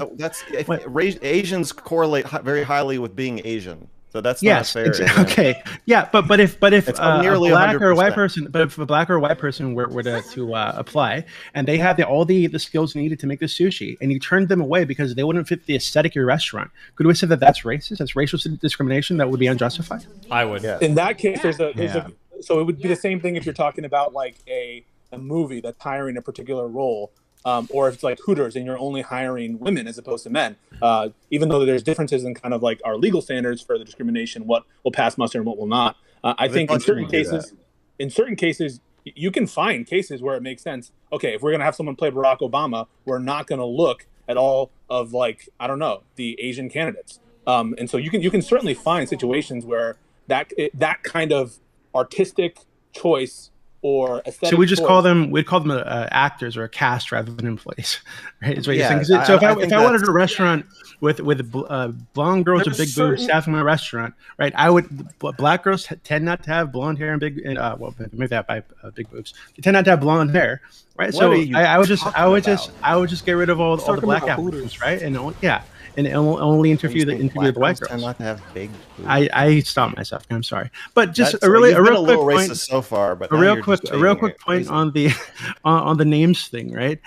If you look at the names that they use for this study, right? I think it's really interesting to kind of break them down because they chose names like Letitia, LaShonda, Tawanda, right? Names that I think a lot of people, maybe unjustifiably, would associate with lower class lifestyles, right? Kind of ghetto names, right? And they put those up against Amy, Hannah, Lori, right? Misty, right? So I think it could be that this was a class discrimination. Wait, hold on, real quick before we spend any time on this. Really quick. No, I'm not. I'm almost done. Because if they were to put names like Cletus, Jim Bob, Billy Ray on there, I'm sure you could find people making the same assumptions about these people based on the application. They came from a certain class that might not be good for your restaurant, for your business, whatever the fuck. Right? You'd assume that they're like trailer trash types. Okay, before we get too far off into that thing, okay, so that's the racism, though. That's the problem. Is we're essentially saying that, like, well, there are a lot of black names, and they're associated with being lower class, so maybe it's just a class issue. Well, no, that's a race issue, right? That's like saying every time I see a black person, I don't want to deal with them. You're like, why not? Well, it's not because I'm racist, it's just because I think all black people are poor. So it's a class thing. That's not how that works. Right? No, but wouldn't we make a lot of assumptions based... hold on. Wouldn't we make assumptions about, like, white people, for example, from, like, white names that we consider to be lower class? Cletus, no, because there's a whole bunch of trailer trash. Like, no, okay. First of all, even people in trailer parks are named Billy Ray generally. Okay, right? You'll find a lot of people that have like relatively normal, like there's a whole bunch of white trash names that just sound like normal white people names, where people aren't going to see it immediately and be like, oh, well, that's just a white person. But there are a lot of them where we hear them and assume they are racist trailer trash. I have to say that. I'm going to freak out if I don't say it. Okay, all right. After Katie, then Mr. Go. Jesus Christ. Okay, fine. I'll start dancing if you won't let me talk. Okay, I would love to answer. That works for me. You dance all the time. I think that, and I don't mean this on an institutionalized level. So I think when we keep going back to okay, you're saying no racist policies, but individuals like can still act in ways that would result in the same outcomes, even if you don't have the racist policies. I still see a clear benefit of like a country or an organization or whatever not have racist policies on their book, right? So that is always going to be a no for me, no matter what. In terms of the individual level, your question, Destiny, was like, when and how should the line be drawn on that? And I think that when Prime gave the example of like me and Fawn crossing to the other side of the street versus the woman who called police on the black guy in Central Park, I think where the line is drawn is how detrimental it is to the person that you're applying the prejudice on or the bias against. So when I cross to the other side of the street, that might hurt a guy's feelings that I'm scared of him. But I think overall, if I get raped, it's probably worse for me, so I'm gonna take that one. If it's putting him, if someone is like, if you cross the street, I'm gonna shoot that guy, then I'm gonna not, you know? So I think it depends on that. I don't think that makes sense. I don't think you can compare your fear of what you're imagining this person's going to do to you to what you're actually doing to them. Like, I could say, okay, I cross the street whenever I see a black person because, yeah, that might hurt their feelings, but if they cut my head off and, like, put it in the back of their car, that's going to be worse for me. Like, if you can't just... You can't compare rape, which... You get what I'm saying? Okay, then can you scrap that part and just address the main point that I said, if you want? Yes. I'll retract all of that. Never mind. No rape. Well, okay. I mean, another thing is about that example that is interesting is that I've done these calculations, and the safety change in crossing the street to walk by a woman instead of a man is about the same safety of violent crime ratio of crossing the street to walk by a white person instead of a black person. Okay, the reason why I'm saying what I'm saying But is it is more because hurtful. racism is bad. Racism is bad, but we can't determine why people do what they do. So we can sit here and talk about how we need to mind read to tell people not to be racist, but I'm like, that's not going to happen. So what we can do is not have racist policies on the book and then make societal changes that reduce unconscious prejudices in people so people will actively be less racist, whether they choose to be or whether they unconsciously are. That is my solution. I think that's a good idea. I disagree about the part... You're welcome. I disagree about the part where we can't tell people not to be racist, though. I'm a messaging guy. I never said that. Well, you did say you said exactly that. But let me explain my response. I think that the way we tell people not to be racist is very pedantic and insulting and unempathetic. And I think that people will respond much more to, people like Doobie. They're going to respond better to saying, hey, Not Twitch chat. saying like, you're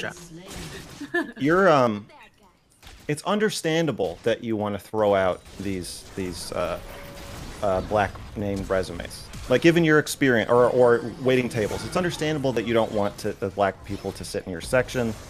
And I get how that affects you financially and emotionally and psychologically.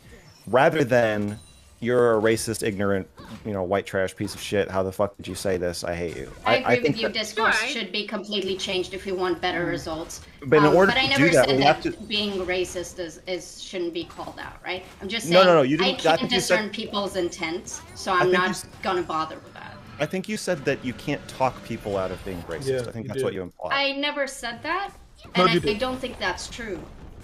Do you think you can talk people out of being racist?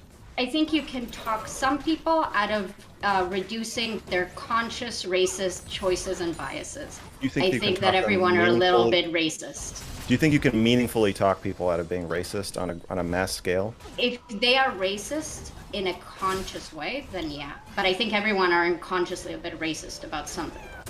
Right. So the question I wanted us to get at about earlier, though, is something I really thought was important to address with one of the questions I was trying to get at, was what do we do about the unconscious racism, right? Because that still has implications in our society today when it comes to hiring practices and things like that. How do we actually make a meaningful difference against Doobie's freaking me out. You guys see this shit? I think y'all are granting way too much. and it's almost ridiculous to me. Me too. Me too.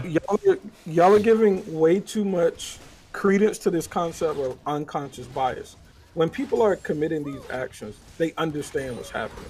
It's a pure cope to act like they don't understand what they're doing. Oh, I'm just tossing the resume away. I don't even really understand what's happening in my head. It left my desk and went into the trash. No, these people absolutely understand the decisions, and that's why I said choices earlier. And you took some problem with that, but these people understand the choices that they're making. To try and Who are these people? Is these all people? Wait, I didn't say it was all people. I'm talking about the people that make the choice to discard black resumes just because they're black resumes. I thought that was clear. But some of them don't make that decision because of the black. They do end up making the decision to toss the resume out. But the point with unconscious biases is that they lead you to racist results. But the justification in your head are not, I just hate black people. I think some are conscious and some are unconscious. I think what Gambit is saying is that like an an example of like an unconscious racist thing might be something like, I just assume that everybody wants straight hair or something, like a very white centric, like you just assume that. And that's kind of like an unconscious racist thing. But when you're like, I'm not gonna hire a motherfucker called Tyrone. Sorry, that ain't happening. To call that like unconscious racial bias feels a little bit infantilizing. Is it? No, I don't know. Hold on. I'm not saying you didn't. Chill. I'm just saying that like. Okay, then don't correct me when I'm not incorrect, okay? Oh boy. All I'm saying is that, what Gambit is saying is, it seems like we have this huge classification of like accidental racism when most racism is a little bit more overt than that. I think that's what Gambit is getting at. Okay, but is that always a bad thing, right? So like, the example someone used earlier. The example someone used earlier. Right. So if I were a woman walking in Central Park, right, and this black dude this creepy fucking black dude is hassling me about my dog, right, and trying to call my dog over to him, and I know that 90% of the rapes and murders in New York City are committed by black and brown people. Is it wrong for me to have some kind of extra fear that I wouldn't have if there was an Asian dude doing it or a white dude doing it? It's not wrong to have I don't fear, think but so. you also included the information that he's creepy. So yeah, you made I don't think it matters if what his skin color is, what he looks like. If he's creepy. Okay, well then is it wrong for that? Hold on. So would it be wrong? He's a normal looking guy. Oh God. So I think Katie said earlier, right? Katie said earlier. Oh God, please. We got it. I get it. We got it. Please, no, wait, really quickly, really quick. So Katie said earlier that she like intentionally forces herself to stay on the same road as like a dude like coming toward her just so she doesn't seem like racist or whatever the fuck. No, right? not that I don't seem racist. To not enact racism. Sure. But if a woman who was more concerned with her safety, let's say she was aware of these stats, didn't even want to risk the situation, right? Could we really fault her for going to the other side of the street? Like, is she actually hurting anybody? I don't think it doesn't have to be a binary of whether we're faulting her or not. It is understandable and also immoral, and so if she crosses the street, I agree with we can Mr. empathize with that. We can Why is that understand the immoral? practicality of that, and we can also be upset that it's racist. And if Is she it immoral stays- to put on your seatbelt when you get in the car to take an extra step to protect yourself? It doesn't hurt a black person's It's really not fucking the same. feelings when you put on your seatbelt. It's pretty similar. No, it's pretty actually similar. not similar because your If you seatbelt isn't a assume person. that- The seatbelt isn't a person, and a black person is. That's the difference. Is this unfair? I know we don't like labeling people stuff, but you are explicitly in favor of racist policies and racist attitudes. Why aren't you a racist? That's untrue. Oh. So I'm not in favor. I don't believe that any racial group is superior or inferior. What I'm saying is that given the stats as they currently are, right? I think some of these policies might be justifiable, right? I'm not saying that black people are like inferior or that they're more. You agree that the Wait one stats second. they Wait are one the second. way Wait they one are second, because please. of Wait. factors I'd like to outside of the finish. I'd like to finish. I think what he's asking. Wait, really quickly. I'm not saying. Oh God, Mr. Girl. One second. One second. I can tell you the problem. I can help you. You don't need to help me. I don't need your help. I love you. You're beautiful. You know that you're in beautiful, but I don't need your help. Okay, please. Let him help You So do. what I'm saying. You need my help. You need a PR One second, please. You need a PR guy, and I'm going to take your case. I would love that actually. I'm gonna But help okay, you. really Let quickly. me- No, stop. All right, wait. I said Please, Zuby. please. Oh, okay. Please. Okay. So what I'm saying, right, is I'm not saying that these stats are the way they are because these groups of people are genetically predisposed to behave this way. There are obviously socioeconomic circumstances that have led to things being the way they are. And until we address those circumstances, this is the reality people are living in. So given that this is the reality, I think it's totally understandable, justifiable, and not immoral. It could be totally morally in line with someone's belief systems to take themselves out of a potentially dangerous situation. I think it's totally fine. And if we can understand, no, I wouldn't. And if we, I call it prejudice, but not racist. And if we can understand, if we can understand why a black person in the United States would feel some kind of way about being pulled over by the police or interacting with a police officer, given the stories that they see about police brutality and cops planting evidence and racism and all this kind of shit. If we can understand that feeling leading to them making generalizations and having prejudiced feelings toward every cop they fucking see, I think we can understand why a white woman walking alone in the park would have these same kind of feelings about a black dude or a Hispanic dude in the park. So it's prejudice on the basis of race, but not racism. Is that correct? No, it's not prejudice on the basis of race. It's prejudice based on the reality of the crime stats as they exist. You're digging a hole deeper for yourself. You gotta let me get you out. I am on top of the hole, daring you guys right now. This is what I do. Listen. Okay. The I feel problem like he's gonna is get you in more trouble now. the problem is that you are racist. Okay, and that's okay. This is the stance you have to take.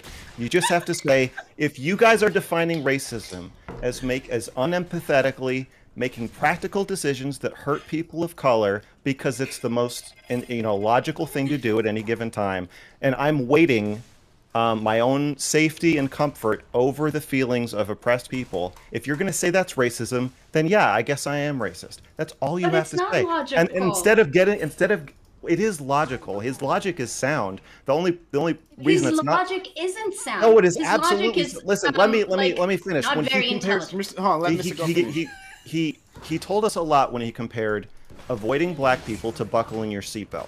So whether or not the statistical difference, whether or not the yes, I know, but I want to unpack what that means. And I have like an emotional scuba mask that I can swim down into this, and I'm gonna find a little gold nugget and bring it back to you. What he's saying, I need help with that. I got it. I've got it. Just let him do it. It's not about intelligence. It's just a strong stomach. Listen. What I'm saying is, when you compare a seatbelt to a black person, even if it's the same ratio as safety to danger, what you're leaving out in the seatbelt analogy is that the seatbelt isn't a person, doesn't have feelings, doesn't deserve an equal and free society the way a black person does. And so in Doobie's moral scale, he just doesn't weight that very high. And he weights it low enough that we are all in the panel willing to call him racist.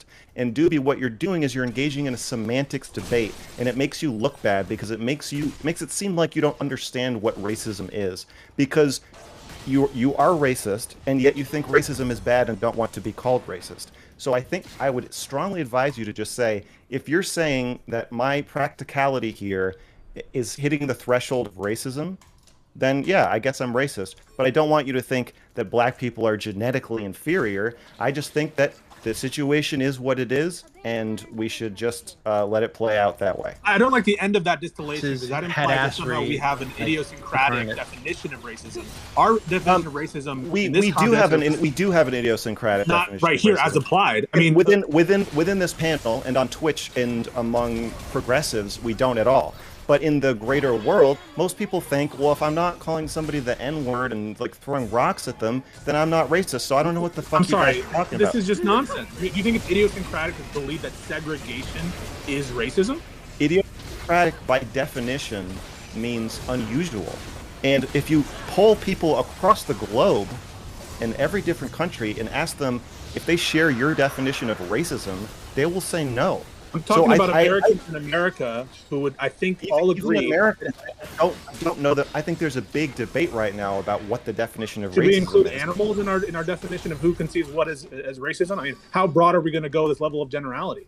I'm assuming that most Americans think that explicitly race-based policies. I don't think including animals as a fake what's wrong with thing, America? As a fake thing that I'm saying, mentioning animals makes sense when I'm saying within the Twitch panel, It seems that 8 of us have a shared definition of racism. One of us has a different definition of racism. I think we can just acknowledge that. We don't have to talk about it for a fucking hour. Ours is not I think that Jesus more Christ, normal than Doobie, you're freaking me out. I think that Doobie's definition of racism Do the is time thing again. I think Doobie's definition of racism is pretty common among Americans. You may have a different sense of that. I think it's better to just be bilingual. I understand Doobie's definition. I understand your definition. I like your definition. It's even my definition. That doesn't mean we don't have How do you know Doobie's understand is his. common or the majority? I mean, are you just pulling this out of your ass? Yes. Well, my definition of racism is what you'd find if you looked up the word racism in the dictionary, I think. But really quickly, so Mr. Girl, I need to correct a couple. Well, the most common definition on this panel is incorrect. Then, so no, you said that I was that seatbelts were not black people. Black people in that situation wouldn't be the seatbelt. Walking across the street would be the seatbelt. A bad situation with a black person would be like the car No one's accident. feelings are hurt. Right? So when I'm you buckle explaining your there, seatbelt. right? What I'm saying there is getting raped or murdered by a black person, in that analogy that I came up with, When you or buckle metaphor your that I came up seatbelt with, for your safety, was you're making car it accident. worse. When you buckle What I'm your saying is seatbelt. that going across the street is the equivalent of putting on your seatbelt. Now, an actual The bad step part of crossing the street just in case is that- something bad is that happens. the bad part of crossing That's the what I'm street. saying. Wait, is really that quickly, please. I'd like to just finish my statement. But you've already derailed. No, I haven't derailed. I haven't derailed anything. Let him finish. I think that we can all, and Mr. Gray, I think you said this earlier, right? That we can all understand when a minority in the United States feels a certain way about interacting with the police, thinks that the police officer might be racist toward them, might beat them up, might plant evidence, yada yada, whatever the fuck, right? Even though if we look at the actual stats on those issues, it's a very, very small percentage of police interactions where any of that takes place. How do you know? Very How do you know small. that? I get where you're going. Can I There are respond stats now? on this. And If you want to say that there might be this might be happening, we just don't know about it. Well, go to your I can fucking fantasy. concisely We'll pull out a explain why number. you're wrong. And come back to me. But the numbers that I have access to. What numbers are those? The numbers don't matter. Your analogy It's less doesn't than make a any percent. sense. It Right? literally No, doesn't I'm not matter. done speaking. I'm not done speaking. I know, but Please let me finish. Please let me finish. Hey! Like when you all talk at once, literally no one can hear you. So it's pointless. It's really pointless. Doobie, finish what you're trying to say. Ben, can I get in prime? I want to respond. Cage I is want to still respond. trying He's impugning my analogy, and I want to respond. You impugned my analogy first. It was my Oh my analogy. God. Fuck you. It'll be I love very it. short. It'll be the shortest Okay, thing listen, you've ever. listen. Go Shut ahead. up. Wait, listen, please. So what I'm saying is that we can understand black people feeling a certain way about interacting with police, and not just black people, but any minority person in this country interacting with police. We can understand it's like the prejudice notions they'd have about that police officer. I think we should extend that same level of empathy toward a woman who walks across the street when she sees a black dude walking toward her and she's by herself. Right? I think I don't understand why, Mr. Gray, your whole thing is about having empathy for people, but you can't extend this empathy to that woman I'm who extending might want to empathy take an to extra you, step. and I don't accept need it. it right now. Who might want You to take do. that extra step Oh, but you to do. protect herself and just cross the fucking street. She's not I hurting understand. anybody by doing Okay, that. that last part. And one more Part I'd last like thing. to One more address. last thing. I think Dylan keeps asking, what should we do to address this, right? Well, we should find ways to make sure that 90% of the rapes and murders in New York City aren't committed by black and brown people. I think if that's stopping in the case, people wouldn't have these prejudices and have these stereotypes in their head. Okay, wait. Can I suggest something? Can we get a definition of racism for the panel? Yeah, so that, that's because we're like exactly on. what I was gonna do. We're at like That's 8 different. Exactly what I was gonna do. Can I respond? We're at 8 Can I different levels of respond? conversation right now. Just Wait, Can I I need respond to to Doobie get in first? here. I just need to get in here because I need to address exactly what Destiny said there. I think it's important that Doobie brought up the fact that there was a dictionary definition of racism and that somehow his was it against the grace of Jah Almighty, okay? So when we look at the definition of racism, right, it's prejudice, discrimination, or antagonism directed against people or person or people based on the basis of their membership in a particular racial or ethnic group, typically one that is a minority or marginalized. So the policies that we're talking about here and the ones that Doobie seems fitting to enact are definitionally racist. Doobie, what you are trying to do here is make a case as for why racism's not bad, I guess, but that is exactly what it sounded like Mr. Girl was saying, and I'm going to roll with that. However, I think it's important that you understand that, yes, by definition, what you are trying to enact is racist. Thank God. Okay, so you're okay. You took the Oxford definition. Oxford sucks. Okay, I go with Merriam-Webster because I'm an American. Fuck stop. you. Merriam-Webster definition. If you were to look this up, is a belief that race is a fundamental determinant of human traits and capacities, and that racial differences produce an inherent superiority of a particular race. I'm not making any superiority claims. I'm not a white person. If I were to do that, right, I'd probably say that. Wait, that okay, hold on, Girls stop, most- Doobie. You can't really believe this. If I run around and I scream and I call every black person the N-word, but I don't think they're worse than white people, I just call them the N-word. Does that make me not racist? Because I don't think they're inferior? Hold on. Ryan, There's. Please. You know what? Hold on. You respond can to use a this. racial slur without being racist. I call people racial slurs Yeah, all the fucking time. I'm not a racist. Doobie. I love everybody. Doobie. And so yeah, if I went around and called black people the N-word with a hard R all fucking day, that you could take from that. You can make the inference that I'm a racist, but I don't think it'd be necessarily. Is it a racist act? And I think making that doing? assumption about me would be kind of rude. Yeah. Doobie, Is it your a racist act? analogies are wrong. And No, I'm not going to necessarily. explain why. Wait, hold on. I'm gonna give you. Doobie, This is I need you to this listen is to me. this is on topic. Doobie, This is on topic. Wait, so if an Arab Palestinian were to call Israeli Jews the K word, right? Would we say that what's there's a K-word? racist There's a act that K-word? would be What is it? unjustified? Yeah, there is a Really? K-word. No. Would be unjustified? No, there's a K-word. What is it? I'd say that could be justified, given the fact that they live under the oppression of an Israeli Could be ethno state, justified. that Doobie, I'm outlines gonna tell you specific a rights for couple. Jews above Arabs. Doobie, I'm trying to help you, and so if you're trying to get under my skin, I don't care about Israel any more than I care about any other country. I'm here to help you, and I need you to listen to me very carefully. Doobie, the last part of what you said was, when you cross the street, when a black person is on the other side, you're not hurting anyone. And I implore you to understand that most people on this panel, I would say everybody, disagrees with that part. If that were true, then what you were saying and the stuff and all the analogies you're making would be absolutely perfect. If it didn't hurt black people when you throw their resume in the trash can, then that would be a great plan. If it didn't hurt black people when you flee from them when they enter a park, that would also be really great. However, it does hurt them. It hurts them probably pretty much every way imaginable when you add it all up. But in the moment, it hurts their standing, it hurts their dignity, it hurts their feelings, it hurts them psychologically. It's not good. Trust me, having people be terrified of you and flee whenever you come near them it's not a good feeling. So, I think that your seatbelt analogy falls apart there. The police analogy. We're not talking about. Yes, we can empathize with black people who are afraid of the police. I can empathize with you being afraid of or wary about black people or people of color committing more crimes. I'm not saying that I don't extend you empathy when I advise you to just bite the bullet and say that you're racist by this panel's definition. That's not what I'm saying. However, a police officer does not have, in this country, we do not say that the police have the right to not have their feelings hurt. That's part of their job. That's why we pay them. Their job is to have a series of unpleasant experiences throughout their day, resulting in the rest of us be safer. Black people have not signed up for that. So it's not a good analogy. And what you should just admit is that the rest of us care about all this other shit I'm talking about more than you do. I feel like maybe I'll use another not even an analogy, comparison. To make it a little easier for you guys to understand. Make it a tiny bit easier. A tiny bit easier for you guys to understand where I'm coming from here. Okay. We understand. So we know. Wait, really quickly. We know, right? We can pull the stats on this. That the vast majority of people who molest children are not actually pedophiles.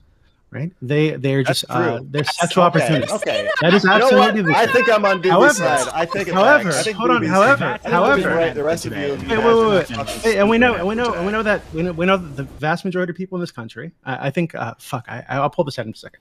But the vast majority of people in this country who are pedophiles, right? Don't actually act on those urges. Don't actually molest children. The vast majority of them. 10%, if I remember correctly. If a but even so, if a pedophile were to come to you, someone who you knew was a pedophile had these urges, even if they've never acted on them in their entire fucking lives, they came to you and said, "Hey, you need someone to watch your kid this weekend." Oh, so your analogy is built on the idea that I don't empathize with pedophiles. Well, but you're not empathizing with the pedophiles. Have I got some you're not fucking bad empathizing news with for women. You just walked into a minefield. I love the minefield. You done fucked up. And I'm telling you, if we can say that it's understandable for a parent in that situation to say, "Hey, no, I can't leave my kid with you because I know you're a pedophile," even though vast majority of you guys don't do this, even though the vast majority of people that actually molest children are not pedophiles, I'm still not going to leave my kid with you because I'm making some assumptions based on you being a pedophile, right? Why can't we extend that same empathy because that we would have for that parent in that situation? He's making a prejudiced decision to the woman who crosses the street. Hold on. Okay. All right, so we're gonna go to Katie. We'll go to Jessu. Katie, I can respond to that really quick.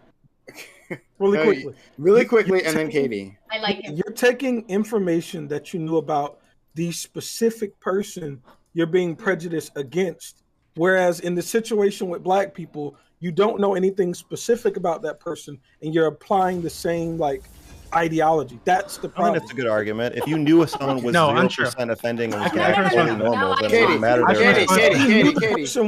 He specifically said he knew the person was a pedophile.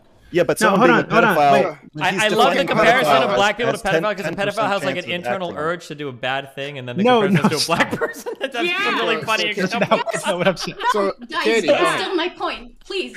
I hate you so much. I'm happy that you brought the pedophile analogy. Me too. Fuck, we're leaving. I would love to talk about this more. Oh, chinga su madre. I can breathe now. Okay. A pedophile has a psychiatric condition that makes them attracted to prepubescent people. Okay? That is, you can call it inherent, you can call it learned, we can discuss it. That is a trait that they have.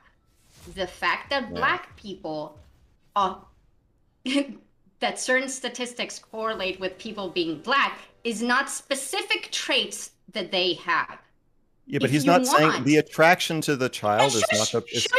But that's not the analogy. No. You have to relate it to Okay, hold on. Katie. The probability of them actually hurting a child. Katie, please go. That's what you have to compare it to. I thank you. Okay. You're welcome. So, you are comparing things like seatbelts that are inherently protective of a person during a car crash, and being Black, which has none of the negative properties that you're assigning to. You're saying being Black correlate with A, B, and C, so why doesn't it make sense for me to make decisions based on that? And nobody said women aren't allowed to make the executive choice for themselves in that moment to value their own safety and cross to the other side of the street. Pedophilia is not the negative trait there. Shut up. It's child abuse. It is prejudice, though.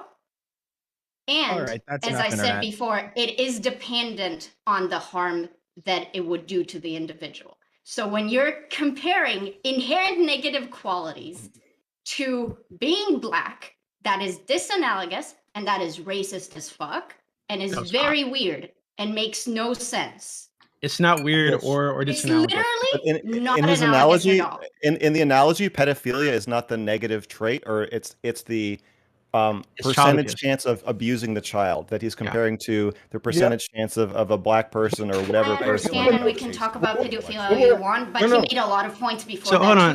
You should either reject his analogy or follow his actual analogy. He made three analogies. All of them are disanalogous. I'm good. Wait. Let me help Mr. Girl, because I know he wants to jump in to defend pedophilia, but this is ridiculous. So the problem I'm is defending truth. I'm defending truth and logic.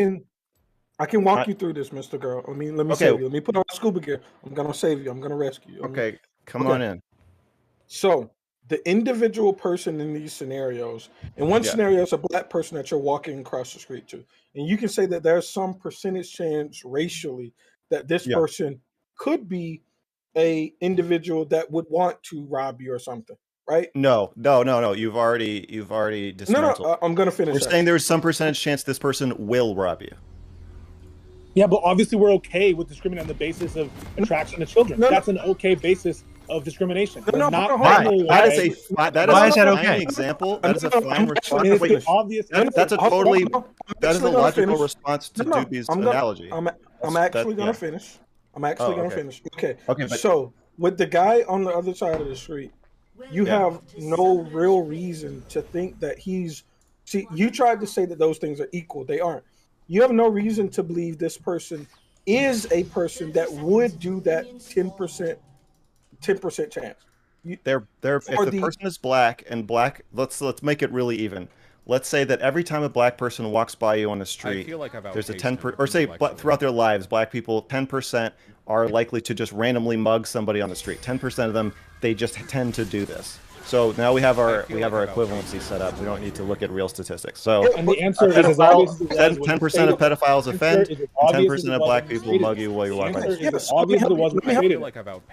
me help you with this. One is okay. Help me. The other is not an okay form of discrimination because we're more worried about discrimination against a racial minority than we are about discrimination. No, that's who? No. I'll let you that is argue that. absolutely the case. I'll let you argue that next. Pisco's argument is, I think, the only valid response to this, but I want to hear. I'd like to respond to Pisco at some point. Gambit. So listen, Mr. Girl, in the situation with the pedophile, we know in Doobie's example, he knows that this person is of the class that could commit the action. And black people are of the class that also could commit a Let him finish. Gambit. So I don't think these things are analogous at all. Like you don't know. They are. No, a black person could mug you, and a pedophile could abuse you. It's the same thing technically. Yes, it is. So thank you, Dustin. There's a difference when you look. So no. You're letting Doobie fuck with your head because you're not letting me finish. No, y'all just keep interrupting me. Fucking with you. He's comparing black people to pedophiles. Fight back, Gambit. Don't let him interrupt you. Yeah, Gambit, keep going. Okay, so listen. I feel like even if you first off, somebody has to be somebody that would rob, and then second off, they have to be willing to rob in that scenario. So you're gonna let me finish. You're not gonna talk right now. You're gonna look at me, but you're gonna just let me finish. Okay, so it's just like the pedophile situation. We wouldn't say when he headbutt her, I thought he was gonna do his combo. I don't think he fucked up. I think that he was just trying to hit her away from me. Fuck me, dude. You're making this assumption on the black person. The black person first has to be somebody that would rob you, and then it has to be, are they going to rob you? So there's two levels of this, right? There's a level of, will they commit a crime, and will they do it now? The same thing is with men and pedophiles. It's, is this person a pedophile? And then if they are a pedophile, will they commit this crime? You're taking the second level of, this person is a known pedophile, and they could commit this action, to the broader group of, I don't even know if this person would commit a crime. And you're making those two things equivalent. That's really Can I respond to that? Wait, I need to explain this, and I need to explain this to Gambit really quickly. The thing that we're talking about here, though, is non-offending pedophiles, like Mr. Girl was referring to. Yeah, right? He's talking about child non-offending pedophiles like Mr. Girl ... Yeah, okay, right. Okay, I understand that. Yep, Mr. Girl. Believe me, I'm trying to have your back here. So the difference is knowing that someone's going to commit an action is completely different when you're just taking two corollary statistics like people being attracted to children and then that automatically leading to child abuse versus someone being black. Can I respond to Gambit? Dylan, the analogy would have to be, this is a black person that we have reason to believe will rob you. Because the pedophile, we have reason to believe that they may commit an action. No, you don't. Gambit, can I respond to Gambit? I want to respond, Gambit. Can I respond to you? Yeah, for sure. Are you ready? Okay. Take it away. If we just say correlation and we just say 10% of black people will mug you or mug somebody and 10% of pedophiles will offend. The label and the reason they are that way and what they're thinking and what the non-offending pedophiles are thinking for the purpose of pure safety of a binary of did the act occur or not occur? Were you hurt or harmed by this person or not? Everything else can be ignored. And what Doobie is doing, which I enjoy a little bit of myself, but he's making it very confusing because we've decided that it is okay, as Pisco's pointed out, we've decided it's okay to ostracize or be super wary of pedophiles because we don't care about hurting their feelings as much. And also, also, let me finish. Let me finish. I'm gonna let you finish. You didn't let me finish. I'm gonna let you finish, then I'll respond. Okay. Based. That's nice of you. Yep. I appreciate that. I think my answer to the analogy is that a pedophile, unlike a black, and maybe this is what you're getting at, a pedophile, unlike a black person, can be expected to kind of just absorb that. If we say, hey, look, you are probably fantasizing about this kid, so we don't really want you to babysit the kid. And like, that might hurt your feelings. You might think you could do a good job of it anyway, and 90% chance you probably could. It's not worth it to us. And so we are going to hurt your feelings. And what I would like, in the nicest way possible, we're going to say you can't be around children. You just can't. Yeah, and this pedophile might think your kid is fucked up. You're not allowed to walk down the street next to a white. You can't walk by a white woman on the street. It's an unacceptably harsh, unempathetic stance to take. In one, and in the other, it's just not. You don't discriminate on the basis of race, but you can discriminate if someone has a tendency to crime. If we were able to know that someone has a 20% tendency to crime, and that's all we knew about them, then it would be perfectly okay to discriminate on the basis of just we know they're going to commit a robbery. Just like, but the difference is purely emotional. We just don't feel good about the basis of your race. That is the condition under which you're. Okay, how is it any different from sexuality? And it hold on, but then being a pedophile is also probably an immutable characteristic that they have no control over. Yeah. Right, but we're comfortable with it's socially acceptable to talk about the ways that you guys want to torture and murder pedophiles at any time that topic comes up. But yes, but that's a good example. But we know, even though we know that the vast majority of people also don't wait 1 second, don't molest children. And the vast majority of people that do molest children are not pedophiles. Okay, the way most people feel about the way you feel about black people is how most people feel about pedophiles. They don't care about saying, hey, you can't do this, you're scary, you're going to have to be treated differently. It's not the same! Oh my god, why are you doing this? Hold on. No, hold on, wait. Mr. Girl. Okay. Yeah. This is what you're doing. Let me make this really simple to you. Okay. All right. You're walking down the street late at night, right? Yeah. There's two people on the street, and one is on the left and one is on the right. Both of them are black, right? So let's say, hold on. Where am I going to go? Let's say you had information that one of them potentially wanted to commit murder. And let's say you had no information on the other guy at all. No, hold on. Which person? So the person that has contemplated murder before and we have suspicion to believe that he may murder one day is on the left side. And the person that we have no information on is on the right side. Where would you walk? Both of these people are black. I would walk on the right side, but that's because you've introduced a new corollary variable into your analogy. So it is no longer the original question; it's a new question. What's the new corollary variable that I introduced in the situation? Well, if you said one person was a black person who I knew had a 10% chance of mugging me, and the other person is just a random black person, but black people on average have a 10% chance of mugging you, which would be the true analogy, then I would say it doesn't matter which side I walk on, because I know on average they're going to be the same.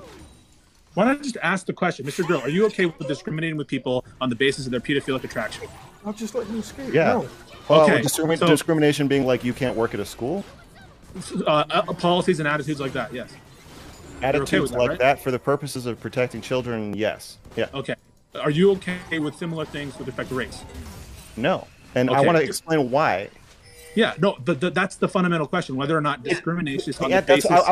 It was kind of funny when I said to Doobie, we feel about pedophiles the way you feel about black people, but I'm serious. Like, it's just an emotional argument. I mean, we just believe and we feel that it's not fair to do that to somebody based on how they look. It just feels wrong.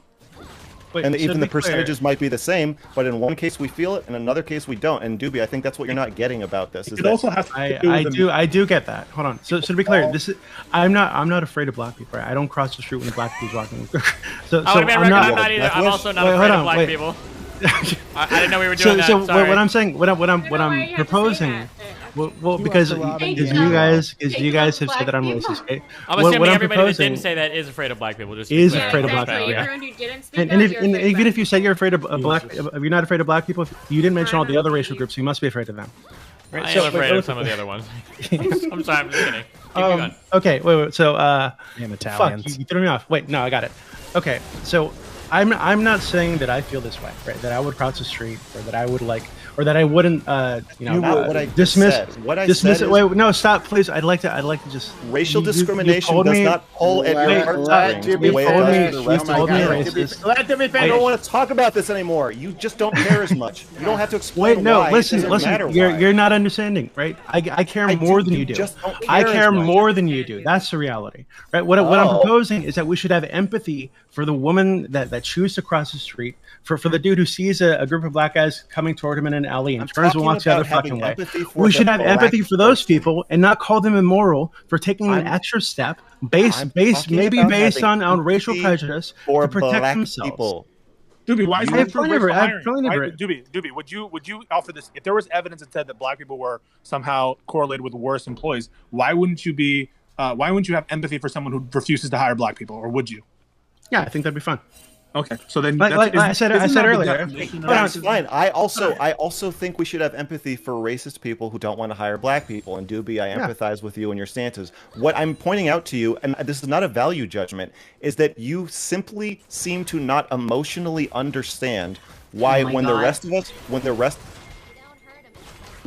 us picture a black person walking down the street and then they see a white woman come toward them, dart across the street, the rest of us get upset thinking about how it feels to be that black person, and you do not care enough about that to understand why we're saying. I do understand. Okay. Well, what I'm saying is that you guys don't care. That you guys don't seem to care. You don't feel strongly about it as the rest of us, right? Not true. All right, so what I'm saying is that you guys don't seem to care. Oh my God! I'd like to just finish the statement. You guys don't seem to extend that same level of care and empathy toward the woman who might be afraid. Okay, let me put it this way. She's afraid and she doesn't want to put herself in a potentially dangerous situation. We have run out of time for this particular topip. I have one final statement I want to say. I have one final thing I want to say. You can add that to your intro for the next one. We're moving on. Well, then why? What's the difference? You can add. Then the difference is I said this is how it's going to go. So that's the difference, right? Okay, great. My intro for the next one's going to be my statement on this. Sure, that's perfectly fine. All right. To my audience, if you've been enjoying this content, right, that we do 6 nights a week, right, and you haven't done so yet, hit that follow button right now. Hit that follow button. Make sure notifications are on so you know I'm going live. I do this all the time. Have content just like this. We have these closed panels. We also have open panels, which we'll have after this one, where audience members like you, yes, you, may be a part of it, right? So if you want to get on, talk about either these issues or some other issues, right?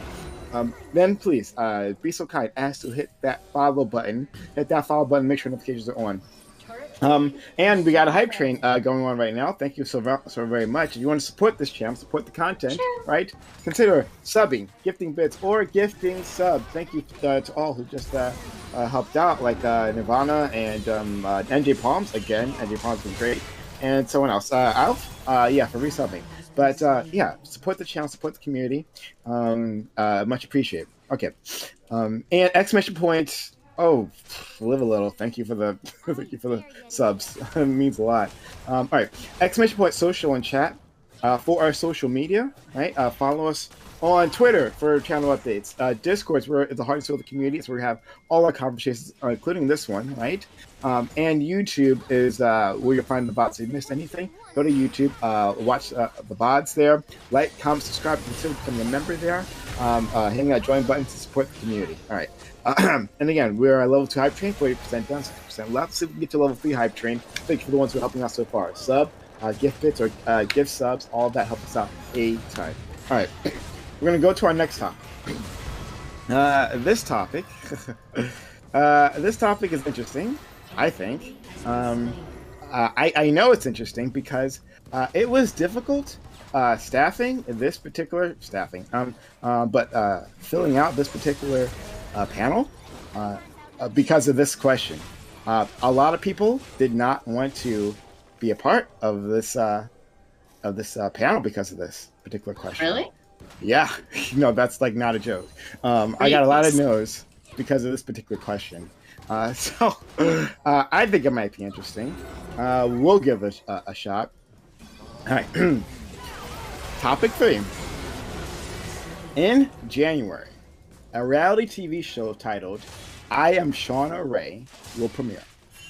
This show will feature a woman who suffered an injury to her pituitary gland due to complications from brain cancer. This has stunted her growth and left her in a body resembling an 8-year-old. Oh, baby. How should society react to individuals like her? What if a person like this engaged in public displays of romantic affection with another grown adult? What action should passerbys take? What if a person like this decided to go into the adult industry? And if it was possible to recreate this effect through cosmetic surgery, should society allow it? Okay, so multiple things. This woman, yes, her name is Shauna Ray. I'm gonna put the link to the article, to an article talking about this in my Twitch chat and in my Discord in the VC chat section, so you guys can check it out. So this person does not look like someone someone who has dwarfism, right? If you look at this woman, like she does look like a child, like exactly in terms of proportions, she is perfectly proportionate to a child. And so, since you can't tell otherwise, that can lead to some issues when operating in public. Okay. Now this is the next part. I already let my panelists know, but I'll let you know too, right? So, what we're not going to do is focus on this particular woman and her sexual habits, right? There's like 8 different questions here, and they all have different answers, and we didn't get anywhere on our last conversation topic. We're not going to get anywhere in this one. It's actually possible, right? We don't even have to mention her name again, right? We can instead use a hypothetical person, Billy Batson. Let's try that, right? Billy Batson, with the body of a child, like a 10-year-old boy, right? But is a 25-year-old man, right? So we'll do that. We won't like focus in on this one woman. Can we do 2 sexes? That can be Billy and I don't know, a B girl name. Yes, you can. Yes, you can. Is it Billy for the girl? Billy can also be a girl's name. But anyway, okay. So just putting that out there, okay? All right. So now you've seen, all right? This is the meme, guys. This is the meme, right? We've heard this before, right? You've heard this in the anime talk, right? One side will say there is in anime, there is little girls, lollies, right? They're used as sex objects, right? And then the other side will say, well, that child is actually 800 years old, right? And then the other side will say, well, that's completely silly, right? That doesn't actually happen in reality. But this is it. This is it. A person who looks like a child, actually like a child, who is above the age majority. So I'm really curious what you all have to say. Let's do intros. So, and how about the hype train? That's kind of die. But anyway, thank you so much. Go ahead, Katie. Okay. I understand that it's an interesting topic and people like taking very fringe cases that are not really relevant to the general population and like sensationalize it. So that's that. I'll discuss the topic, but it is kind of weird because it's like, it's not a big issue, like big social issue. It's like a few cases. Secondly, I am unfortunately going to agree a lot, probably, with Mr. Girl on this. Hey. And I'm uncomfortable with that because... Me too. Thanks. So I I have my own opinions on this, but there's kind of an issue because the segment we just came off of kind of equated being black to being a pedophile, as in having pedophilic tendencies, and I like reject that. So everything I'm gonna say from now onwards is unrelated to that because that's disgusting and wrong and stupid and yeah. In terms of the actual thing, pedophilia also has to do with, yes, there's the sexual attraction, but like the mental age of the person that matters too. The reason why pedophilia is wrong is because children can consent. This adult person can consent, therefore they can do whatever the fuck they want with whoever they want to do it. I'm done. Okay. Can I do my intro? No, you want? All right. For my intro, I just want to say it was really funny that Mr. Girl said he wanted to do his intro last, so people couldn't respond to his intro, and somebody managed to respond to his intro before he gave it. That's very funny to me. Yeah, that's not there. I'm done. That's Okay, not right. that's my whole intro. Oh, don't fight kids. There you go. That's so we can be brave on that one too. Okay, yeah, thanks. Okay, all right, Boy. All right, yeah. So I guess I'm going to give my take on this, and I think it's important to touch on the television program that will be airing, not in relation to the individual who's being covered, of course, but I think that televising potential relations between someone who's on a TV show who has the appearance of a minor, that could be an overall net negative to society. I think personally that when we see, like on a moral level, right, when we see shows normalizing someone who appears like a minor, and it might portray, I'm not too sure because, again, the show, as far as I'm aware, hasn't aired yet, right? I believe next week is when it's going to start. Yeah, right. Okay. So I think an issue that might come is we're going to have a big television program with people who look, or a person who looks like a child despite being over the age of majority. And what happens is we put on a national stage to an impressionable audience of people who might not, give the time to the program to sit down and watch it. They see someone who looks young, and I'm talking most notably about kids here because they have access to television programs, right? They might see a show like this, and again, if they see a TV show like this where there's someone who looks like a minor and is in a relationship with someone who is an adult, I think that there's a huge problem with potentially kids being exposed to this type of content or TV that, they're going to think that something like this, someone who looks like them, isn't engaging in a relationship with an adult, and that's going to be problematic. I think also that in regards to like the societal implication of people getting cosmetic processes like this done to themselves, that's also very problematic because once again, I think it normalizes the fetishization of minors, which to me is overall problematic. We want to talk about actually reducing offenses overall, which I'm not going to hold this against Mr. Girl, okay? Because he seems like a swell fella from this panel. Speed up. I'll speed it up. But basically what I'm just going to say here is that I think it's definitely a moral problem, and I'm not too sure where we should stand on legality, but societally I think these things should be looked down upon. Let's keep our statements a little bit short so we can jump right into it. Fawn. Once again, I'm sorry for that, Prime. I just want to say that Doobie is a racist. True. Confirmed. Confirmed. Racist confirmed. Thank you, Doobie, for coming out to us as a racist. It's a safe space. And and I kind of agree with Katie as well. She's an adult. My feelings to this, I think, are more like, I feel for people who might have this very rare condition, because I think I watched like the little trailer and she said she attracts creeps, but again, she's an adult. She can tell when people are being creepy, where if an actual child might not be able to see that because they're cognitive function, they're children. Whereas she is able to be like, this person only wants me because I look this way, and I think that is a big difference. So I don't know about platforming it. I feel like I kind of agree with Dylan in that way, but again, she's an adult. She should be able to. She obviously made the decision to be on the show, so That's it. Also, yeah, Doobie's a racist. GSU. Yeah, so in the last section, is there like, do y'all hear the people talking in the background? Yeah, there's... Yes. Not me. It's not me. Sorry, I don't know who it is, but it's not me. It's Destiny. Jesus. Hi, Melina! Gambit, please. But yeah, so in the last panel, in the last time, This fucking Alistar is so impatient. You see how he couldn't wait for the R to come down. This guy's been making huge throws all game. The Alistar is single-handedly fucking so much of this game up by just not being patient.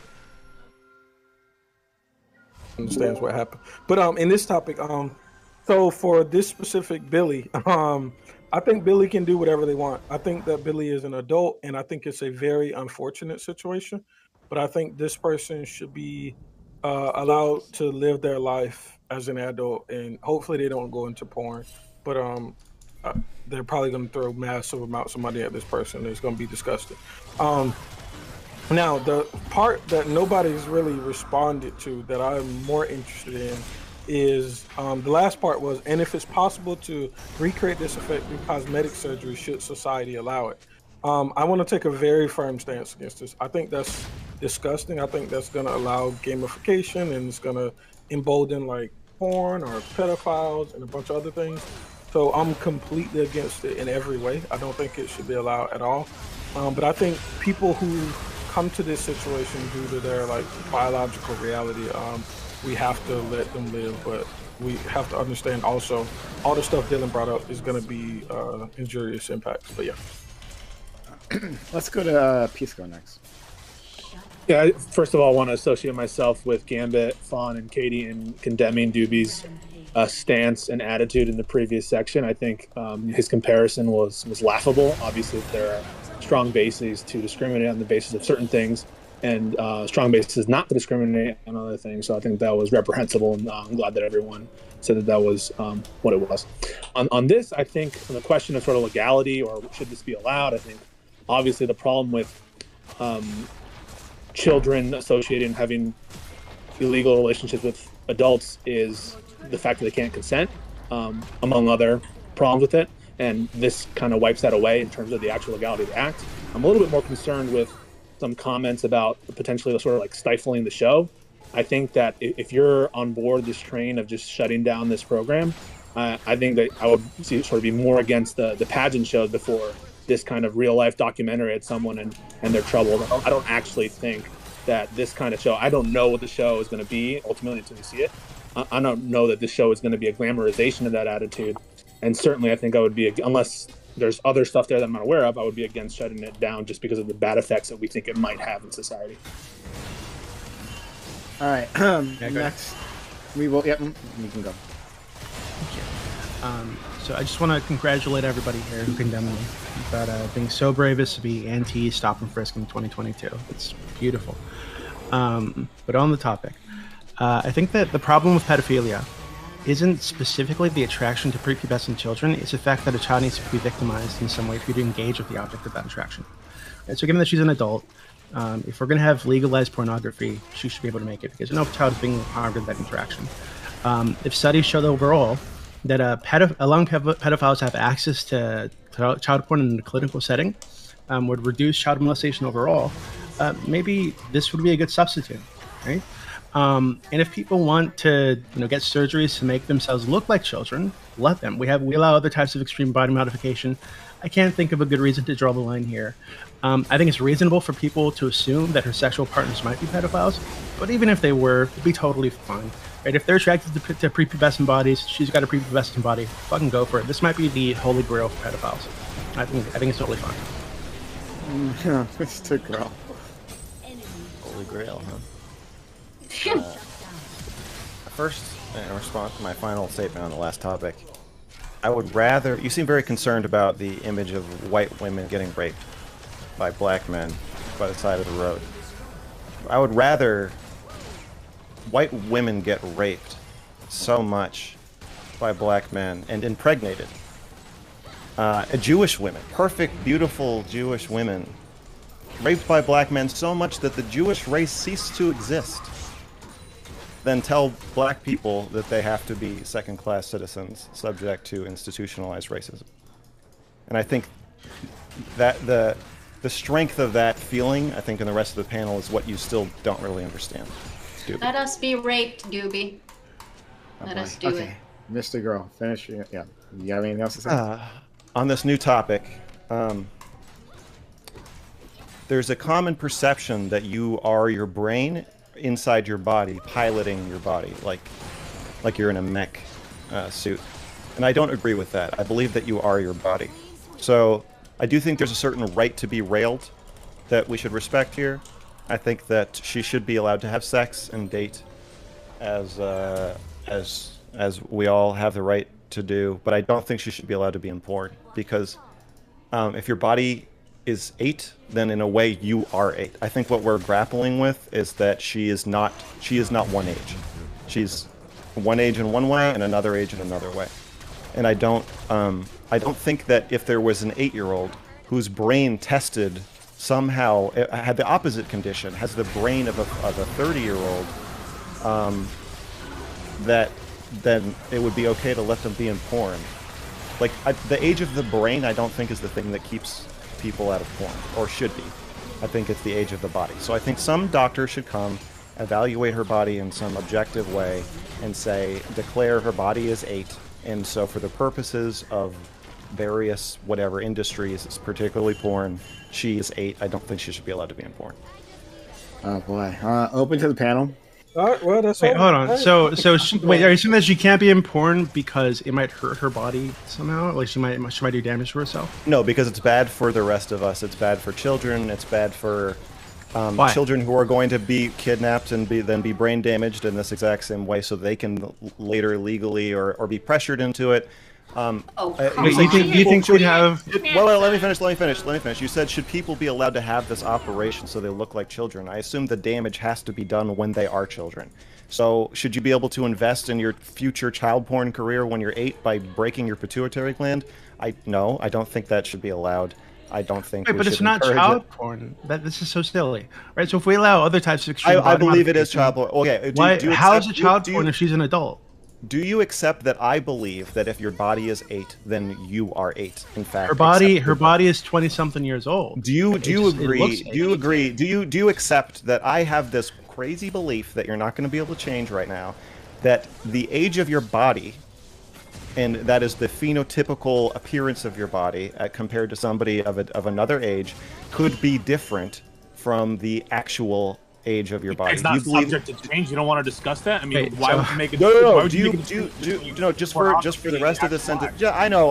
Yeah, so Mr. Groh, I can respond to that really quickly, please. No, just yes or no. Do you accept that I believe that? I accept it, but I'd like to ask you a question though. I don't want to answer your question. I want you to let me you don't want to have it. Hold on. I don't care about your question. So if we have a 14-year-old who's fully developed, right? I just want that she has an 18-year-old body? I get what you're saying. I want you to just let me finish now that you've accepted that I believe what I believe. I just want to say one more thing.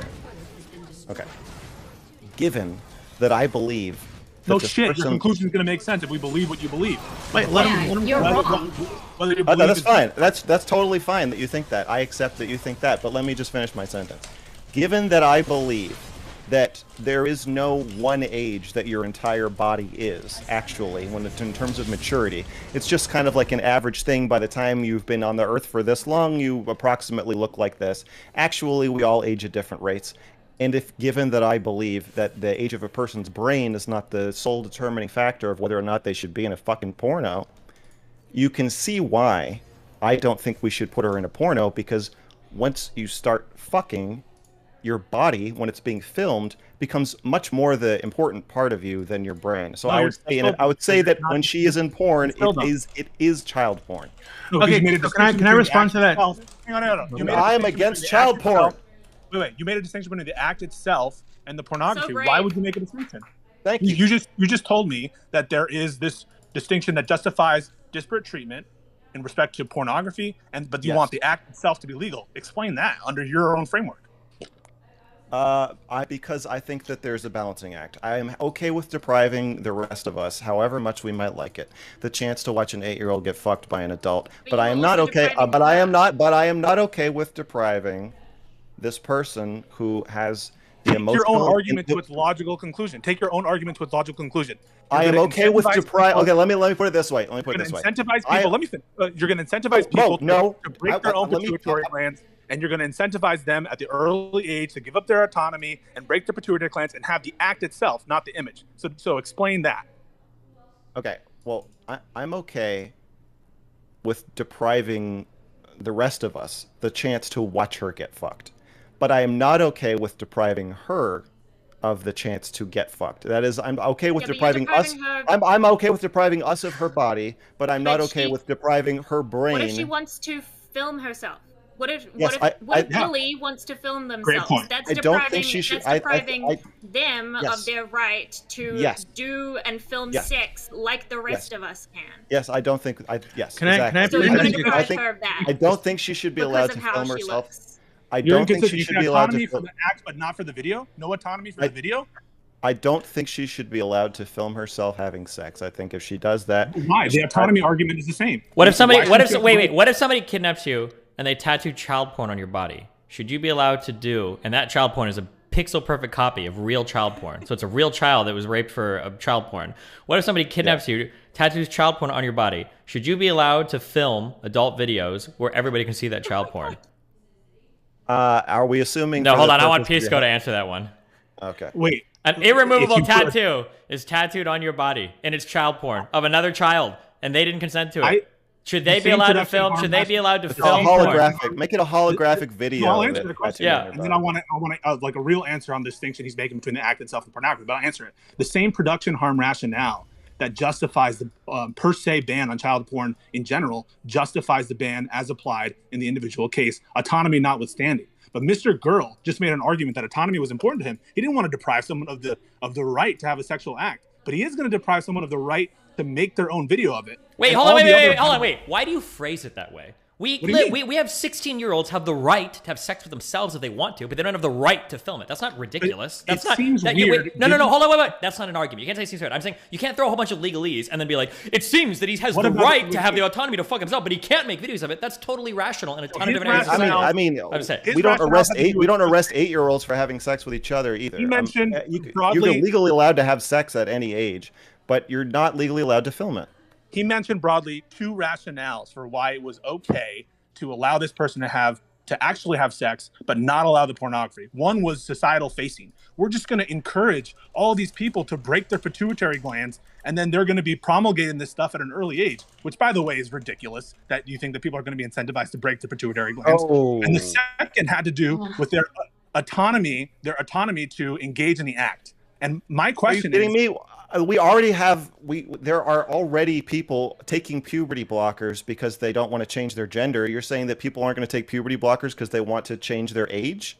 But the more medical technology you put out there, people are going to use it, especially kids. What you're talking about is with respect to gender reassignment and gender-related surgeries. It's not with respect to staying the child forever. No, but it's about I don't think it can be used that way. You don't think it could be used that way? I don't think it's a big...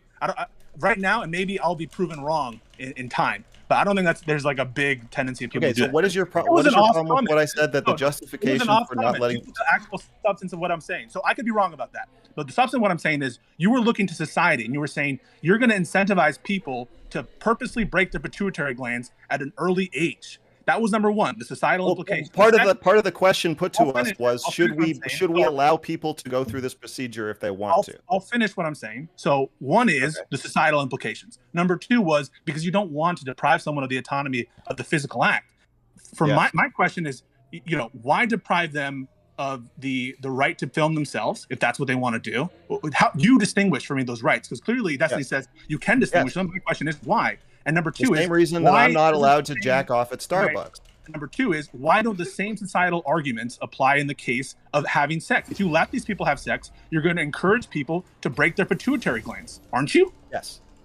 So why do you agree that it is a tricky situation, and that's why we're being asked the hypothetical that... Okay. So within that trickiness... Can I please ask Mr. Girl a question? Wait, actually, you can't. Pretty you can't. Please ask him a question. I want to respond to Pete's question. I want to answer your question. So within the murky, confusing fog of this hypothetical, which is designed to have no easy answer, my internal moral compass leads me along the following path. I don't think it's right to deprive her of her personal sexual life or experiences. However, and if she wants to be a huge slut, that's fine. However, I do think that at a certain point, if we're going to be duplicating and make her the most famous porn star ever in all of history and have this widespread effect on our how we see children and how we think about children, and access to child porn and legal child porn, I don't feel okay with doing that. I think that is going too far. Would you ban the documentary? Would you ban the documentary? And when she's talking about having sex with real people, I mean, surely that will do similar things, right? No, I wouldn't. I wouldn't ban that, because I'm more okay with banning something that I perceive to be child porn than I am okay with banning something that I perceive to be free. That I would. I just like the First Amendment does not protect child porn, so neither does my moral compass. Okay, so Mr. Pisco, please.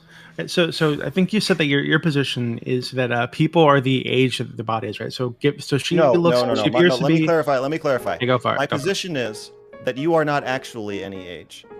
The age that you've been on the earth for X years is not exactly the same as the age of your body. This is why some people look old at some ages or young at some ages, that their body is actually more developed or less developed. In the case of this, and so to simplify, we just say you are the age that you are chronologically. But in this case, when someone is drastically not as developed as they should be chronologically, then the word age is called into question. And I submit to you that we should have a dual age for somebody like that. So she has the mind of a 30-year-old or whatever, but she has the body of an 8-year-old. And to me, that does not mean that she is in her brain. It means that overall, and I think this is weird to conceptualize, but overall, she actually has two ages simultaneously. And the most relevant age when you're in porn is that, but not for fucking. The relevant age. Wait, hold on, no, stop. Wait, what? No, wait. The reason the age when you're in porn is the reason the age in porn is more relevant is because it has a negative effect on everybody around you, a drastically negative effect, very widespread, I think, on society. And the age, and I'm not saying I feel bad for her. I don't want to protect her from being in porn. It's to protect everybody else. However, if she's just fucking, 10 people across her life, I don't think that's the kind of damage that is worth. Just like when we're Wayne crossing the street, I don't think that kind of damage is comparable to the damage inflicted on her on society by telling everybody we're going to somehow logistically, legally, with the authoritarian hammer, prevent her from having sex. Okay, so if this is the case, why isn't this just an argument that justifies the very typical pedophile line, right? That this girl, this boy looks older than they are. They are very developed at 14 years old. They have an adult quote unquote body, and they're much more mature in their mind than someone that's normally their age. Why couldn't we all agree that? Why couldn't you take that position and say that, hey, this 14-year-old is actually, their bodies looks a lot older. Their mind might be a little more mature than the average 14-year-old. Yes, so we might be able to justify having sex with that 14-year-old. If you could get an expert psychiatrist and physician to sit down with a 14-year-old and somehow prove that they have the mind of a 25-year-old and also the body of a 25-year-old, then I'm fine with that person having sex with other adults. However, I don't think we should do that. I don't think there's really a point to it. They can just wait. Wait. I'm comfortable with telling 14. I'm comfortable with telling 14-year-olds. I'm comfortable with telling 14-year-olds the age of consent in half the U.S. is 16. The rest of it is 18. Just wait. Wait. So what if it were an 11-year-old? Like, would he still have that same line? If they go to a psychologist or whatever, they find that they're much smarter, wiser than the average 11-year-old. As I may have for 11-year-olds, I would still have to say, I think that you can wait. Yes. Why? Why would they wait? Why would you say that? If their body, if their body looks 25 and they're mentally 25, what damage are they doing to society and to other 11-year-olds who don't look that way? The practicality of carrying out what you're talking about involves taking 11-year-olds to experts to get them analyzed to see if What's wrong with that? If you can fuck them. Well, the problem with it, what's I would wrong like with to it is help that you. the problem with it is that if you take an 11-year-old who actually has the body of an 11-year-old and the mind of an 11-year-old and bring them somewhere to get tested to see if you're allowed to fuck them, it's child abuse. Wait, So there's hold no on. practical way to do what if this what you're talking 11-year-old? about. What if this 11-year-old has developed very early, right? So that they've got I breasts understand and they the got all the premise of your secondary question. sexual I characters. get it. They right, look hold on. and sound But, just like so, a so, 25-year-old. so if this is a decision that they want to make for themselves, right? What's the issue with putting them through that process? The issue is that they are 11. So we've decided that they're not the age of their bodies, right? Off age. Mr. Girl, hold on. Doobie, are you saying that an 11-year-old that has a more developed body should be allowed to engage in sex and engage No, in I'm saying that's the logical conclusion of his position. No, I just want to my see where position you are. is erring on the side of caution. So no, my it's not- position. You can't, my you position. can't take my Mr. position Girl, and Mr. you Girl. cannot create. You can't flip my position and then say I hold the opposite position. That's not true. No, Mr. I'm Girl. saying. Okay, go ahead. Thank you. I just wanted to say, if we wanted to hold a more consistent position here, we should just say that having intercourse with all 11-year-olds is bad because the broad implications of people thinking that despite this person having the mental and physical age of a 25-year-old, they're still 11, which is still going to push. Oh no, his point is that by what I'm saying is that they're not actually 11, they're just chronologically 11. But what I'm saying is, in the interest of protecting children and preventing rape, I'm saying we can take chronological age, brain age, body age as evaluated by experts, and if any of them are below 18, you can't be in porn, especially if they're 18. Then by your own logic, Especially if they're okay. So we could say if your body age, if you're a little under. Wait, you just failed your own test. You said if any of them are below a certain threshold, don't allow sexual activity. The person. No, I said you can't be in porn. I said porn. You said if any of those lines. No, he said porn. Let's drop it. He said porn. He said porn. Sexual activity is okay. Porn is not okay. So you would be okay with an expert coming up and making an evaluation that their mind is of a 25-year-old, and then sexual activity is okay for someone who's underage. Is that correct? I'm okay with it in theory. The problem with that is that I think the act of doing that is child abuse if you're wrong, and I think that it's kind of creepy in general in society to be taking people to experts to find out if you can circumvent our consent laws. So no, I'm not okay with that in any way other than this thought experiment that you're putting to me now. In practice, I'm fine with telling people you're too young to have sex, you should wait a few years. When you are chronologically the age of consent in your local jurisdiction, you can have sex. If you want to have sex with somebody else who's the same chronological age as you or within 2 or 3 years, whatever the laws, then you can do that. But you can't be in porn. And the argument is because it has bad effects for society, right? So by that logic, why don't you not just like ban all porn?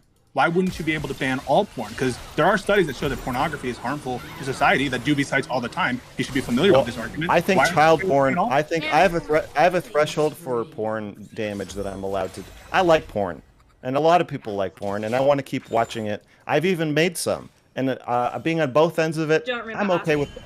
I'm okay with legal porn. What? Please don't. Wait, hold on. Let's go. Wait, Let's go to hold on. Let's go to Katie. Yay! Okay, so this is like a complete waste of time, what you're doing right now, because I'm going to assume, and not you, you're good. Everyone else, you're doing fine.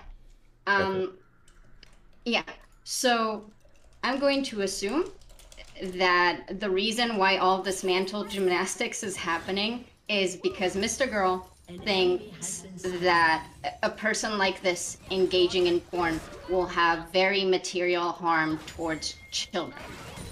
And we're working on the assumption that when we say children, we mean human beings that are mentally and physically the age under like prepubescent, okay? Yes. Under 18. No. Under 18 is not children. There's a gap there of like teenagers. It's a different thing. Yes. I want to hear how far you're gonna take this. I'll wait. Okay. I'm listening. Cool. Okay, so this is like redundant. Again, I would like to clarify. People need to ask themselves, what is the problem with children engaging in sexual activities with adults? And the answer is children cannot consent. If children could consent and give valid consent, it wouldn't be an issue, but that's not the case. There might be they wouldn't be children. Weird situations where there's someone that you could like bring a psychiatrist and say this 11-year-old is really mature. I would say that shouldn't happen. I would agree that we should err on the side of caution with that and just say, from this age, you just can't consent to sex. You just can't. Sorry. But that is the issue with children having sex and children engaging in pornography. Anything else is just like Then you disagree with Mr. Girl. Because Mr. Girl said, I mean, obviously he says that person can consent who he's talking about, and so you would agree. So the reason why he's saying this like that is because he's worried that this hypothetical person engaging in porn is going to have very bad repercussions for children. I was going to make the argument that research is unconclusive on this at this point, but as Doobie said, people with that disorder, if research said that like watching pornographic material. The problem with child porn is that children, again, cannot consent to engaging in that behavior. If we had children that had the minds of adults that can consent, like this hypothetical person, then that would be fine. This person can consent, so it would be fine. From the beginning, I have no problem with her doing porn. I need to get in here really quickly because I think it's important to say that this is kind of one of those philosophical cases where philosophically, I'm an act utilitarian, but kind of rules here have a more strong benefit to society overall. The reason we should tell these people to wait, despite whether they're developed or not, is because we know more broadly that having the age of consent to be whenever people are an adult is going to like reduce the harm that comes with people just being like, yep, well, this person seems like an adult, so I can rail them now. It's like, no, we have these rules for a reason because they serve a benefit to society. We should just be telling people to wait unconditionally in regards to this. Yeah, and as the rules as they currently are, we should absolutely be able to make porn. And I don't understand why people in chat are pushing back against this. Because we all know that if she had an OnlyFans, most of you fucks would be subscribed to it. Okay. I think the issue is that I think one of the things that we were getting at in terms of her making porn is that when certain girls get really popular doing porn in certain ways, everybody starts to imitate that thing, okay? For a while, it seemed like everybody wanted to be Belle Delphine, like doing like the kind of kid aesthetics and all that bullshit or whatever, right? If you have a girl that gets like massively popular and she is a child, essentially, I think that you're going to create a market for that kind of thing. Now, whether that's incentivizing like actual underage people to start making porn or to people to like skirt the line and look more and more underage or for people to try to have this whatever disease or whatever to try together, I think that's the issue that was being brought up. It's like a hypothetical That undercuts your own argument with respect to your accusations of being in favor of CP, because you said yourself that if there's a therapeutic purpose, and remember, we're not even talking about massively distributing this. This is a private. Mr. Girl said that he would ban her recording herself for her own private usage, and so we're not. Wait, did he? Hold on. No, I don't think he said that. Yes, he did. You said you would ban recording it. Assuming the recordings are going to leak. It's only like that because he's worried about the material harms the distribution. It doesn't actually make sense. Distribution, right? There's implications to the distribution of that material. Yes. So why didn't so if you're telling me it's a airtight vault that it's never going to escape, and she wants to jack off to herself jacking off, okay, that's fine. So Destiny, I ask you, I mean, with equal force, people have said that same thing about your argument in the Brittany. It's not about my argument. I'm not getting into all that shit. No, that you said that, you know, by allowing this, you're going to make a market for it, and you fought vigorously against that. Why aren't you arguing against Mr. Girl's own? I'm not. This isn't my. I'm not even. I haven't even uttered a single thing.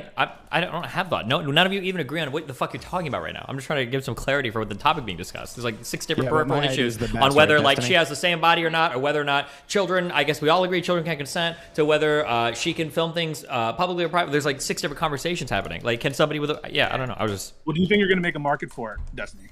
Do I think you'll make a market for it? I personally don't. Well, I think that you'll make a market for people looking increasingly younger and younger and younger. I think that's becoming a more popular thing with women online, especially now with like the million filters, the plastic surgeries, everything else that goes on. But I mean, when you make a market for child porn, without this lady doing child porn, yeah, without this lady doing, that's a trend. So let's say let's say this is true, right? So a market is made, and adults are intentionally making themselves look younger and younger online in porn.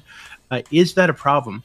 Even if this became an extremely popular subset of like porn for pedophiles, is that a problem? And if there are studies that show that giving pedophiles access to child porn might reduce child molestation, why couldn't this be a good substitute for it?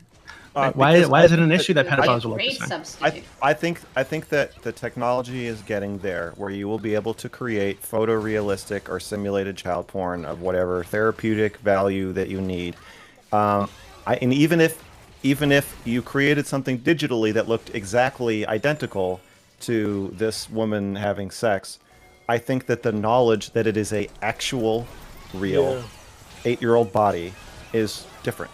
I just think it causes a different. Okay, but nobody. Okay, I understand this is your position, but nobody. So far as I'm aware, nobody else here agrees that her body is 8 years old, even though the rest of her is 20 something, right? So we all agree that she looks 8 years old, right? But she's not, right? So I know that's your position. Well, so I'm wondering for everybody else. Yes, but yeah. Yes, so for everybody else. Okay. So for I don't know if everybody that's else, true, but yes. Okay, so for everybody else, what would be the issue, right, with a market being created where adult women were creating porn where they looked prepubescent to service pedophiles?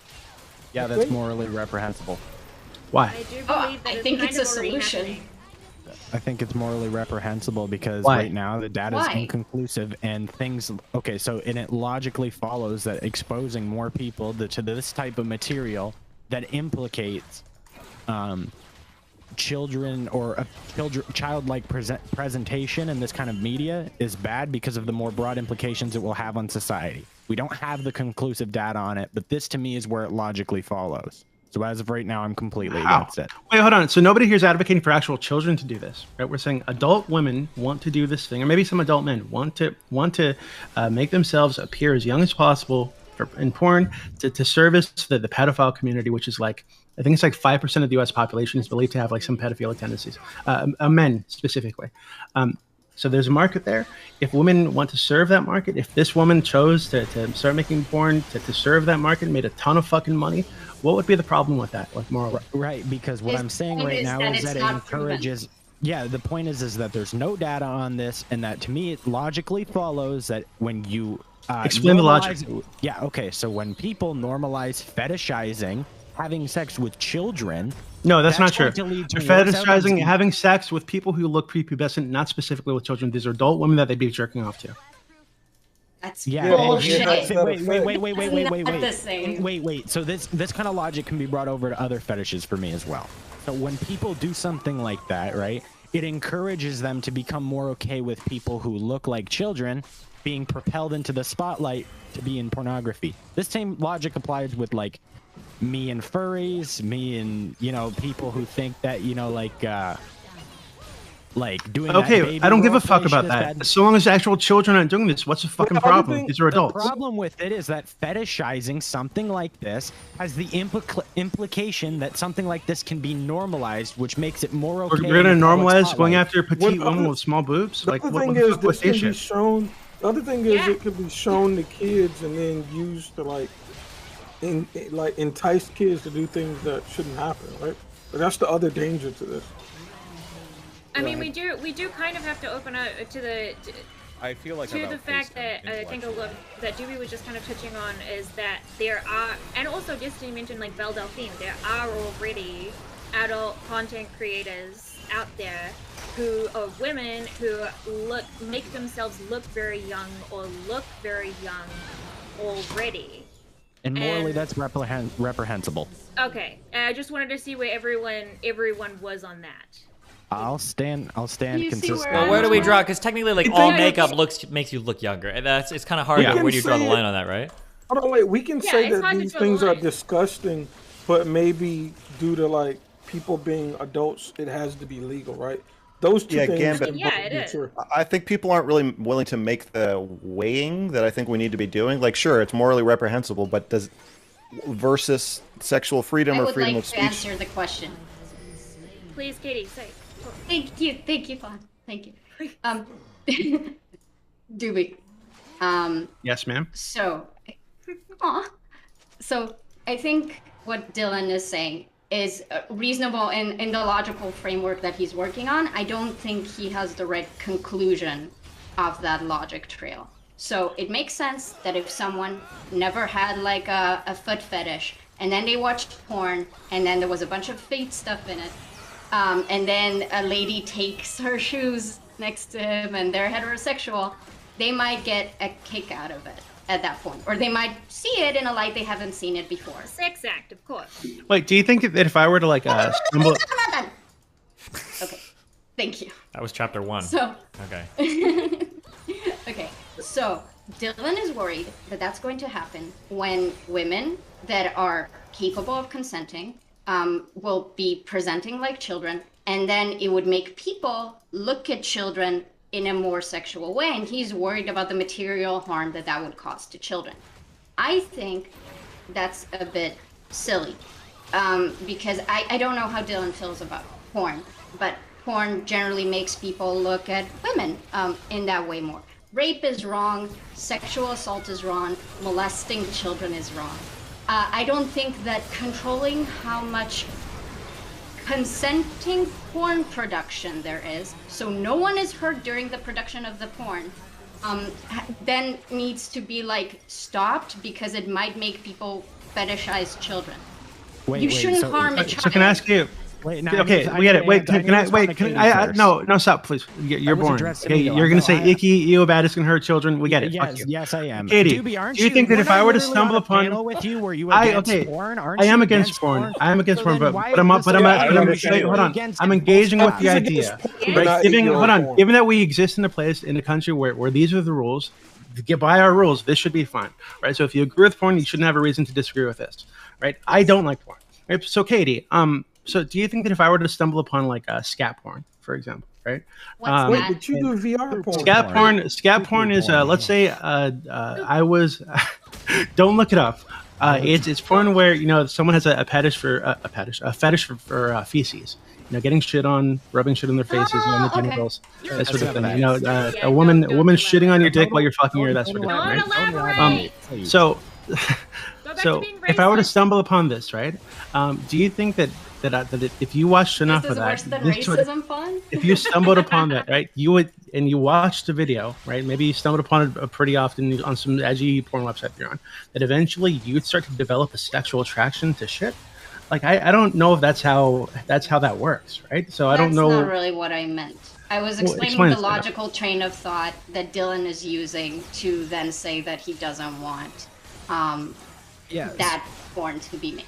Yeah, so Katie, I can actually address this, which is really nice, because I think that porn that displays non-consensual acts is also immoral. That's the case as well. You think it should be illegal? I'm super vanilla, okay, guys? I'm super duper vanilla. Do you think it should be illegal? Do I think it should be illegal? Out on the legality of it, but I'd say if I had like the power to manipulate the government right now. Do you think it should be illegal? Yes, right. Okay, so Supreme Emperor Dylan can make it illegal right now, yes or no? Yeah. Okay, yes, I do. Okay, I think that we need to start making kind of firmer stances on this, because I could say, well, it's reprehensible, blah, blah, blah, but, and then you ask me if it should be legal, and I'm like, well, yeah, we need free speech. I think that's what we're talking about, is should these things be allowed? Yeah. So you're talking from a moral framework, and a lot of people are working from like, are we going to forbid this? No, hold on 1 second. Destiny's been unusually quiet on this topic. Yeah, he has been quiet. That's because he's argued firmly in other cases that there's ethical uses of actual child pornography, who are people who are, you know, the real definition. I said that if the data showed, then sure, because I like less kids getting raped. This is like purely philosophical. I don't know if this is dependent upon there being more or less child rape in the world. So what do you have to say about Mr. Girl's proposition that an adult's pornographic conduct should be illegal?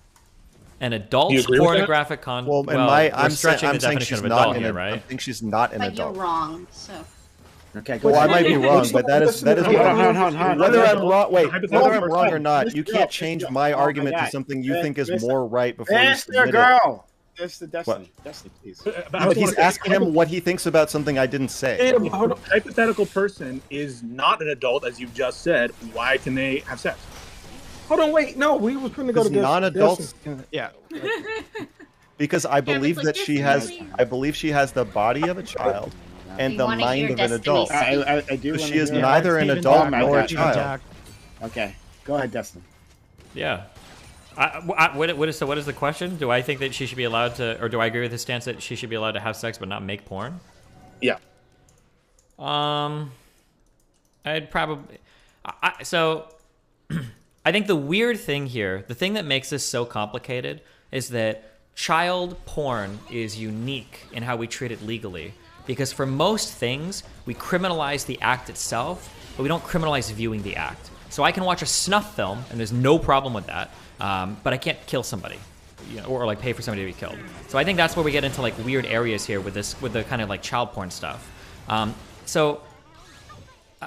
Like, if we're gonna have a society that makes it so that like child pornography is illegal, like the viewing and the ownership or whatever, then I think that you kind of have to have it set so that she isn't allowed to distribute child porn. That would be considered child porn. I think that it would be use would go away, right? What? Therapeutic use. You posited that there's a therapeutic use potentially that you could That's see. a totally separate conversation. That's outside of the norm. For instance, I'm not. Hold on. Well, let me finish. Hold on. Wait. Whoa. He just made a big assertion. Shut the fuck up. Okay.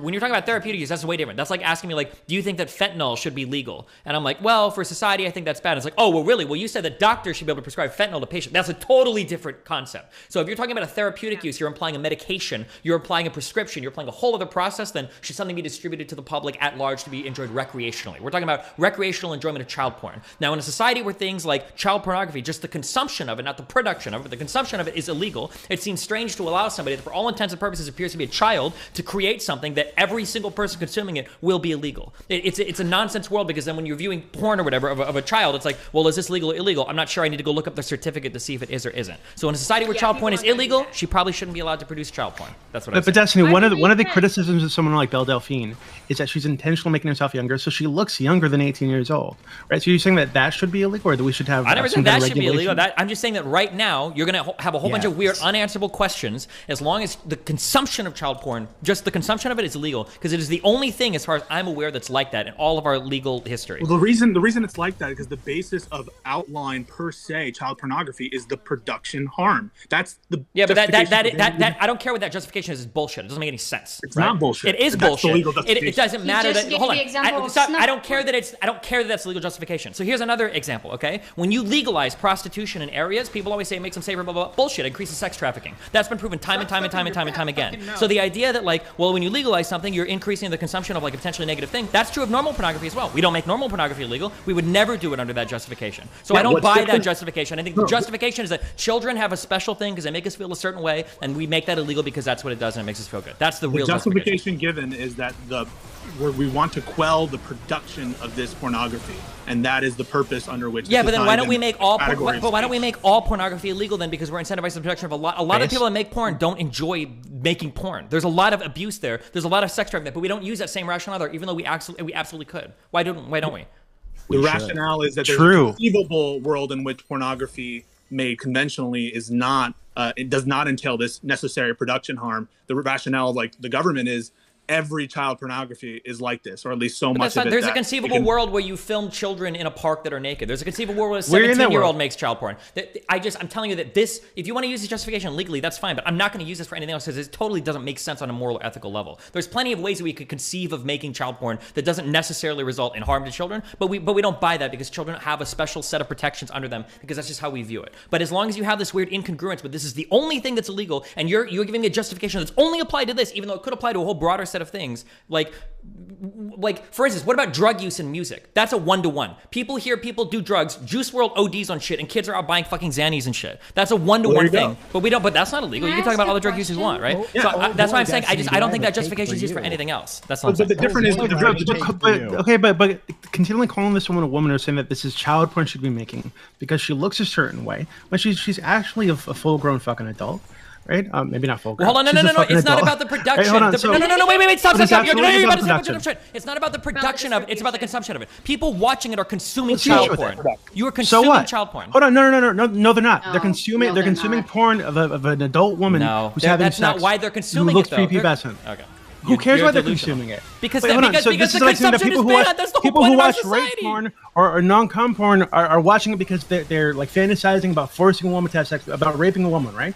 That moral moral condemnation doesn't lead us to banning rape porn. Right, so even if the people who would consume this might be fucking pedophiles, or they probably are if they want to watch this lady have sex, right? What's the issue with us allowing that? This, aside from the moral condemnation, us thinking it's icky.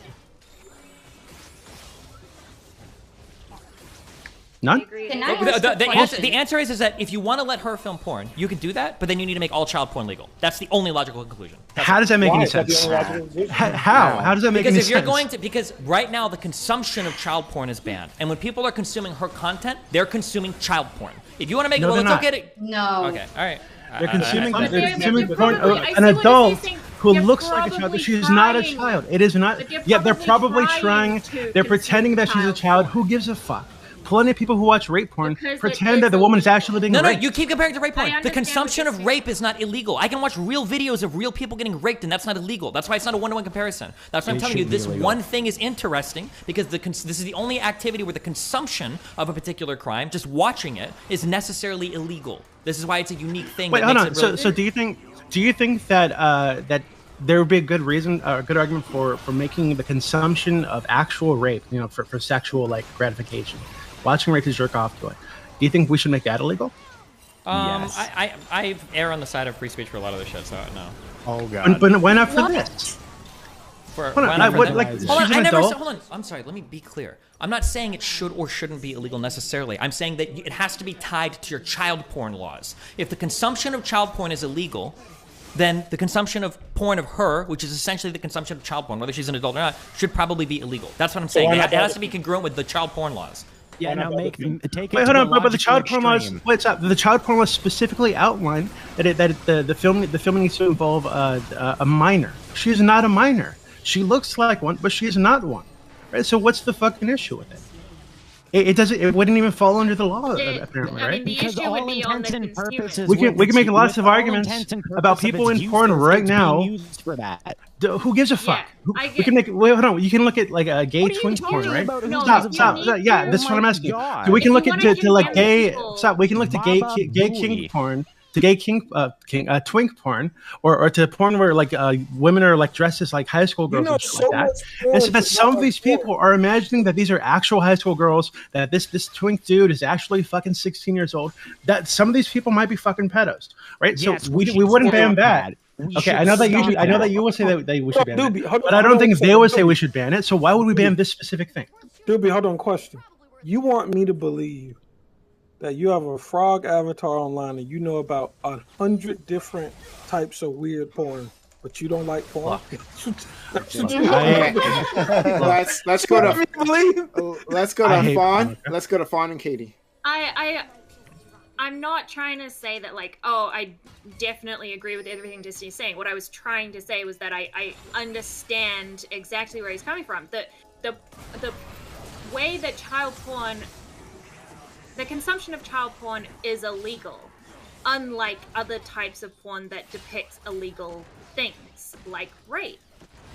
So, if someone is going out of their way to search for child porn, and they come across this video of a woman who looks like a child, but they don't know that, they're just going to consume that like it's child porn. So it is the kind of thing where it's it kind of does need to be flagged or something. It is slightly different when it comes to the consumption of it. I don't think that her doing it is not child pornography, but the consumption of it, I see what we're saying when it's it gets really murky as to whether or not people consuming that should be able to get off. I think part of the it's problem not even here murky. is that Hold we on. don't even understand what is the actual, because I don't think we're agreeing what is the actual harm of child porn. So it's don't steal my stuff. It's not even murky. It literally seems like you guys legally. I'm not trying to say it's good or bad. It's not even murky legally. I think the issue, the core of the issue here is that some of you guys are really concerned that pedophiles might jerk off to this lady. right? They probably jerk off to the high school section on fucking Pornhub, right? This probably happens, Hey, right? my chat has a question. Okay, go for Whatever. it. Sorry. If there's an infant. No. Stop. A 6-month-old infant who has the same Hey, condition. oh my God. Hey. Should they be allowed to make porn? Oh my God, Mr. Girl. That's Shut up. enough internet. Go That's ahead, enough internet Doobie. for today. And then, Get out of my head. Get out of my Katie. head. And now I'm Yeah, it seems like the issue for most of you. Maybe I'm like missing something. It seems like the issue is that you guys are concerned that the people that would want to consume this would probably be pedophiles, right? That is most likely the case, but I think we can look to many porn categories that exist right now that are mainstream and find that many of the people that are consuming that are doing so because they're pretending the women wearing these high school outfits or the gay twink guys that are really, really thin and look really young, that they're imagining that they're like 16, 15 years old. Well, sounds Right? like They're actually like high school first-person girls. account. Wait, hold on, no, don't do that. So I think that if we're to exist in a world with pedophiles, because then I would hope that you guys aren't on the bandwagon of anytime we hear of a pedophile, we think someone might have pedophilic tendencies, we should just like murder them and throw them into a fucking fire, right? I don't want to live in a world like that. I think these people need help. We need to understand that they have sexual urges. So if there's an ethical way for them to satisfy those urges, which could be fucking this lady, could be fucking other people like her, could be jerking off the porn that she makes, that might be totally okay. Katie. Yes. Okay. What's the answer, so, Doobie? What's the answer? My point is as follows. The reason why I think, and this was kind of weird, and I wanted to ask Destiny about it. I don't see, like Pisco said it before. As far as I understand it, there is no way currently to create child porn, as in it involves pubescent kids in an ethical way. While porn can absolutely be done unethically, and I do agree with Dylan that if there's actual footage of rape and people are using that as porn, that should be illegal. So does snuff stuff if the person actually died. I don't know how you then check those things out. I don't give a fuck. Dylan said simulated rape porn would be illegal. Not Okay, actual whatever. rape. I'm sorry, then I don't agree with Dylan. Right. My point is, adult porn with people that can consent, can be done ethically. It's not always going to be, but we still allow it because we hope that the industry will go in an ethical direction. As far as I understand it, there is no way to create child porn in an ethical way, except for that woman, by the way, our holy grail, if that's actually going to produce harm and not cause more harm. What I wanted to ask Destiny was, you said there are ways to make child porn in a way that wouldn't hurt the child, and I really can't think of any, because even the example you gave about like filming naked children in the park, like that's going to affect them. They haven't consented to that. That's footage of them. If you don't know you're being filmed, it's not going to affect you. That's not true. You have no idea. You could theoretically Okay. set up a camera on like another Are we fucking. morally okay? Are we morally okay with it? So can someone take a picture of me and put it online as porn? And if I never know about it, I'm not saying we're morally okay with it. I'm just saying that we could construct hypothetical scenarios where technically there's no harm. What I'm asking you to acknowledge is to shed the bullshit arguments for why child porn is illegal. It's not that it's incentivizing more. It's all blah blah. It's not whatever. The reason why is because we just feel really icky about anybody jerking off to kids. That's why. There's no way to ethically make snuff stuff. There's no way to ethically make rape stuff. There's no way to ethically make gore stuff. Yet we watch this and consume it, but none of that consumption is illegal. Child porn is unique in that the consumption of it is illegal, and the arguments that we use to make that illegal could never be applied to other stuff because they make a whole bunch of other stuff illegal as well. You're just wrong about I would like to respond. We don't care that you think. Hey. A 6-month-old with the same condition. Wait, hold on. So, Mr. Gar, are you saying that there's a 24? Wait, 1 second. There's a 24-year-old who has a 6-month-old looking body? Is that what you're saying? The baby. Yeah, I think they should be able to. No. This is a 24-year-old adult. Absolutely be able to make porn, even if it looks like a baby. This is to the group. I want a yes or no from everybody. Let's go in a circle. Okay, can I start? Yeah. Okay, so Destiny, I think. What? That's yes or no. 6-month-old baby. Okay. Can they be in porn? So with a mind of a 40-year-old. I think that when you're saying we can construct hypothetical scenarios, that's nice at all. But we Yeah, usually use do like a that because fleshlight. we would then like to like draw conclusions or decide if we want to do something about it. We can construct hypothetical scenarios where you can make child porn and it wouldn't harm the child because they wouldn't know that you put their body when they were 5 on a porn site for someone to jerk off to it. But if we're not willing to do that, if we find that unethical, then that hypothetical scenario is useless. Like, it's meaningless. It's just hypothetical, like, work. It doesn't produce any value. Katie, can I ask you one quick thing? No. Okay. Fawn, can I ask you a quick thing? Is it going to Quick be question? the same thing that you asked before? Yeah. No. Okay, Doobie, can I ask you a quick question? Oh, Yeah, you said anything you you want. said you said the You can ask me literally anything you want. Okay? No, No, Doobie! Pisco, 6-month-old. I will answer your question if and only if you'll answer a question of mine in return. Well, of course. I love deals. All right. So I think that there's absolutely a reason to regulate such pornography. I never said that there's no world in which you can regulate such consumption. If there is a treatment or therapeutic option for consumption of such material, in the example you set, I think that under the proper regulation, that could be allowed. We don't live in a world where there's unlimited free speech or where we... Wait. A 6-month-old with the same condition, can they be in porn? They want to be the next big star. Under the right regulatory framework, I think that you can envision scenarios in this absolutely bananas hypothetical where the arms and legs flying around every which way. Okay. Yep, go ahead. I just said that under the right conditions with the right regulations, therapeutically in this crazy situation, you can see therapeutic. No, recreational Pornhub. We've got a new star. That would be say yes. Because someone Just say yes. I would consider someone who consumes that pornography to be sick.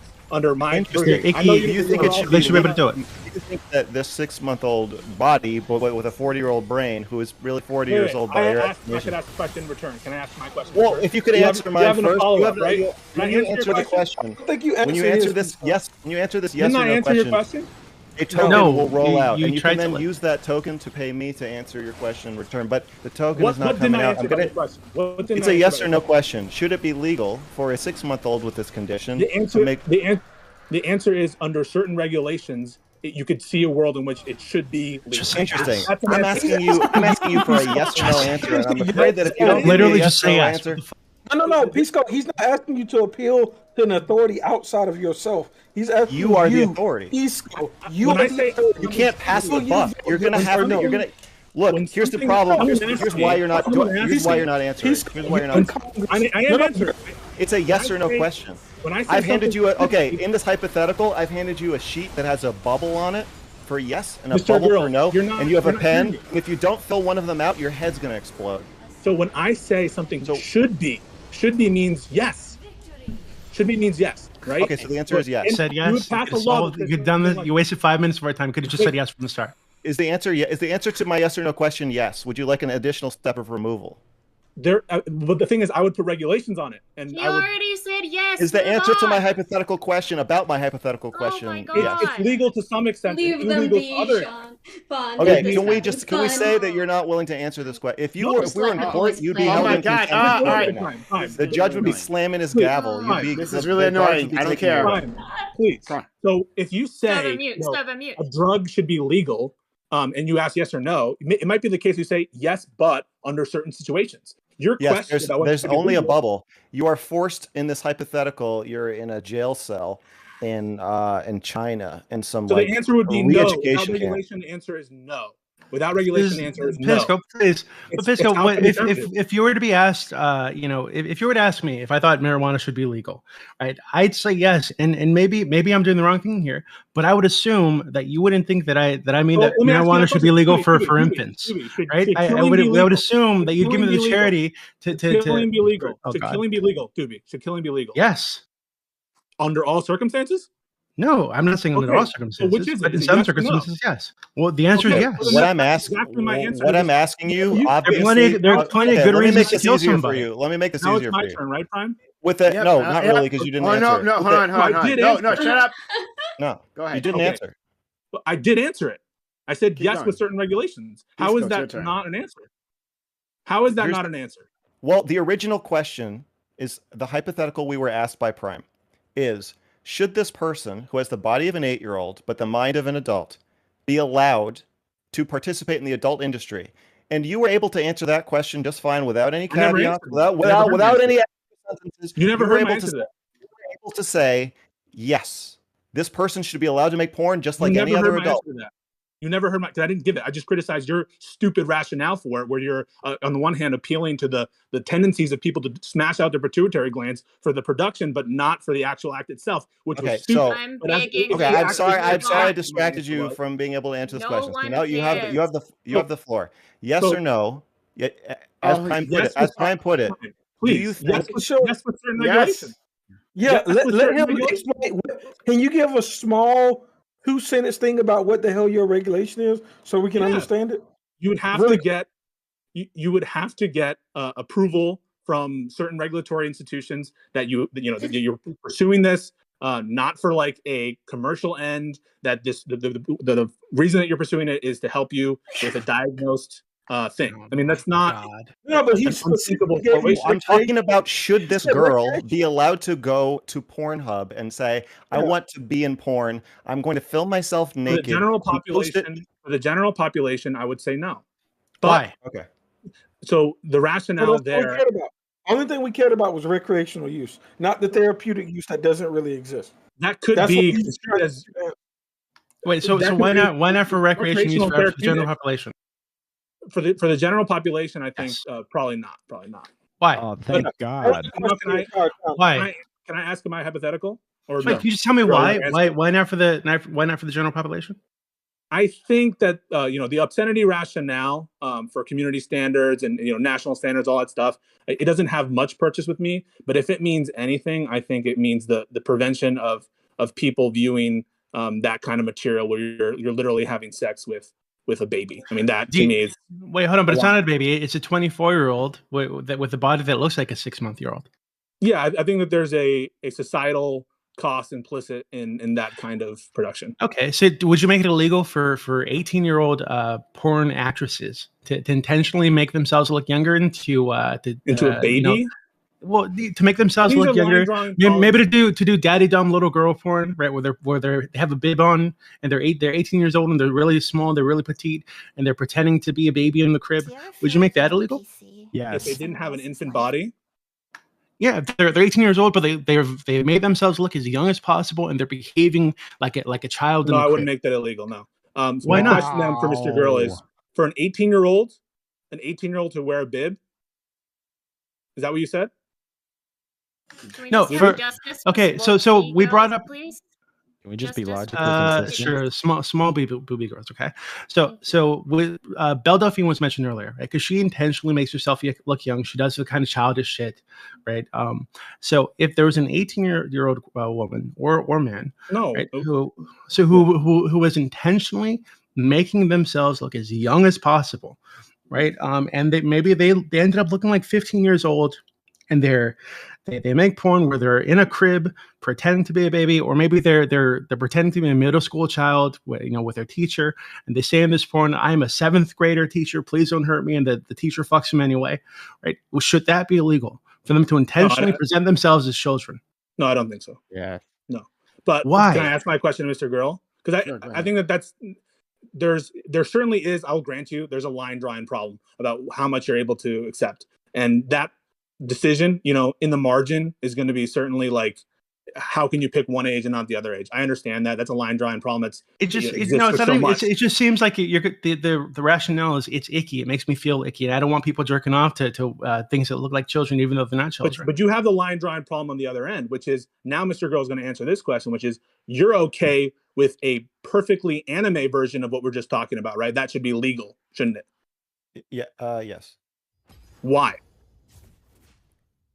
Because I think the knowledge that it is an actual real person that you're watching has a different effect on the viewer and on society. I think you just pulled that out of your ass, right? I mean, why would you think that? Well, I pulled it out of my heart. A lot of what we're talking about, as you just pointed out, is how icky we feel, how bad we feel, how protective of children we feel, how angry we feel at each other arguing about this. It's an emotional conversation, and as Destiny pointed out, we're drawing these lines based on how they... I've not heard one coherent argument on this topic, even from Destiny. This is the argument, okay? every single thing we have, typically the act of something is wrong, but the consumption of it is neutral. You can watch people die, you can watch people get raped, you can watch all that, and it's not bad. Child porn is unique in that the consumption of the thing itself is illegal.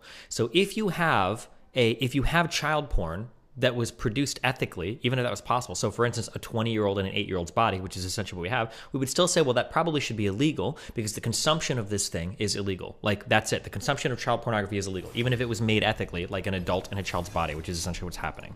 Now, if you want to decouple that and say, well, hold on, maybe we could consume some child porn as long as that, because when people are masturbating to her, the quote unquote, the crime they're engaged in is the consumption of child porn. That's what it is. It doesn't matter if it's an adult or not. You're jerking off because it's child porn. That's what you're watching it for.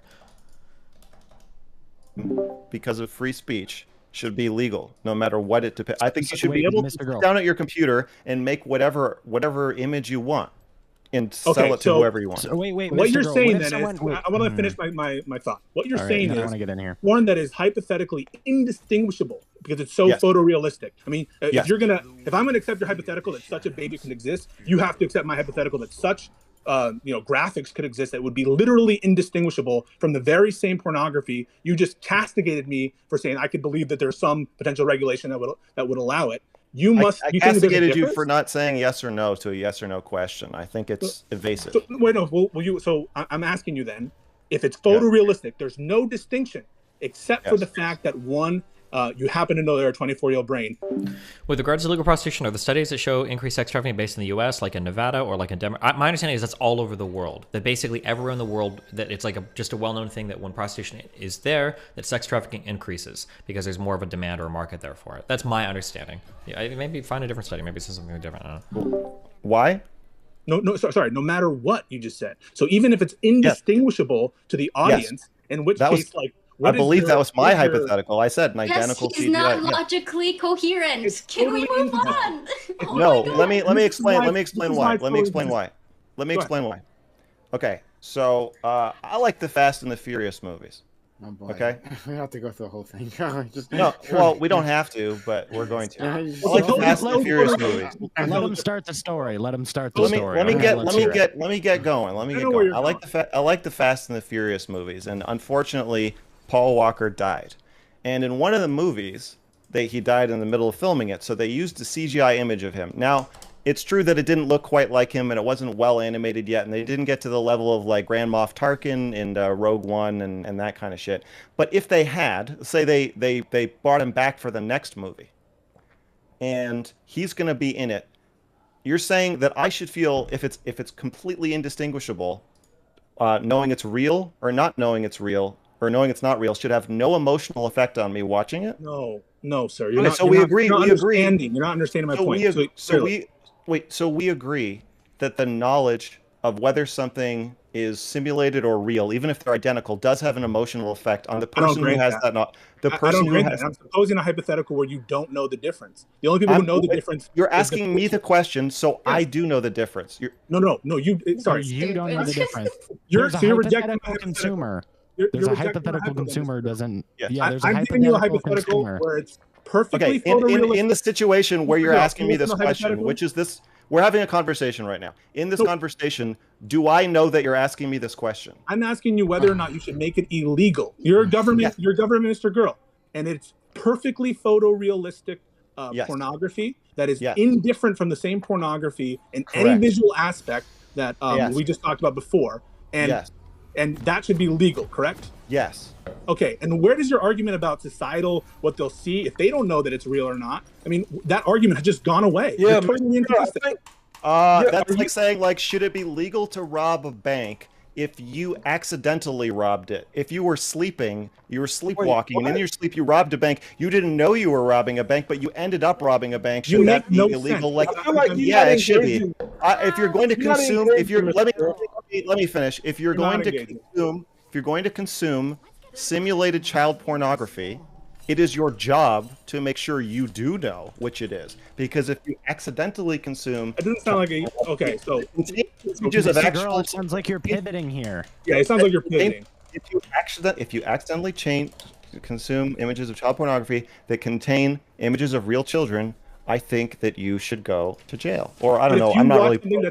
That's, by the way, visually indistinguishable from the very thing that you said that you should go to jail for. Answer that, please. Please, let's Yeah, move on. Okay. I think simulated CP should be Doobie. legal. I do want to talk to Doobie. Doobie.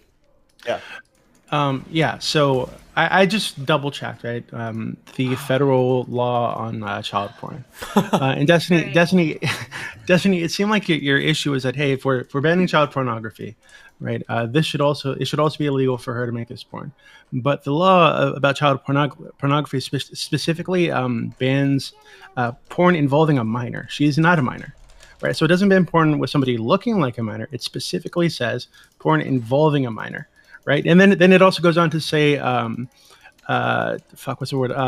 The visual depictions include photographs, videos, digital or computer-generated images, indistinguishable from an actual minor, and images created, adapted, or modified, but appear to depict an identifiable actual minor.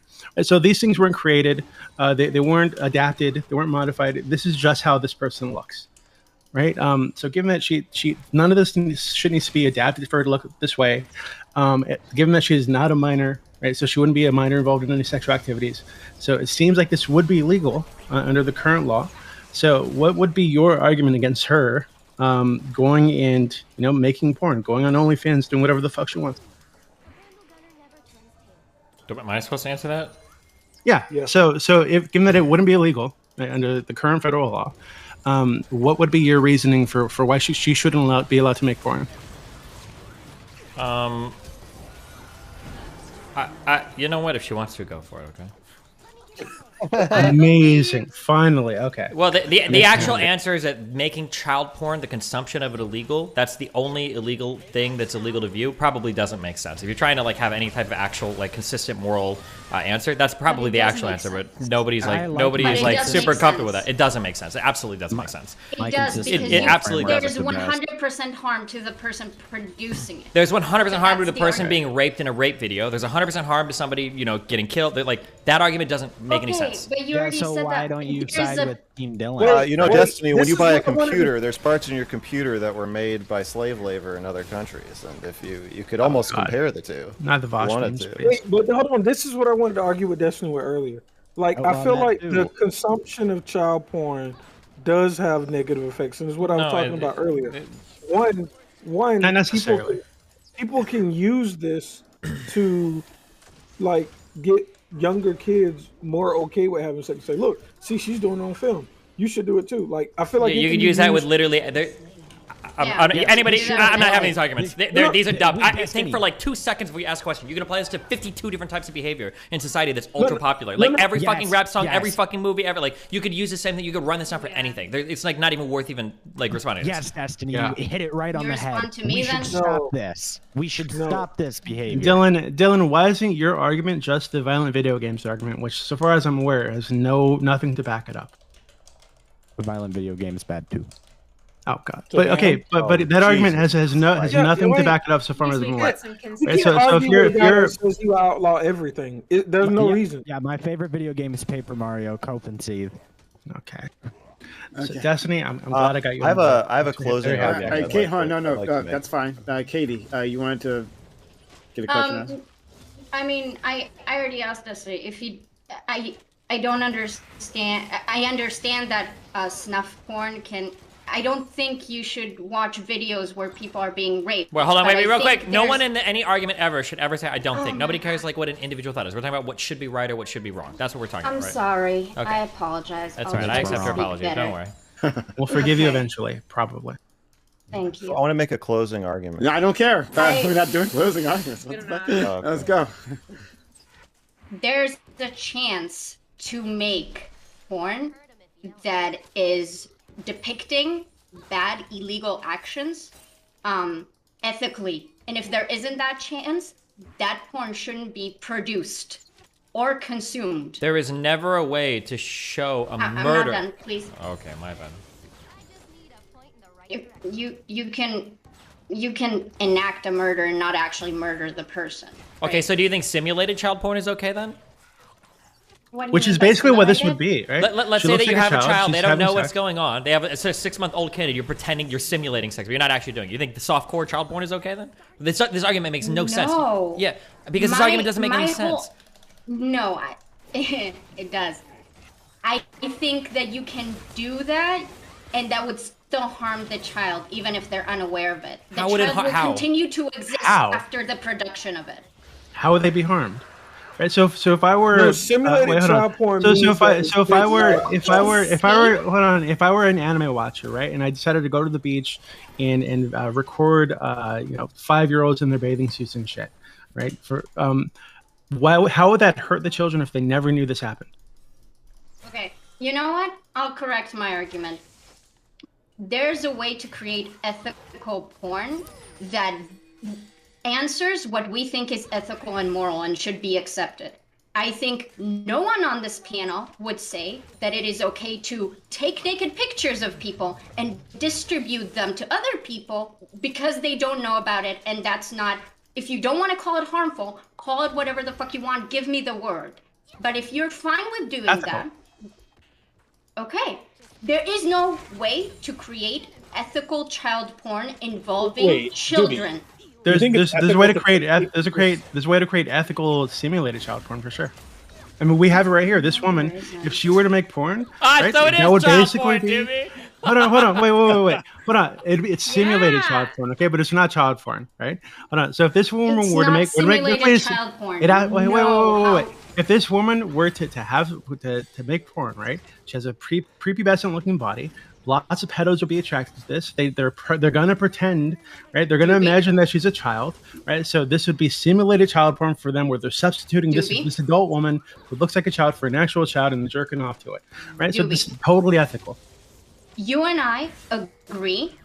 You and I both do not care what does the person consuming the material is thinking, or what they care about, why they're engaging with the material. The only thing I care about, and I only think that should matter in terms of legality and ethical frameworks, is if it's harming during the production. I think you don't know what simulated child porn is, and that's why everybody doesn't understand literally anything you're saying. There is no child. There is no child in simulated child porn. So you say silly to make a distinction, as Mr. Girl does. It's silly to make a distinction. No, hold on. Let's resolve this. Simulated and this brain empress child 1-year-old. I want Destiny to respond to that. Does it really make a difference if it's simulation? If it's a computer program? If it's this brain child? But I want Katie to understand that simulated child porn doesn't actually have a child, so there's no child being hurt. That's why they was asking. I'm a very silly person. So can you give me a rough draft of what simulated child porn that doesn't involve the child is, so I can just respond to that. That means it's created through technology. Another one. A short stick figure with a tiny penis. Yeah, it's created through technology. Drawn in crayon. I have zero issues with that. As long as children are not being hurt in the production, I don't give a fuck. So I want to ask again, does it make sense to make a distinction on this basis between the hypothetical 1-year-old with the brain of a 40-year-old and the simulated sexual activity if it's indistinguishable and the audience doesn't know the difference? Oh, that doesn't make sense, but Mr. Girl doesn't make coherent sense for this. That's just why. Does everyone agree with that? Excuse me. That's a bunch of horse shit, what you just said. What's a bunch of horse shit? Hold on. You were going to toss it to Destiny? Yeah, I want to ask Destiny about that distinction. Do you think it makes sense to make a distinction, Destiny, between photorealistic, indistinguishable pornography of the type Mr. Girl was referring to in his hypothetical and the brainchild in that hypothetical? Does it make any sense to make that distinction in your mind? For consumption or production? For consumption of that pornographic content. For consumption? No, I don't think so, not really. Yeah, because it's stupid, right? Well, I mean, I would say they're the same thing. Well, got your answer. So who's next? I would like to make a closing statement. Why do you keep saying that? I don't understand. I don't understand why you my last thing I have to say. Wait till we're No. I'm saying I'm saying I want to say something that is my final thought on this. I'm happy to respond or whatever later, but I just have one more idea I want to get out. Go ahead. Okay, well, thank you. I think we all agree that a 36-year-old should not have sex with a 15-year-old. Generally speaking. I like where this is going, yep. We agree so far. But if I were in a plane crash, and the only things to survive the plane crash are me, a 15-year-old, and 5 years worth of food. Do you think that if over the course of the year before the 15-year-old turns 16, do you think that if I have sex with her, it's statutory rape in the same way or to the same extent or the same amount of awfulness as it would be if I picked her up, you know, outside of a school and flirted with her or whatever? Do we agree that we agree that the statutory rape in that situation is just kind of more understandable? It's like, well, yeah, I get why you guys would do that. It's cold, you're sad, you're lonely, you think maybe you're gonna die. No. Okay. Really? So I. No, yeah, wait. I agree that it's not the same. I don't. We agree that if I get that you said after. If we get rescued after 6 months, and then they say, "Did you guys have sex?" and I say, "Yeah, we did." You know, I did. I fought it. I was confused. I was scared. I thought I was never going to see society again. So we did it. We did it. I did it. Are we now? Do you agree? Pedophilia? Are we not talking about pedophilia? I'm gonna guide you. Don't worry. I'm gonna guide you right back home to my point. All you gotta do is sit back, put your arms on your armrest, and just relax. I'm gonna bring it home. Don't worry. I got it. Bring it home. Okay. You're gonna be okay. Okay. So do we agree that? Yes. It's not just the act itself. It's not black and white. It's really based on how understandable is it, how disgusting is it, how weird is it, how damaging is it, and we put all these things into our head and we come out with some kind of moral judgment. And in this question, we're being asked to draw a line. And so the reason I'm okay with drawing the line where I'm drawing it, and the reason I don't think that if a pedophile is on a plane and crashes, and then there's a bunch of child porn on the plane, and they start accessing it and looking at it and making copies of it and plastering it up everywhere, I don't think that person should go to jail. And in this case, I'm drawing what may seem like an arbitrary line. I'm just saying this is just how it feels. We don't have to let this person make this porn. There's no reason to do it. And I think that in order to let somebody have sex with a 15-year-old, there needs to be a pretty compelling reason. In order to let somebody make what I believe would be child porn in this case, or a semi-child porn, I think we need a really good reason to do that, and I don't see it. So ultimately, it's just an emotional argument, and yeah, that's where I'm at. It's a contradictory logic that you're giving to distinguish between the things that you're distinguishing. So on the one hand, you say, emotional. On the one hand, you say, I care about how society will act, but I'll give them the same thing, visually, totally the same thing. And that will change 0% of how they act if they're not aware of that distinction. But somehow in the hypothetical, you didn't like respond to this last time. In the hypothetical, I'm making the law, and I know that one of them is real and one of them is simulated. So what your personal feelings have to say is what we should live our lives by. Your own knowledge. Wait, but Pisco, that's the argument that you're making for this woman making porn, right? So you think it's icky. In a democracy, we all consult our feelings. This is how most laws are made. We consult our feelings, and then we vote based on how we feel about abortion, whether it's legal, illegal, or where it should fall in between. What's the cutoff? It's the same thing. I'm not. You said, do I think it should be illegal for her to make porn? So for me, if you're giving me the total power, then yes, my vote would be that it should be illegal. Now I'm going to ask you the same. Saying you have to live by my emotion. That's not. That has an emotional thing with Mr. Girl, you're logical, right? And so to be logical, if I give you the same hypothetical, that 1-year-old baby, it should be legal to have sexual intercourse with it, right? It should not, or it should be. It should be, right? No, because it's too weird. No, you made that argument with the younger person, the different body, different age. It's just too fucking weird. And I think what you're having trouble with in this topic is that it's not about logic. It's not about. There's no logical reason. There's no logical reason why a mature 15-year-old shouldn't be able to have sex when an immature 21-year-old with possibly lower emotional development, lower physical development, lower IQ, why they shouldn't be able to have sex. The reason is the reason is. Aren't you being inconsistent? Aren't you being inconsistent? Yes, he said that 1,000,000 Is it okay to be inconsistent, Mr. Girl? In your mind? But Pisco, you're also being inconsistent by pointing out this is a feelings argument and shitting on him for that. Your argument for why wait 1 second. Your argument for why the 24-year-old with an infant's body shouldn't be able to make porn was that it was icky, basically, right? It was gross.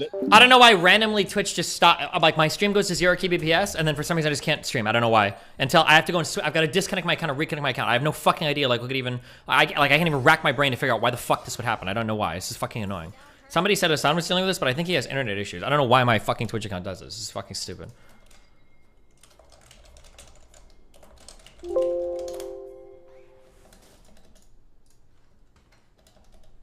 Talk to you.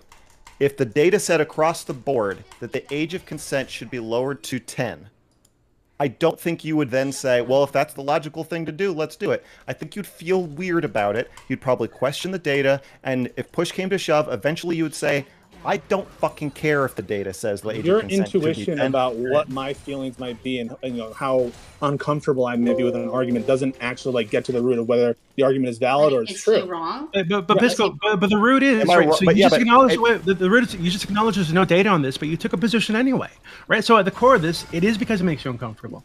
We do have data that applies to age of consent laws, though. I mean, I have a stance. That's not what I'm talking about. Yeah, I'm talking about this reflects the data reflects onto our stance. It doesn't matter what the data says. We're talking about what we think. You'd have to write, which is really us talking about how we feel.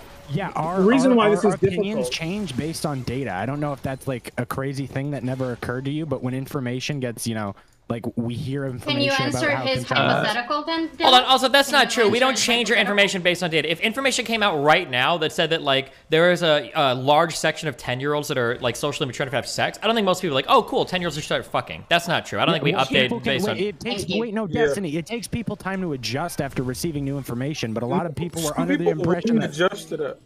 Yeah, people like adjust me, to things. I would have a hard time adjusting to that information too, but I would still have to try to make that Dylan, this is bullshit, Dylan, because earlier you said the vaccine. We can't convince people to use nuclear power. Emotions are not changed by data in the way that you are idealizing. But you're not addressing the inconsistency in your own logic.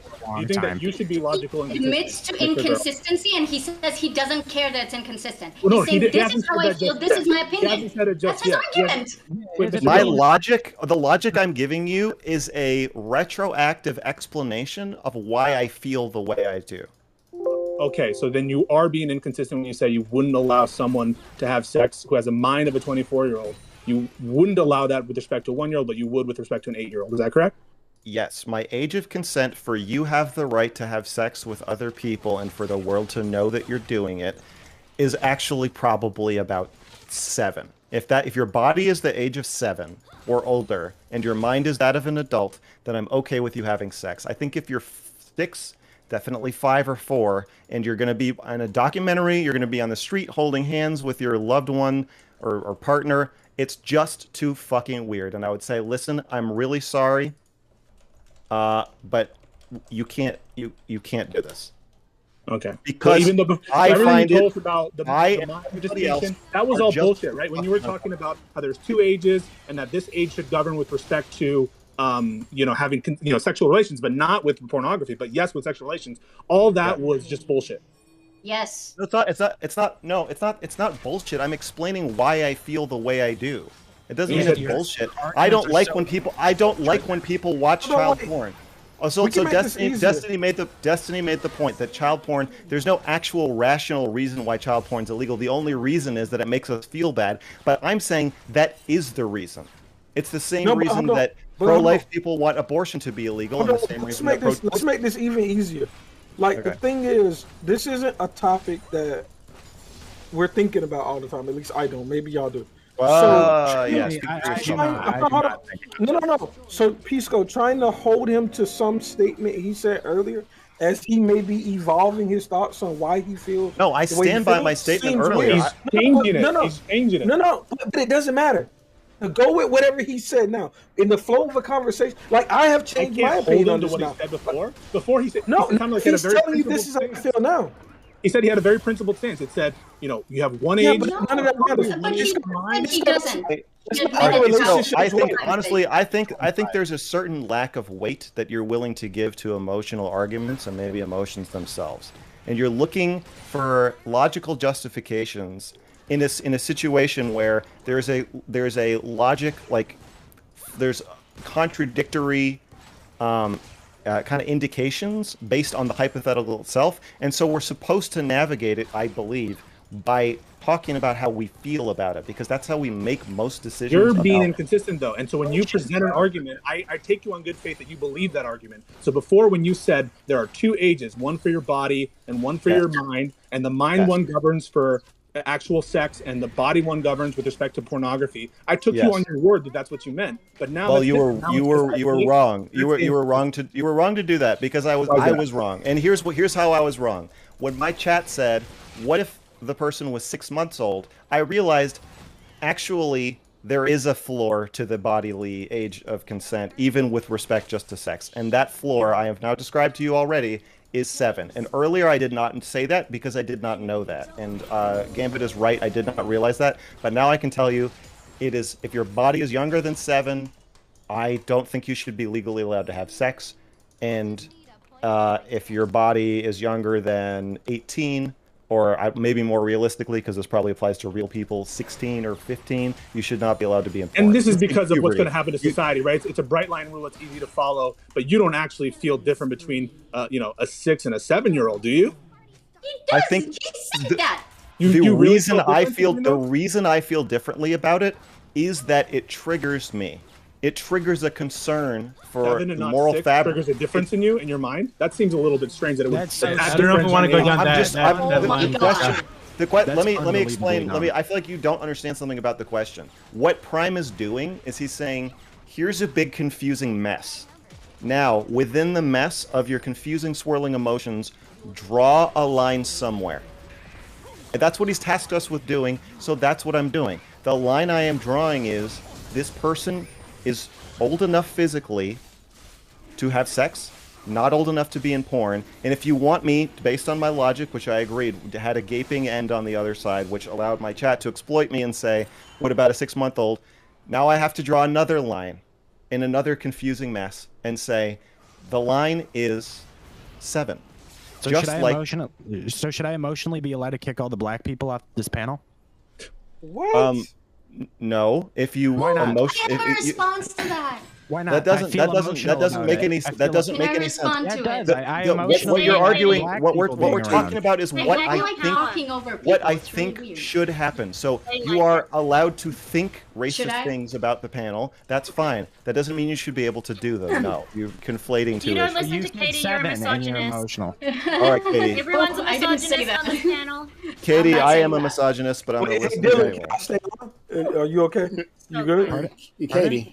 You good with me saying? Of course I am, Gambit. This is just a hypothetical. Katie. Thank God. Okay, so I think we can summarize. Mr. Girl has millions of times admitted that he's not logically consistent and that his views come from an emotional source. I would say I don't think it's true. Oh my God. I am wrong. Okay. That's not quite what I said. Okay, that's fine. So I do agree with what he's trying to say, that people don't follow logic a lot when they have when they make decisions about stuff that make them emotional, that they have emotional investment in. I'm not saying, like Dylan said, just because Mr. Girl has an emotional reaction and he decided that the line is between 6 and 7, I don't think he will probably vote on that, or he would say that's what I think we should do. I don't think we should follow that. I don't think that's very sound logic, and I do agree that logic is a much more reasonable way of engaging with things. So that's why logical consistency might matter. So to address the point that was raised earlier, if data clearly said, if there was such a thing as objective truth, and it said that people that have sex at the age of 10 have it doesn't harm them in any way, and they're completely capable of giving consent and stuff, I think a lot of people would have an emotional issue with that. They will reject that data. I don't think they should if they care about logic. But people will do that because that's how humans are. That is my argument. Okay.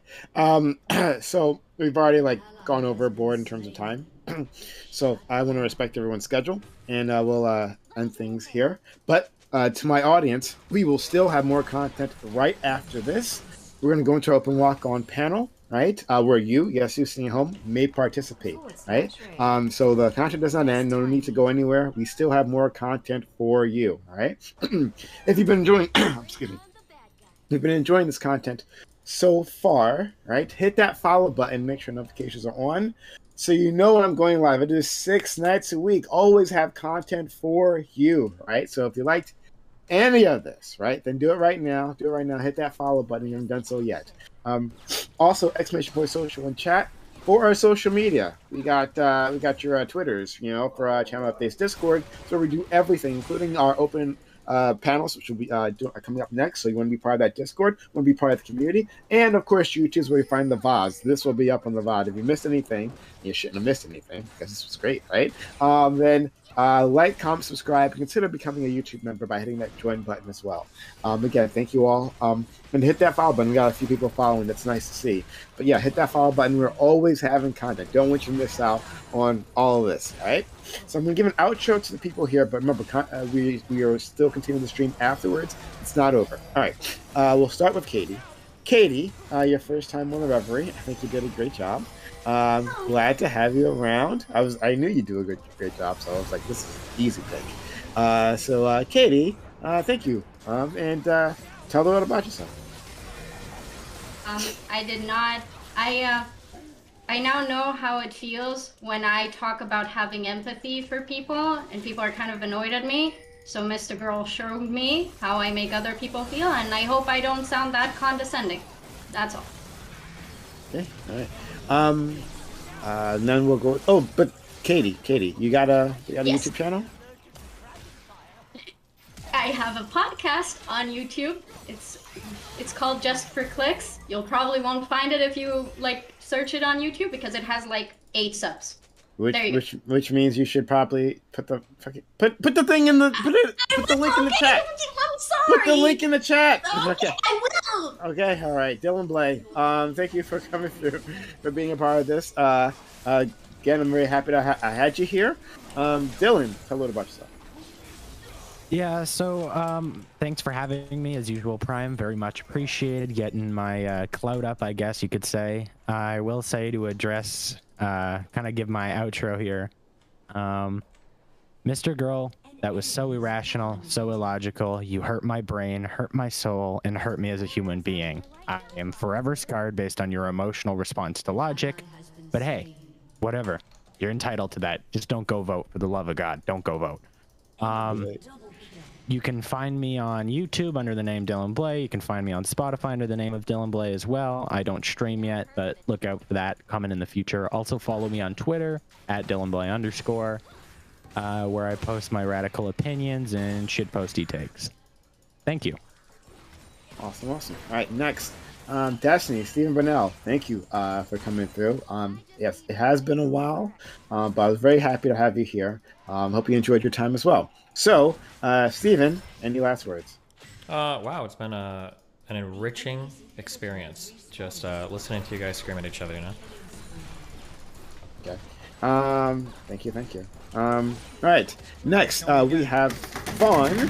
Fawn, thank you so much for being here, for coming through, for being a part of all of this. Fawn, I don't get to talk to you very often, but I'm always happy when you come through. So, Fawn, tell a little about yourself. Thank you. Sorry, I feel like I've been very low energy today, but I've been enjoying just watching the chaos. So, thank you so much for dealing with me while the chaos was going on. Twitch.tv/Fawn is my channel. Thank you for helping me. It's okay. All right, well, links in chat. Thank you so much, Fawn. All right, next, GSU Gambit. Gambit, one of our greatest chatters here, right? And we're always ecstatic to have him around. Gambit, you got a few channels and stuff going on, so, chill. Yeah. first off, I want to say appreciate the invite. This second topic was interesting. I never thought that I would say Mr. Girl would make me take a more radical position, but I disagree with everything I said in the opening. I don't think this lady should be allowed to make porn, even though she is an adult. So I appreciate you going through that thought experiment with me, Mr. Girl. We got one. But I am GSU Gambit. If you want to follow me, go to Prime's chat and write !BBC. I'm not sure why that's the command. Thank you, Steve. But, you're right. !BBC in Prime's chat. It'll give you the links to the channel I'm streaming on now, where I do politics, but I also do software engineering content. I'm building an app. I'm going to resume that next week, and that's on GSU Gambit codes. You can follow me there as well. Okay. Appreciate it. Next, we have Doobie. Doobie, thank you so much. Our Dark Lord and Savior was here. And, oh boy, he brought the spice, as you always do, which I'm always so appreciative of you. Doobie, tell a little about yourself. Well, the stream went on for almost 3 hours. So if you're in chat and you're just getting here at the end and you're wondering what your opinion should be going forward, I'll restate it for you. So racial discrimination is okay sometimes, and we should have more empathy for white women who cross the road to avoid Prime and Gambit. Also, if you think porn should be legal, it shouldn't, but if you think it should be legal, you should also be okay with a woman who's 20... Zed ulted a Vayne at like 10% HP, and he didn't kill her. I actually can't believe how fucking dog shit these fucking subhuman trash players are. This is such an easy game to win, and like consistently over and over again, you have like Katarina getting caught by fucking Nunu, just like the dumbest fucking shit in the world. Absolutely brain dead losers. For being correct about this, you'll find me there. We're also gonna have an AMA with my friend Destiny here on Saturday. So if you'd like to yell at him about whatever the fuck, you'll probably find him there on Saturday unless he cancels on me. So yeah, thanks for having me on. Exclamation point Doobie in chat to get the link to his and I am not a racist, and I'm brown. So if you call me a racist, you're probably a racist. Okay. I'm fine being a racist if you're a racist. Okay. Then yeah, everyone's a good company. Exclamation point Doobie to get to his Discord server. Check it out. It's like the biggest. It's amazing. And that size is the only thing that matters, of course. All right, next, Mr. Girl is Mr. Girl. Thank you as well for coming through. You were a pain in the ass, but you know that's okay. We love we love people who are excited to be a part of the panel of the community. So, Mr. Girl, please tell them what about yourself, in case they don't already know. I'm worried about a broad kind of dehumanization happening when we say facts don't care about your feelings. I worry that... He's taking L after L the last few weeks. Who, Train? I feel bad for Train. Everybody used to shit on Train hardcore for like the React shit, for Gordo stuff. I feel like all the streamers did. And he saw that, and now like every single streamer is like, oh, Gordo, I want to suck your dick. Oh my god, I want to suck your dick. Come to my stream. Like everybody is... I can see why he would be like ultra fucking ass mad about that. Like he would feel like he's getting fucked. Untip in a lot of this panel is a plea to get in better touch with our feelings and to encourage others to do the same. Okay, thank you. All right, last but not least, and you know, links in chat. Last but not least, we have Pisco, right? Top tier guest, right? And one that I know, like if he's on the panel, we're going to have a good panel. Thank you, Pisco, for taking time out of your very busy day, because I know you're a very busy guy, to be a part of this. Pisco. Thank you. It's always a pleasure to be on your panels, Prime. I'm, totally thankful for the invite. Last closing thoughts. I think that there are kind of multiple measures of honesty, and honesty is really important. Certainly, honesty would be sort of accepting the logical conclusions of one's argument. But I take it like on good faith that people present arguments that are internally consistent. And so when you repeatedly have instances in which you're having to add qualifications that weren't there presently, or two potentially similar situations with respect to the rationale of outcomes are there, but you don't accept one and do accept the other, I think that you're being dishonest in a way and not accepting the full sort of conclusion that your logic leads you to. I think that logic matters. Certainly, we should not eschew emotions, and obviously we should be empathetic to everyone and all people in their situations. But I think that is another aspect of honesty that's often lost, consistency, which I think should be celebrated and not demeaned. Okay. So 2 things before we wrap up. One, just because I can do this, I will do this, right? Exclamation point Joe in chat for the YouTube and Twitch channel of one of my favorite people in the entire world, Joe the Silly Serious. She's in chat complaining about everything here, but she does good work. So please go check her out. She's amazing. I love her. You should love her too. So did you kind of give up on the panel because you didn't like the topic, or you just tired of the problem is that like nobody even agrees on what's being talked on. So for me to just like enter my voice in there is just going to be like another voice of discord where there's like a million people. Like I don't think there were any conversation threads that were traveled down for like any of these topics. It's just really fucked. It's different at the moment. No, fuck, you can't. There Destiny, yeah. I was trying to tell you. That there's someone in my chat who problematic pan who says he hates all your takes. He's been blowing up my DMs, like wanting to talk to you. So if you have a moment for the open panel, I'm sure he would like to give you. Yeah, where he comes on and he says 5 things that he pretends he disagrees with me on, and we talk for 2 seconds, like, oh, actually, I agree with you on everything. That kind of thing. Well, Destiny, when are you going to give me my socialism rematch? Come on, buddy. It's on its way, okay? Pardon? Okay, well, the invitation is there. But yeah, Pan is in chat. He really wants to do this with you, but if you don't, that's up to you. All right, so we're gonna go into a walk-on panel. Anyone here is welcome to join us, but if not, that's okay. Thanks for spending your time, your energy, your knowledge, and your passion for my community. I know they appreciate it just as much as I do. Have a good one. Bye. What's the room? It's 1,000 Sunny, just above. Yeah. Are you gonna give me that socialism rematch, Steven? Come on. What is it? What is the rematch of what? Socialism? Yo, you and I debated socialism once, and I feel like I didn't pill you enough. What does debate socialism debate mean? number 10,000. Pardon? I don't even know what debate socialism means. You and I have had a debate on the topic of market socialism before. After the panel. The Stardust. On what? No. Okay. What is it? Is it that it's superior to our current form of whatever, or that it's like it's okay. Well, listen. If people want to start socialists or co-ops or whatever, guess what? They can do that right now. Go do it. Start co-ops. Tell people to start co-ops. Yeah. Come on. Why are you hitting me with such the lowbrow takes? It's not a lowbrow take. If people want to start co-ops or whatever, do you want to give me more interest? You want to say like you want to ban private capital? Is that like your take or? No, I think it's like unfeasible, but I think there's like ways we should go So about you do want to just spread co-ops? No, So we need to incentivize, and I need policy prescriptions that get co-ops to actually. Sure, if people want to try preferential loans, I don't think a co-op is an inherently better way, but if people want to give preferential loans to co-ops for a while to see if they work better, then sure, that's fine. I'm okay with that. I think didn't I say that literally this time?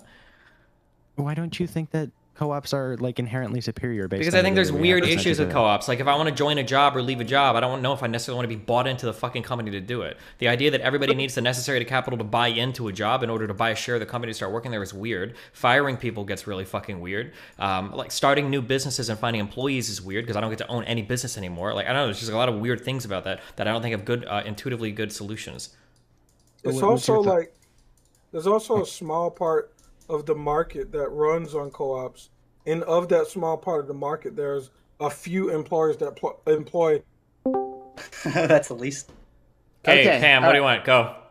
Okay, so for the record, Prime fucking lied. I didn't say I hate you on everything, but I did want to push back on just one thing you said. Not fucking 5 billion things, but I did want to say, I wanted to push back a little bit on, you said the only reason viewing child porn is illegal and is because we think it's uniquely icky. I don't think that's necessarily true. I think the main reason for that is because it's extremely easy to distinguish child porn from regular porn. And because of that, it's an easily enforceable law. The thing with rape porn that you were talking about is that it's not as easy to distinguish whether or not, the rape porn is legitimately a crime of rape or if it's just actors. This isn't even true, though, because child porn is a statutory offense. If I have porn of a girl and she looks like she's 17, or not, she is 17, but she looks like she's 20 or whatever, and you have it on your computer, you get caught with it, you can get prosecuted for that, even if you had no idea.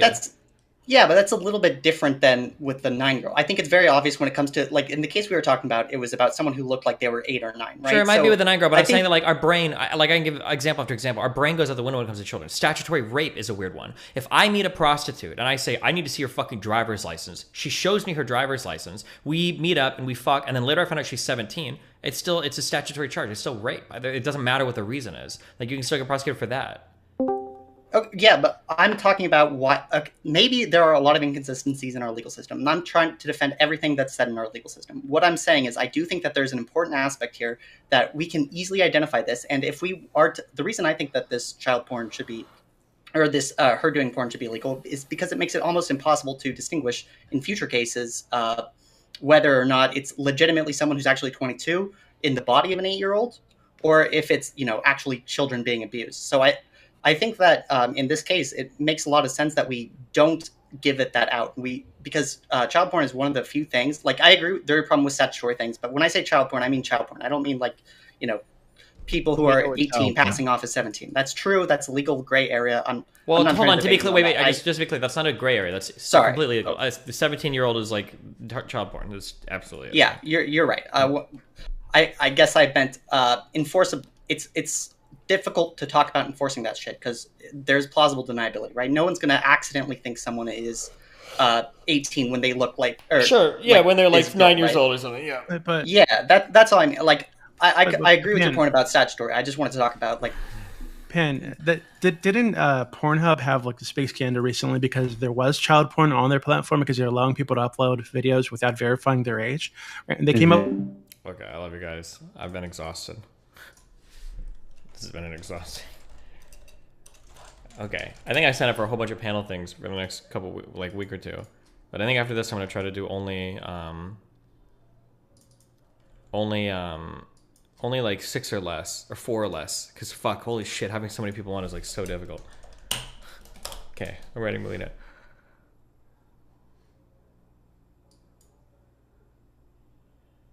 Oh my god, I still have that window open, whoops.